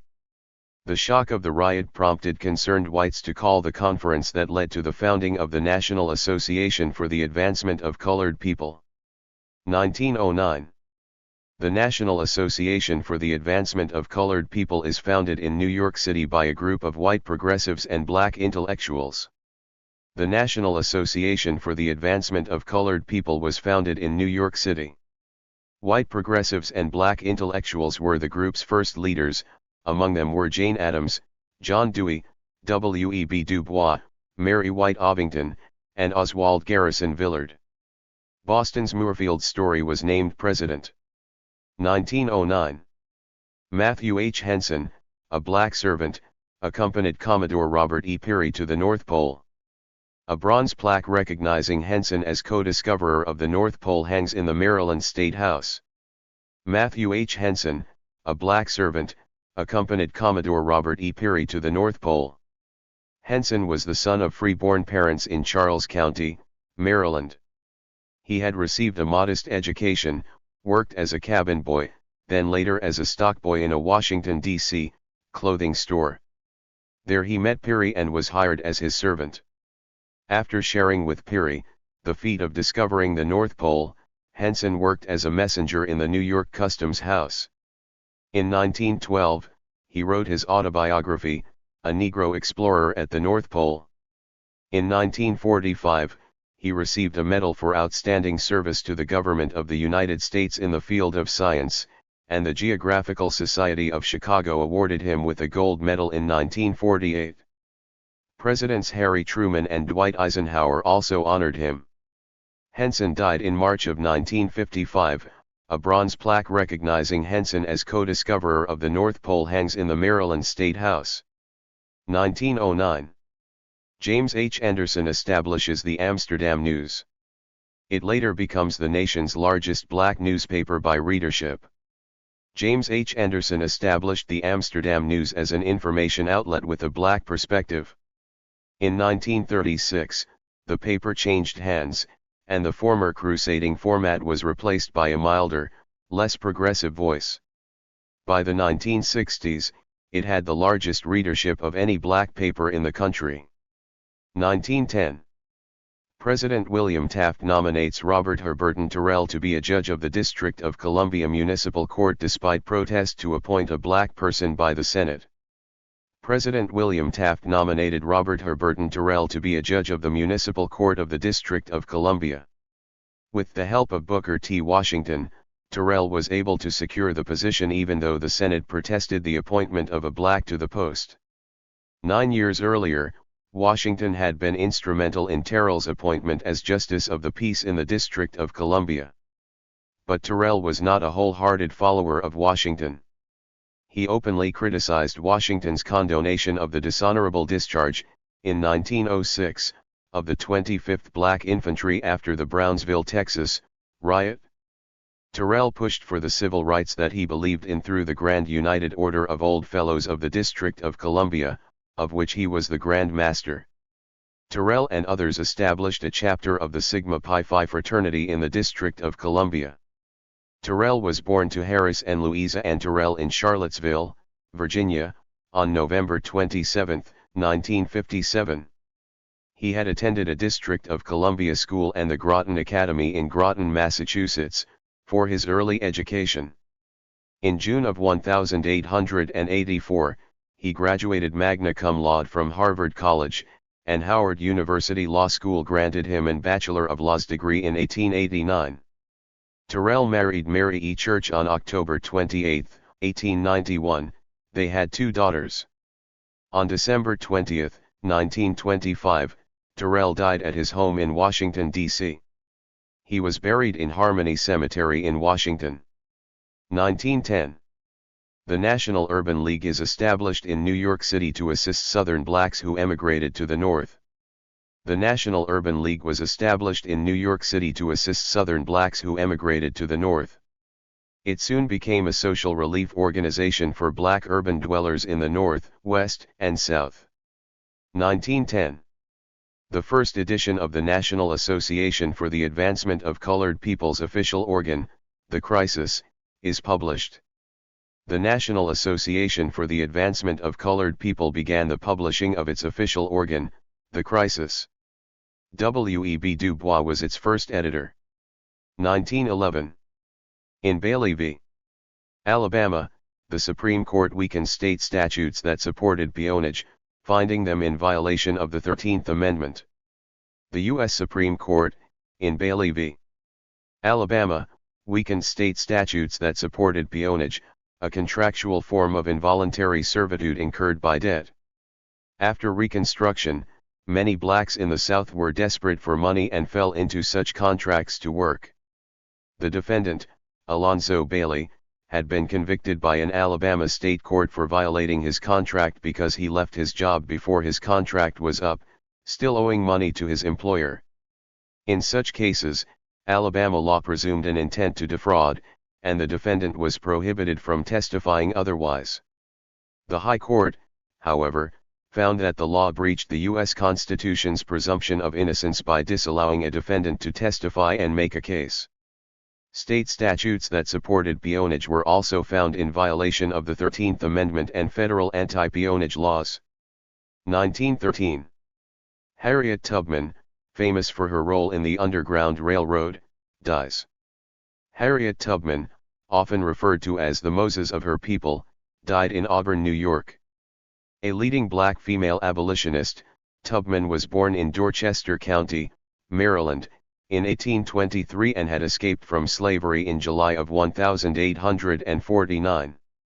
She returned to Maryland and Virginia at least 20 times and is credited with freeing between 80 to 350 enslaved blacks. While working as a field hand as a young girl, Tubman was injured when an overseer threw a weight at another enslaved black but hit Tubman in the head. The blow caused Tubman to suffer from sleeping seizures for the rest of her life. In 1844, she married a free black, John Tubman, but she remained enslaved. In 1849, her master died and rumors emerged that his enslaved people were to be sold in the Deep South. With two of her brothers, Tubman escaped. Fearing punishment or death, the brothers returned to the plantation, but Tubman, using the North Star for direction, marched on until she reached Philadelphia. In 1850, Tubman returned to Maryland for a sister and a brother, and in the following year she led a party of 11 blacks from the South into Canada. She left her husband, who had married another woman, behind. In 1857, Tubman made one of her last trips into Maryland to rescue her parents and 3 additional brothers and sisters. The family then settled in Auburn, New York. The family home, purchased from the abolitionist Senator William H. Seward, was later turned into a home for elderly and indigent blacks. After serving in the Civil War as a nurse and a spy, Tubman devoted her energy and earnings to this home. 1914. Eugene Jacques Bullard joins the Foreign Legion. Eugene Jacques Bullard joined the Foreign Legion. Bullard was born in Columbus, Georgia, in 1894. He had attempted to become a pilot in the States but failed. For France, however, he flew his way into the Lafayette Escadrille and gained notoriety as one of the Lafayette Flying Four. Bullard died in 1961. 1915. Millions of blacks migrate north in search of economic and social security. The wartime migration of Southern blacks to northern industrial centers began. Millions of blacks left the South in search of economic and social security. 1915. Singer Billie Holiday is born.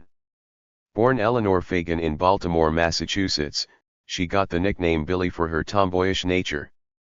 Holiday's parents separated when she was an infant, and her mother left her with relatives in Boston. When she was 10 years old, Holiday was raped by a 40-year-old neighbor. The man was imprisoned and Holiday was sent to a Catholic correctional home. At 13 she joined her mother in New York City, where her lifestyle worsened. She started smoking marijuana and was in and out of jail for prostitution.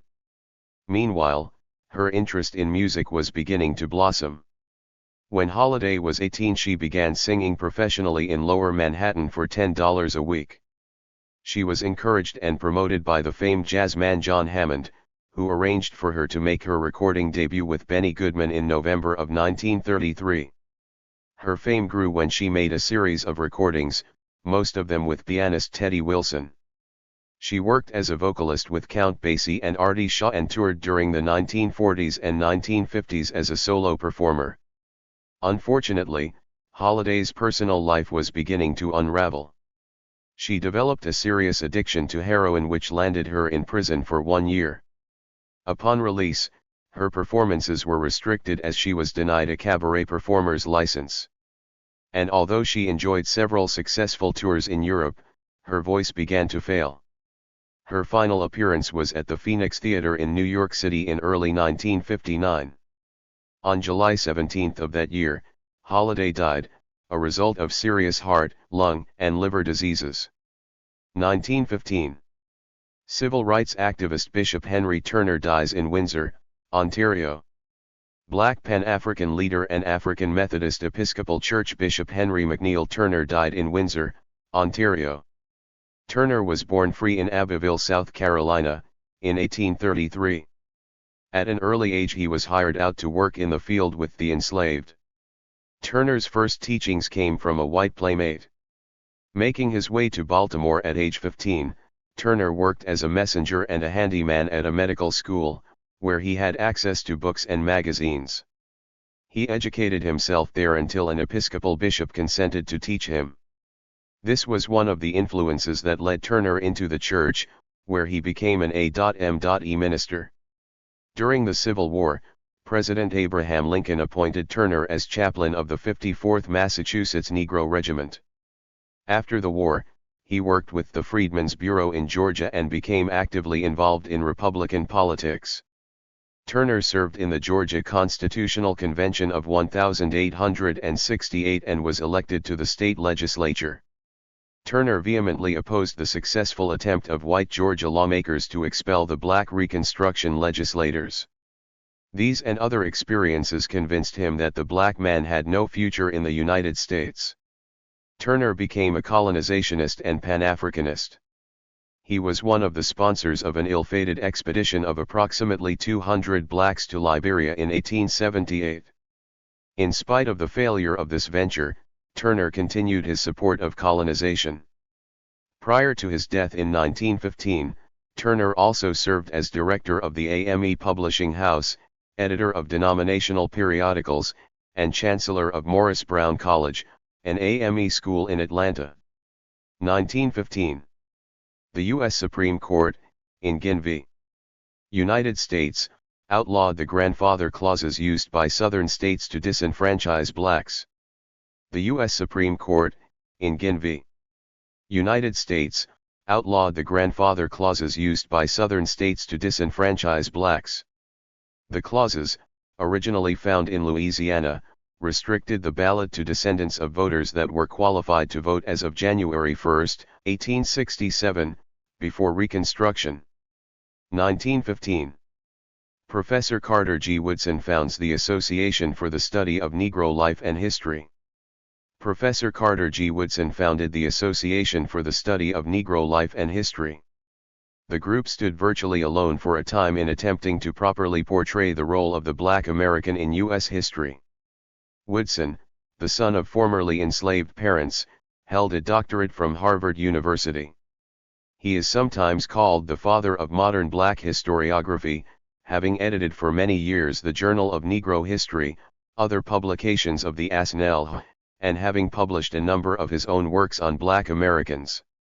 The association is now called the Association for the Study of African American Life and History. 1915.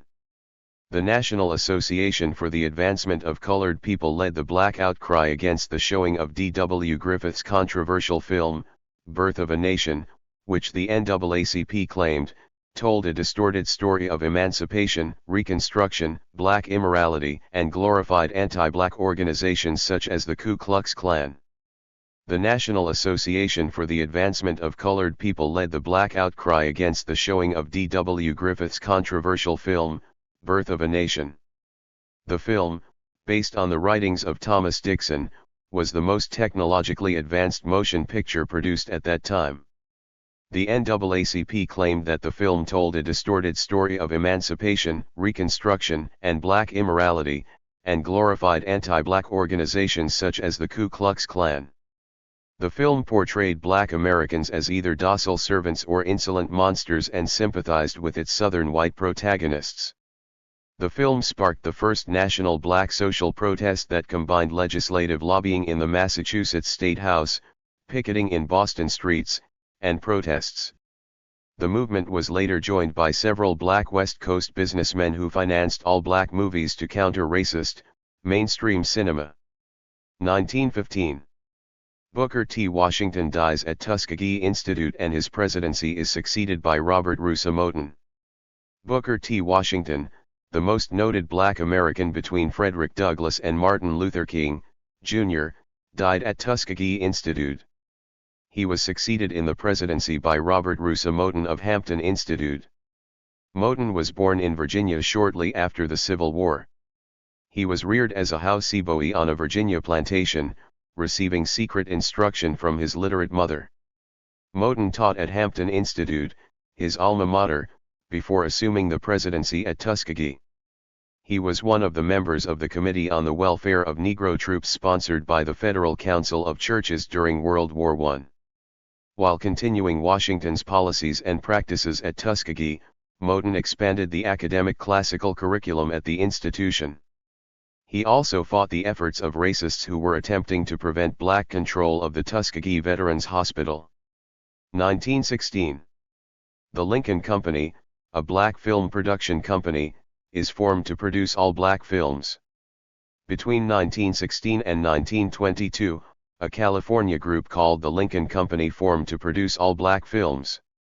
Led by George and Noble Johnson, the company produced an average of one film per year with titles such as The Realization of a Negro's Ambition, and The Trooper of Troop K. Inadequate distribution and a nationwide influenza epidemic stifled the company's success.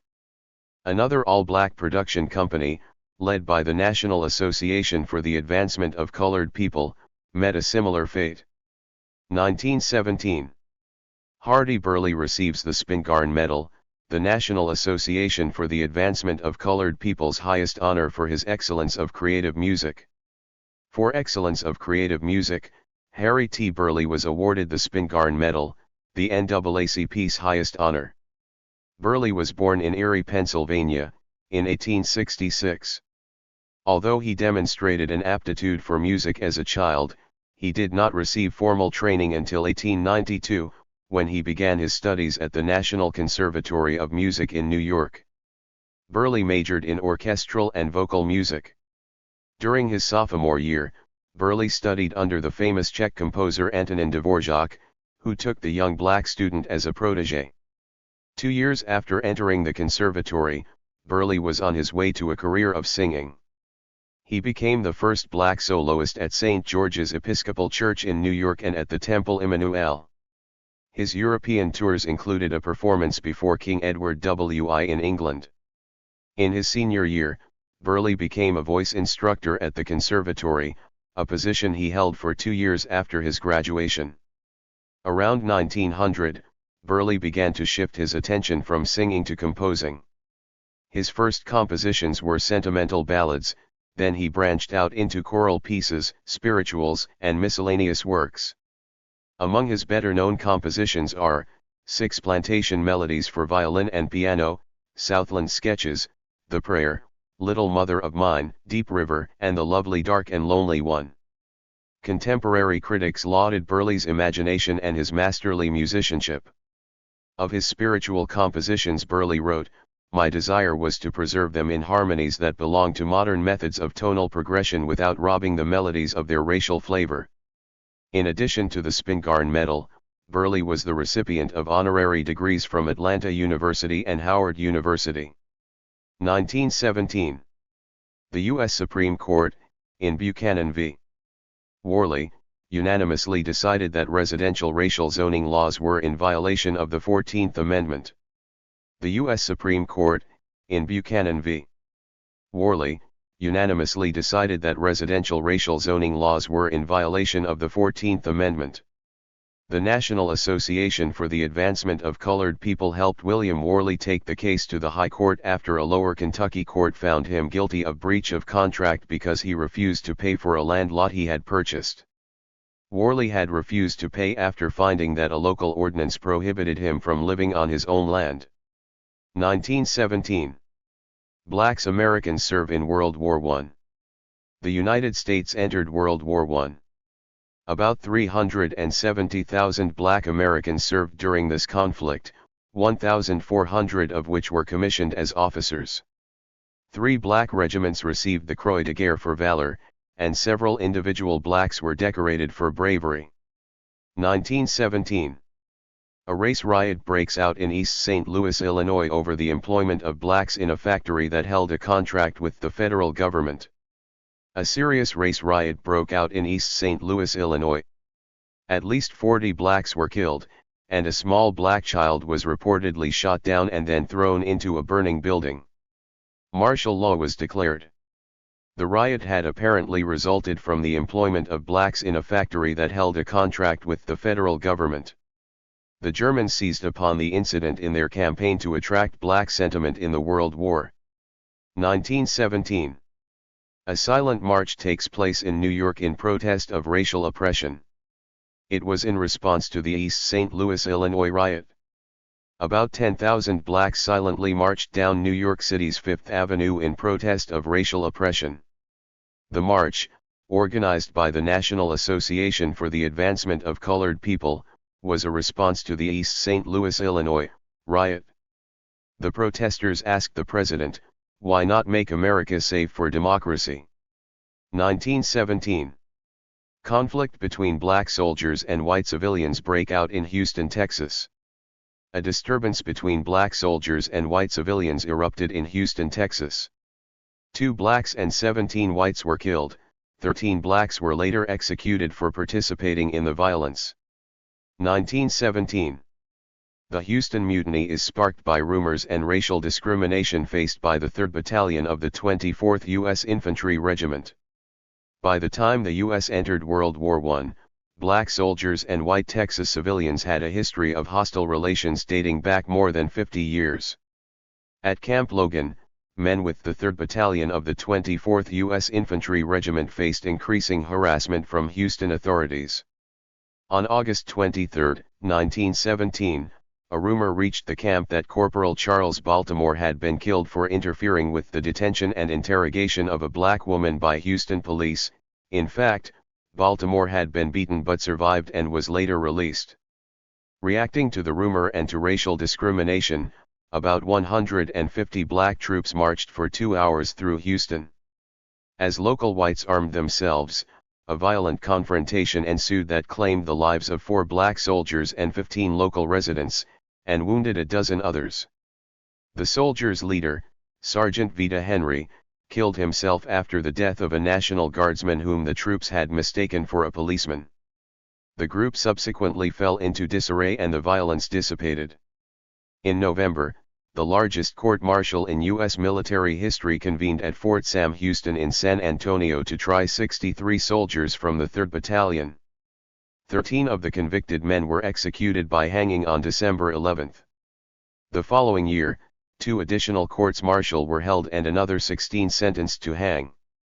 Responding to pressure from black leaders, President Woodrow Wilson commuted the death sentences of 10 of the condemned men. In total, nearly 60 soldiers received life imprisonment for their roles in the affair.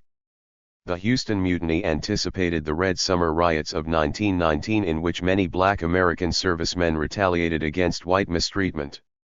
On the other hand, because of the mutiny, the 24th Infantry Regiment was not allowed by the U.S. War Department to go to France to fight in World War I. 1917. Emmett J. Scott, former Secretary to Booker T. Washington, was appointed Special Assistant to the Secretary of War. Emmett J. Scott, former Secretary to Booker T. Washington, was appointed Special Assistant to the Secretary of War. Specifically, Scott was to work for non-discriminatory application of the Selective Service Act, to formulate plans to build up morale among blacks, soldiers, and civilians, and to investigate complaints of unfair treatment of blacks. He also disseminated news concerning black soldiers on the home front. In June of 1918, Scott called a conference of about 30 black newspaper publishers who pledged their support of the American war effort but denounced anti-black violence and discrimination at home. The coalition called for the recruitment of black Red Cross nurses and asked for the appointment of a black war correspondent. 1918. The First Pan-African Congress, led by W.E.B. Du Bois, convenes in Paris during the Paris Peace Conference. W.E.B. Du Bois led the First Pan-African Congress, which was held in Paris while the Paris Peace Conference was convening. About 60 delegates, including West Indians, Africans, and Black Americans, attended the meeting to determine how blacks of the world might benefit from the Paris Peace Conference. The democracy for which many of them fought in World War I, they said, should become a reality. While this Congress accomplished very little, it stimulated subsequent and more fruitful assemblages of blacks in later years. 1918. Many race riots occur across the nation during the Red Summer of violence. Major race riots occurred across the nation in what James Weldon Johnson called the Red Summer. More than 25 riots left over 100 people dead and more than 1,000 wounded. Federal troops had to suppress the disorder in some areas. Washington, D.C., Chicago, Illinois, Longview, Texas, and Chester and Philadelphia, Pennsylvania were among the scenes of the disturbances. 1918. Lynching is addressed to Congress. The National Liberty Congress of Colored Americans asked Congress to make lynching a federal crime. 1919. Archibald Grimke receives the National Association for the Advancement of Colored People's prestigious Spingarn Award for his service to Santo Domingo. Founder of the National Association for the Advancement of Colored People, Archibald Grimke, received the Spingarn Award for his service as the U.S. Consul to Santo Domingo. Grimke was born in Charleston, South Carolina, in 1849. He studied at Lincoln University, and in 1874, he graduated from the Harvard University Law School. 5 years later Grimke married Sarah Stanley, and the couple had one child in 1880. Beginning in 1883, Grimke edited The Hub, a Boston weekly. Grimke was president of the American Negro Academy before becoming the consul to Santo Domingo in 1894. Grimke died February 25, 1930. 1919. In State v. Young, the U.S. Supreme Court rules that black Americans should be admitted to juries. The U.S. Supreme Court ruled that black Americans should be admitted to juries. 1919. Race riot erupts in Washington, D.C. when two black men jostle a white woman. Racial tension in the Capitol had been building since June as a result of widespread rumors that black men were attacking white women. The violence erupted when two black men jostled a white woman on July 18. The woman's husband was a sailor and soon, sailors and Marines were joined by other whites in an attack on the black population of Washington, D.C. Federal troops were used to tame the rioting, but President Woodrow Wilson was forced to call in more troops after an even more terrifying night of race-based violence on July 21. 1919. Doris Miller is born.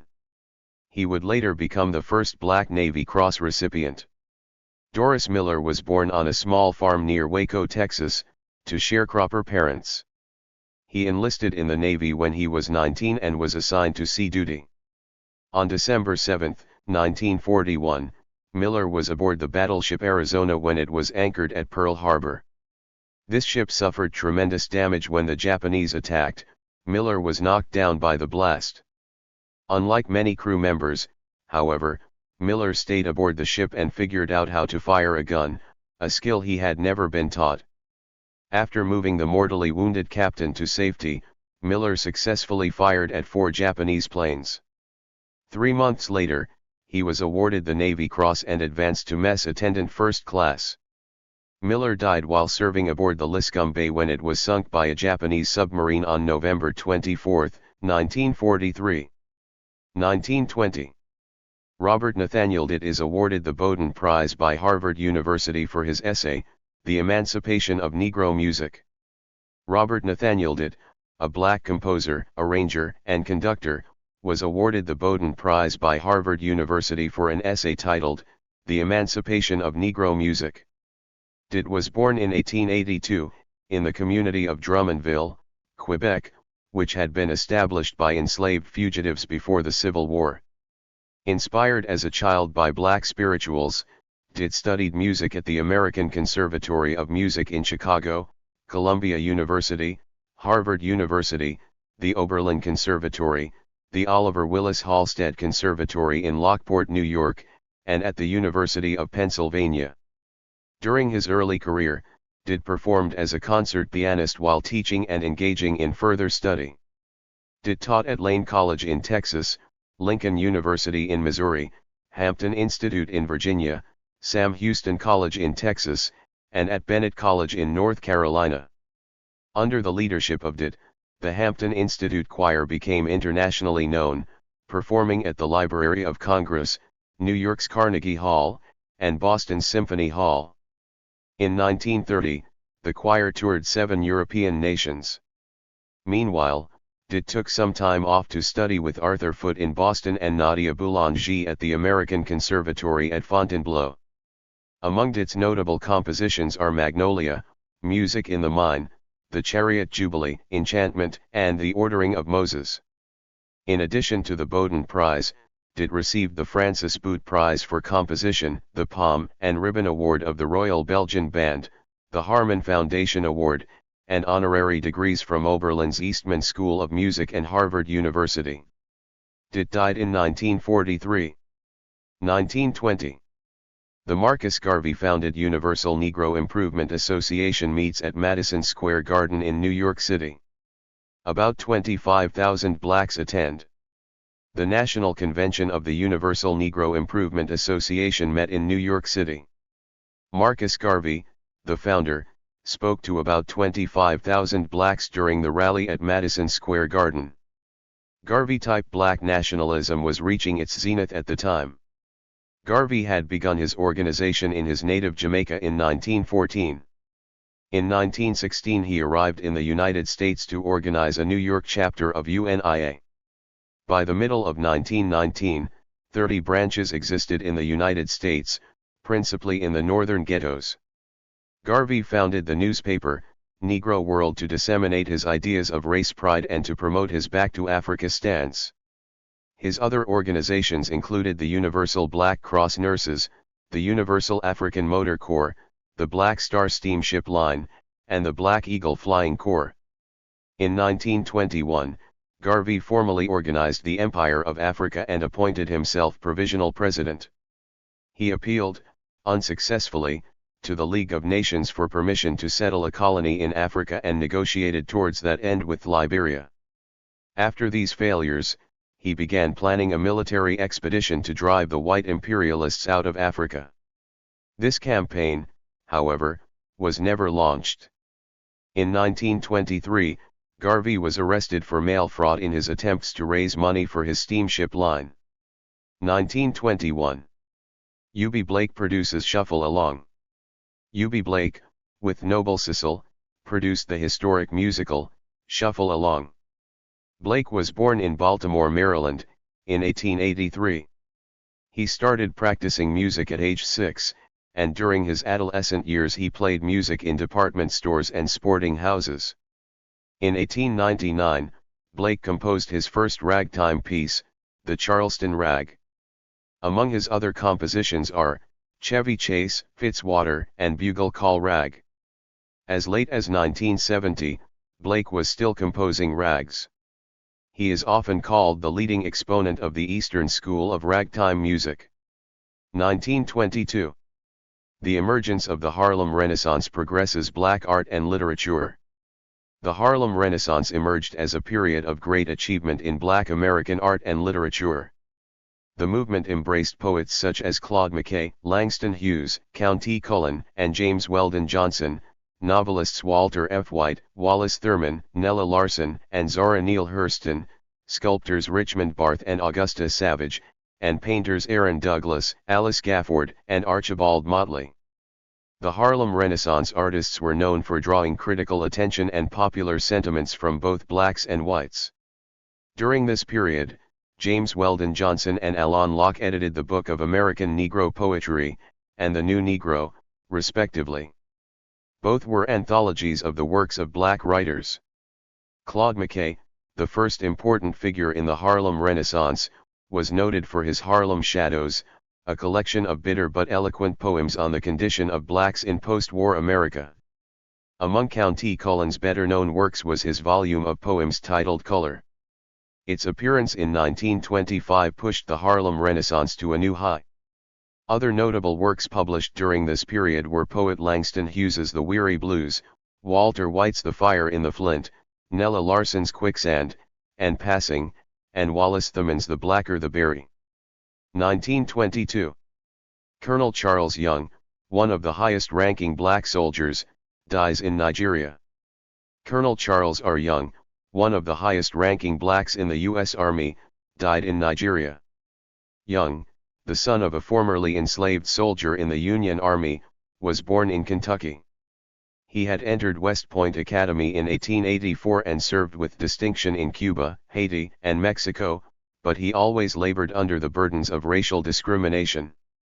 During World War I, Young was called for a physical examination and made to retire because of poor health. This action was an apparent subterfuge to prevent Young's promotion to general. After protests by blacks, Young was recalled, but he was assigned to relatively obscure duty in Illinois and Liberia. 1922. Dorothy Dandridge is born. She would go on to become a famed actress and singer. Dorothy Dandridge entered show business at a very young age, entertaining on road tours with her older sister Vivian. Dandridge performed at the Cotton Club when she was 16 years old. She built a successful career as a nightclub singer while attempting to establish herself as a dramatic film actress. In 1954, Dandridge won the coveted title role in Otto Preminger's black production, Carmen Jones. Her performance earned her an Academy Award nomination, the first for a black woman in a leading role. Despite this success, Dandridge's film career came to a standstill in the conservative 1950s. 3 years passed before her next film, Island in the Sun, was released. The film's theme of interracial romance was repeated in her next projects, The Decks Ran Red, Tamango, and Malaga. Her last great role was Bess in Porgy and Bess, another black musical from Otto Preminger. Mainstream roles continued to elude Dandridge, whose race posed a dilemma to producers reluctant to cast her opposite white leading men. In the early 1960s, Dandridge's life began to unravel personally and professionally. Her stormy marriage to restaurant owner Jack Dennison ended in divorce, and she later filed for bankruptcy and had to forfeit her Hollywood mansion. Dorothy Dandridge died in her apartment on September 8, 1965, apparently the result of an antidepressant drug overdose. 1923. George Washington Carver is awarded the Spingarn Medal, the National Association for the Advancement of Colored People's highest honor. Tuskegee Institute's George Washington Carver received the Spingarn Medal, the NAACP's highest award, for his distinguished research in agricultural chemistry. In 1939, Carver had been awarded the Roosevelt Medal for Distinguished Achievement in Science. Carver was born enslaved in Diamond Grove, Missouri, in 1864. He attended an undergraduate school in Iowa and earned a Master of Science degree from Iowa State College. In 1896, Carver was appointed to the faculty of Tuskegee Institute, where he began a program of research in soil conservation and crop diversification. Carver's scientific fame rests largely in the 400 different products he produced from the peanut, potato, and pecan. Carver was a Fellow of the Royal Academy of England, and a foundation and museum have been established in his honor at Tuskegee Institute, where he died in 1943. 1923. Blacks continue to migrate north in large numbers. Black migration to the north continued as the Department of Labor estimated that some 500,000 blacks left the South within the last year. 1923. Black inventor Garrett A. Morgan receives a patent for developing a three-way automatic traffic light. He later sells the patent rights to General Electric. Garrett A. Morgan, a black inventor, was awarded U.S. Patent number 1,475,024 for developing a three-way, automatic traffic light. Earlier, Morgan had invented the gas mask used by American troops during World War I. Morgan was awarded a patent in 1914 for this breathing device. The black inventor was one of 11 children born to Sidney and Elizabeth Morgan. He was born in Paris, Tennessee, in 1875. This inhalator was used in a successful rescue of workers trapped in a tunnel under Lake Erie in 1916. The city of Cleveland awarded Morgan a gold medal following the rescue. The patent rights to the traffic light were sold by Morgan to the General Electric Company for $140,000. Morgan died in 1963. 1924. Music composer Roland Hayes is named soloist with the Boston Symphony Orchestra. Roland Hayes, born in a Georgia cabin in 1887, was named a soloist with the Boston Symphony Orchestra. Earlier, he had received the National Association for the Advancement of Colored People's Spingarn Medal for his interpretations of black folk songs. 1925. Adelbert Roberts is elected to Illinois Legislature. Adelbert Roberts was elected to the Illinois State Legislature. He becomes the first black to serve in a state assembly in at least 25 years. 1925. A. Philip Randolph organizes the Brotherhood of Sleeping Car Porters, a black labor union. The Brotherhood of Sleeping Car Porters, the trailblazing black labor union, was organized by A. Philip Randolph. Often called the Dean of Black Leaders, Randolph had been reared in Florida. He was the son of a minister and a seamstress, both of whom were formerly enslaved. Randolph attended Cookman Institute in Florida and City College in New York. His intellectual interests and his practical experiences in Harlem evoked an intense hatred of racial bias and a zeal for economic and social justice. He joined the Socialist Party and attempted to organize black students and workers. Randolph founded The Messenger, the socialist periodical that became one of the leading magazines in the history of black journalism. In later years, he was prominent as an opponent of American intervention in foreign wars and of military segregation. Randolph was a presidential consultant in matters of civil rights, and he was a central figure in the 1941 March on Washington. 1926. In Corrigan v. Buckley, the U.S. Supreme Court rules that racially restrictive covenants in housing did not violate the 5th or 14th Amendments in relation to equal protection because they were private agreements, rather than government-sponsored agreements. After this ruling, racially restrictive covenants flourish around the nation. The U.S. Supreme Court, in Corrigan v. Buckley, held that racially restrictive covenants were not in violation of the 5th or 14th Amendments in relation to equal protection under the law. The case was heard by the High Court when Irene Corrigan attempted to sell property to a black American after having entered into a neighborhood agreement that excluded blacks from ever owning the property. Her neighbors sued to stop her and the Supreme Court ruled that it held no jurisdiction in the case. The decision was based on the fact that the amendments in question pertained to governmental actions, not to private actions or private contracts. Discriminatory contracts were, in effect, declared constitutional as long as no governmental actions were involved. After this ruling, racially restrictive covenants flourished around the nation. 1926. The NAACP honors James Weldon Johnson for his storied career. James Weldon Johnson was honored by the NAACP in New York City for his careers as Executive Secretary of the NAACP, member of the U.S. Consul, editor, and poet. Johnson was born in Florida in 1871 and was educated there. He continued his education at Atlanta University, New York City College, and Columbia University. Johnson began his professional life in Florida, where he was a teacher, journalist, and lawyer before joining his brother, Rosamond Johnson, in New York to write musical comedies. Johnson is best known as a writer of prose and verse. His most notable works include God's Trombones, the Book of American Negro Poetry, Black Manhattan, the autobiography of an ex-colored man, and his autobiography, Along This Way. Johnson's poem Lift Every Voice and Sing, when set to music by his brother, became known as the Black National Anthem. The song still retains that characterization among blacks today. In New York, Johnson moved widely in interracial circles. These affiliations, with his success as a writer and diplomat and his moderate opposition to racial discrimination, made him a likely choice as the NAACP's first executive secretary. In this capacity, Johnson led the campaign to outlaw lynching in the United States, culminating in the Dyer Anti-Lynching Bill of 1921. Before his death in 1938, Johnson also taught at Fisk University in Nashville, Tennessee. 1927. In Nixon v. Herndon, the Supreme Court strikes down a Texas law that excludes blacks from the Democratic primaries. The U.S. Supreme Court, in Nixon v. Herndon, struck down a Texas law that excluded blacks from the Democratic primaries in the state. Texas managed, however, to erect new defenses against black voting. 1927. In Gonglum v.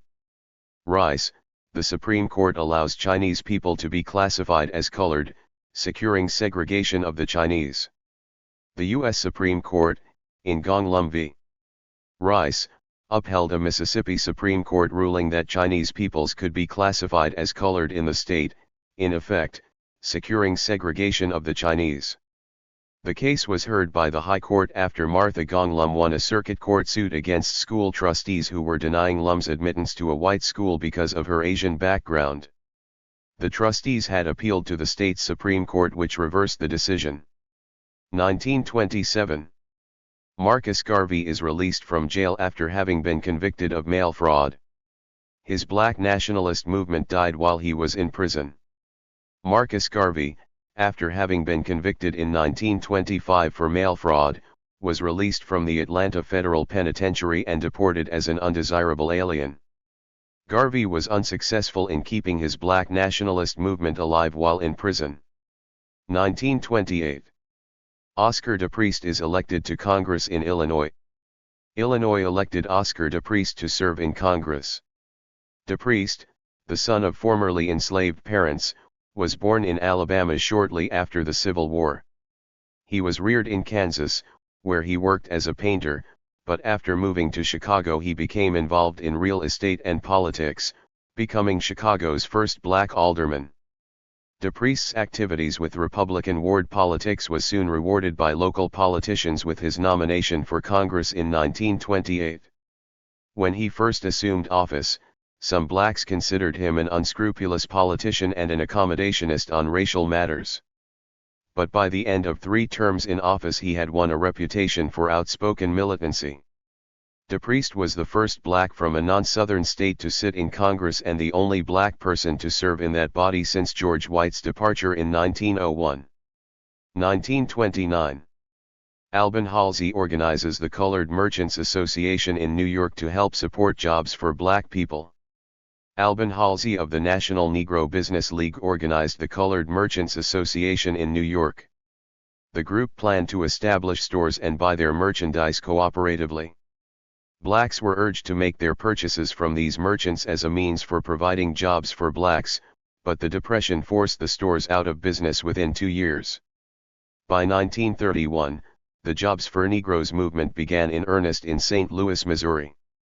The St. Louis chapter of the National Urban League launched a boycott against a white chain store whose trade was almost exclusively black but employed very few blacks. This movement spread to Chicago, Cleveland, New York City, Pittsburgh, and others.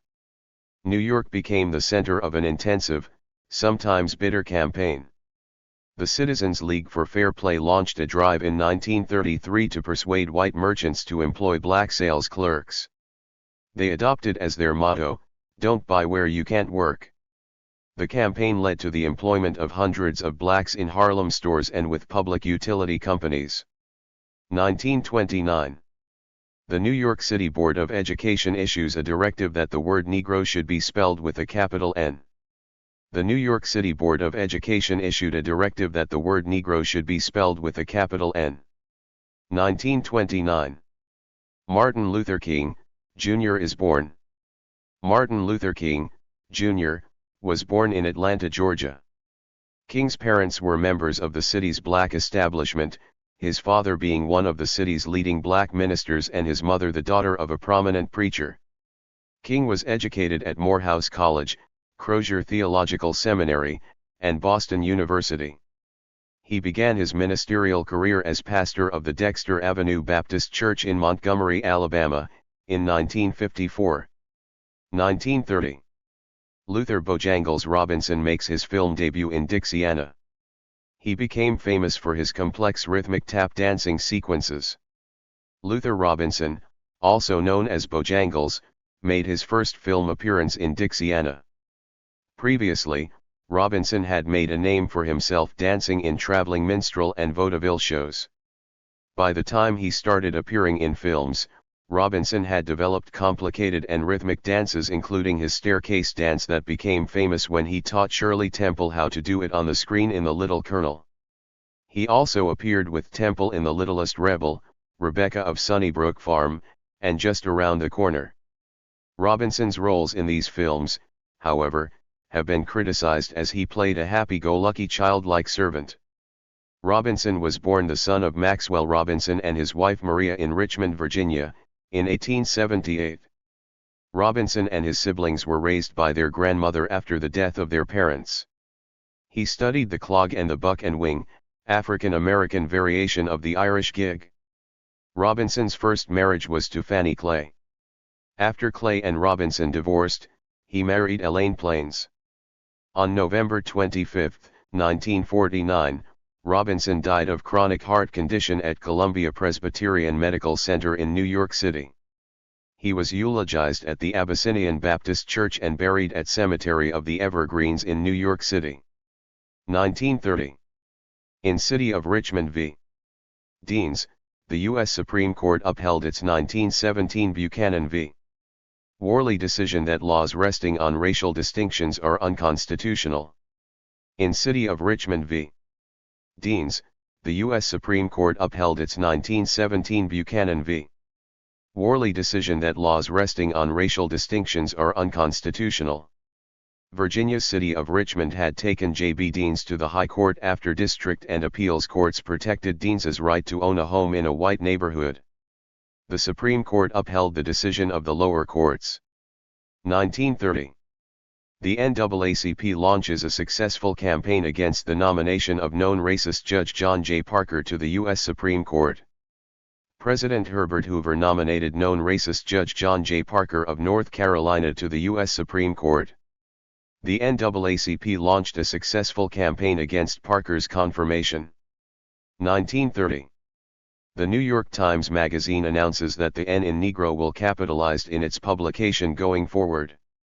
Responding to black demands, the New York Times announced that the N in the word Negro would be henceforth capitalized in its pages. 1930. Mary McLeod Bethune is named one of America's 50 leading women. Black educator, feminist leader, and civil rights spokesperson Mary McLeod Bethune was named one of America's 50 leading women by historian Ida Tarbell. Bethune was born in Maysville, South Carolina, in 1875. She studied at Scotia Seminary in North Carolina and at the Moody Bible Institute in Chicago. In 1904, Bethune founded the Bethune-Cookman College at Daytona Beach, Florida. A recipient of the Medal of Merit from the Republic of Haiti and the NAACP Spingarn Award, Bethune was president of the National Council of Negro Women and the Association for the Study of Negro Life and History. She was a principal advisor as well as a friend to President and Mrs. Franklin Roosevelt. 1931. The U.S. Supreme Court, in Aldridge v. United States, reverses a lower court's conviction of a black man, largely because the trial court refused to allow the defense to question the jurors on their racial biases. The U.S. Supreme Court, in Aldridge v. United States, reversed the lower court's decision in which a black American man was convicted for murdering a white police officer. The High Court's decision was largely based on the trial court's refusal to allow the defense to question the jurors on their racial biases. Chief Justice Charles Evans Hughes emphasized the necessity of determining a prospective juror's disqualifying state of mind in any type of case, stating that if prejudice would stand in the way of a juror's ability to render a fair verdict, a gross injustice would be perpetrated in allowing him to sit. 1931. 9 black youths known as the Scottsboro Boys are charged with raping 2 white women on a freight train. Many organizations come to their defense and all 9 are later freed on parole, appeal, or by escape. 9 black youths went on trial for their lives in Scottsboro, Alabama, after being accused of raping 2 white women on a freight train. The case became a cause célèbre with black American organizations, liberal whites, and the Communist Party all vying to defend the Scottsboro Boys. The defendants were hastily convicted, but by 1950, all were free on parole, appeal, or by escape. 1931. Surgeon Daniel Williams, founder of the predominantly black Provident Hospital, dies in Chicago. Pioneer heart surgeon and founder of the predominantly black Provident Hospital, Daniel Hale Williams, died in Chicago. Williams, of mixed blood, was born in Philadelphia. He received a medical education at the Chicago Medical College through the generosity of a former surgeon on General Ulysses S. Grant's staff. In 1913, Williams became the first black member of the American College of Surgeons. After withdrawing from Provident Hospital because of internal bickering, Williams became the only black doctor on the staff of Chicago's St. Luke Hospital. His withdrawal from Provident Hospital and his marriage to a white woman subjected him to bitter attacks from fellow blacks in the latter years of his life. 1932 to 1972. The Tuskegee syphilis experiment, acting on the presumption that rural Southern blacks were generally more promiscuous and syphilitic than whites, and without sufficient funding to establish an effective treatment program for them, doctors working with the Public Health Service commenced a multi-year experiment in 1932. Their actions deprived 400 largely uneducated and poor black Americans in Tuskegee, Alabama of proper and reasonable treatment for syphilis, a disease whose symptoms could easily have been relieved with the application of penicillin, which became available in the 1940s. Patients were not told they had syphilis, nor were they provided sufficient medication to cure them.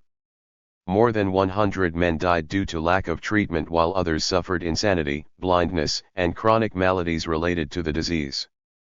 The original experiment took on a life of its own as physicians, intrigued by the prospect of gathering scientific data, ignored human rights and ethical considerations, and managed to extend it until 1972, when a PHS researcher, Peter Buxton, revealed its history to the press. Public exposure embarrassed the scientific community and the government, and the experiment was quickly shut down. Attorney Fred Gray initiated a lawsuit on behalf of the patients. In an out-of-court settlement, each surviving patient received medical treatment and $40,000 in compensation. In the wake of the scandal, Congress passed the National Research Act of 1974, which required more stringent oversight of studies employing human subjects. In 1997, on behalf of the federal government, President Bill Clinton issued a formal apology to the victims of the Tuskegee syphilis experiment. 1932 to 1940. Oppression in the South causes the resurgence of black migration to the North in search of economic and social opportunities. Faced with agricultural distress and racial oppression in the South, blacks began a new wave of migration into the major industrial centers of the North. Most moved in search of economic and social opportunities. 1932. Poet Langston Hughes leads a delegation of black American artists to the Soviet Union with the ambitious goal of creating a film titled Black and White. Poet Langston Hughes led a delegation of black American artists to the Soviet Union with the ambitious goal of creating a film titled Black and White. This project aimed to expose racial discrimination in the American South and challenge stereotypical portrayals of black people in cinema. The USSR, seeking allies among oppressed groups, initially supported the film. However, a shift in international politics led to the project's demise. The U.S. recognition of the USSR forced the Soviets to cease propaganda targeting black Americans. Consequently, black and white was scrapped. While the majority of the delegation returned home, Hughes opted to extend his stay. He embarked on a tour of Soviet agricultural regions, noting parallels between the cotton-producing areas there and the American South. This experience informed his 1934 book, A Negro Looks at Soviet Central Asia. Hughes returned to the U.S. in 1933 with a wider perspective on global affairs, shaped by his first-hand observations in the USSR. 1934. Elijah Muhammad heads the Black Muslim movement in the U.S. after his mentor W. D. Fard mysteriously disappears. Elijah Muhammad succeeded W. D. Fard as the leader of the Black Muslim movement in the United States. Muhammad was born Elijah Poole in Sandersville, Georgia, in 1897. His father was a Baptist preacher, sawmill worker, and tenant farmer. Muhammad was a deeply religious and race-conscious youth. While employed as a laborer in Georgia in 1923, a white employer cursed him and he decided to move to the North. While living on relief in Detroit, Michigan, during the Great Depression, Muhammad came under the influence of Wallace Fard Muhammad, a mysterious silk peddler who had been teaching blacks that they were members of a superior race, descendants of Muslims from Afro-Asia. Fard claimed to be a messenger from Allah sent to reclaim his lost people and save them from the inferior race of white devils who had made their lives so miserable. Christianity, he asserted, was a false religion used by whites to keep blacks in subjection. Elijah Poole soon became Fard's closest associate, and when Fard mysteriously disappeared in 1934, Poole, now known as Elijah Muhammad, took control of the group as the messenger of Allah to the lost-found nation of Islam in the wilderness of North America. Muhammad and his followers refused to bear arms for the United States during World War II, and Muhammad was convicted for encouraging resistance to the draft. He served 3.5 years of a 5-year sentence in a federal prison before he was released in 1946. Meanwhile, Muslim membership had dropped from a high of about 8,000 under Fard's leadership to 1,000. 1934. Arthur Mitchell is elected to Congress and goes on to serve 4 terms. Democrat Arthur L. Mitchell defeated Republican Congressman Oscar DePriest of Chicago, becoming the pioneer black member of his party in Congress. Mitchell, like his predecessor DePriest, was born in Alabama to former enslaved blacks. He received his education at Tuskegee Institute, where he was Booker T. Washington's office boy, and at Talladega College in Alabama. Mitchell taught in rural Alabama and served as an assistant law clerk in Washington, D.C. When he moved to Chicago, he became involved in Republican ward politics but joined the Democrats with the shifting Black Party preference in the Depression years. In Congress, Mitchell professed to be a moderate, thus drawing the ire of the black press and the NAACP. He did, however, sponsor the long and costly suit that led to the end of Jim Crowism in Pullman railroad cars. Mitchell served 4 terms in Congress. 1935. In University of Maryland v. Murray, Amherst College graduate Donald Murray's admission to the law school is granted because the state failed to provide a separate law school for blacks, which was a violation of the 14th Amendment. In University of Maryland v. Murray, the University of Maryland failed to convince the Maryland Court of Appeals that Baltimore resident and Amherst College graduate Donald Gaines Murray should not be admitted to the college. The NAACP's Charles H. Houston and Thurgood Marshall represented Murray in front of the appellate court that maintained the lower court's decision to admit him. The decision was based on the state's failure to provide a separate law school for blacks, a violation of the 14th Amendment's Equal Protection Clause. 1935. The U.S. Supreme Court, in Grovey v. Townsend, ruled that the Democratic Party is a private organization and therefore, not subject to the 14th and 15th Amendments as they pertain to discrimination. The U.S. Supreme Court, in Grovey v. Townsend, ruled that the Democratic Party is a private organization and therefore, not subject to the 14th and 15th Amendments as they pertain to discrimination. The U.S. Supreme Court, in Grovey v. Townsend, ruled that the Democratic Party is a private organization and therefore, not subject to the 14th and 15th Amendments as they pertain to discrimination. R.R.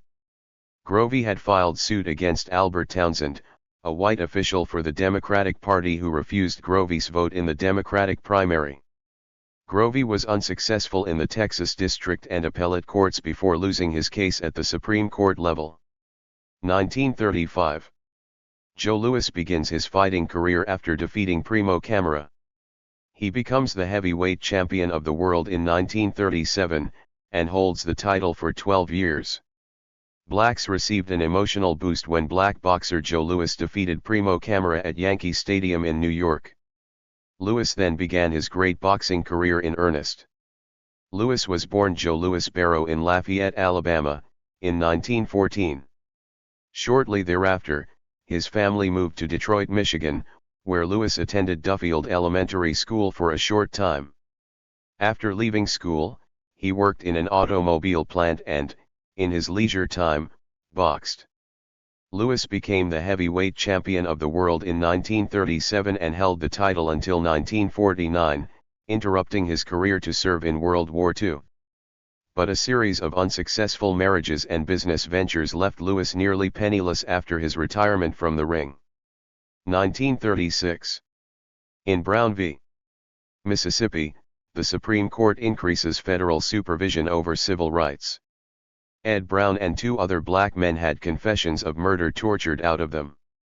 The U.S. Supreme Court, in Brown v. Mississippi, increased federal supervision over civil rights. The defendants, Ed Brown and two other black men, had been convicted of murder after confessions were tortured out of them.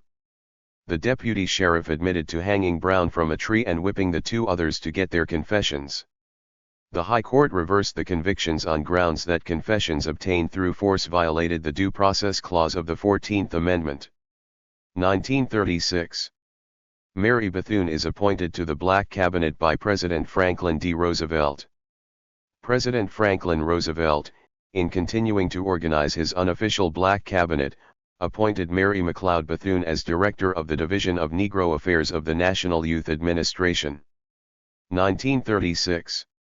The NAACP honors John Hope, founder of the Atlanta University Center, for his achievements as an educational and civil rights leader. John Hope was honored in New York City by the NAACP for his achievements as an educational and civil rights leader. Hope was a founder of the Atlanta University Center, which is comprised of Morehouse College, an undergraduate school for men, Spelman College, an undergraduate school for women, and Atlanta University, a co-educational graduate school founded in 1929. In later years, Clark College, Morris Brown, and a theological seminary joined the complex, making it the largest educational center in the world for blacks. 1936. Jesse Owens wins 4 gold medals at the Summer Olympics in Berlin. The Associated Press designated Owens the outstanding track athlete of the first 50 years of the 20th century. Black Americans reacted warmly to the news that black track star Jesse Owens won 4 gold medals at the Summer Olympics held in Berlin. Owens' first-place victories embarrassed Adolf Hitler, who championed the theory of Aryan racial superiority. Owens had been born in Ohio in 1913. He started competing in track and field at Fairmount Junior High School in Cleveland, and he continued to compete throughout his years at Ohio State University. Owens was a student at Ohio State when he won the 100-meter dash, the 200-meter dash, the long jump, and anchored the victorious 400-meter relay at the 1936 Olympics. The Associated Press designated Owens the outstanding track athlete of the first 50 years of the 20th century. 1936. The NAACP files suit in Gibbs v. Board of Education in an attempt to equalize the salaries of black and white school teachers. The NAACP filed suit against the Board of Education of Montgomery County, Maryland. The Gibbs v. Board of Education decision set the precedent for equalizing the salaries of black and white school teachers. 1937. Bishop Isaac Lane, founder of Lane College, dies. Isaac Lane, bishop and patriarch of the Colored Methodist Episcopal Church and founder of Lane College in Tennessee, died. Lane was born enslaved on a Tennessee plantation in 1834. While enslaved, he was licensed to preach, but even after emancipation he had to supplement his income by raising cotton and selling firewood. He founded Lane College in 1882. 1937. The U.S. Supreme Court upheld the disenfranchisement of indigents in its ruling of Breedlove v.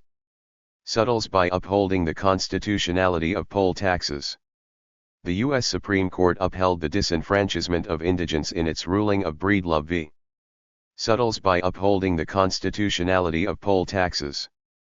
The case was heard after Georgia's poll tax was challenged on grounds that it offended the rule of equality because it required a yearly payment of $1 to vote, but only from people between 21 and 60 years old. The Southern Conference for Human Welfare also opposed the tax, calling it patently a device for disenfranchising Negroes. The High Court, however, supported the lower court's decision that the poll tax did not violate any protection or privilege guaranteed by the 14th, 15th, or 19th Amendment. 1937. William Hastie becomes the first black federal judge in the U.S. William H. Hastie was confirmed as the first black federal judge. Hastie had entered government service as an assistant solicitor in the Department of the Interior in the early part of the New Deal era. His judicial appointment was supported by the NAACP and influential whites at Harvard Law School. His nomination was approved over the vigorous opposition of Southern senators who labeled him a leftist, primarily because of his support of civil rights activities. President Franklin D. Roosevelt appointed him to his unofficial black cabinet as an aide to the Secretary of War. But in 1941, Hastie resigned in protest of the War Department's failure to act against segregation in the armed services. 1937. Hazel O'Leary is born. She would go on to become Secretary of Energy under President Bill Clinton. Hazel O'Leary was born in Newport News, Virginia.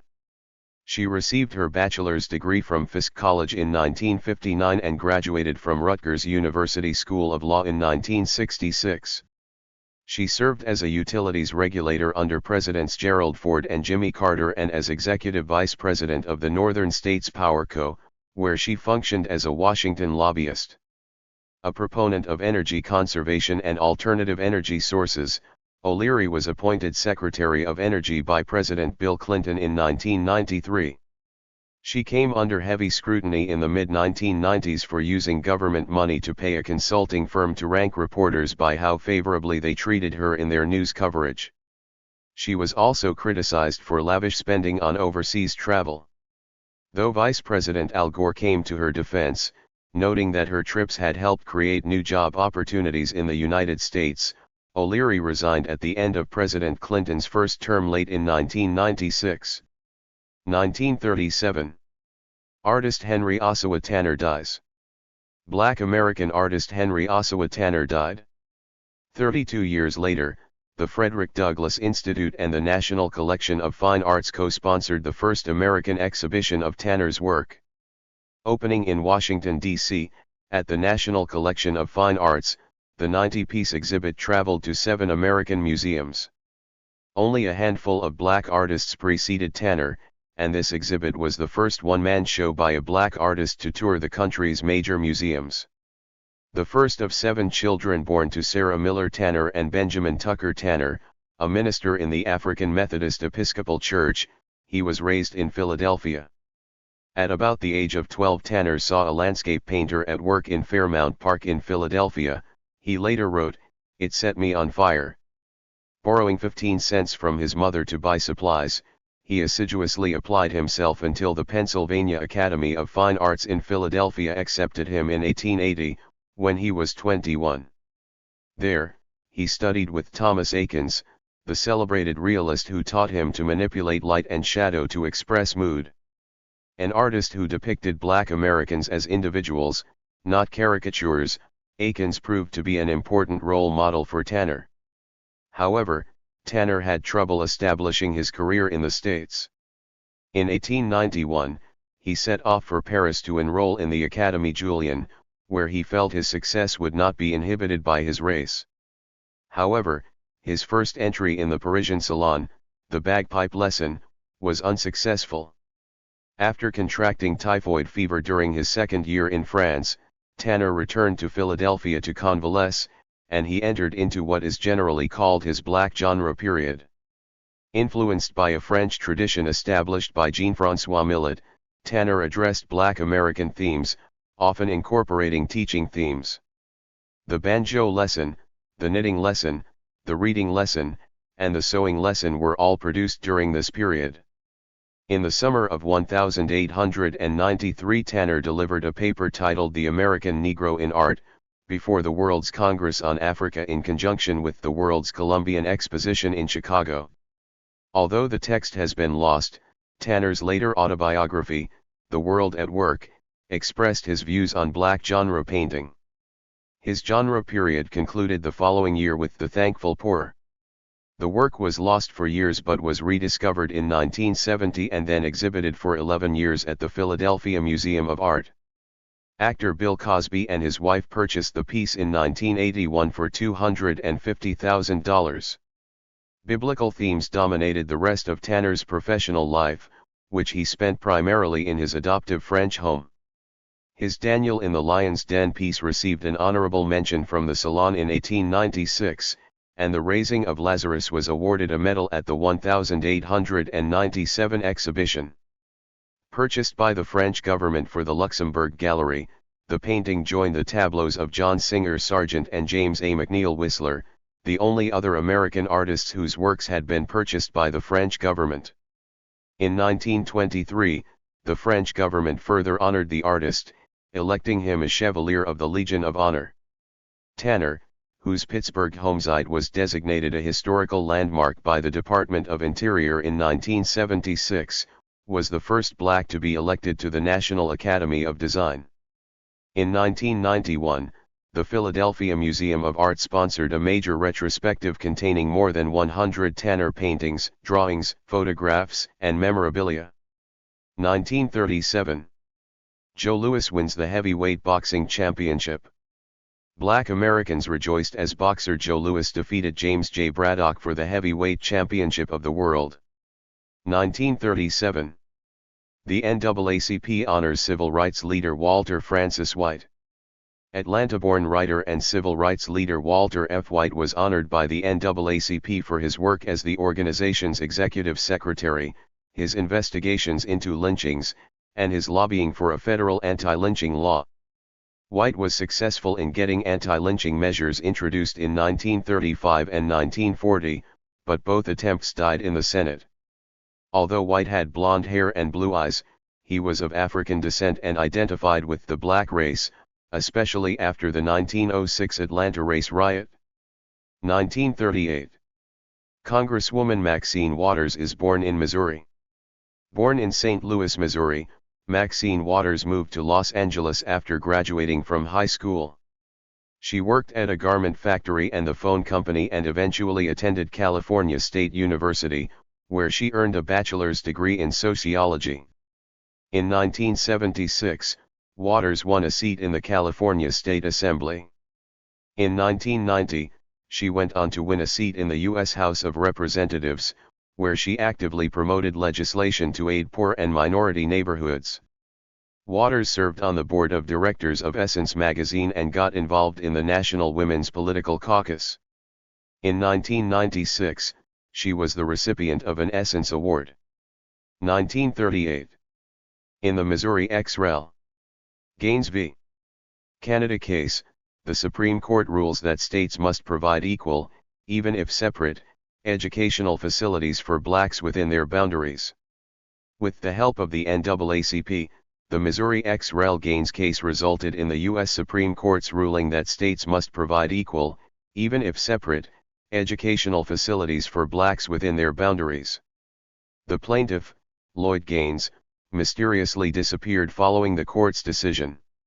1939. The Daughters of the American Revolution refused to allow Marian Anderson to sing in Washington, D.C.'s Constitution Hall. First Lady Eleanor Roosevelt resigns from the DAR in protest. The Secretary of Interior then provides the Lincoln Memorial for the Anderson concert, which draws 75,000 people. The Daughters of the American Revolution refused to allow Marian Anderson to sing in Washington D.C.'s Constitution Hall. Anderson, a black contralto from Philadelphia, had just completed a successful European tour. First Lady Eleanor Roosevelt resigned from the DAR in protest. The Secretary of Interior then provided the Lincoln Memorial for the Anderson concert, which drew an audience of 75,000 on Easter Sunday, 1939. Anderson was awarded the NAACP Spingarn Medal later in the year. 1939. The NAACP launches the Legal Defense and Educational Fund, pledging itself to an all-out war on discrimination. The NAACP Legal Defense and Educational Fund, pledging itself to an all-out war on discrimination, was organized. Charles H. Houston, an Amherst and Harvard-trained lawyer, spearheaded the effort to consolidate some of the nation's best legal talents in the fight against bias sanctioned by law. 1940. Richard Wright publishes Native Son, a novel reciting the effects of racial oppression on Black Americans. It becomes a bestseller. Richard Wright published Native Son, a novel reciting the effects of racial oppression on Black Americans. The work became a bestseller. 1940. Hattie McDaniel becomes the first black person to win an Oscar for her role in Gone with the Wind. Black actress Hattie McDaniel won an Academy Award for Best Performance by an Actress in a Supporting Role for her performance as Mammy in Gone with the Wind, becoming the first black person to win an Oscar. McDaniel also appeared in The Little Colonel and Showboat. 1940. Virginia adopts black composer James A. Bland's song as its anthem. The Virginia legislature adopted black composer James A. Bland's Carry Me Back to Old Virginia as the state song. 1940. Civil rights leader and United Negro Improvement Association organizer Marcus Garvey dies in London. Civil rights leader and United Negro Improvement Association organizer Marcus Garvey died in London. 1940. Benjamin O. Davis, Sr., is appointed Brigadier General in the U.S. Army, becoming the highest-ranking black officer in the armed services.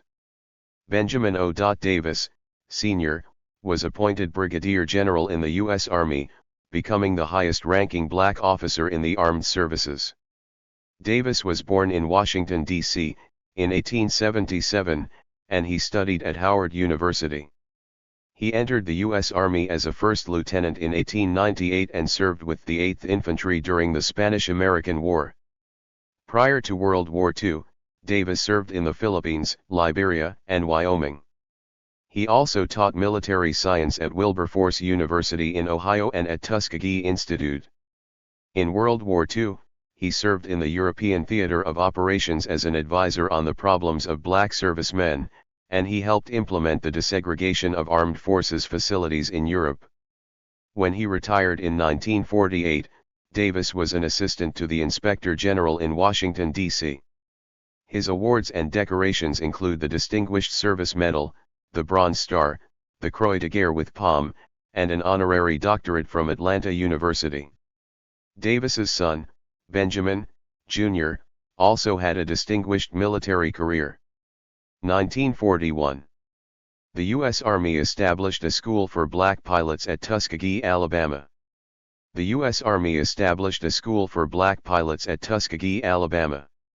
Some blacks opposed the establishment of segregated Air Force facilities, but others seemed to view the move as a forward step since no training schools had hitherto existed.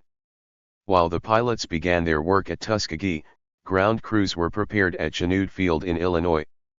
By the end of the year, the 99th Pursuit Squadron was ready for action. About 600 black pilots received their wings during World War II. 1941. President Franklin Roosevelt urges black spokesmen to call off a march against employment discrimination and segregation in the National Defense Program, but they refuse. President Franklin Roosevelt met with black spokesmen and urged them to call off a march against employment discrimination and segregation in the National Defense Program.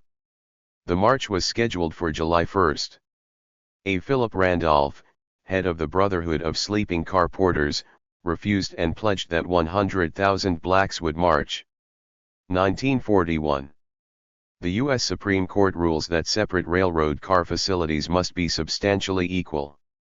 The U.S. Supreme Court ruled that separate railroad car facilities must be substantially equal. The case was brought to the High Court by Black Congressman Arthur L. Mitchell. 1941. President Franklin Roosevelt forbids racial and religious discrimination in defense industries and government training programs. President Franklin Roosevelt issued Executive Order 8802, which forbade racial and religious discrimination in defense industries and government training programs. A. Philip Randolph called off the March on Washington, D.C., that was planned in protest of the government's discriminatory policies. 1941.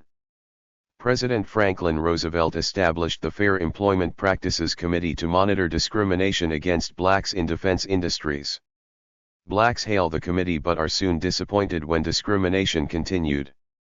President Franklin Roosevelt established the Fair Employment Practices Committee to monitor discrimination against blacks in defense industries. Blacks hailed the committee and the preceding Executive Order 8802 of June 25 as revolutionary developments, perhaps the most significant executive action affecting them since the issuance of the Emancipation Proclamation. They were soon disappointed, however, when discrimination continued in spite of the committee. The committee became entangled in bureaucratic inefficiency and politics, and faced opposition in the South. 1941. Racial conflicts occur aboard a bus in North Carolina. The first in a series of serious racial disturbances involving white and black soldiers and civilians occurred aboard a bus in North Carolina. 1941. The Japanese attack Pearl Harbor and Doris Miller emerges as one of the American heroes. President Franklin Roosevelt prepared to ask for a declaration of war as a result of the Japanese attack on Pearl Harbor. Doris "Dory" Miller, a 22-year-old black messman aboard the USS Arizona, downed 4 Japanese planes with a machine gun after having moved his wounded captain from the bridge to a place of greater safety. The next year, Admiral Chester W. Nimitz presented the Navy Cross to Miller. In 1943, the Waco, Texas native was listed as missing in action and presumed dead. 1942. Blacks and whites found the Congress of Racial Equality in Chicago, committing to direct, nonviolent action. Blacks and whites organized the Congress of Racial Equality in Chicago. They committed themselves to direct, nonviolent action, their first major effort being a sit-in against discrimination at a Chicago restaurant. The National Corps was founded in June of 1943. 1942. The Women's Army Auxiliary Corps is formed, allowing black women to be accepted with whites. With the formation of the Women's Army Auxiliary Corps, black women were accepted with whites. 1942. The steamship SS Booker T. Washington launches. It is the first Liberty ship named after a black person. Black Captain Hugh Mulzac commanded the SS Booker T. Washington after its launch from Wilmington, Delaware. Marian Anderson, celebrated contralto, christened the ship. 1942. William Dawson is elected to the U.S. House of Representatives by Chicago. William L. Dawson, for 2 decades the dean of black congressmen, was elected to the U.S. House of Representatives by Chicago. Dawson was the son of an Alabama barber. He received his education at Fisk University and a Chicago law school. After serving in World War I, Dawson opened a law practice in Chicago and became interested in politics. He began as a precinct worker and soon won favor with the Thompson Republican machine. He won 5 terms in the city council as a Republican before switching to the Democrats with the New Deal tide. Dawson became an important member of the Kelly and Daley Democratic machines during World War II. He served as ward boss in 5 Chicago districts, precinct captain, committeeman, vice chairman of the Cook County Democrats, and vice chairman of the Democratic National Committee. Dawson won a reputation as a shrewd political strategist. Dawson did not run for re-election in 1970 and died a year later. 1942. The Phoenix Thanksgiving Day Riot. The events of the Phoenix Thanksgiving Day Riot began on Thanksgiving, November 27, 1942. An off-duty soldier from the all-black 364th Negro Infantry Regiment became drunk at the Alhambra Bar, located at the corner of 12th and Washington Streets in Phoenix. A black female patron got into an argument with the soldier and slapped him. The soldier responded by hitting the woman with a bottle.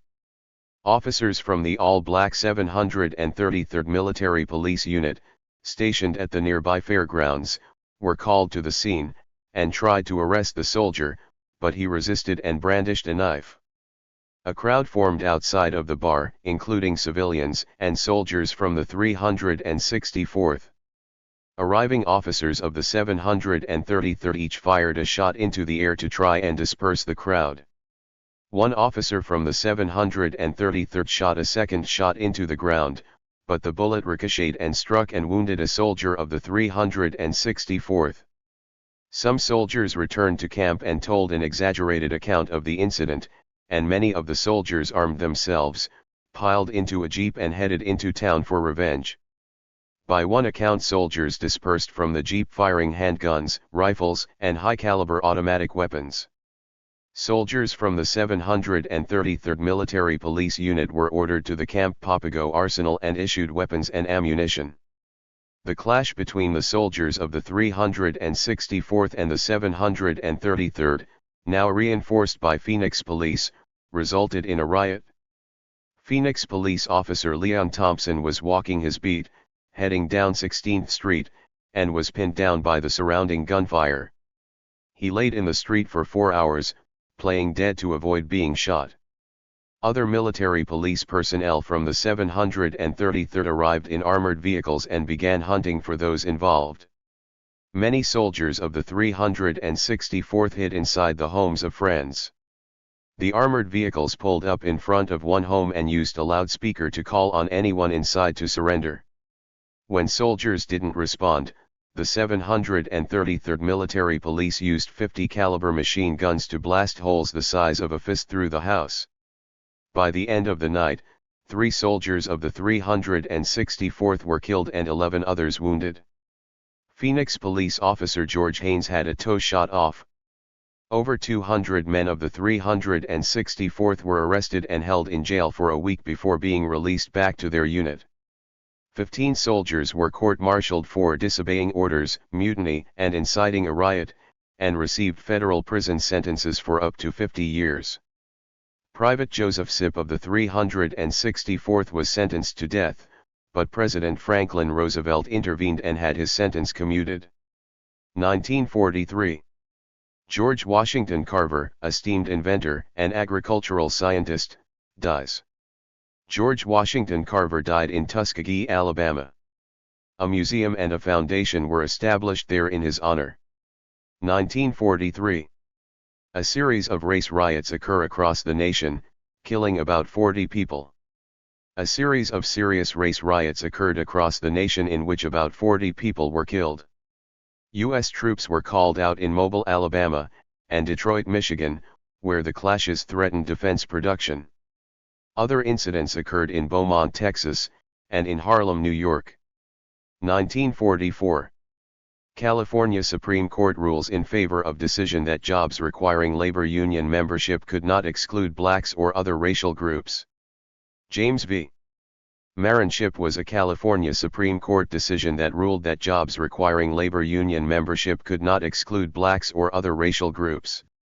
The Marinship Corporation operated various shipyards and was involved in the building of various ships and vessels during the wartime era. The respondent, Joseph James, was an employee of the Marinship Corporation. Marinship had a closed-shop contract with the International Brotherhood of Boilermakers, which required that all of the corporation's shipyard construction workers must be members of the union. Boilermakers Local 6, which had jurisdiction over the Marinship yards, banned black Americans. If black Americans wished to work in Marinship yards, they were forced to join Auxiliary A41, an all-black unit controlled by Local 6. In 1943, more than 200 black Americans, including Joseph James, who refused to pay the A41 dues Local 6 demanded in accordance with their closed-shop contract, were fired from their jobs at Marinship. James filed a lawsuit to stop the dismissal of the Black American workers. The case, argued in part by notable Black American attorney Thurgood Marshall, went before the California Supreme Court in 1944. The Marin Ship Corporation and the Boilermakers argued that the union contract required the segregated local and mandated that the Black American workers pay dues to the auxiliary. The court rejected that argument, saying in its ruling, the foregoing illustrations drawn from the complaint and the union rules clearly establish substantial discrimination against Negro workers who accept membership in the auxiliary local.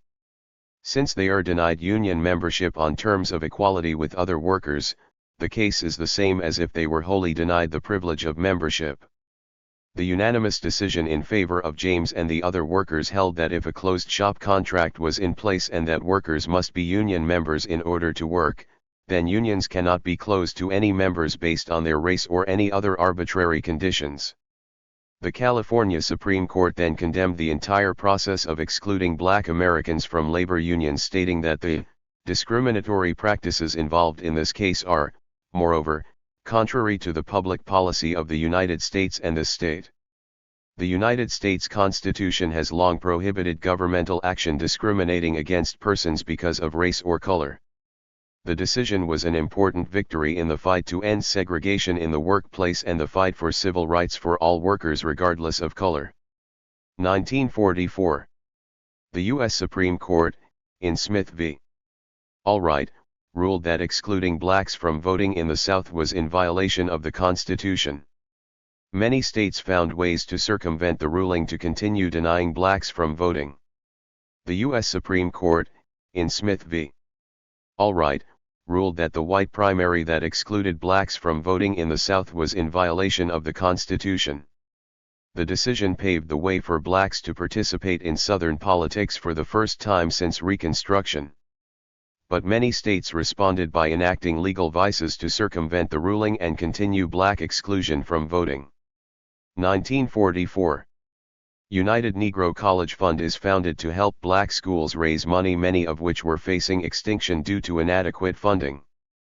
The United Negro College Fund was founded to coordinate the fundraising efforts of the private all-black institutions of higher learning in the nation. Many of these colleges were facing extinction due to inadequate finances. 1944. Adam Powell, Jr., widely known for this Jobs for Negroes campaign, is elected to the U.S. House of Representatives. Harlem, New York, elected Adam Clayton Powell, Jr., a controversial 20th-century politician, to serve in the U.S. House of Representatives. Powell was the son of a Harlem minister and political leader. After being expelled from City College of New York, Powell went to Colgate University. After graduating, he became a minister and publisher and led Harlem ministers in a Jobs for Negroes campaign in the 1930s. Powell had begun his political career in 1941 as the first black member of the New York City Council. He chaired the House Education and Labor Committee from 1960 to 1967. He became famous for his Powell amendments that aimed to deny federal funds for the construction of segregated schools. In 1967, however, he was temporarily denied his seat in the House due to congressional ethics violations. Powell was re-elected by Harlem in 1968, but he was defeated in 1970 by another black, Charles Rangel. 1944. The Women's Naval Corps accepts black women. Black women were permitted to enter the Women's Naval Corps. 1945. New York establishes the first state Fair Employment Practices Commission to guard against discrimination in the workplace.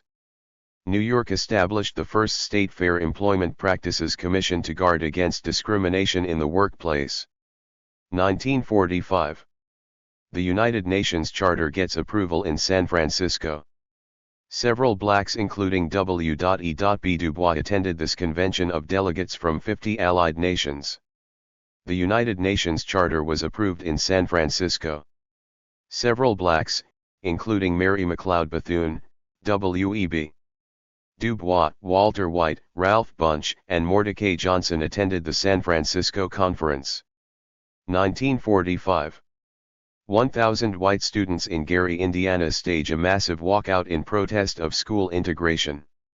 An anti-integration protest took place in the schools of Gary, Indiana. 1,000 white students walked out of classes.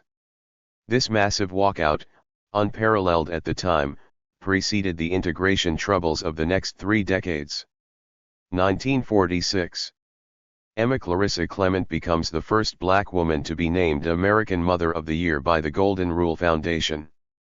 Emma Clarissa Clement, a black woman and mother of Atlanta University President Rufus E. Clement, is named American Mother of the Year by the Golden Rule Foundation. She was the first black woman to receive the honor. 1946. William Hastie is appointed governor of the U.S. Virgin Islands, becoming the only black to govern a U.S. state or territory since Reconstruction. Former federal judge William H. Hastie was confirmed as governor of the Virgin Islands. Hastie became the only black to govern a U.S. state or territory since Reconstruction. 1946. The U.S. Supreme Court, in Morgan v. Virginia, prohibited segregation in interstate bus travel. The U.S. Supreme Court, in Morgan v. Virginia, prohibited segregation in interstate bus travel. The case originated when Irene Morgan, a black woman, was arrested and fined $10 for refusing to move to the back of a bus running from Gloucester County, Virginia, to Baltimore. She appealed her conviction. But the High Court's ruling in her favor had little immediate effect as buses in southern states continued segregation practices. 1946. Boxer Jack Johnson dies in Raleigh, North Carolina. The first great black American boxing hero, Jack Johnson, died in Raleigh, North Carolina. Johnson, a former stevedore from Galveston, Texas, gained pugilistic fame when, in 1908, he became the first nationally prominent black boxing champion. 1946. Race riots injure nearly 100 blacks in Alabama and Pennsylvania. Nearly 100 blacks were injured in the serious racial disturbances that broke out in Athens, Alabama, and Philadelphia, Pennsylvania. 1946. President Harry Truman appoints a National Committee on Civil Rights to investigate racial injustices and make recommendations. President Harry Truman appointed a National Committee on Civil Rights to investigate racial injustices and make recommendations. 1947. Congress of Racial Equality sends Freedom Riders into the South to test the U.S. Supreme Court's June 3, 1946 ban against segregation in interstate bus travel. Freedom Riders were sent into the South by the Congress of Racial Equality to test the U.S. Supreme Court's June 3, 1946 ban against segregation in interstate bus travel. CORE, organized in 1942, had pioneered the sit-in tactic at segregated restaurants, but gained national attention with the Freedom Rider demonstrations that began in May of 1961. These latter demonstrations eventually led to a firm anti-discrimination policy in interstate transportation. 1947. Jackie Robinson joins the Brooklyn Dodgers, becoming the first black baseball player in the major leagues. Jackie Robinson, a Georgia-born athlete, joined the Brooklyn Dodgers. Robinson, the first black baseball player in the major leagues, became a hero in the eyes of many black Americans. He was also the first black player to enter the Baseball Hall of Fame. 1947. The NAACP honors chemist Percy Julian. Percy Julian, a black research chemist in the area of human reproduction, was honored in New York by the NAACP. Julian, the son of a Montgomery, Alabama, railway clerk, graduated from DePauw University and was a researcher at Harvard University and the University of Vienna. He taught at Howard and DePauw before becoming an industrial chemist in Chicago. He later established his own company, Julian Laboratories, which manufactured soya products, hormones, and pharmaceuticals. 1947. Charles Spurgeon Johnson began his administration as president of Fisk University, becoming the first black man to head the university. Charles Spurgeon Johnson began his administration as president of Fisk University, becoming the first black man to head the Nashville institution. Johnson was born in Bristol, Virginia, in 1893 and was educated at Virginia Union University and the University of Chicago. From 1917 to 1919, he directed the Division of Research for the Chicago Urban League while also investigating black migration for the Carnegie Foundation. Johnson served on the Chicago Committee on Race Relations from 1923 to 1929. When Johnson assumed the presidency of Fisk University, he had already become a sociologist and writer. He founded and edited the National Urban League's house organ, Opportunity magazine, in 1923 and sponsored literary contests for young black writers during the Harlem Renaissance. Johnson's major published works include Shadow of the Plantation, The Collapse of Cotton Tenancy, The Negro College Graduate, and Growing Up in the Black Belt. Johnson died in 1956. 1947. The Presidential Committee on Civil Rights formally condemned racial injustice in the United States in its report, To Secure These Rights. The President's Committee on Civil Rights formally condemned racial injustice in the United States in its celebrated report titled, To Secure These Rights. The biracial group also called for a positive program to eliminate segregation from American life. 1948. The U.S. Supreme Court, in Sipule v. University of Oklahoma, ruled that a state must provide legal education for blacks at the same time it is offered to whites. The U.S. Supreme Court, in Sipule v. University of Oklahoma, ruled that a state must provide legal education for blacks at the same time it is offered to whites. The case stemmed from the application that Ada Sipule filed in 1946 to attend the University of Oklahoma Law School. Sipule sought relief in state and then federal courts after the university denied her admission. Despite the Supreme Court's decision, Sipule did not enter the school immediately because of further legal proceedings. Meanwhile, it failed to establish a law school for blacks. Eventually, Sipule did enter the university and became one of its first black law graduates. 1948. A. Philip Randolph protests military segregation. Black labor leader A. Philip Randolph told a Senate committee that he would counsel black youths to refuse military induction unless segregation and discrimination were prohibited in the selective service system. In June, Randolph formed the League for Nonviolent Civil Disobedience Against Military Segregation. 1948. The U.S. Supreme Court, in Shelley v. Kramer, ruled that the courts could not enforce restrictive housing covenants.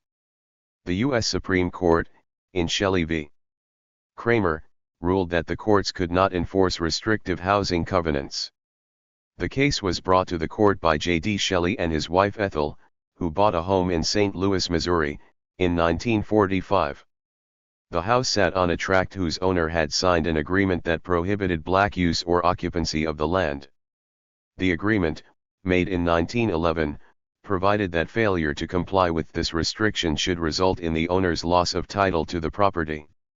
Other property owners on this same tract of land, Mr. and Mrs. Lewis Kramer among them, had filed suit against the Shelleys and won an order from the Missouri Supreme Court that forced the blacks out of their home and forfeited their title because of their violation of the agreement.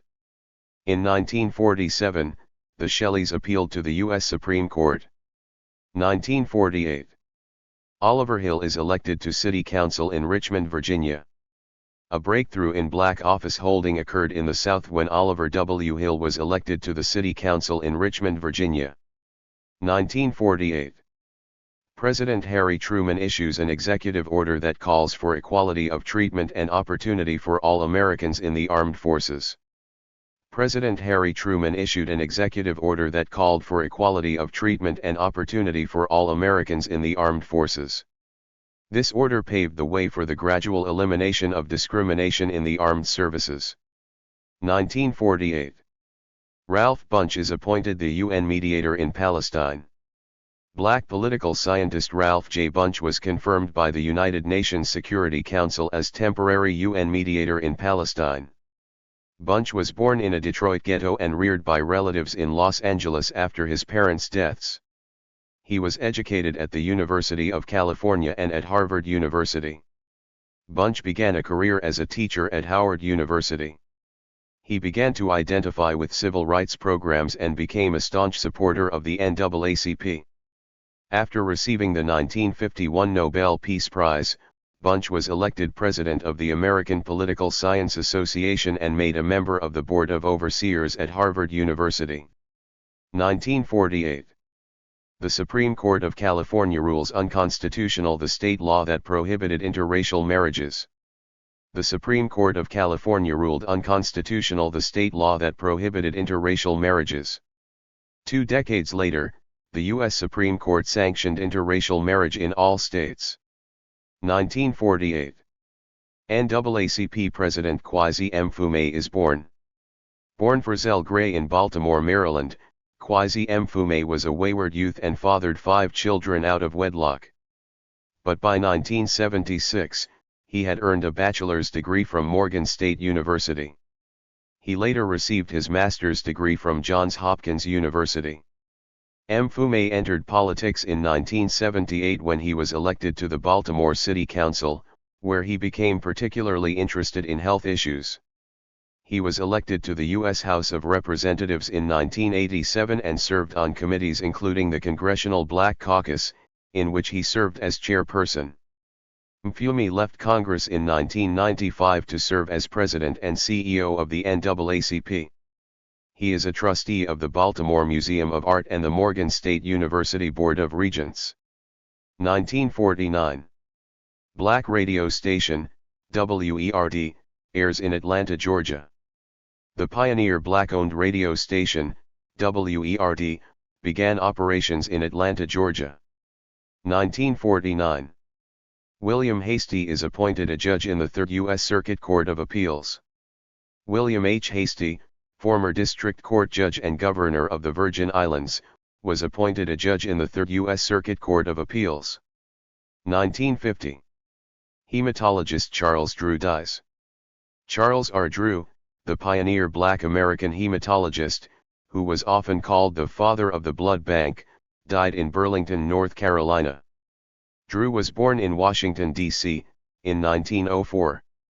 A football and track star at Amherst College, he studied medicine at McGill University in Canada. Drew began his research into the properties of blood plasma while holding a General Education Board Fellowship at Columbia University Medical School. During World War II, after discovering the method of preserving blood plasma for emergencies, he organized a blood collection system for the British and American governments. Drew served as a faculty member at Howard University Medical School and was chief surgeon and chief of staff at Howard's Freedmen's Hospital at the time of his death.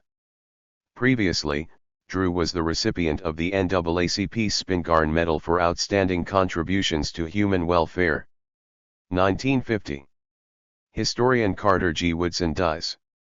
Pioneer Black historian and founder of the Association for the Study of Negro Life and History, Carter G. Woodson, dies in Washington, D.C. 1950. Poet Gwendolyn Brooks is awarded a Pulitzer.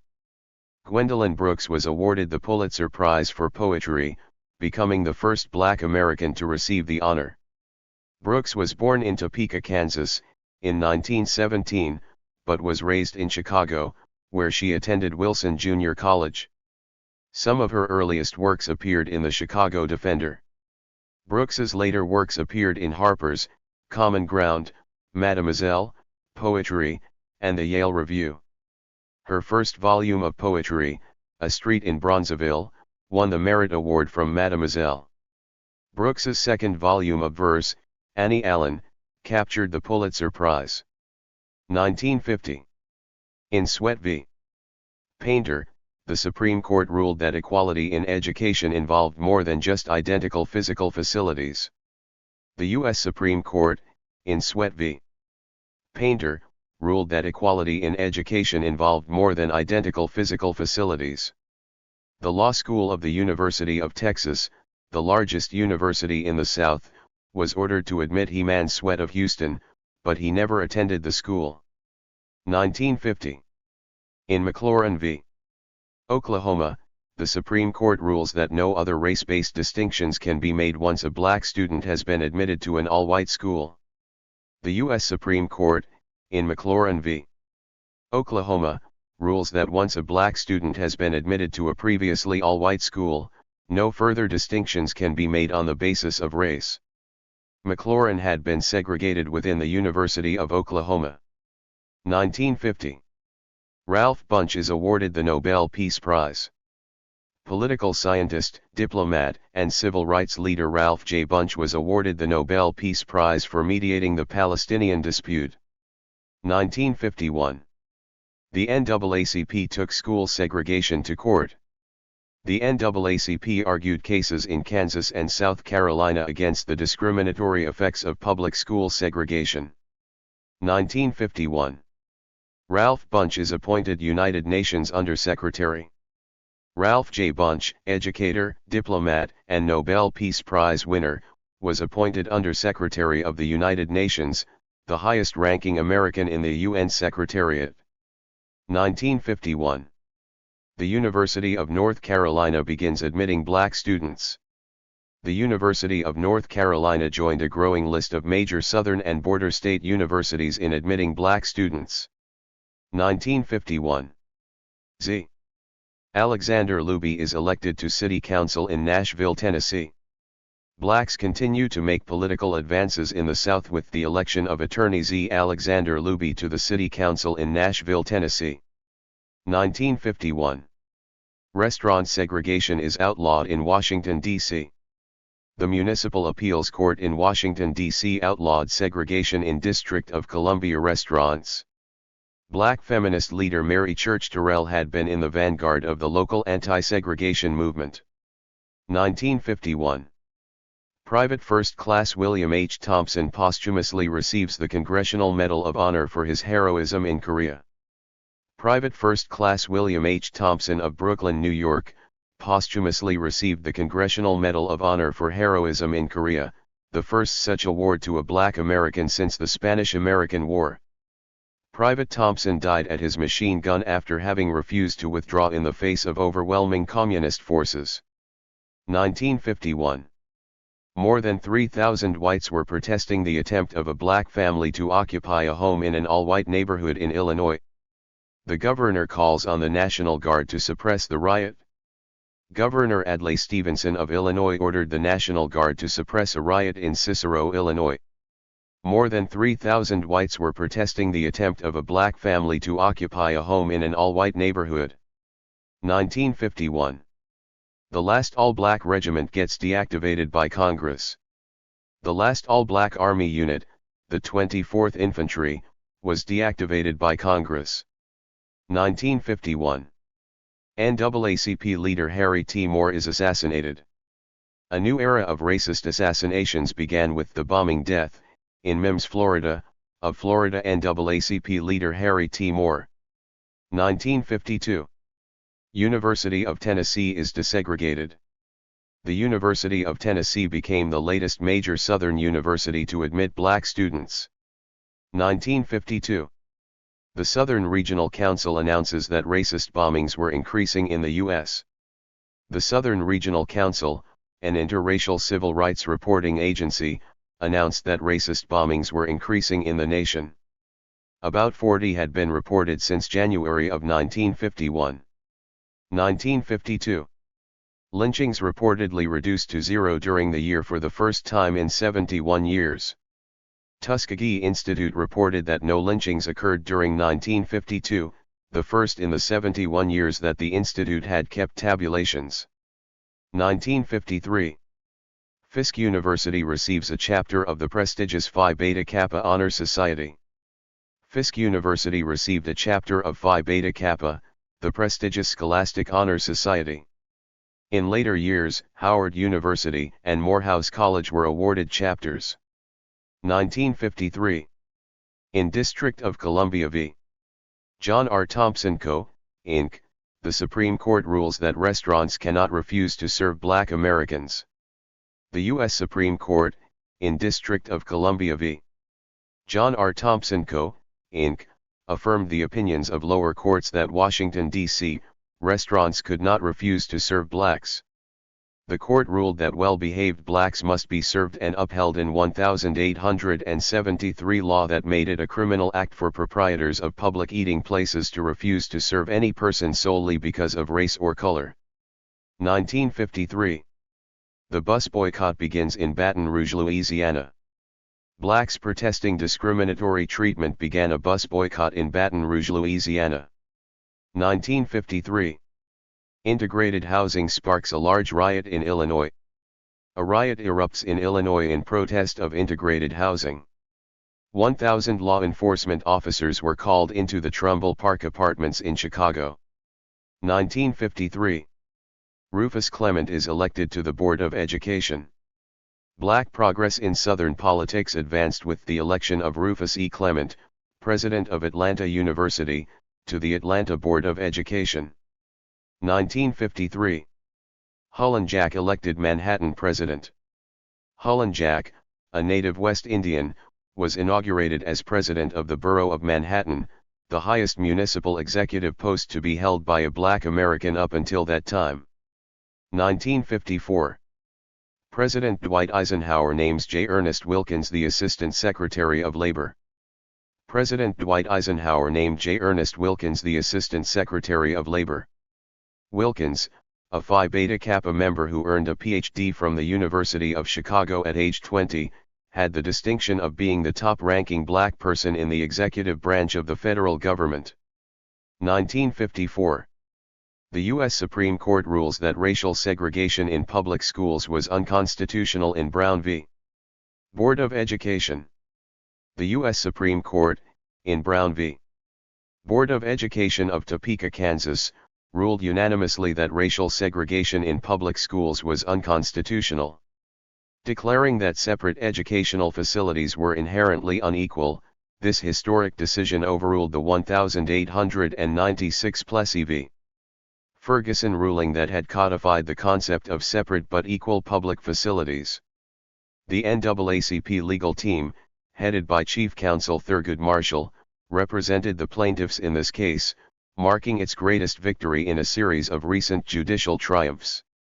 1954. Activist Mary Church Terrell dies. Longtime leader of Black Club Women and civil rights activist Mary Church Terrell died in Washington, D.C. Born in Memphis, Tennessee, at the close of the Civil War, Terrell inherited a substantial fortune and received an Oberlin College education. Her husband, Robert Terrell, was a prominent educator, attorney, and judge. In 1896, she spearheaded the National Association of Colored Women. A feminist leader and close associate of a number of white feminist leaders, she worked toward racial integration. 1954. Public schools begin widespread desegregation. Massive school desegregation begins in the public schools of Washington, D.C., and Baltimore, Maryland. This was the first widespread school desegregation since the U.S. Supreme Court decision of May 17, 1954. 1954. Benjamin O. Davis, Jr. becomes the first black general in the U.S. Air Force. Benjamin O. Davis, Jr., commander of the 15th Air Force bombers in their attacks on Romanian oil fields during World War II, became the first black general in the U.S. Air Force. Davis, son of the Army's General Benjamin O. Davis, Sr., was born in Washington, D.C., in 1912. He was educated at Western Reserve University, the University of Chicago, and the U.S. Military Academy at West Point. In 1936, Davis became the fourth black to graduate from West Point. He received his wings from the Tuskegee Advanced Flying School in 1942 and became commander of the 99th Fighter Squadron at the Army Airfield at Tuskegee. He was ordered to North Africa in 1943. During and after World War II, Davis served in Italy, Japan, Formosa, Germany, and Korea, where he served as commander of the 51st Fighter Interceptor Wing. Davis's awards and decorations include the Distinguished Service Medal, the Silver Star, the Legion of Merit, and the Distinguished Flying Cross. 1954. The Defense Department announces the final abolition of all black units. Desegregation of the U.S. Armed Forces was completed as the Defense Department announced the final abolition of all black units. 1954. Charles Diggs, Jr. is elected to Congress, and becomes the first black congressman from Michigan. Charles C. Diggs, Jr., was elected to the U.S. House of Representatives. 33-year-old Diggs was the first black congressman from Michigan. He joined Congressman William Dawson of Chicago, who was re-elected in 1954 for a seventh term, and Adam Clayton Powell, Jr., of Harlem, who won his sixth term in 1954. Diggs's election marked the first time in the 20th century in which three blacks were serving Congress. All three were Democrats. 1955. Marian Anderson makes her opera debut at the Metropolitan Opera House in New York City. Black contralto Marian Anderson made her debut as Ulrica in Giuseppe Verdi's Un ballo in Maschera, at the Metropolitan Opera House in New York City. She was the first black singer in the company's history. 1955. NAACP's Walter White dies. Walter F. White, the second black American to serve as executive secretary of the NAACP and the leader of the organization through many of its judicial triumphs, dies in New York. 1955.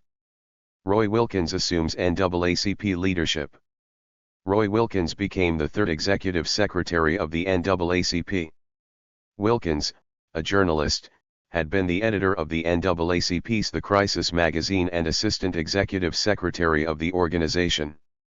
Wilkins, a native of St. Louis, Missouri, was born in 1901. He studied at the University of Minnesota at Duluth and was editor of the school's University Daily. Racial violence during his college career influenced his decision to work actively against discrimination. Similar experiences in Kansas City, where Wilkins was managing editor of the Kansas City Call, further inspired him to seek a career fighting for equality. Wilkins joined the NAACP staff in 1931. He came to play a leading role in the organization, representing the interests of blacks in the Philadelphia Transit Strike of 1943. Wilkins also presided over the NAACP's efforts to bring about school integration in the Brown v. Board of Education case, which was heard by the U.S. Supreme Court in 1954. 1955. Educator Mary McLeod Bethune, co-founder of Bethune-Cookman College, dies. Noted black female educator and political leader, Mary McLeod Bethune, died in Daytona Beach, Florida. She was one of the founders of the Bethune-Cookman College. 1955. Chuck Berry's Maybelline is recorded and reaches number 1 on the R&B chart several months later. Chuck Berry records Maybelline, and the song reaches number 1 on the R&B charts by mid-September. 10 more top 10 Berry hits followed in the next 6 years, including Roll Over Beethoven, Too Much Monkey Business, School Days, Rock and Roll Music, and Johnny Be Good.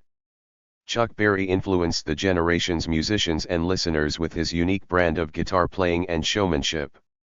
David Marsh of Rolling Stone magazine claimed, "Chuck Berry is to rock what Louis Armstrong was to jazz."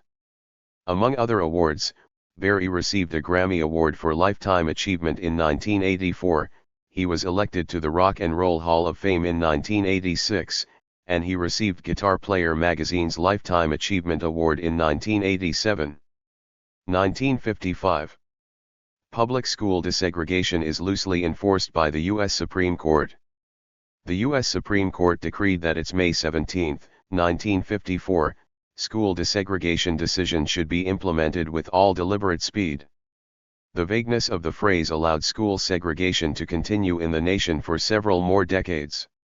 1955. Chicago teenager Emmett Till is brutally slayed in Mississippi. Lynching was renewed in the South with the brutal slaying of 14-year-old Chicago youth Emmett Till. He was killed in Money, Mississippi, after allegedly having made indecent advances toward a white woman. 1955. The U.S. Supreme Court prohibits segregation in recreational facilities in a Baltimore, Maryland case. The U.S. Supreme Court prohibited segregation in recreational facilities in a Baltimore, Maryland case. 1955. The ICC prohibits segregation in public interstate travel. The Interstate Commerce Commission prohibited segregation in public vehicles operating in interstate travel. The order also extended to waiting rooms. 1955. Rosa Parks is arrested for refusing to surrender her seat to a white person after being ordered by the bus driver, sparking a bus boycott that would last over a year. Rosa Parks, a black seamstress in Montgomery, Alabama, refused to surrender her seat as ordered by the bus's driver. She was arrested for violating Jim Crow ordinances, and the city's blacks began a citywide bus boycott on December 5. Despite terrorist attacks on boycott leaders, legal harassment, massive arrests, and civil suits, the boycott continued until December 13, 1956, when the U.S. Supreme Court ruled that segregation on public buses in Montgomery was illegal. Another significant result of the boycott movement was the emergence of Martin Luther King, Jr., as a national leader. 1955. A. Philip Randolph and Willard S. Townsend are appointed vice presidents of the AFL-CIO. Two black labor leaders, A. Philip Randolph and Willard S. Townsend, were elected vice presidents of the AFL-CIO. 1955. Little Richard's Tutti Frutti is released, and it starts a string of hit records from the artist. Little Richard's Tutti Frutti was released just before Christmas, and it reached number 21 on the charts by the end of the month. The pianist's frenetic style ignited the airwaves, and one hit followed another. Long Tall Sally, Slippin' and Slidin', Lucille, and Good Golly Miss Molly were all chart toppers. Rolling Stone's Jerry Hershey commented that Little Richard bent gender, upset segregationist fault lines, and founded a tradition of rock Dadaists devoted to the art of self-creation. Born in December of 1932 in Macon, Georgia, Little Richard Penniman cultivated a cross-racial following with his piano and pompadour. Little Richard was booted from his devout Seventh-day Adventist home at the age of 13 because of his homosexuality. He then left his 11 siblings behind and moved into a white family's home, whose Macon nightclub served as a venue for the performer. The gospel and piano training he had received in the church had given Little Richard an edge, and by 1951 he cut his first recordings, including Every Hour, Why Did You Leave Me, and Get Rich Quick. At one point in his career, however, Little Richard forswore rock and roll and devoted himself to Bible study at a Seventh-day Adventist seminary. He received a bachelor's degree from Oakwood College in Huntsville, Alabama, and was ordained a minister. But by the mid-1960s he was touring again, this time in England with a little-known band called the Beatles. Continuing to perform old, and with less success, new songs, Little Richard continued with his campy brand of rock and roll for another 12 years. A regular panel member on the TV game show Hollywood Squares, Richard has also appeared on The Tonight Show and the Grammy Awards. He was also cast in a major role in the movie Down and Out in Beverly Hills. 1956. Home of Martin Luther King, Jr., bombed. The home of Martin Luther King, Jr., was bombed in Montgomery, Alabama. 1956. Autherine Lucy is the first black American student to attend the University of Alabama, but is expelled several days later after an anti-black riot breaks out. The desegregation of major Southern universities continued with the admission, under court order, of black co-ed Autherine Lucy into the University of Alabama, making her the first black American student to attend the university. Lucy was suspended after a February 7 anti-black riot at the school, and she was expelled on February 29 for making false and outrageous statements about university officials. 1956. Singer Nat King Cole is attacked. Racial tensions in the South continue with the attack on popular black singer Nat King Cole in Birmingham, Alabama. 1956. Mordecai Johnson, president of Howard University, retires after a successful presidency. Mordecai Johnson retired as president of Howard University. Johnson was born in Paris, Tennessee, in 1890. He was educated at Morehouse College, the University of Chicago, the Rochester Theological Seminary, and Harvard University.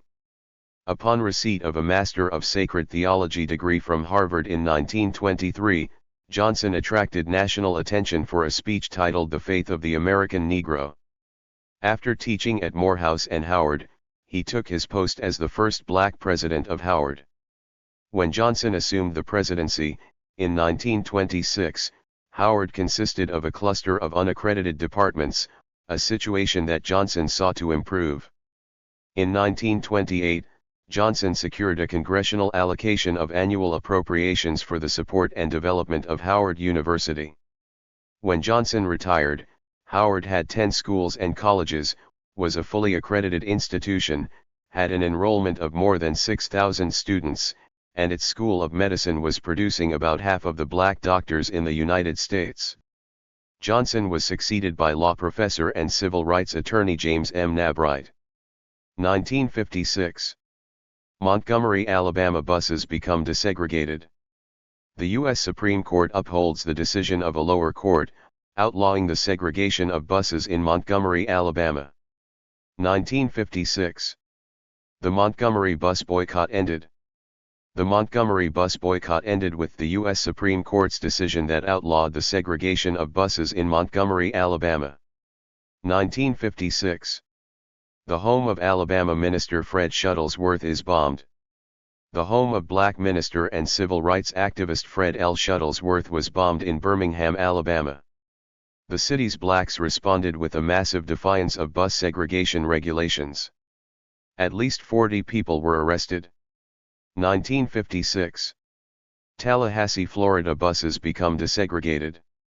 Segregation was outlawed on buses in Tallahassee, Florida, after blacks had boycotted the vehicles for more than 6 months. 1957. The First Southern Christian Leadership Conference. The Southern Christian Leadership Conference was organized in New Orleans, Louisiana. Atlanta, Georgia, was chosen as the SCLC's national headquarters, and Martin Luther King, Jr., was elected its first president.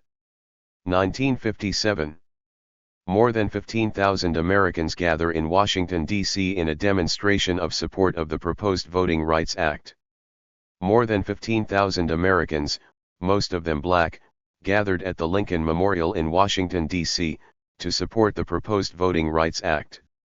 Martin Luther King, Jr., led the speakers in shouting, "Give us the ballot." The demonstration was the first large-scale black protest in Washington since World War II. 1957. Black Americans in Tuskegee, Alabama boycott white merchants in protest to gerrymandering by state legislature. Blacks in Tuskegee, Alabama, began a boycott of white merchants in protest of the state legislature that had thwarted their quest for political power by gerrymandering, redividing the electoral districts of Tuskegee to make the black districts smaller. Charles G. Gamillion, a Tuskegee Institute sociologist, led the movement through the Tuskegee Civic Association.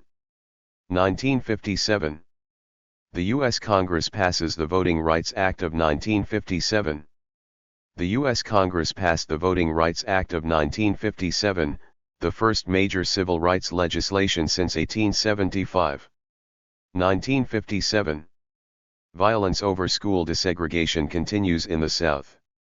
Violence aimed at preventing school desegregation continues in the South when one Nashville, Tennessee, school was bombed, and Reverend Fred L. Shuttlesworth was attacked in Birmingham, Alabama, while trying to enroll his children in school.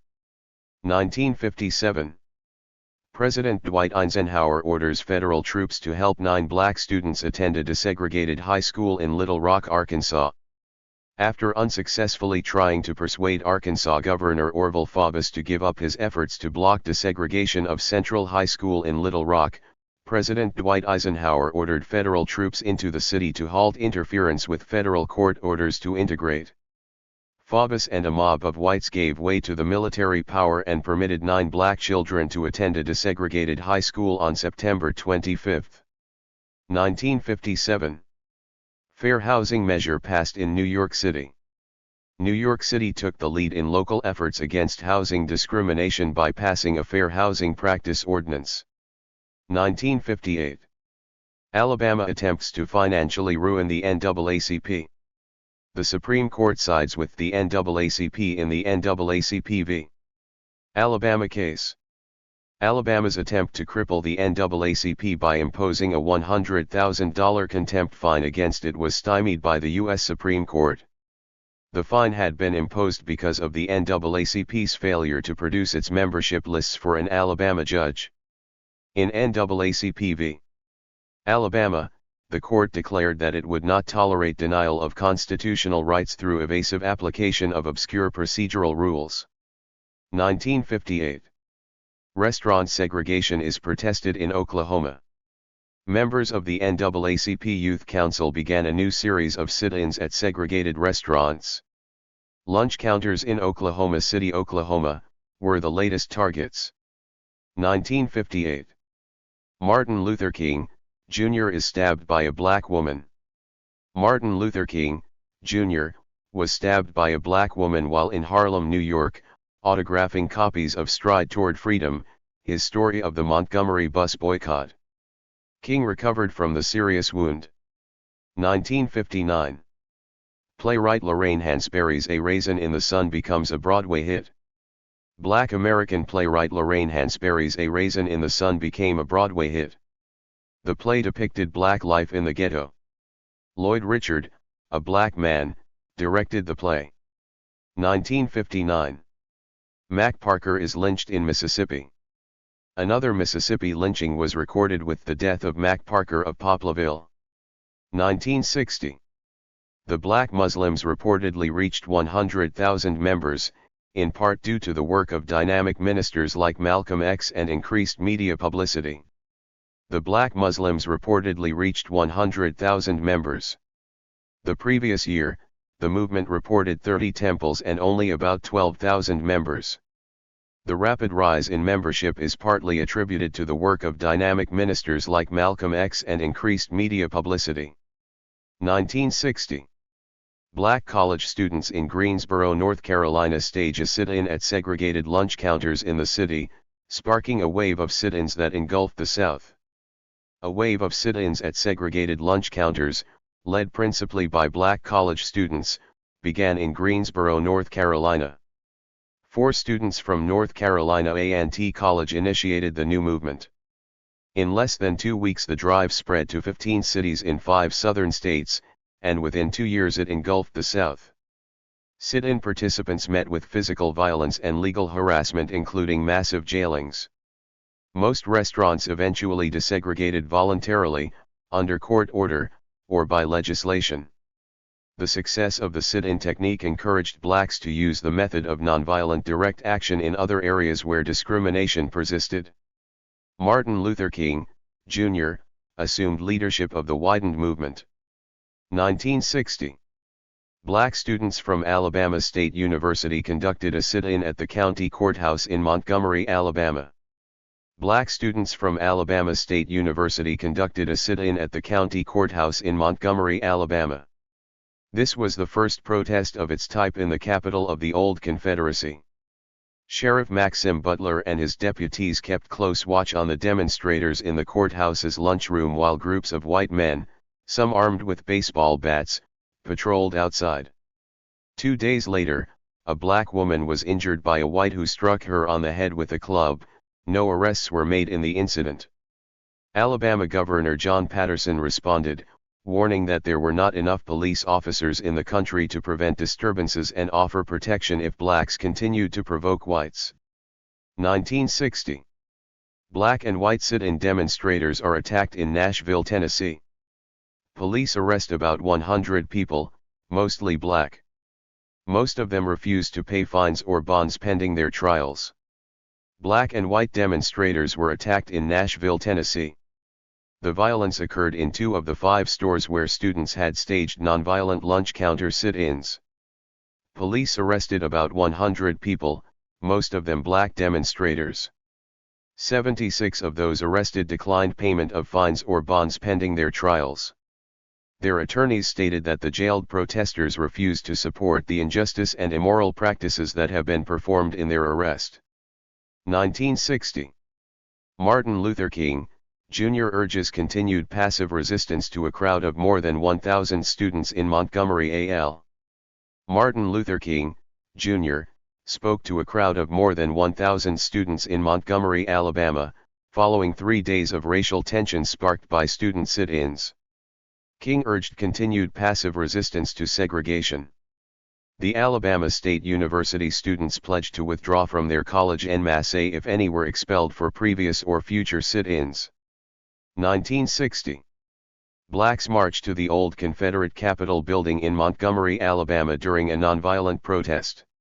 The next day, 9 of the participating students are expelled from Alabama State University. Blacks marched to the old Confederate Capitol building in Montgomery, Alabama, where they prayed and sang the Star-Spangled Banner during a nonviolent demonstration against segregation. The next day, the State Board of Education expelled 9 of the participating students from Alabama State University. 1960. Texas sit-in protester Felton Turner is attacked by 4 masked white men. Lunch counter sit-ins reached the Southwest as about 100 students from Texas Southern University conducted nonviolent protests in Houston. 3 days later, 4 masked white men, apparently in retaliation, kidnapped a black man, Felton Turner, beat him, and carved the letters KKK on his chest and stomach. 1960. Police stop a march of nearly 1,000 blacks en route to a protest meeting at the Alabama State Capitol. 2 days later, another protest is broken up by police on the Alabama State University campus. State, county, and local police stopped a march of nearly 1,000 blacks en route to a protest meeting at the Alabama State Capitol. There were scattered fistfights between blacks and whites, but police prevented large-scale violence. 2 days later, Montgomery police broke up another protest demonstration on the Alabama State University campus and arrested 35 students and at least 1 teacher. 33 of the blacks were subsequently found guilty of disorderly conduct and fined $200 each. 1960. President Dwight Eisenhower calls for biracial talks in order to settle racial problems. President Dwight Eisenhower stated during a press conference that he was deeply sympathetic with the effort of any group to enjoy constitutionally guaranteed rights. He did not endorse the lunch counter sit-in movement that was sweeping the South, but he did call for biracial conferences in every city and every community of the South in order to settle racial problems. 1960. The Student Nonviolent Coordinating Committee is founded in Raleigh, North Carolina. The Student Nonviolent Coordinating Committee was founded in Raleigh, North Carolina. The group became the nationwide liaison for student sit-in activities. 1960. The home of Nashville, Tennessee's Black City Councilman Z. Alexander Luby is demolished by a dynamite bomb. He and his family escaped injury. The home of Nashville, Tennessee's Black City Councilman Z. Alexander Luby was demolished by a dynamite bomb. The NAACP attorney and his family escaped injury. The bomb also damaged several homes in Luby's neighborhood and blew out hundreds of windows at the Black Mahari Medical College. Several medical students were injured by the flying glass.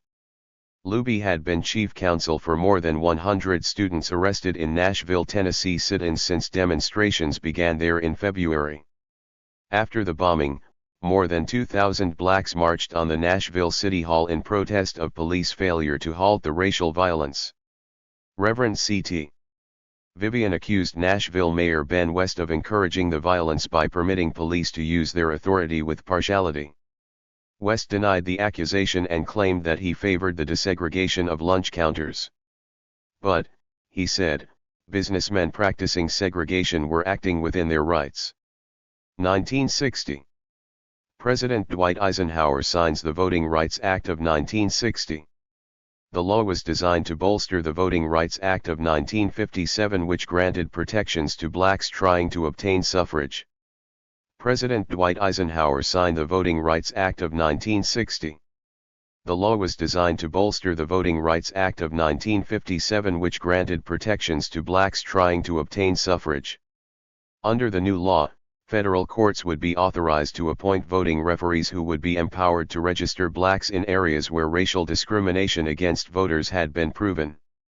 The referees could register all blacks who could establish their qualifications under state law, but who had been previously denied registration. But referees were appointed only after two conditions were met. First, the Justice Department was required to file suit under the Civil Rights Act of 1957 to obtain an order requiring the registration of such persons who had been unjustly disqualified by local registrars because of their race.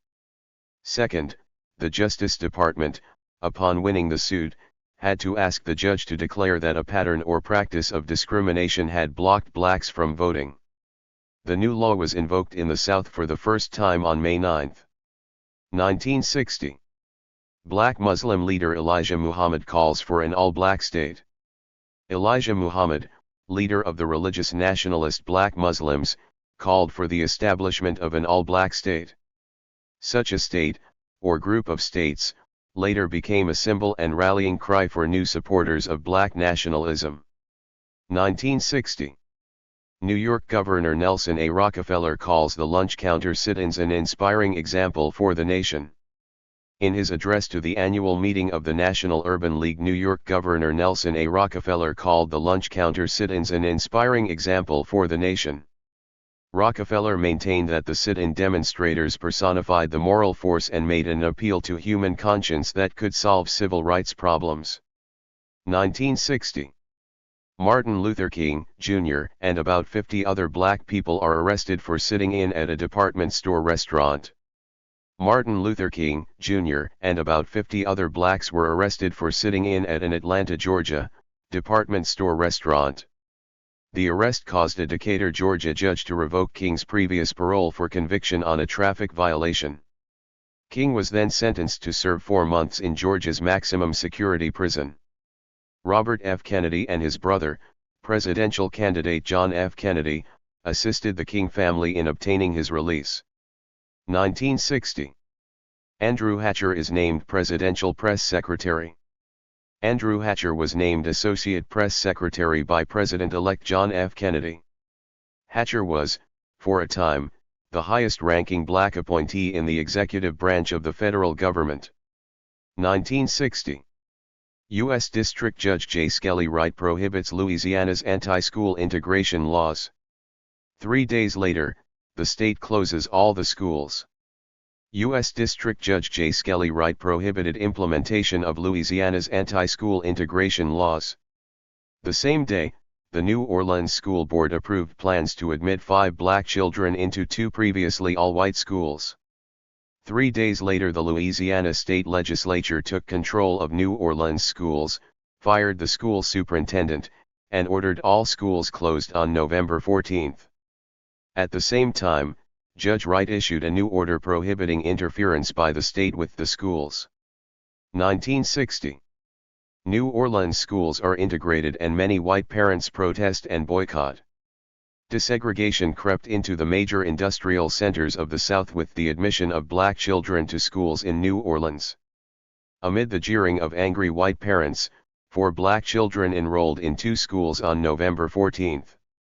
White protests, accompanied by a boycott, continued for much of the school year. 1961. The suspension of 2 recently admitted black students at the University of Georgia sparks a riot. They are later reinstated under court order. A riot resulted from the suspension of 2 recently admitted black students at the University of Georgia. The 2 were reinstated under court order on January 16. 1961. Lentine Price makes her opera debut with New York's Metropolitan Opera. She would go on to have a storied career, winning 13 Grammy Awards and receiving the Presidential Medal of Freedom. Lentine Price debuted with New York's Metropolitan Opera in Il Trovatore, and an unprecedented 42-minute standing ovation followed her performance.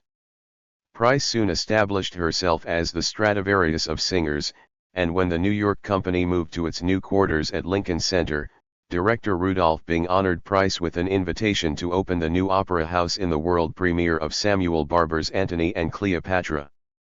1 season after her debut, she opened in the title role of Puccini's The Girl of the Golden West and launched a prolific recording career en route to becoming one of the world's leading sopranos and the first black singer to gain international stardom in opera. By 1969, Price had appeared in more than 100 Metropolitan Opera productions. Mary Violet Lentine Price was born in Jackson, Mississippi, on February 10, 1927. At the age of 9 she attended a concert by Black American vocalist Marian Anderson and decided to devote her life to singing. After receiving her bachelor's degree in 1949, Price was awarded a 4-year, full-tuition scholarship at the Juilliard School of Music in New York, where she studied voice with Florence Page Kimball. After a 2-year jaunt in a revival of George Gershwin's Porgy and Bess, the diva made her concert debut at New York's Town Hall, where she impressed audiences with her facility with modern compositions. Numerous NBC telecasts followed. The first telecast, Puccini's Tosca, distinguished Price as the first black singer to perform opera on television. In 1957, conductor Kurt Herbert Adler, who had seen Price perform in Tosca, invited her to sing the role of Madame Lidoine in Dialogues of the Carmelites with the San Francisco Opera. That same year, the San Francisco Opera's lead soprano in Aida had an emergency appendectomy, and Adler asked the Mississippi soprano if she knew the opera. Price, whose perfect Verdi voice eventually came to define the role of Aida, recounted, "That was being in the right place at the right time." Price has won 13 Grammy Awards, and in 1965 she received the Presidential Medal of Freedom, the nation's highest civilian award. In 1980, she was awarded the Kennedy Center Honors for Lifetime Achievement in the Arts, and 5 years later she received the first National Medal of the Arts. Price performed at the White House in 1978 and 1982, and she opened the convention of the Daughters of the American Revolution in Constitution Hall with a concert honoring Marian Anderson, who, in 1939, had been barred from appearing in Constitution Hall by the DAR because of her race. 1961. Robert Weaver becomes administrator of the Housing and Home Finance Agency, the highest federal post held by a black American at that time. Black housing expert Robert C. Weaver became administrator of the Housing and Home Finance Agency, the highest federal post held by a black American at that time. Weaver held a Ph.D. from Harvard University. 1961. Youths test desegregation practices on a bus trip through the South. They are met with violence and harassment, and find that many Southern states still practice segregation despite court rulings. A contingent of white and black youths sponsored by the Congress of Racial Equality set out on a bus trip through the South to test desegregation practices. Despite court rulings and decrees set by the Interstate Commerce Commission, many Southern states refused to sanction non-discriminatory transportation. The biracial group met with physical violence including beatings and arson, and legal harassment. In the fall, the ICC reaffirmed its order prohibiting discrimination in transportation. Such discrimination gradually disappeared on vehicles, but lingered in waiting rooms and other facilities, especially in the rural South. 1961. Judge James Parsons is appointed to District Court.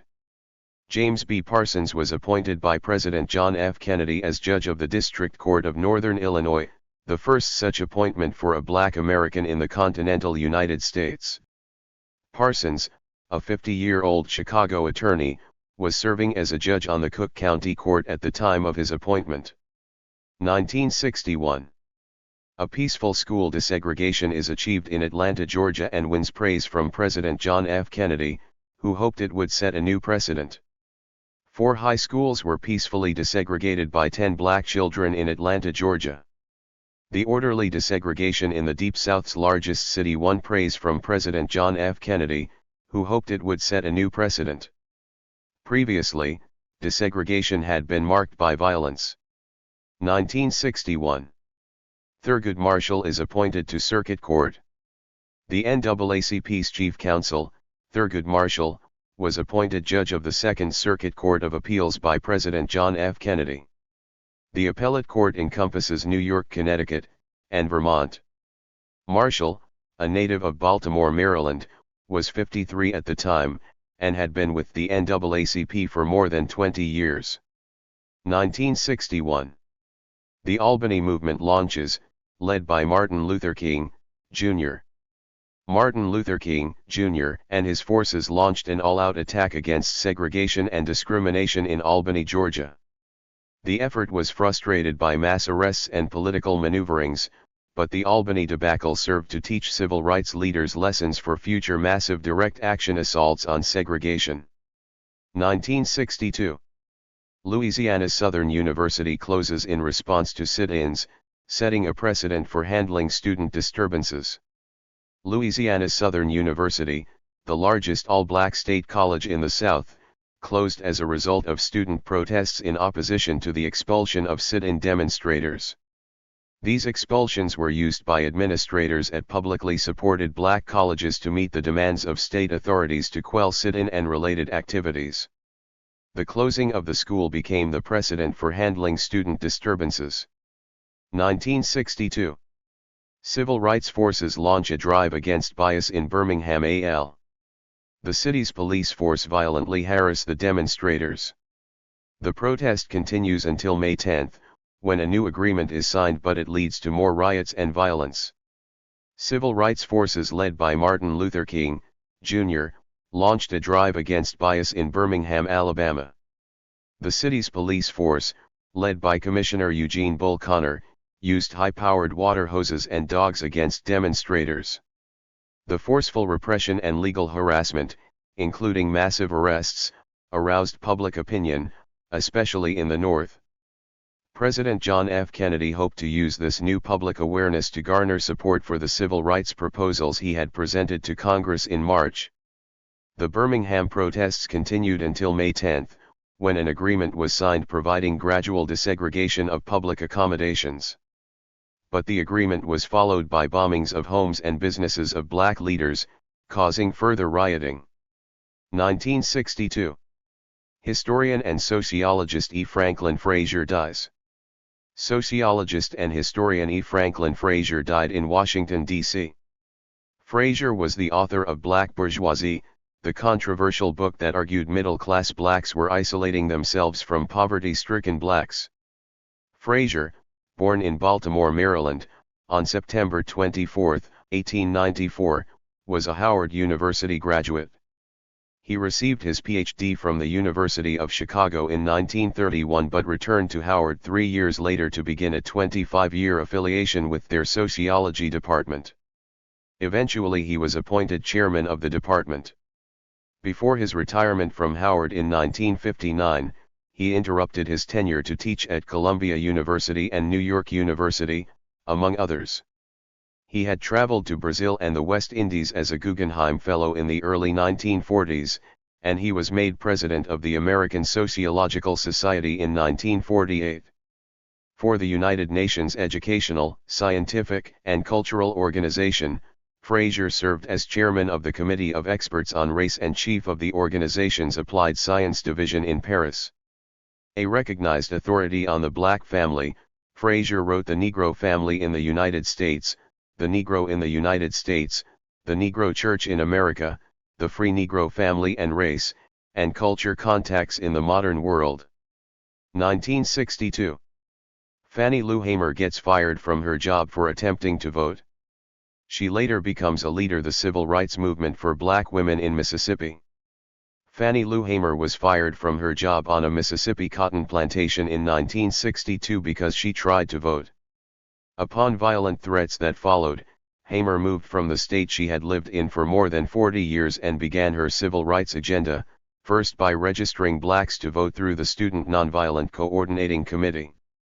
In 1964, she helped form the Mississippi Freedom Democratic Party in a move to challenge Mississippi's Democratic Party, which refused to send black delegates to the National Presidential Convention, though the state had a large black population. 4 years later Hamer was a delegate to the Democratic National Convention. In 1969, Hamer founded the Freedom Farms Corporation to help needy families raise food and fund their educational and business ventures. 1962. 2 black churches in Georgia are burned.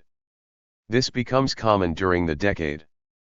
2 black churches were burned in Sasser, Georgia. Burnings and bombings of black churches, especially those used for civil rights meetings, became common during the decade. 1962. The University of Mississippi is forced to integrate with the admission of black student, James Meredith. The governor tries to block it and a riot ensues on campus. U.S. Supreme Court Justice Hugo Black ordered the admission of a black student, James H. Meredith, to the University of Mississippi. Governor Ross Barnett tried, unsuccessfully, to block Meredith's admission, and racial tension sparked a riot the day U.S. Marshals escorted Meredith onto the campus. Federalized National Guardsmen were used to restore order on the riot-torn campus. Meredith graduated from the school in 1963. 1962. 3 black men are elected to office. Edward W. Brooke, an African-American lawyer from Boston, was elected Attorney General for Massachusetts, becoming the highest-ranking black official in New England. Black Atlanta lawyer Leroy R. Johnson was elected to Georgia's Senate, making him the state's only black legislator since Reconstruction. And California's Augustus F. Hawkins became the first black to represent his state in the U.S. Congress. 1962. President John F. Kennedy prohibits racial discrimination in federally financed housing. Racial discrimination in federally financed housing was prohibited by President John F. Kennedy. The order was applied principally to housing projects and apartments, but had little effect on homes that were not in commercially developed neighborhoods. Insured loans for home improvements from the Federal Housing Authority were also excluded. In the event of violations, the government would first seek to obtain voluntary compliance. Administrative or court action leading to cancellation of loans or contracts would be taken in the event that voluntary compliance could not be obtained. 1963. The University of Alabama is forced to integrate after an unsuccessful attempt by Governor George C. Wallace to block it. 2 black students were admitted to the University of Alabama after an unsuccessful attempt by Governor George C. Wallace to block their entrance. President John F. Kennedy ordered federalized National Guardsmen to ensure enrollment of blacks to the university. In a televised address that night, the president made an impassioned plea for an end to discrimination through moral suasion and legislative action, but Congress continued to ignore Kennedy's civil rights proposals. 1963. Medgar W. Evers, NAACP Field Secretary in Mississippi and World War II hero, is assassinated by a sniper in Jackson, Mississippi. Medgar W. Evers, NAACP Field Secretary in Mississippi and World War II hero, became the latest victim of assassination resulting from civil rights activity. Evers was gunned down by a sniper in Jackson, Mississippi. His alleged assailant, a white segregationist, was initially acquitted by a hung jury. 1963. Discrimination is protested in almost every major urban area in the country. Civil rights demonstrations, protests, and boycotts occurred in almost every major urban area in the country. Boston, Massachusetts, and Harlem, New York, were scenes of protests of discrimination in the construction industry and de facto segregation in schools. Limited martial law was declared in July in Cambridge, Massachusetts, after black demonstrators and white segregationists clashed. 1963. The stolen girls of the 1963 Americus protests. In July 1963, Americus, Georgia, witnessed a burgeoning civil rights movement. Approximately 200 black American teenagers engaged in peaceful protests against racial segregation, aligning themselves with the ongoing struggle for racial equality. Their demonstrations, however, were met with a heavy-handed response from local authorities. Employing tactics honed during a previous civil rights movement, Americus police strategically arrested protesters and dispersed them across various regional jails, aiming to curtail press coverage and disrupt the momentum of the protests. Among those apprehended were 35 black American girls, ranging in age from 12 to 15. Their ordeal extended far beyond mere arrest. They were clandestinely transferred to the Leesburg Stockade, a dilapidated and unsanitary Civil War-era prison located outside Americus. For weeks, these girls endured deplorable conditions, including inadequate food, unsanitary sleeping arrangements, and even intimidation from guards. Weeks passed before a student nonviolent coordinating committee photographer located them, and his subsequent photographs exposed the girls' plight to a national audience, highlighting the brutality of Jim Crow segregation in rural Georgia. Released in mid-September, coinciding with the Birmingham 16th Street Baptist Church bombing, the girls never faced formal charges. However, in a final act of indignity, their families received bills demanding payment for their daughter's incarceration.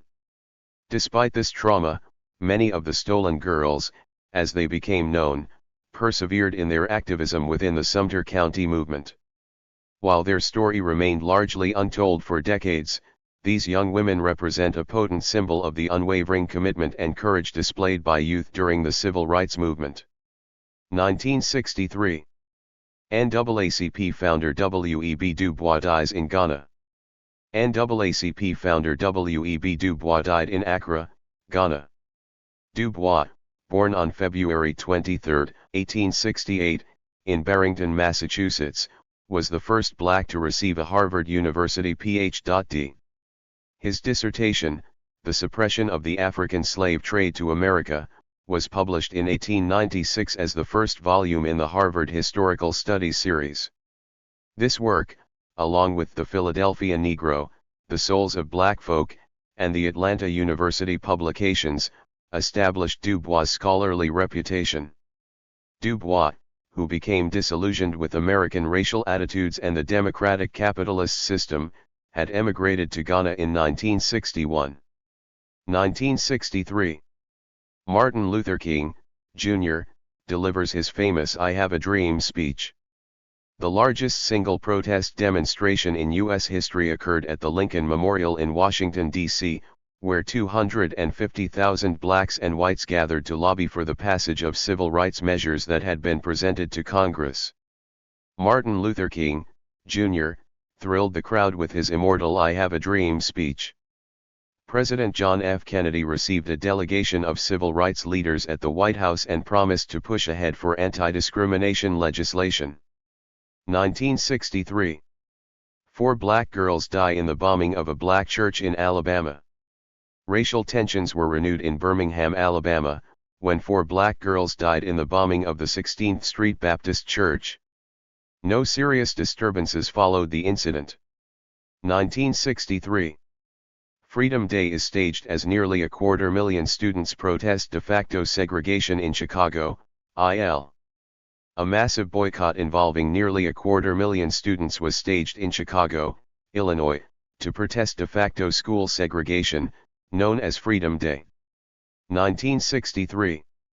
Black Americans join the world in mourning the assassination of President John F. Kennedy, whom many blacks believed had been killed because of his advocacy of civil rights. Black Americans join the world in mourning the assassination of President John F. Kennedy, whom many blacks believed had been killed because of his advocacy of civil rights. Kennedy's civil rights measures were still being debated in Congress when he died. 1963.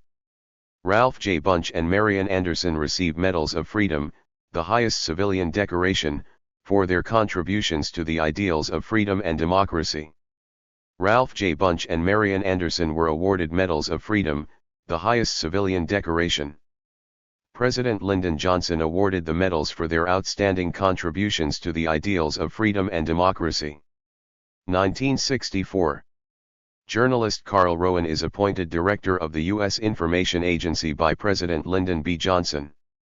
Black journalist Carl T. Rowan of Minnesota was appointed director of the U.S. Information Agency. Rowan was the first of several blacks to receive high-ranking appointments by President Lyndon Johnson. 1964. The 24th Amendment to the U.S. Constitution outlaws poll taxes, which had been used by several Southern states as a means of discouraging black voters.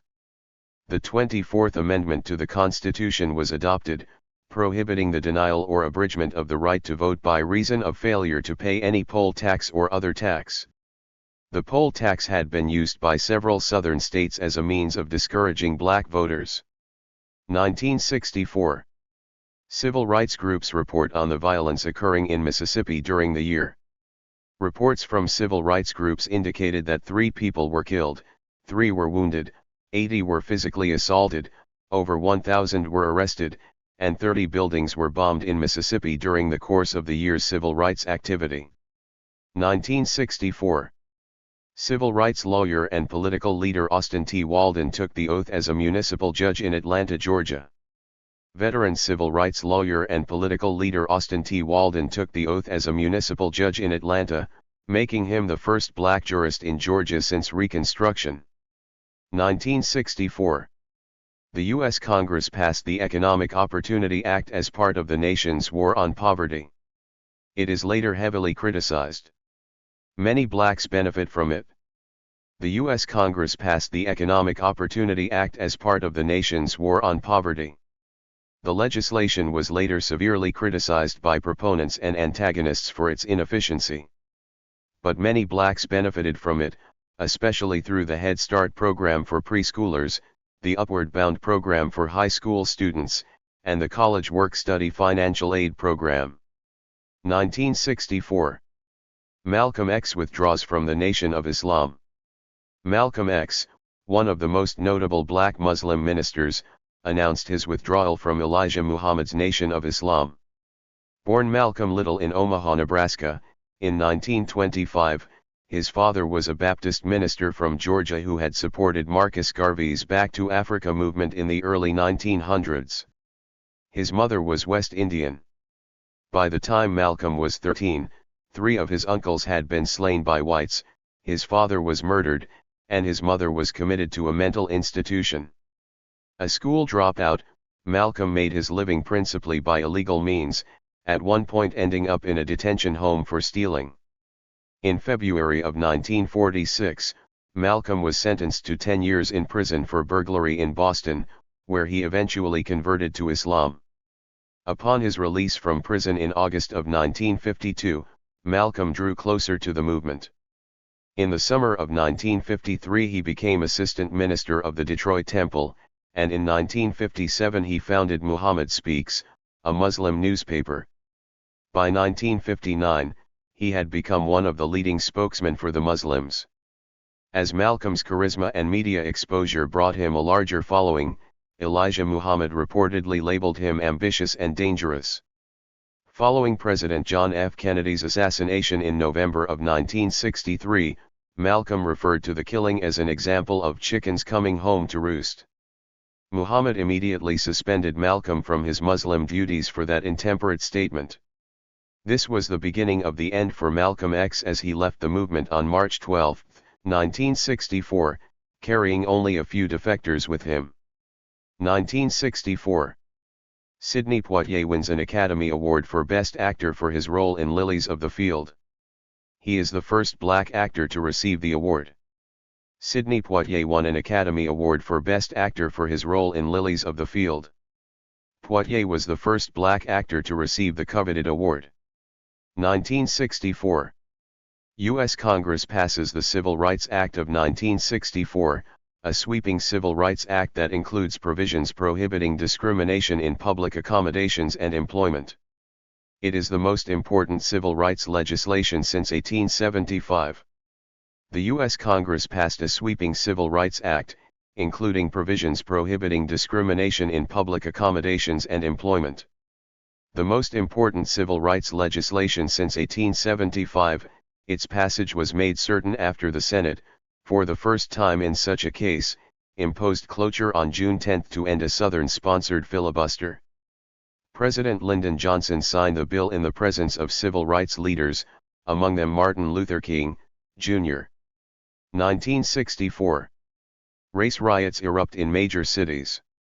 Serious racial disturbances occurred in a number of American cities, beginning in the Harlem section of New York City. The Harlem riot followed the shooting of a black teen by white police officers.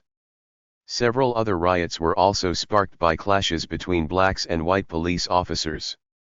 Other areas that witnessed riots include Brooklyn and Rochester, New York, Jersey City, New Jersey, Chicago, Illinois, and Philadelphia, Pennsylvania. Injuries in the disturbances exceeded 100, property losses tallied up to millions of dollars, and National Guardsmen were needed to quell the unrest. 1964. Civil rights workers James E. Chaney, Michael Schwerner, and Andrew Goodman were found dead in a shallow grave. The FBI accused white segregationists, including law enforcement officers, of the murders. The bodies of civil rights workers James E. Chaney, Michael Schwerner, and Andrew Goodman were discovered in a shallow grave on a farm outside Philadelphia, Mississippi. The Federal Bureau of Investigation accused nearly 24 white segregationists of complicity in the murders. Included among them were law enforcement officers. 1964. Martin Luther King, Jr. is awarded the Nobel Peace Prize. He is the youngest man in history to receive the honor.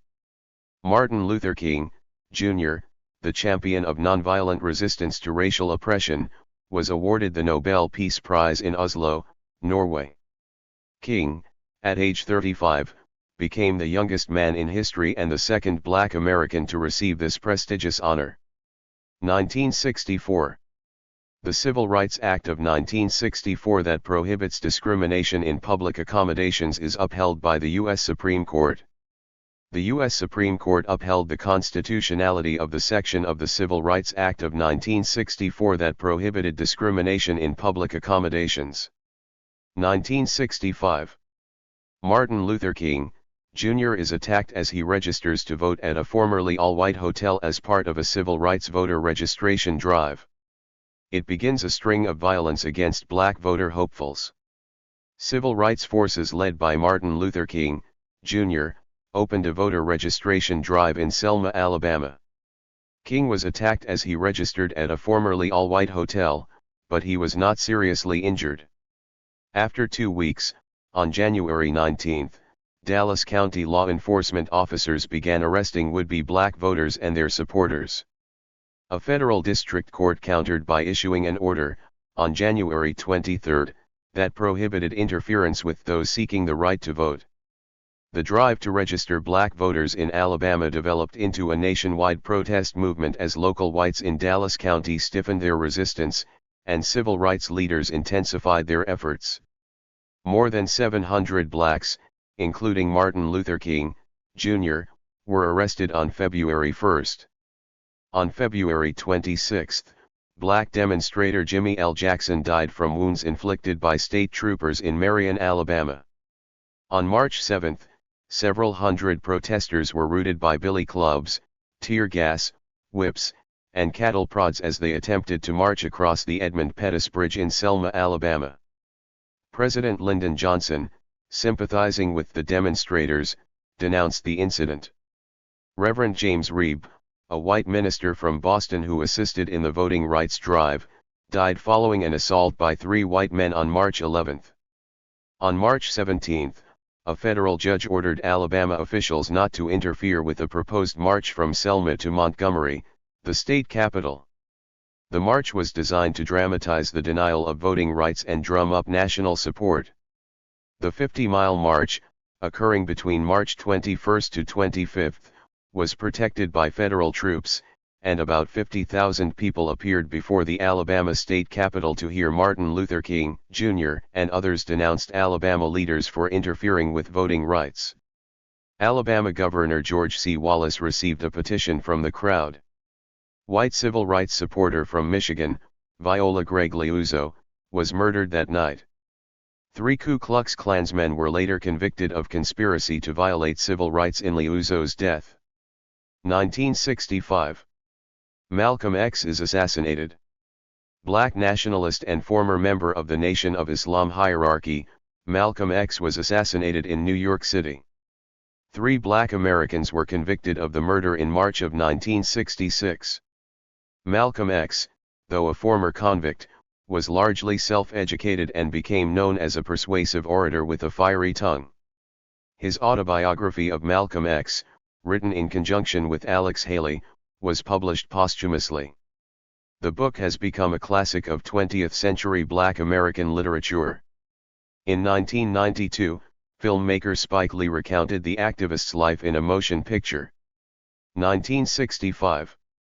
A new voting rights bill is passed by the U.S. Congress. It contains an anti-poll tax amendment designed to prevent states from using a tax to deny or abridge the right to vote. A new voting rights bill was passed by the U.S. Congress.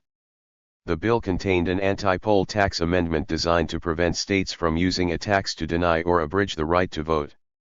The bill also extended voting rights to those unable to read or write English but able to prove accomplishment of an 8th grade education in a school conducted under the American flag. Federal registrars could enroll voters who had been denied the suffrage by local officials. 1965. President Lyndon Johnson pledges civil rights action during a speech at Howard University.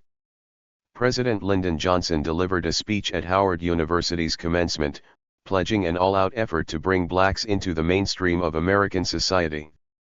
He quoted the title of the civil rights anthem "We Shall Overcome" as a motto for action.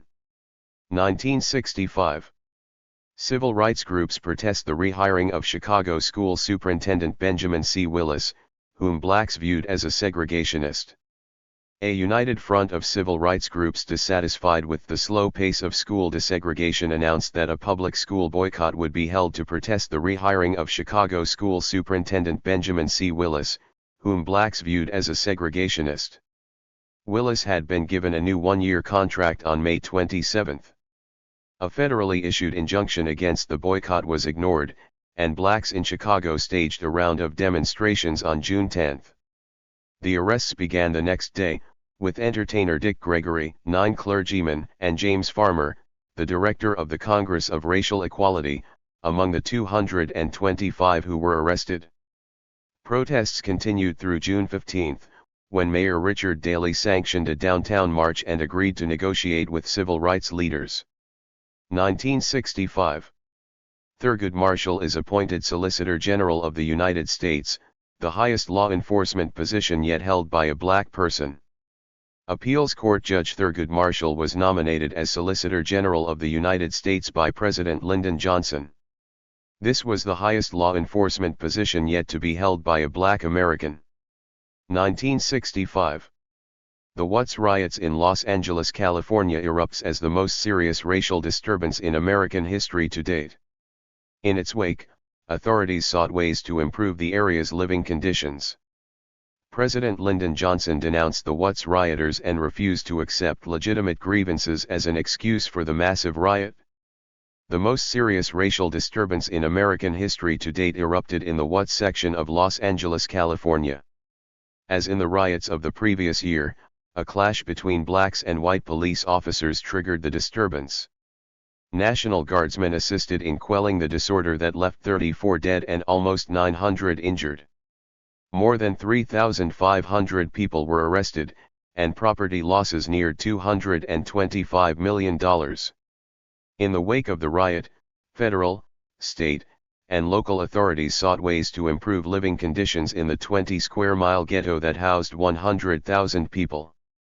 On August 20, President Lyndon Johnson denounced the Watts rioters and refused to accept legitimate grievances as an excuse for the disorder. 1965. Voter registration violence is put on trial in Alabama. On December 3, an Alabama federal court jury convicted KKK member Collie L. Wilkins of conspiracy to violate civil rights by killing, on March 25, voting rights activist Viola Gregg Liuzzo, a white woman. On December 10, another Alabama jury acquitted the whites accused of the murder of Reverend James Reeb, a Boston minister who was slain at the same Selma, Alabama, demonstrations. The violence had erupted in Selma after voting rights activists pushed a major drive to register eligible blacks as voters. 1966. Floyd McKissick becomes director of the Congress of Racial Equality. Floyd McKissick, a militant black civil rights leader from North Carolina, succeeded James Farmer as director of the Congress of Racial Equality.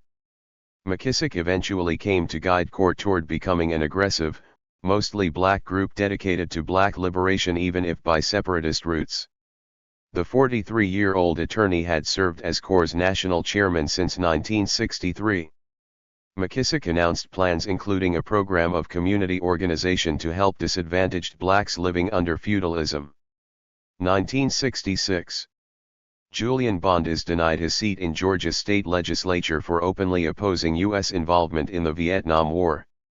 Many white Georgia legislators interpreted his statements as reflecting an un-American attitude. After having been duly elected, Julian Bond was denied his seat in Georgia's state legislature for openly opposing U.S. involvement in the Vietnam War. The vote against Bond in Georgia's House of Representatives was 184 to 12. The Atlanta native had, on January 6, told journalists that he supported a Student Nonviolent Coordinating Committee policy statement that advocated civil rights and social service alternatives to the draft. Many white Georgia legislators interpreted his statements as reflecting an un-American attitude. The 7 other black members of the House voted to seat Bond.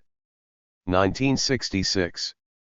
Robert Weaver is appointed HUD Secretary by President Lyndon Johnson. Robert C. Weaver, one of the nation's leading authorities on urban housing, was appointed the first Secretary of the new Department of Housing and Urban Development. The appointment, by President Lyndon Johnson, made him the first black to serve in a presidential cabinet and the highest-ranking black in the executive branch of the government. Weaver had previously served as Housing Director for New York, been a member of President Franklin Roosevelt's unofficial black cabinet, and was the highest-ranking black in President John F. Kennedy's administration. 1966. Constance Motley is appointed federal judge, becoming the second black woman to hold this position. Former NAACP attorney Constance Baker Motley was appointed as a federal judge. The appointment, by President Lyndon Johnson, made her the second black woman to hold such a post. Marjorie Lawson had been appointed by President John F. Kennedy. 1966. Seattle school boycott. On Thursday, March 31 and Friday, April 1, 1966, thousands of Seattle public school students boycotted schools in the Central District, Seattle, Washington's Black American community, to protest the de facto segregation that they believed was racially discriminatory. The students and their leaders felt that most of the educational deficiencies among the bulk of Seattle's 9,300 Black American students stemmed from their attending 13 substandard schools that were overwhelmingly and in some cases exclusively Black American. All of these schools were underfunded, staffed with less experienced teachers, and had lower test scores and graduation rates. The boycott followed years of attempts by Black American leaders to persuade the Seattle School District to address these inequities. They had submitted a number of proposals, including a comprehensive triad program that would ensure that Black and white students schooled together, a request that the board publish a comprehensive plan to address segregation and implement in-service training for school personnel. Their proposals also included a 4-point program that would have closed some schools, established an integrated education center in the Central District and a Head Start program, and paid transportation costs for a voluntary desegregation program that the Seattle School Board initiated the previous year. The school board turned a deaf ear to their requests, so the Seattle chapters of the NAACP and CORE, and the Central Area Committee for Civil Rights, organized a boycott. On Thursday and Friday, approximately 3,000 students, including about 1,000 white and Asian American students, boycotted their regular classes to attend 8 freedom schools that had been set up in churches and community buildings throughout the Central District. There, students in integrated settings took courses on Black American history and civil rights taught by volunteer teachers, including many college students on spring break. 3 public school teachers also instructed students during the boycott. The surprising support for the boycott forced the Seattle School Board to eventually implement most of the programs requested by boycott leaders. 1966. Emmett Ashford becomes the first Black Major League Baseball umpire. Emmett Ashford was hired by the American League and became the first Black Major League Baseball umpire. 1966. The California Supreme Court ruled that the state constitutional amendment that nullified California fair housing laws was in violation of the U.S. Constitution. The California Supreme Court ruled that the state constitutional amendment that nullified California fair housing laws was in violation of the U.S. Constitution. The state amendment, known as Proposition 14, had been placed on the general election ballot in November of 1964 and was approved by a 2-to-1 margin. It provided that no state or local agency could interfere with the real estate owner's absolute discretion in the sale and rental of property. In effect, it annulled California open housing ordinances and sanctioned discrimination in selling or renting property. But the state Supreme Court's 5-2 decision held that it was beyond dispute that the 14th Amendment's Equal Protection Clause secured the right to acquire and possess property of every kind without racial or religious discrimination. The court overruled a lower court's rejection of a complaint by Lincoln W. Mulkey against apartment owners in Orange County. The lower court had ruled that the California Open Housing Acts on which Mulkey's petition was based had been rendered null and void by the passage of Proposition 14. 6 companion cases were also covered by the state court's order. Governor Edmund Brown, who had announced in March of 1966 that $200 million in federal urban renewal funds had been withheld from California because of Proposition 14, promptly announced that the state court's decision would be appealed to the U.S. Supreme Court and that until then he would continue to enforce Proposition 14. State Attorney General Thomas Lynch, however, said he would resume enforcement of the open occupancy laws of 1959 and 1963 that had been invalidated by Proposition 14. 1966. Stokely Carmichael is named head of the SNCC. He turns it into a more militant organization. West Indian-born Stokely Carmichael was named head of the Student Nonviolent Coordinating Committee. Carmichael transformed the SNCC into a more militant organization bent on achieving racial liberation, even if by employing a separatist route. 1966. James H. Meredith is shot by a white segregationist during his one-man pilgrimage against fear. James H. Meredith, the black student who broke the color barrier at the University of Mississippi in 1962, was shot during his self-proclaimed one-man pilgrimage against fear from Memphis, Tennessee, to Jackson, Mississippi. Meredith was not seriously injured. A white segregationist was arrested for the attack. 1966. Civil rights leaders resume James Meredith's pilgrimage against fear, after he is shot shortly after embarking. Civil rights leaders including Martin Luther King, Jr., and Stokely Carmichael resumed the march begun by James Meredith. Meredith had been shot shortly after embarking on his pilgrimage against fear. The demonstration ended with a rally of 15,000 people at Jackson, Mississippi, where King, Carmichael, and Meredith addressed the crowd. It was during this march and rally that Carmichael and others began to freely employ the phrase Black Power. The slogan was interpreted differently, but all agreed it denoted a more aggressive posture for its supporters. 1966. A California fair housing decision is partially reversed, allowing an owner of a home not financed by federal funds the ability to refuse to sell or lease a home to blacks.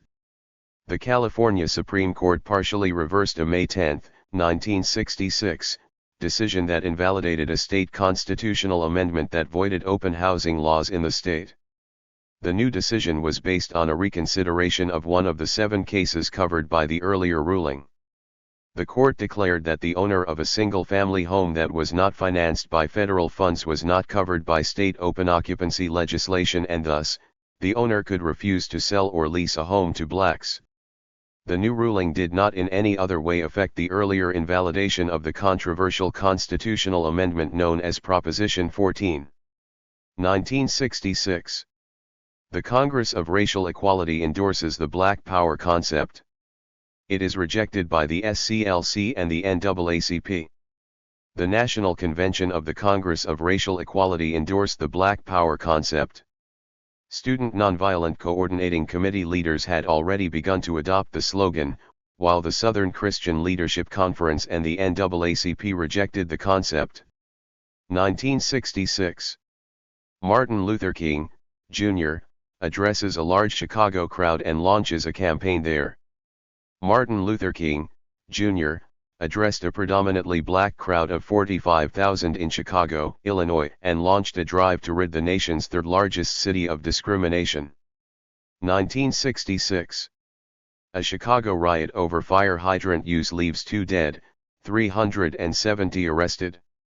Days later, Chicago Mayor Richard Daley and Martin Luther King, Jr., announce new plans. A dispute between police and black children over the use of a fire hydrant for recreation resulted in rioting in one of Chicago's black ghettos. 2 blacks were killed, many were injured, and 370 were arrested.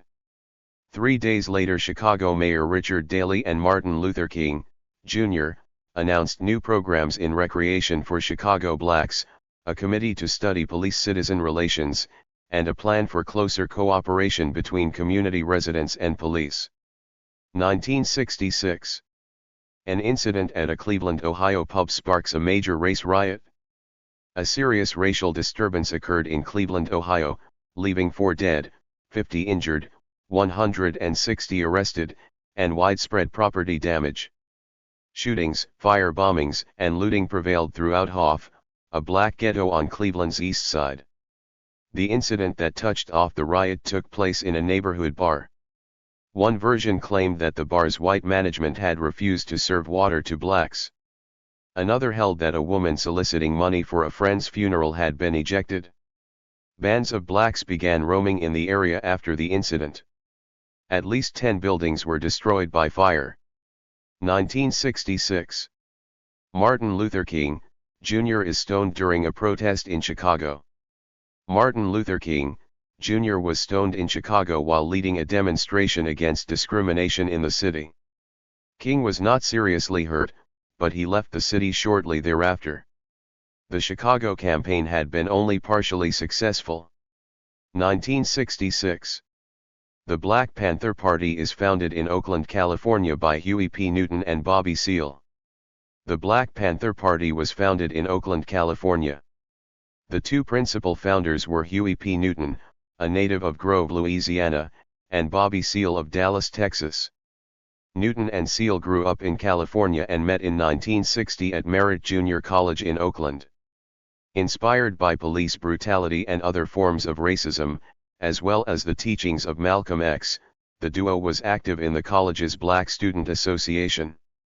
They eventually withdrew and organized the Black Panther Party.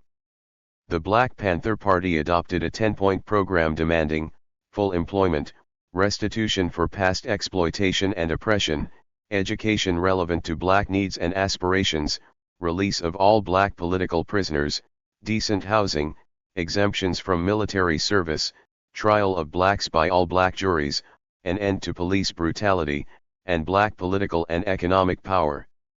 The Panthers insisted on power to the people. They advocated self-defense, called for a socialistic economy, provided food and educational programs for young children, and published their own newspaper. They drew wide admiration, if not a large following, from young blacks in the northern and west coast ghettos. As their numbers and influence increased, so did their clashes with law enforcement. 1966. Edward Brooke is elected to Senate. Edward W. Brooke, the Massachusetts Attorney General, was elected U.S. Senator from Massachusetts. The Howard University graduate from Washington, D.C., thus became the first black to sit in the U.S. Senate since Reconstruction. 1966. The creation and celebration of Kwanzaa. Kwanzaa is an annual Black American and Pan-African celebration of family, community, and culture. It is observed between December 26 and January 1. It was created in 1966 by founder Dr. Maulana Karenga, in the wake of the 1965 Watts Rebellion, and is based on African harvest festival traditions, and the Swahili language. Dr. Karenga was a major figure in the Black Power and civil rights movements, and his goal was to reaffirm Black American roots in African culture, to serve as a communal celebration of African people, to reaffirm and reinforce the bonds between them, and to instill a sense of pride and identity, purpose and direction. Kwanzaa derives from the Swahili phrase Matunda ya Kwanzaa, which means first fruits. Families who celebrate Kwanzaa decorate their homes with objects of African art, and colorful Kent cloth, and display fresh fruits. During Kwanzaa celebrations, libations may be shared through a community cup and poured in remembrance of ancestors. The greeting for each day is Habari Gani, Swahili for how are you, and Heri Zie Kwanzaa, meaning Happy Kwanzaa. A communal feast called Karamu is held on the sixth day of the celebration. Kwanzaa celebratory symbols include a mat, mkaka, on which is placed a kinara for mishima saba or 7 candles, mazeo, muhindi, kikumcha umoja, and zawadi. Displays include books, a heritage symbol, and the red, black, and green bendera. The 7 principles of Kwanzaa, and Ngozi Saba, are dedicated to the 7 principles of African heritage. The candle lighting ceremony called Lifting Up the Light That Lasts, is in conjunction with the 7 principles, and are lit in a specific order each day of the celebration. Umoja, to strive for and to maintain unity in the family, community, nation, and race. On the first day, the black candle, placed in the center, is lit, representing black people in unity. Kujakagulia, to define ourselves, name ourselves, create for ourselves, and speak for ourselves. The red candle, on the left, nearest to the black is lit, which represents struggle. Ujima, to build and maintain our community together and make our brothers and sisters' problems our own and to solve them together. The green candle on the right, nearest to the black is lit, representing a fruitful future. Ujama, to build and maintain our own stores, shops, and other businesses and to profit from them together. The red candle on the left is lit. Nia, to make our collective vocation the building and developing of our community in order to restore our people to their traditional greatness. The green candle on the right is lit. Kumba, to always do as much as we can, in the way we can, in order to leave our community more beautiful and beneficial than we inherited it. The red candle on the left is lit. Imani, to believe with all our hearts in our people, our parents, our teachers, our leaders, and the righteousness and victory of our struggle. The green candle on the right is lit. Former President Bill Clinton gave the first presidential declaration marking the holiday in 1993, and the first Kwanzaa stamp, designed by Cynthia St. James, was issued by the United States Post Office in 1997.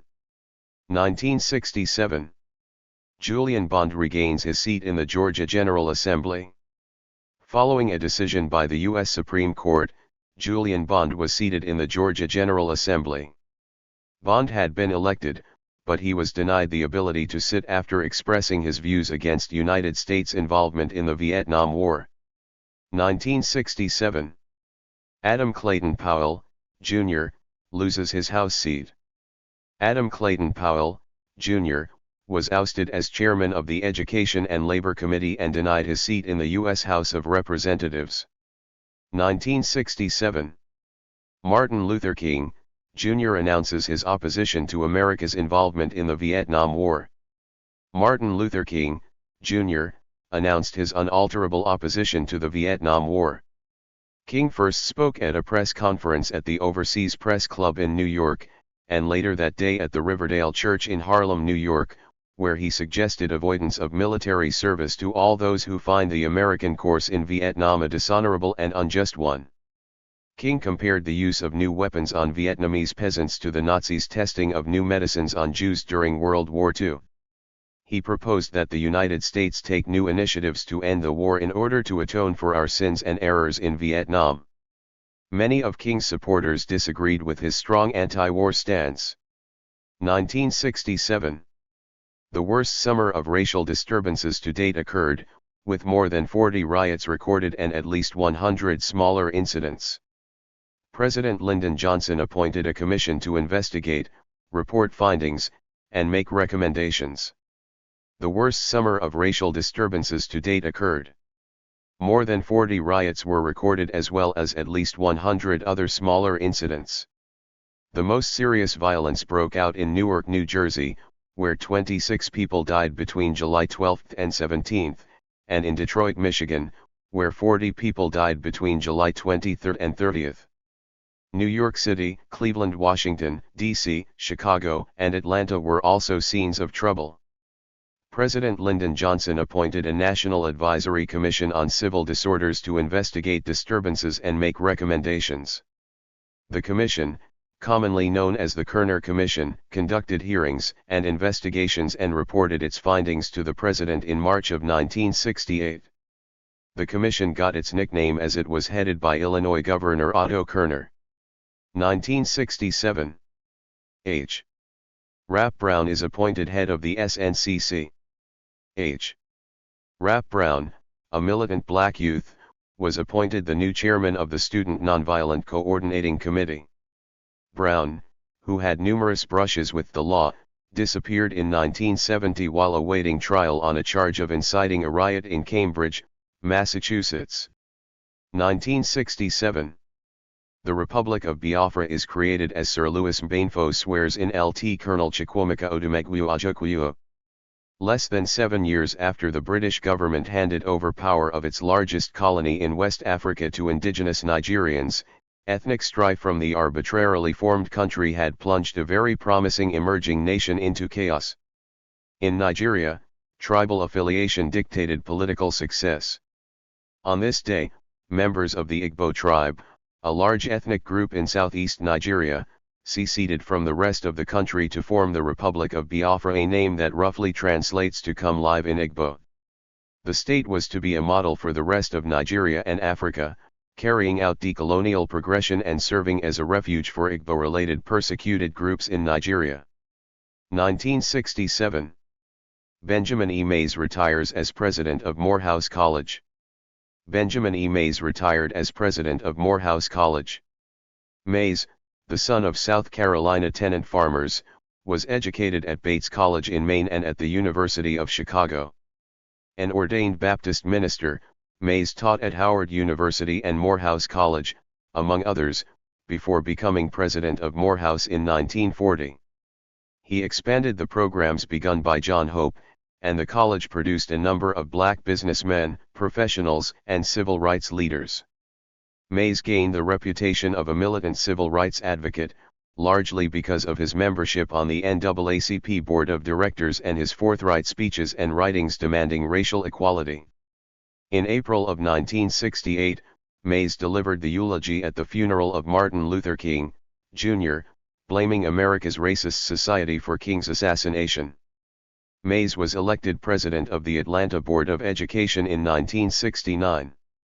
Mays was succeeded by Hugh M. Gloster, academic dean at the Hampton Institute and scholar of black literature.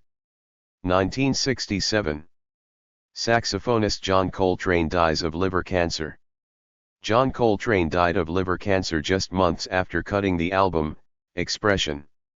Coltrane's music, which defied categorization and was a subject of controversy in its day, was instrumental in the development of modern jazz. The famed saxophonist was born on September 23, 1926, in North Carolina. By the late 1940s, he had joined Dizzy Gillespie's orchestra, which he played with for 4 years, already beginning to experiment with technical innovation and composition. In the 1950s, modern jazz became a tremendously virile idiom, and playing with the likes of Miles Davis and Thelonious Monk, Coltrane learned to deepen control of his instrument through tricks of phrasing and harmony. Exhausting every possibility for his horn in the course of a song, Coltrane's technique of exploring all the avenues relied on rapid runs in which individual notes were virtually indistinguishable, a stylistic element that became known as sheets of sound. In 1960, with McCoy Tyner on piano, Elvin Jones on drums, and Jimmy Garrison on bass, Coltrane formed his own quartet. His most celebrated theme and variations piece, My Favorite Things, was produced during this period that was marked by experimentation with triple meter, pentatonic scales, and modal foundations. Coltrane's ever-increasingly complex ametric and improvisational experimentation made him one of the most famous living jazz legends by the mid-1960s, and he enjoyed celebrity that extended to Europe and Japan. 1967. Thurgood Marshall becomes the first black person appointed to the Supreme Court. Thurgood Marshall's appointment to the U.S. Supreme Court was confirmed by the Senate. He was the first black to serve in the nation's highest judicial court. 1967. Walter Washington is appointed first mayor of Washington, D.C. President Lyndon Johnson appointed Walter Washington as the first mayor of Washington, D.C. The 55-year-old chairman of the New York City Housing Authority had officially been the commissioner of the newly reorganized municipal government of the District of Columbia, the nation's largest predominantly black metropolis. One opponent of Washington's confirmation by the Senate was black militant Akati Kamani, who stated, "Any number of militant white men could do a better job than a house nigger such as Washington." 1967. More black Americans hold public offices. The steady growth of the black population in the larger cities of the nation was reflected in the number of blacks holding public offices. While blacks had substantial majorities in only a few cities, their numbers were large enough to, in conjunction with whites, elect blacks in several localities. In 1967, Floyd McCree was elected mayor of Flint, Michigan, Carl B. Stokes was elected mayor of Cleveland, Ohio, and Richard B. Hatcher was elected mayor of Gary, Indiana. 1968.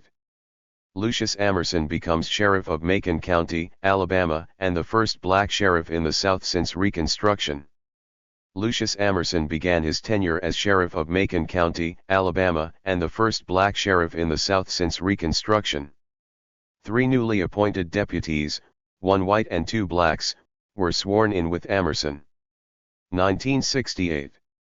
Students protest discrimination at a South Carolina bowling alley. Law enforcement officers kill and wound several black students. The bowling alley is later charged with violating the Civil Rights Act of 1964. The officers were not prosecuted.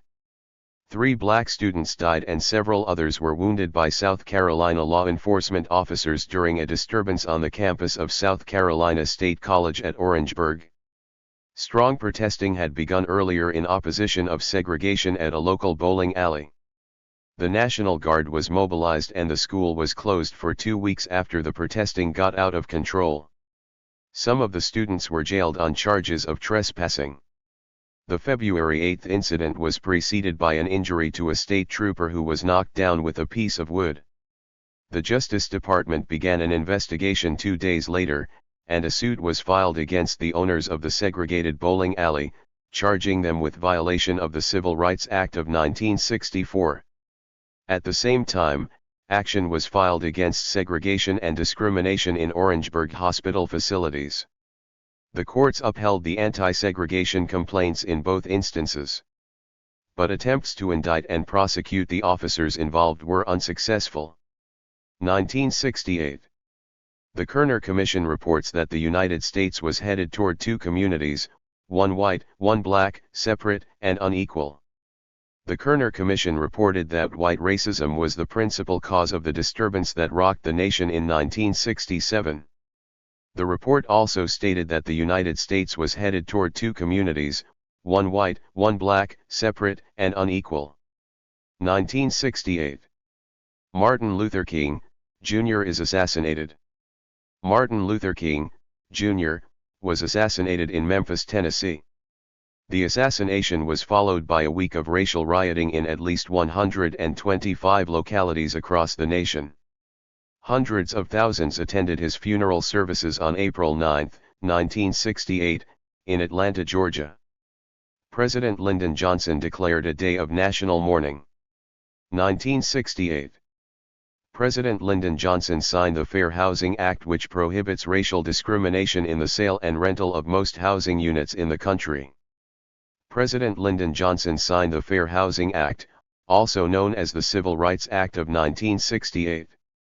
The legislation prohibited racial discrimination in the sale and rental of most housing units in the country. 1968. Ralph David Abernathy leads the Poor People's Campaign. Ralph David Abernathy, successor to Martin Luther King, Jr., as head of the Southern Christian Leadership Conference, led a motley array of blacks, poor whites, Native Americans, and Mexican Americans to Washington, D.C., for a Poor People's Campaign. The drive, originally conceived by King, included lobbying and the erection of a campsite known as Resurrection City. 1968. Resurrection City is disbanded due to many factors. Resurrection City, sponsored by the Southern Christian Leadership Conference, admitted failure and disbanded. Bad weather, insufficient discipline, and a preoccupied, unreceptive Congress limited the campaign's effectiveness. 1968. A Cleveland race riot leaves 3 white police officers and 8 blacks dead. A serious racial disturbance in Cleveland, Ohio, left 11 people dead. A small band of armed black nationalists fought Cleveland police in the Glenville ghetto. This was followed by burning and looting, and resulted in an estimated $1.5 million in property damage. 3 white police officers and 8 blacks died during the riot. 1968. Channing Phillips is nominated in the presidential primary but only receives a handful of votes. Channing Phillips's name was submitted in the Democratic nomination for President of the United States. But the black minister from Washington, D.C., received only a handful of votes. Black Georgia legislator Julian Bond's name was submitted in the Democratic nomination for Vice President. He received several votes but withdrew his name as he was too young to occupy the office, according to the U.S. Constitution. 1968. Black Panther leader Huey P. Newton is convicted of manslaughter in California. Black Panther leader Huey P. Newton was convicted of manslaughter in California. Militant black self-defense groups such as the Black Panthers in the North and the West Coast region, and the Deacons in the South were strengthening as a result of the 1967 rioting in black ghettos. The Panthers, an avowedly revolutionary group, drew the ire of law enforcement officers and others. Several of its leaders were arrested, exiled, or killed. 1968. Shirley Chisholm becomes the first black woman to serve in Congress. New York's Shirley Chisholm defeated James Farmer in the race for a seat in the U.S. House of Representatives, becoming the first black woman to serve in Congress. 1968. 80 Southern blacks are elected into office, bringing the total number of black elected office holders in the 11 states that made up the old Confederacy to nearly 400. 80 blacks were elected to political offices in the South, bringing the total number of black elected office holders in the 11 states that made up the old Confederacy to nearly 400. 3 years earlier, only 17 blacks held political offices in these states. Most of the successful black candidates ran in districts with predominantly black constituencies. In primaries as well as general elections, most black candidates lost when they challenged whites in predominantly white districts.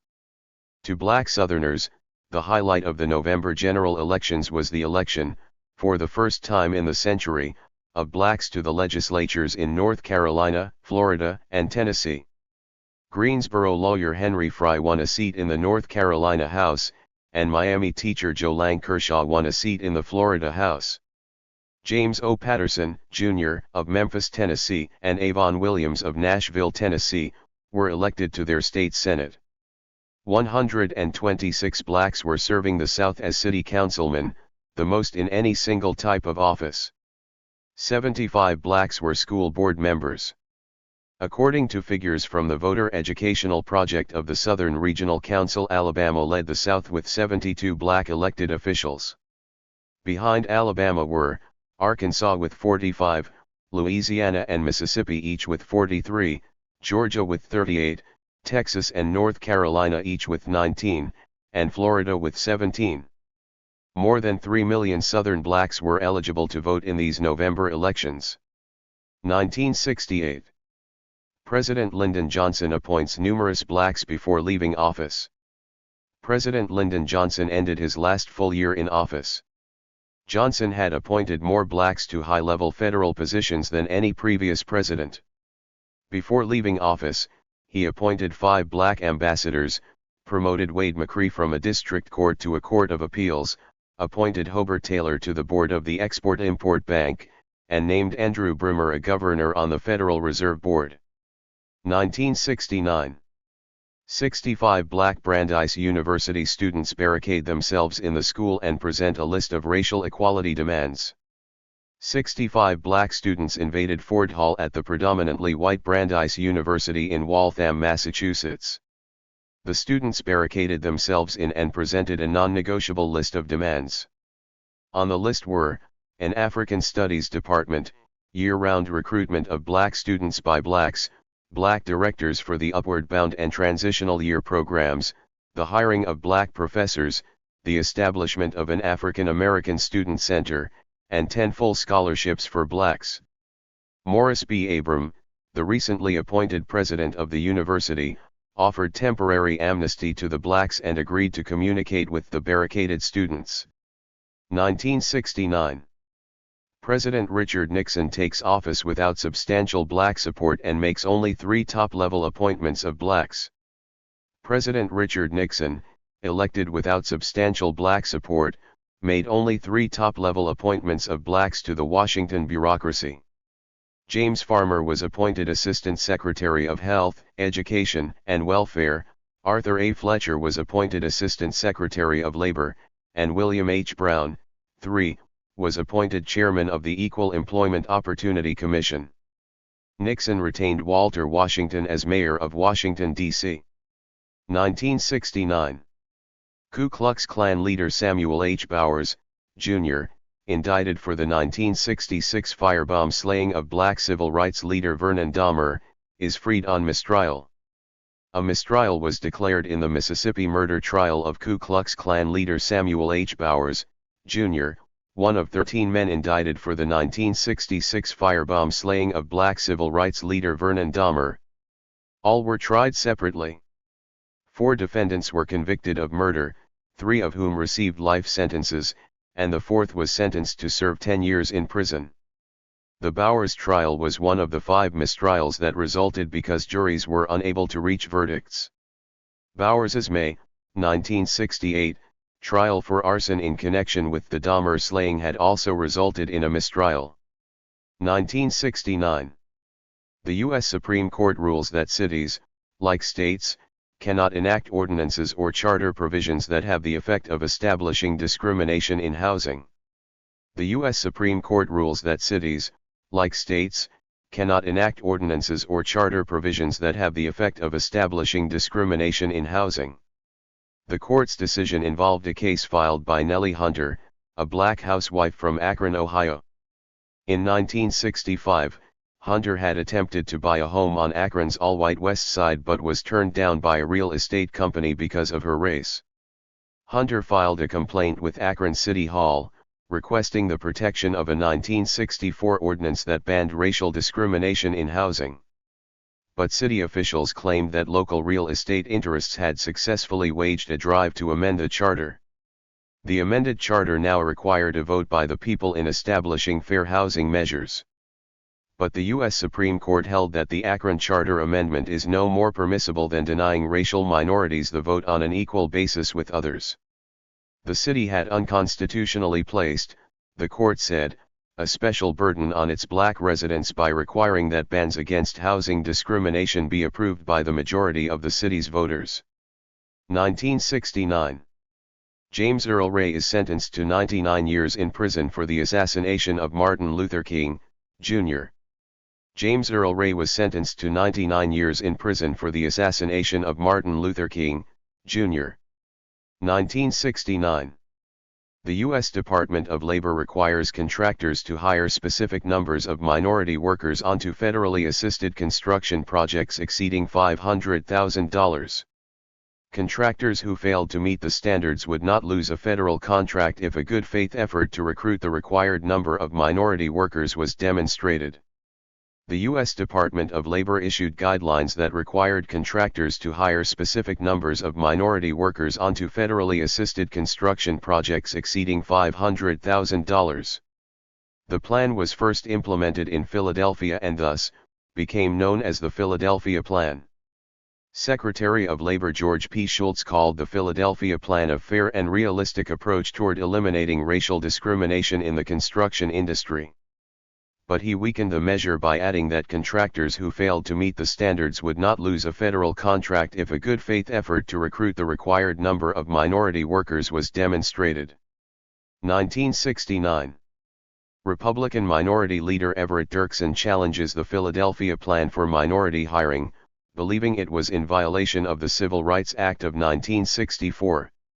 Lawrence H. Silberman, solicitor for the U.S. Department of Labor, announced that the Philadelphia Plan for Minority Hiring was legal under Executive Order No. 11246, which required equal employment clauses in all federal contracts.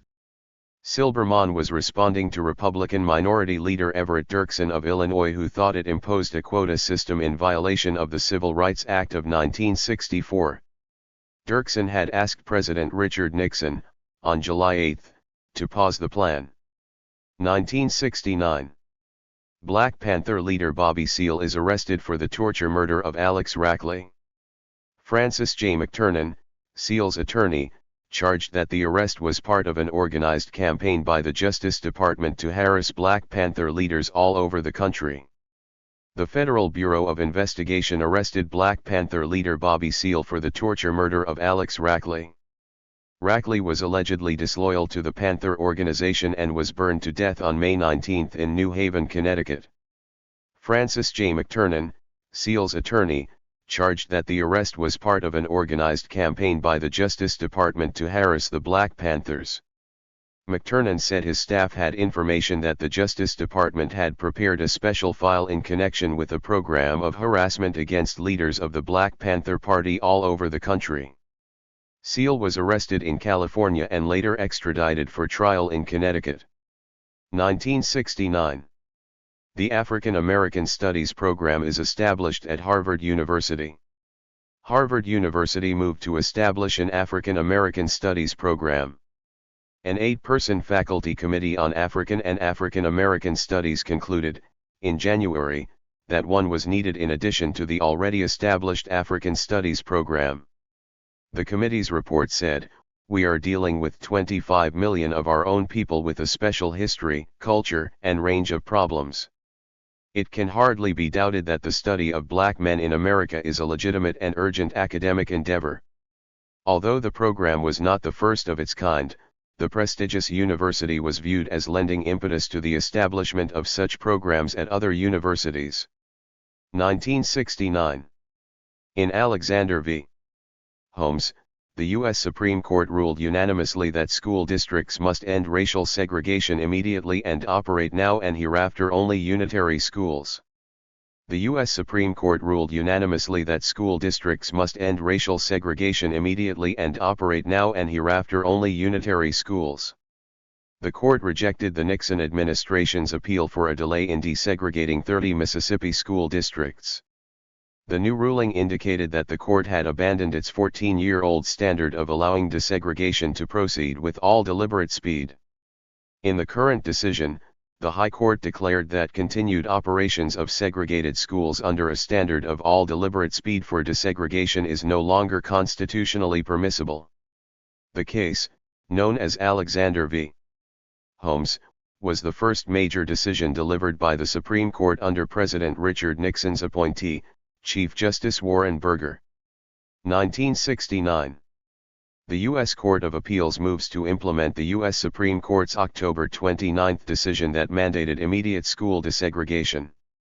The U.S. Court of Appeals for the Fifth Circuit moved to implement the U.S. Supreme Court's October 29 decision that mandated immediate school desegregation. Mississippi school districts were directed to file desegregation plans by November 5, 1969. Meanwhile, NAACP attorneys said they would file motions in some 100 other school segregation cases pending in federal courts to press for immediate integration. 1969. Blacks continue to be elected into office. Carl B. Stokes, the first black mayor of Cleveland, Ohio, was re-elected. In other elections, Howard Lee was elected mayor of predominantly white Chapel Hill, North Carolina. Veteran NAACP leader Charles Evers, brother of the slain Medgar Evers, was elected mayor of Fayette, Mississippi, a mostly black community. Blacks also took political control of the city of Tuskegee, Alabama. 1969. Black Panther Party leaders Mark Clark and Fred Hampton were killed in a raid by Chicago police. No Panther members nor police officers were brought to trial. The incident heightened tensions between the Panthers and law enforcement. Black Panther Party leaders Mark Clark and Fred Hampton were killed in a raid by Chicago police, 4 others were wounded. According to police reports, the pre-dawn raid was based on information that Hampton's apartment was being used to stockpile weapons. Police claimed that their knock on the door was answered by gunfire from a woman, and they contended that about 200 shots were fired during the 10-minute altercation. The next day, spokesmen for the Black Panthers dismissed the police accounts of the raid and claimed that Clark and Hampton were murdered in their beds by police. They purported to show that only police had fired shots in the apartment. State, federal, and congressional investigations were held, but neither Panther members nor police officers were brought to trial in the wake of the controversial encounter.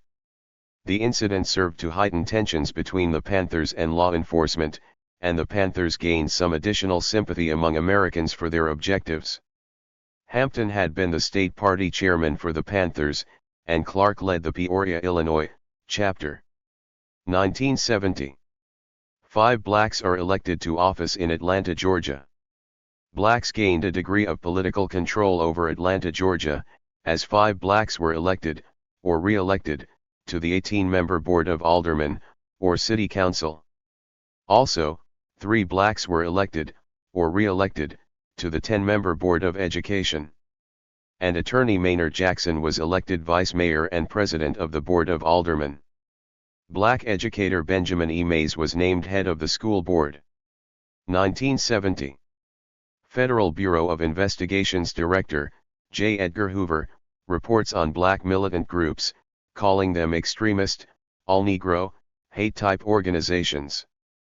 Federal Bureau of Investigation's Director, J. Edgar Hoover, stated that black militant groups were encouraged and inflamed from without in violent attacks upon the government. In his report of FBI operations in 1969, Hoover also said that during the previous 6 months, there were more than 100 attacks on police by extremist, all-Negro, hate-type organizations, such as the Black Panther Party. He reported that 7 police officers were killed and 120 were injured in attacks by black militants. 1970. Mississippi Governor John Bell Williams announces his plan to build a private school system as an alternative to public school desegregation, and urges white parents to peacefully accept integration. Mississippi Governor John Bell Williams announced in a statewide telecast that he would help to build a private school system as a workable alternative to public school desegregation. Williams also urged white parents to peacefully accept the November 6, 1969, ruling of the Fifth Circuit Court of Appeal that ordered 30 Mississippi school districts to desegregate. The governor said it was a time when reason must outweigh emotion, and calm must prevail over hysteria. Williams announced he would resubmit a proposal to the state legislature that authorized income tax credits of up to $500 a year for those who donated to educational institutions. The legislature had previously rejected that request. 1970. Mississippi blacks attend integrated schools under the watch of federal marshals. No violence took place. Many whites protest peacefully. Black children enrolled in formerly all-white public schools in 3 Mississippi districts under the watch of federal marshals. The officers were sent to prevent violence and look for signs of non-compliance as the government moved to implement the November 6, 1969, decision of the U.S. Fifth Circuit Court of Appeal that ordered 30 Mississippi school districts to desegregate. 3 of those districts reopened classes for the second semester on January 5, 1970. The others followed between January 7 and 12. The desegregation did not meet with violence, but many white parents picketed the newly desegregated schools while others boycotted the institutions. In Woodville, only 2 white children went to their school where 1,400 black pupils had registered. But in Yazoo City, white business leaders had asked parents to accept the arrangements, and nearly 1,500 white students attended the desegregated schools. 4,000 whites and 1,000 blacks in Petal went to classes together for the first time despite a peaceful sit-in by 300 white parents at an elementary school. The whites were protesting a desegregation plan that assigned their children to classrooms as far as 13 miles away. 1970. The Bureau of the Census Statistics confirmed that both non-white and white families were fleeing the poverty-stricken areas of their cities. Bureau of the Census Statistics confirmed earlier reports that non-white and white families were fleeing the poverty-stricken areas of their cities. The Bureau said that whites had been leaving the urban poverty areas for years, but the non-white migration seemed to have occurred chiefly since 1966. As factors behind the exodus, the Bureau cited crime, educational problems, land clearance resulting from urban renewal, and the increased availability of low-income housing outside of poverty areas. Between 1960 and 1968, minority families living in urban poverty areas declined by 9%. In 1968, 2.5 million whites and 1.6 million blacks lived in urban poverty areas. 1970. Secretary of Health, Education, and Welfare Robert Finch states that he would request that the Treasury Department reconsider the policy of granting tax-exempt status to private schools that had been established to avoid desegregation. Secretary of Health, Education, and Welfare Robert Finch expresses concern over the South's new private, all-white schools. He announced that there was a move within the Nixon administration to end the tax exemptions for private schools that had been established to avoid desegregation. Finch said he would request that the Treasury Department reconsider the policy of granting tax-exempt status to such private schools. He estimated that as many as 400 private schools had opened in the South since the passage of the Civil Rights Act of 1964. 1970. The Tennessee Supreme Court refused to consider a retrial for James Earl Ray, the man convicted for the murder of Martin Luther King, Jr. The Tennessee Supreme Court refused to consider a plea for a new trial for James Earl Ray, the white man serving a 99-year sentence for the murder of Martin Luther King, Jr. The court reasoned that there could be no legal basis for granting a new trial for the defendant who had pleaded guilty and fully understood what he was doing.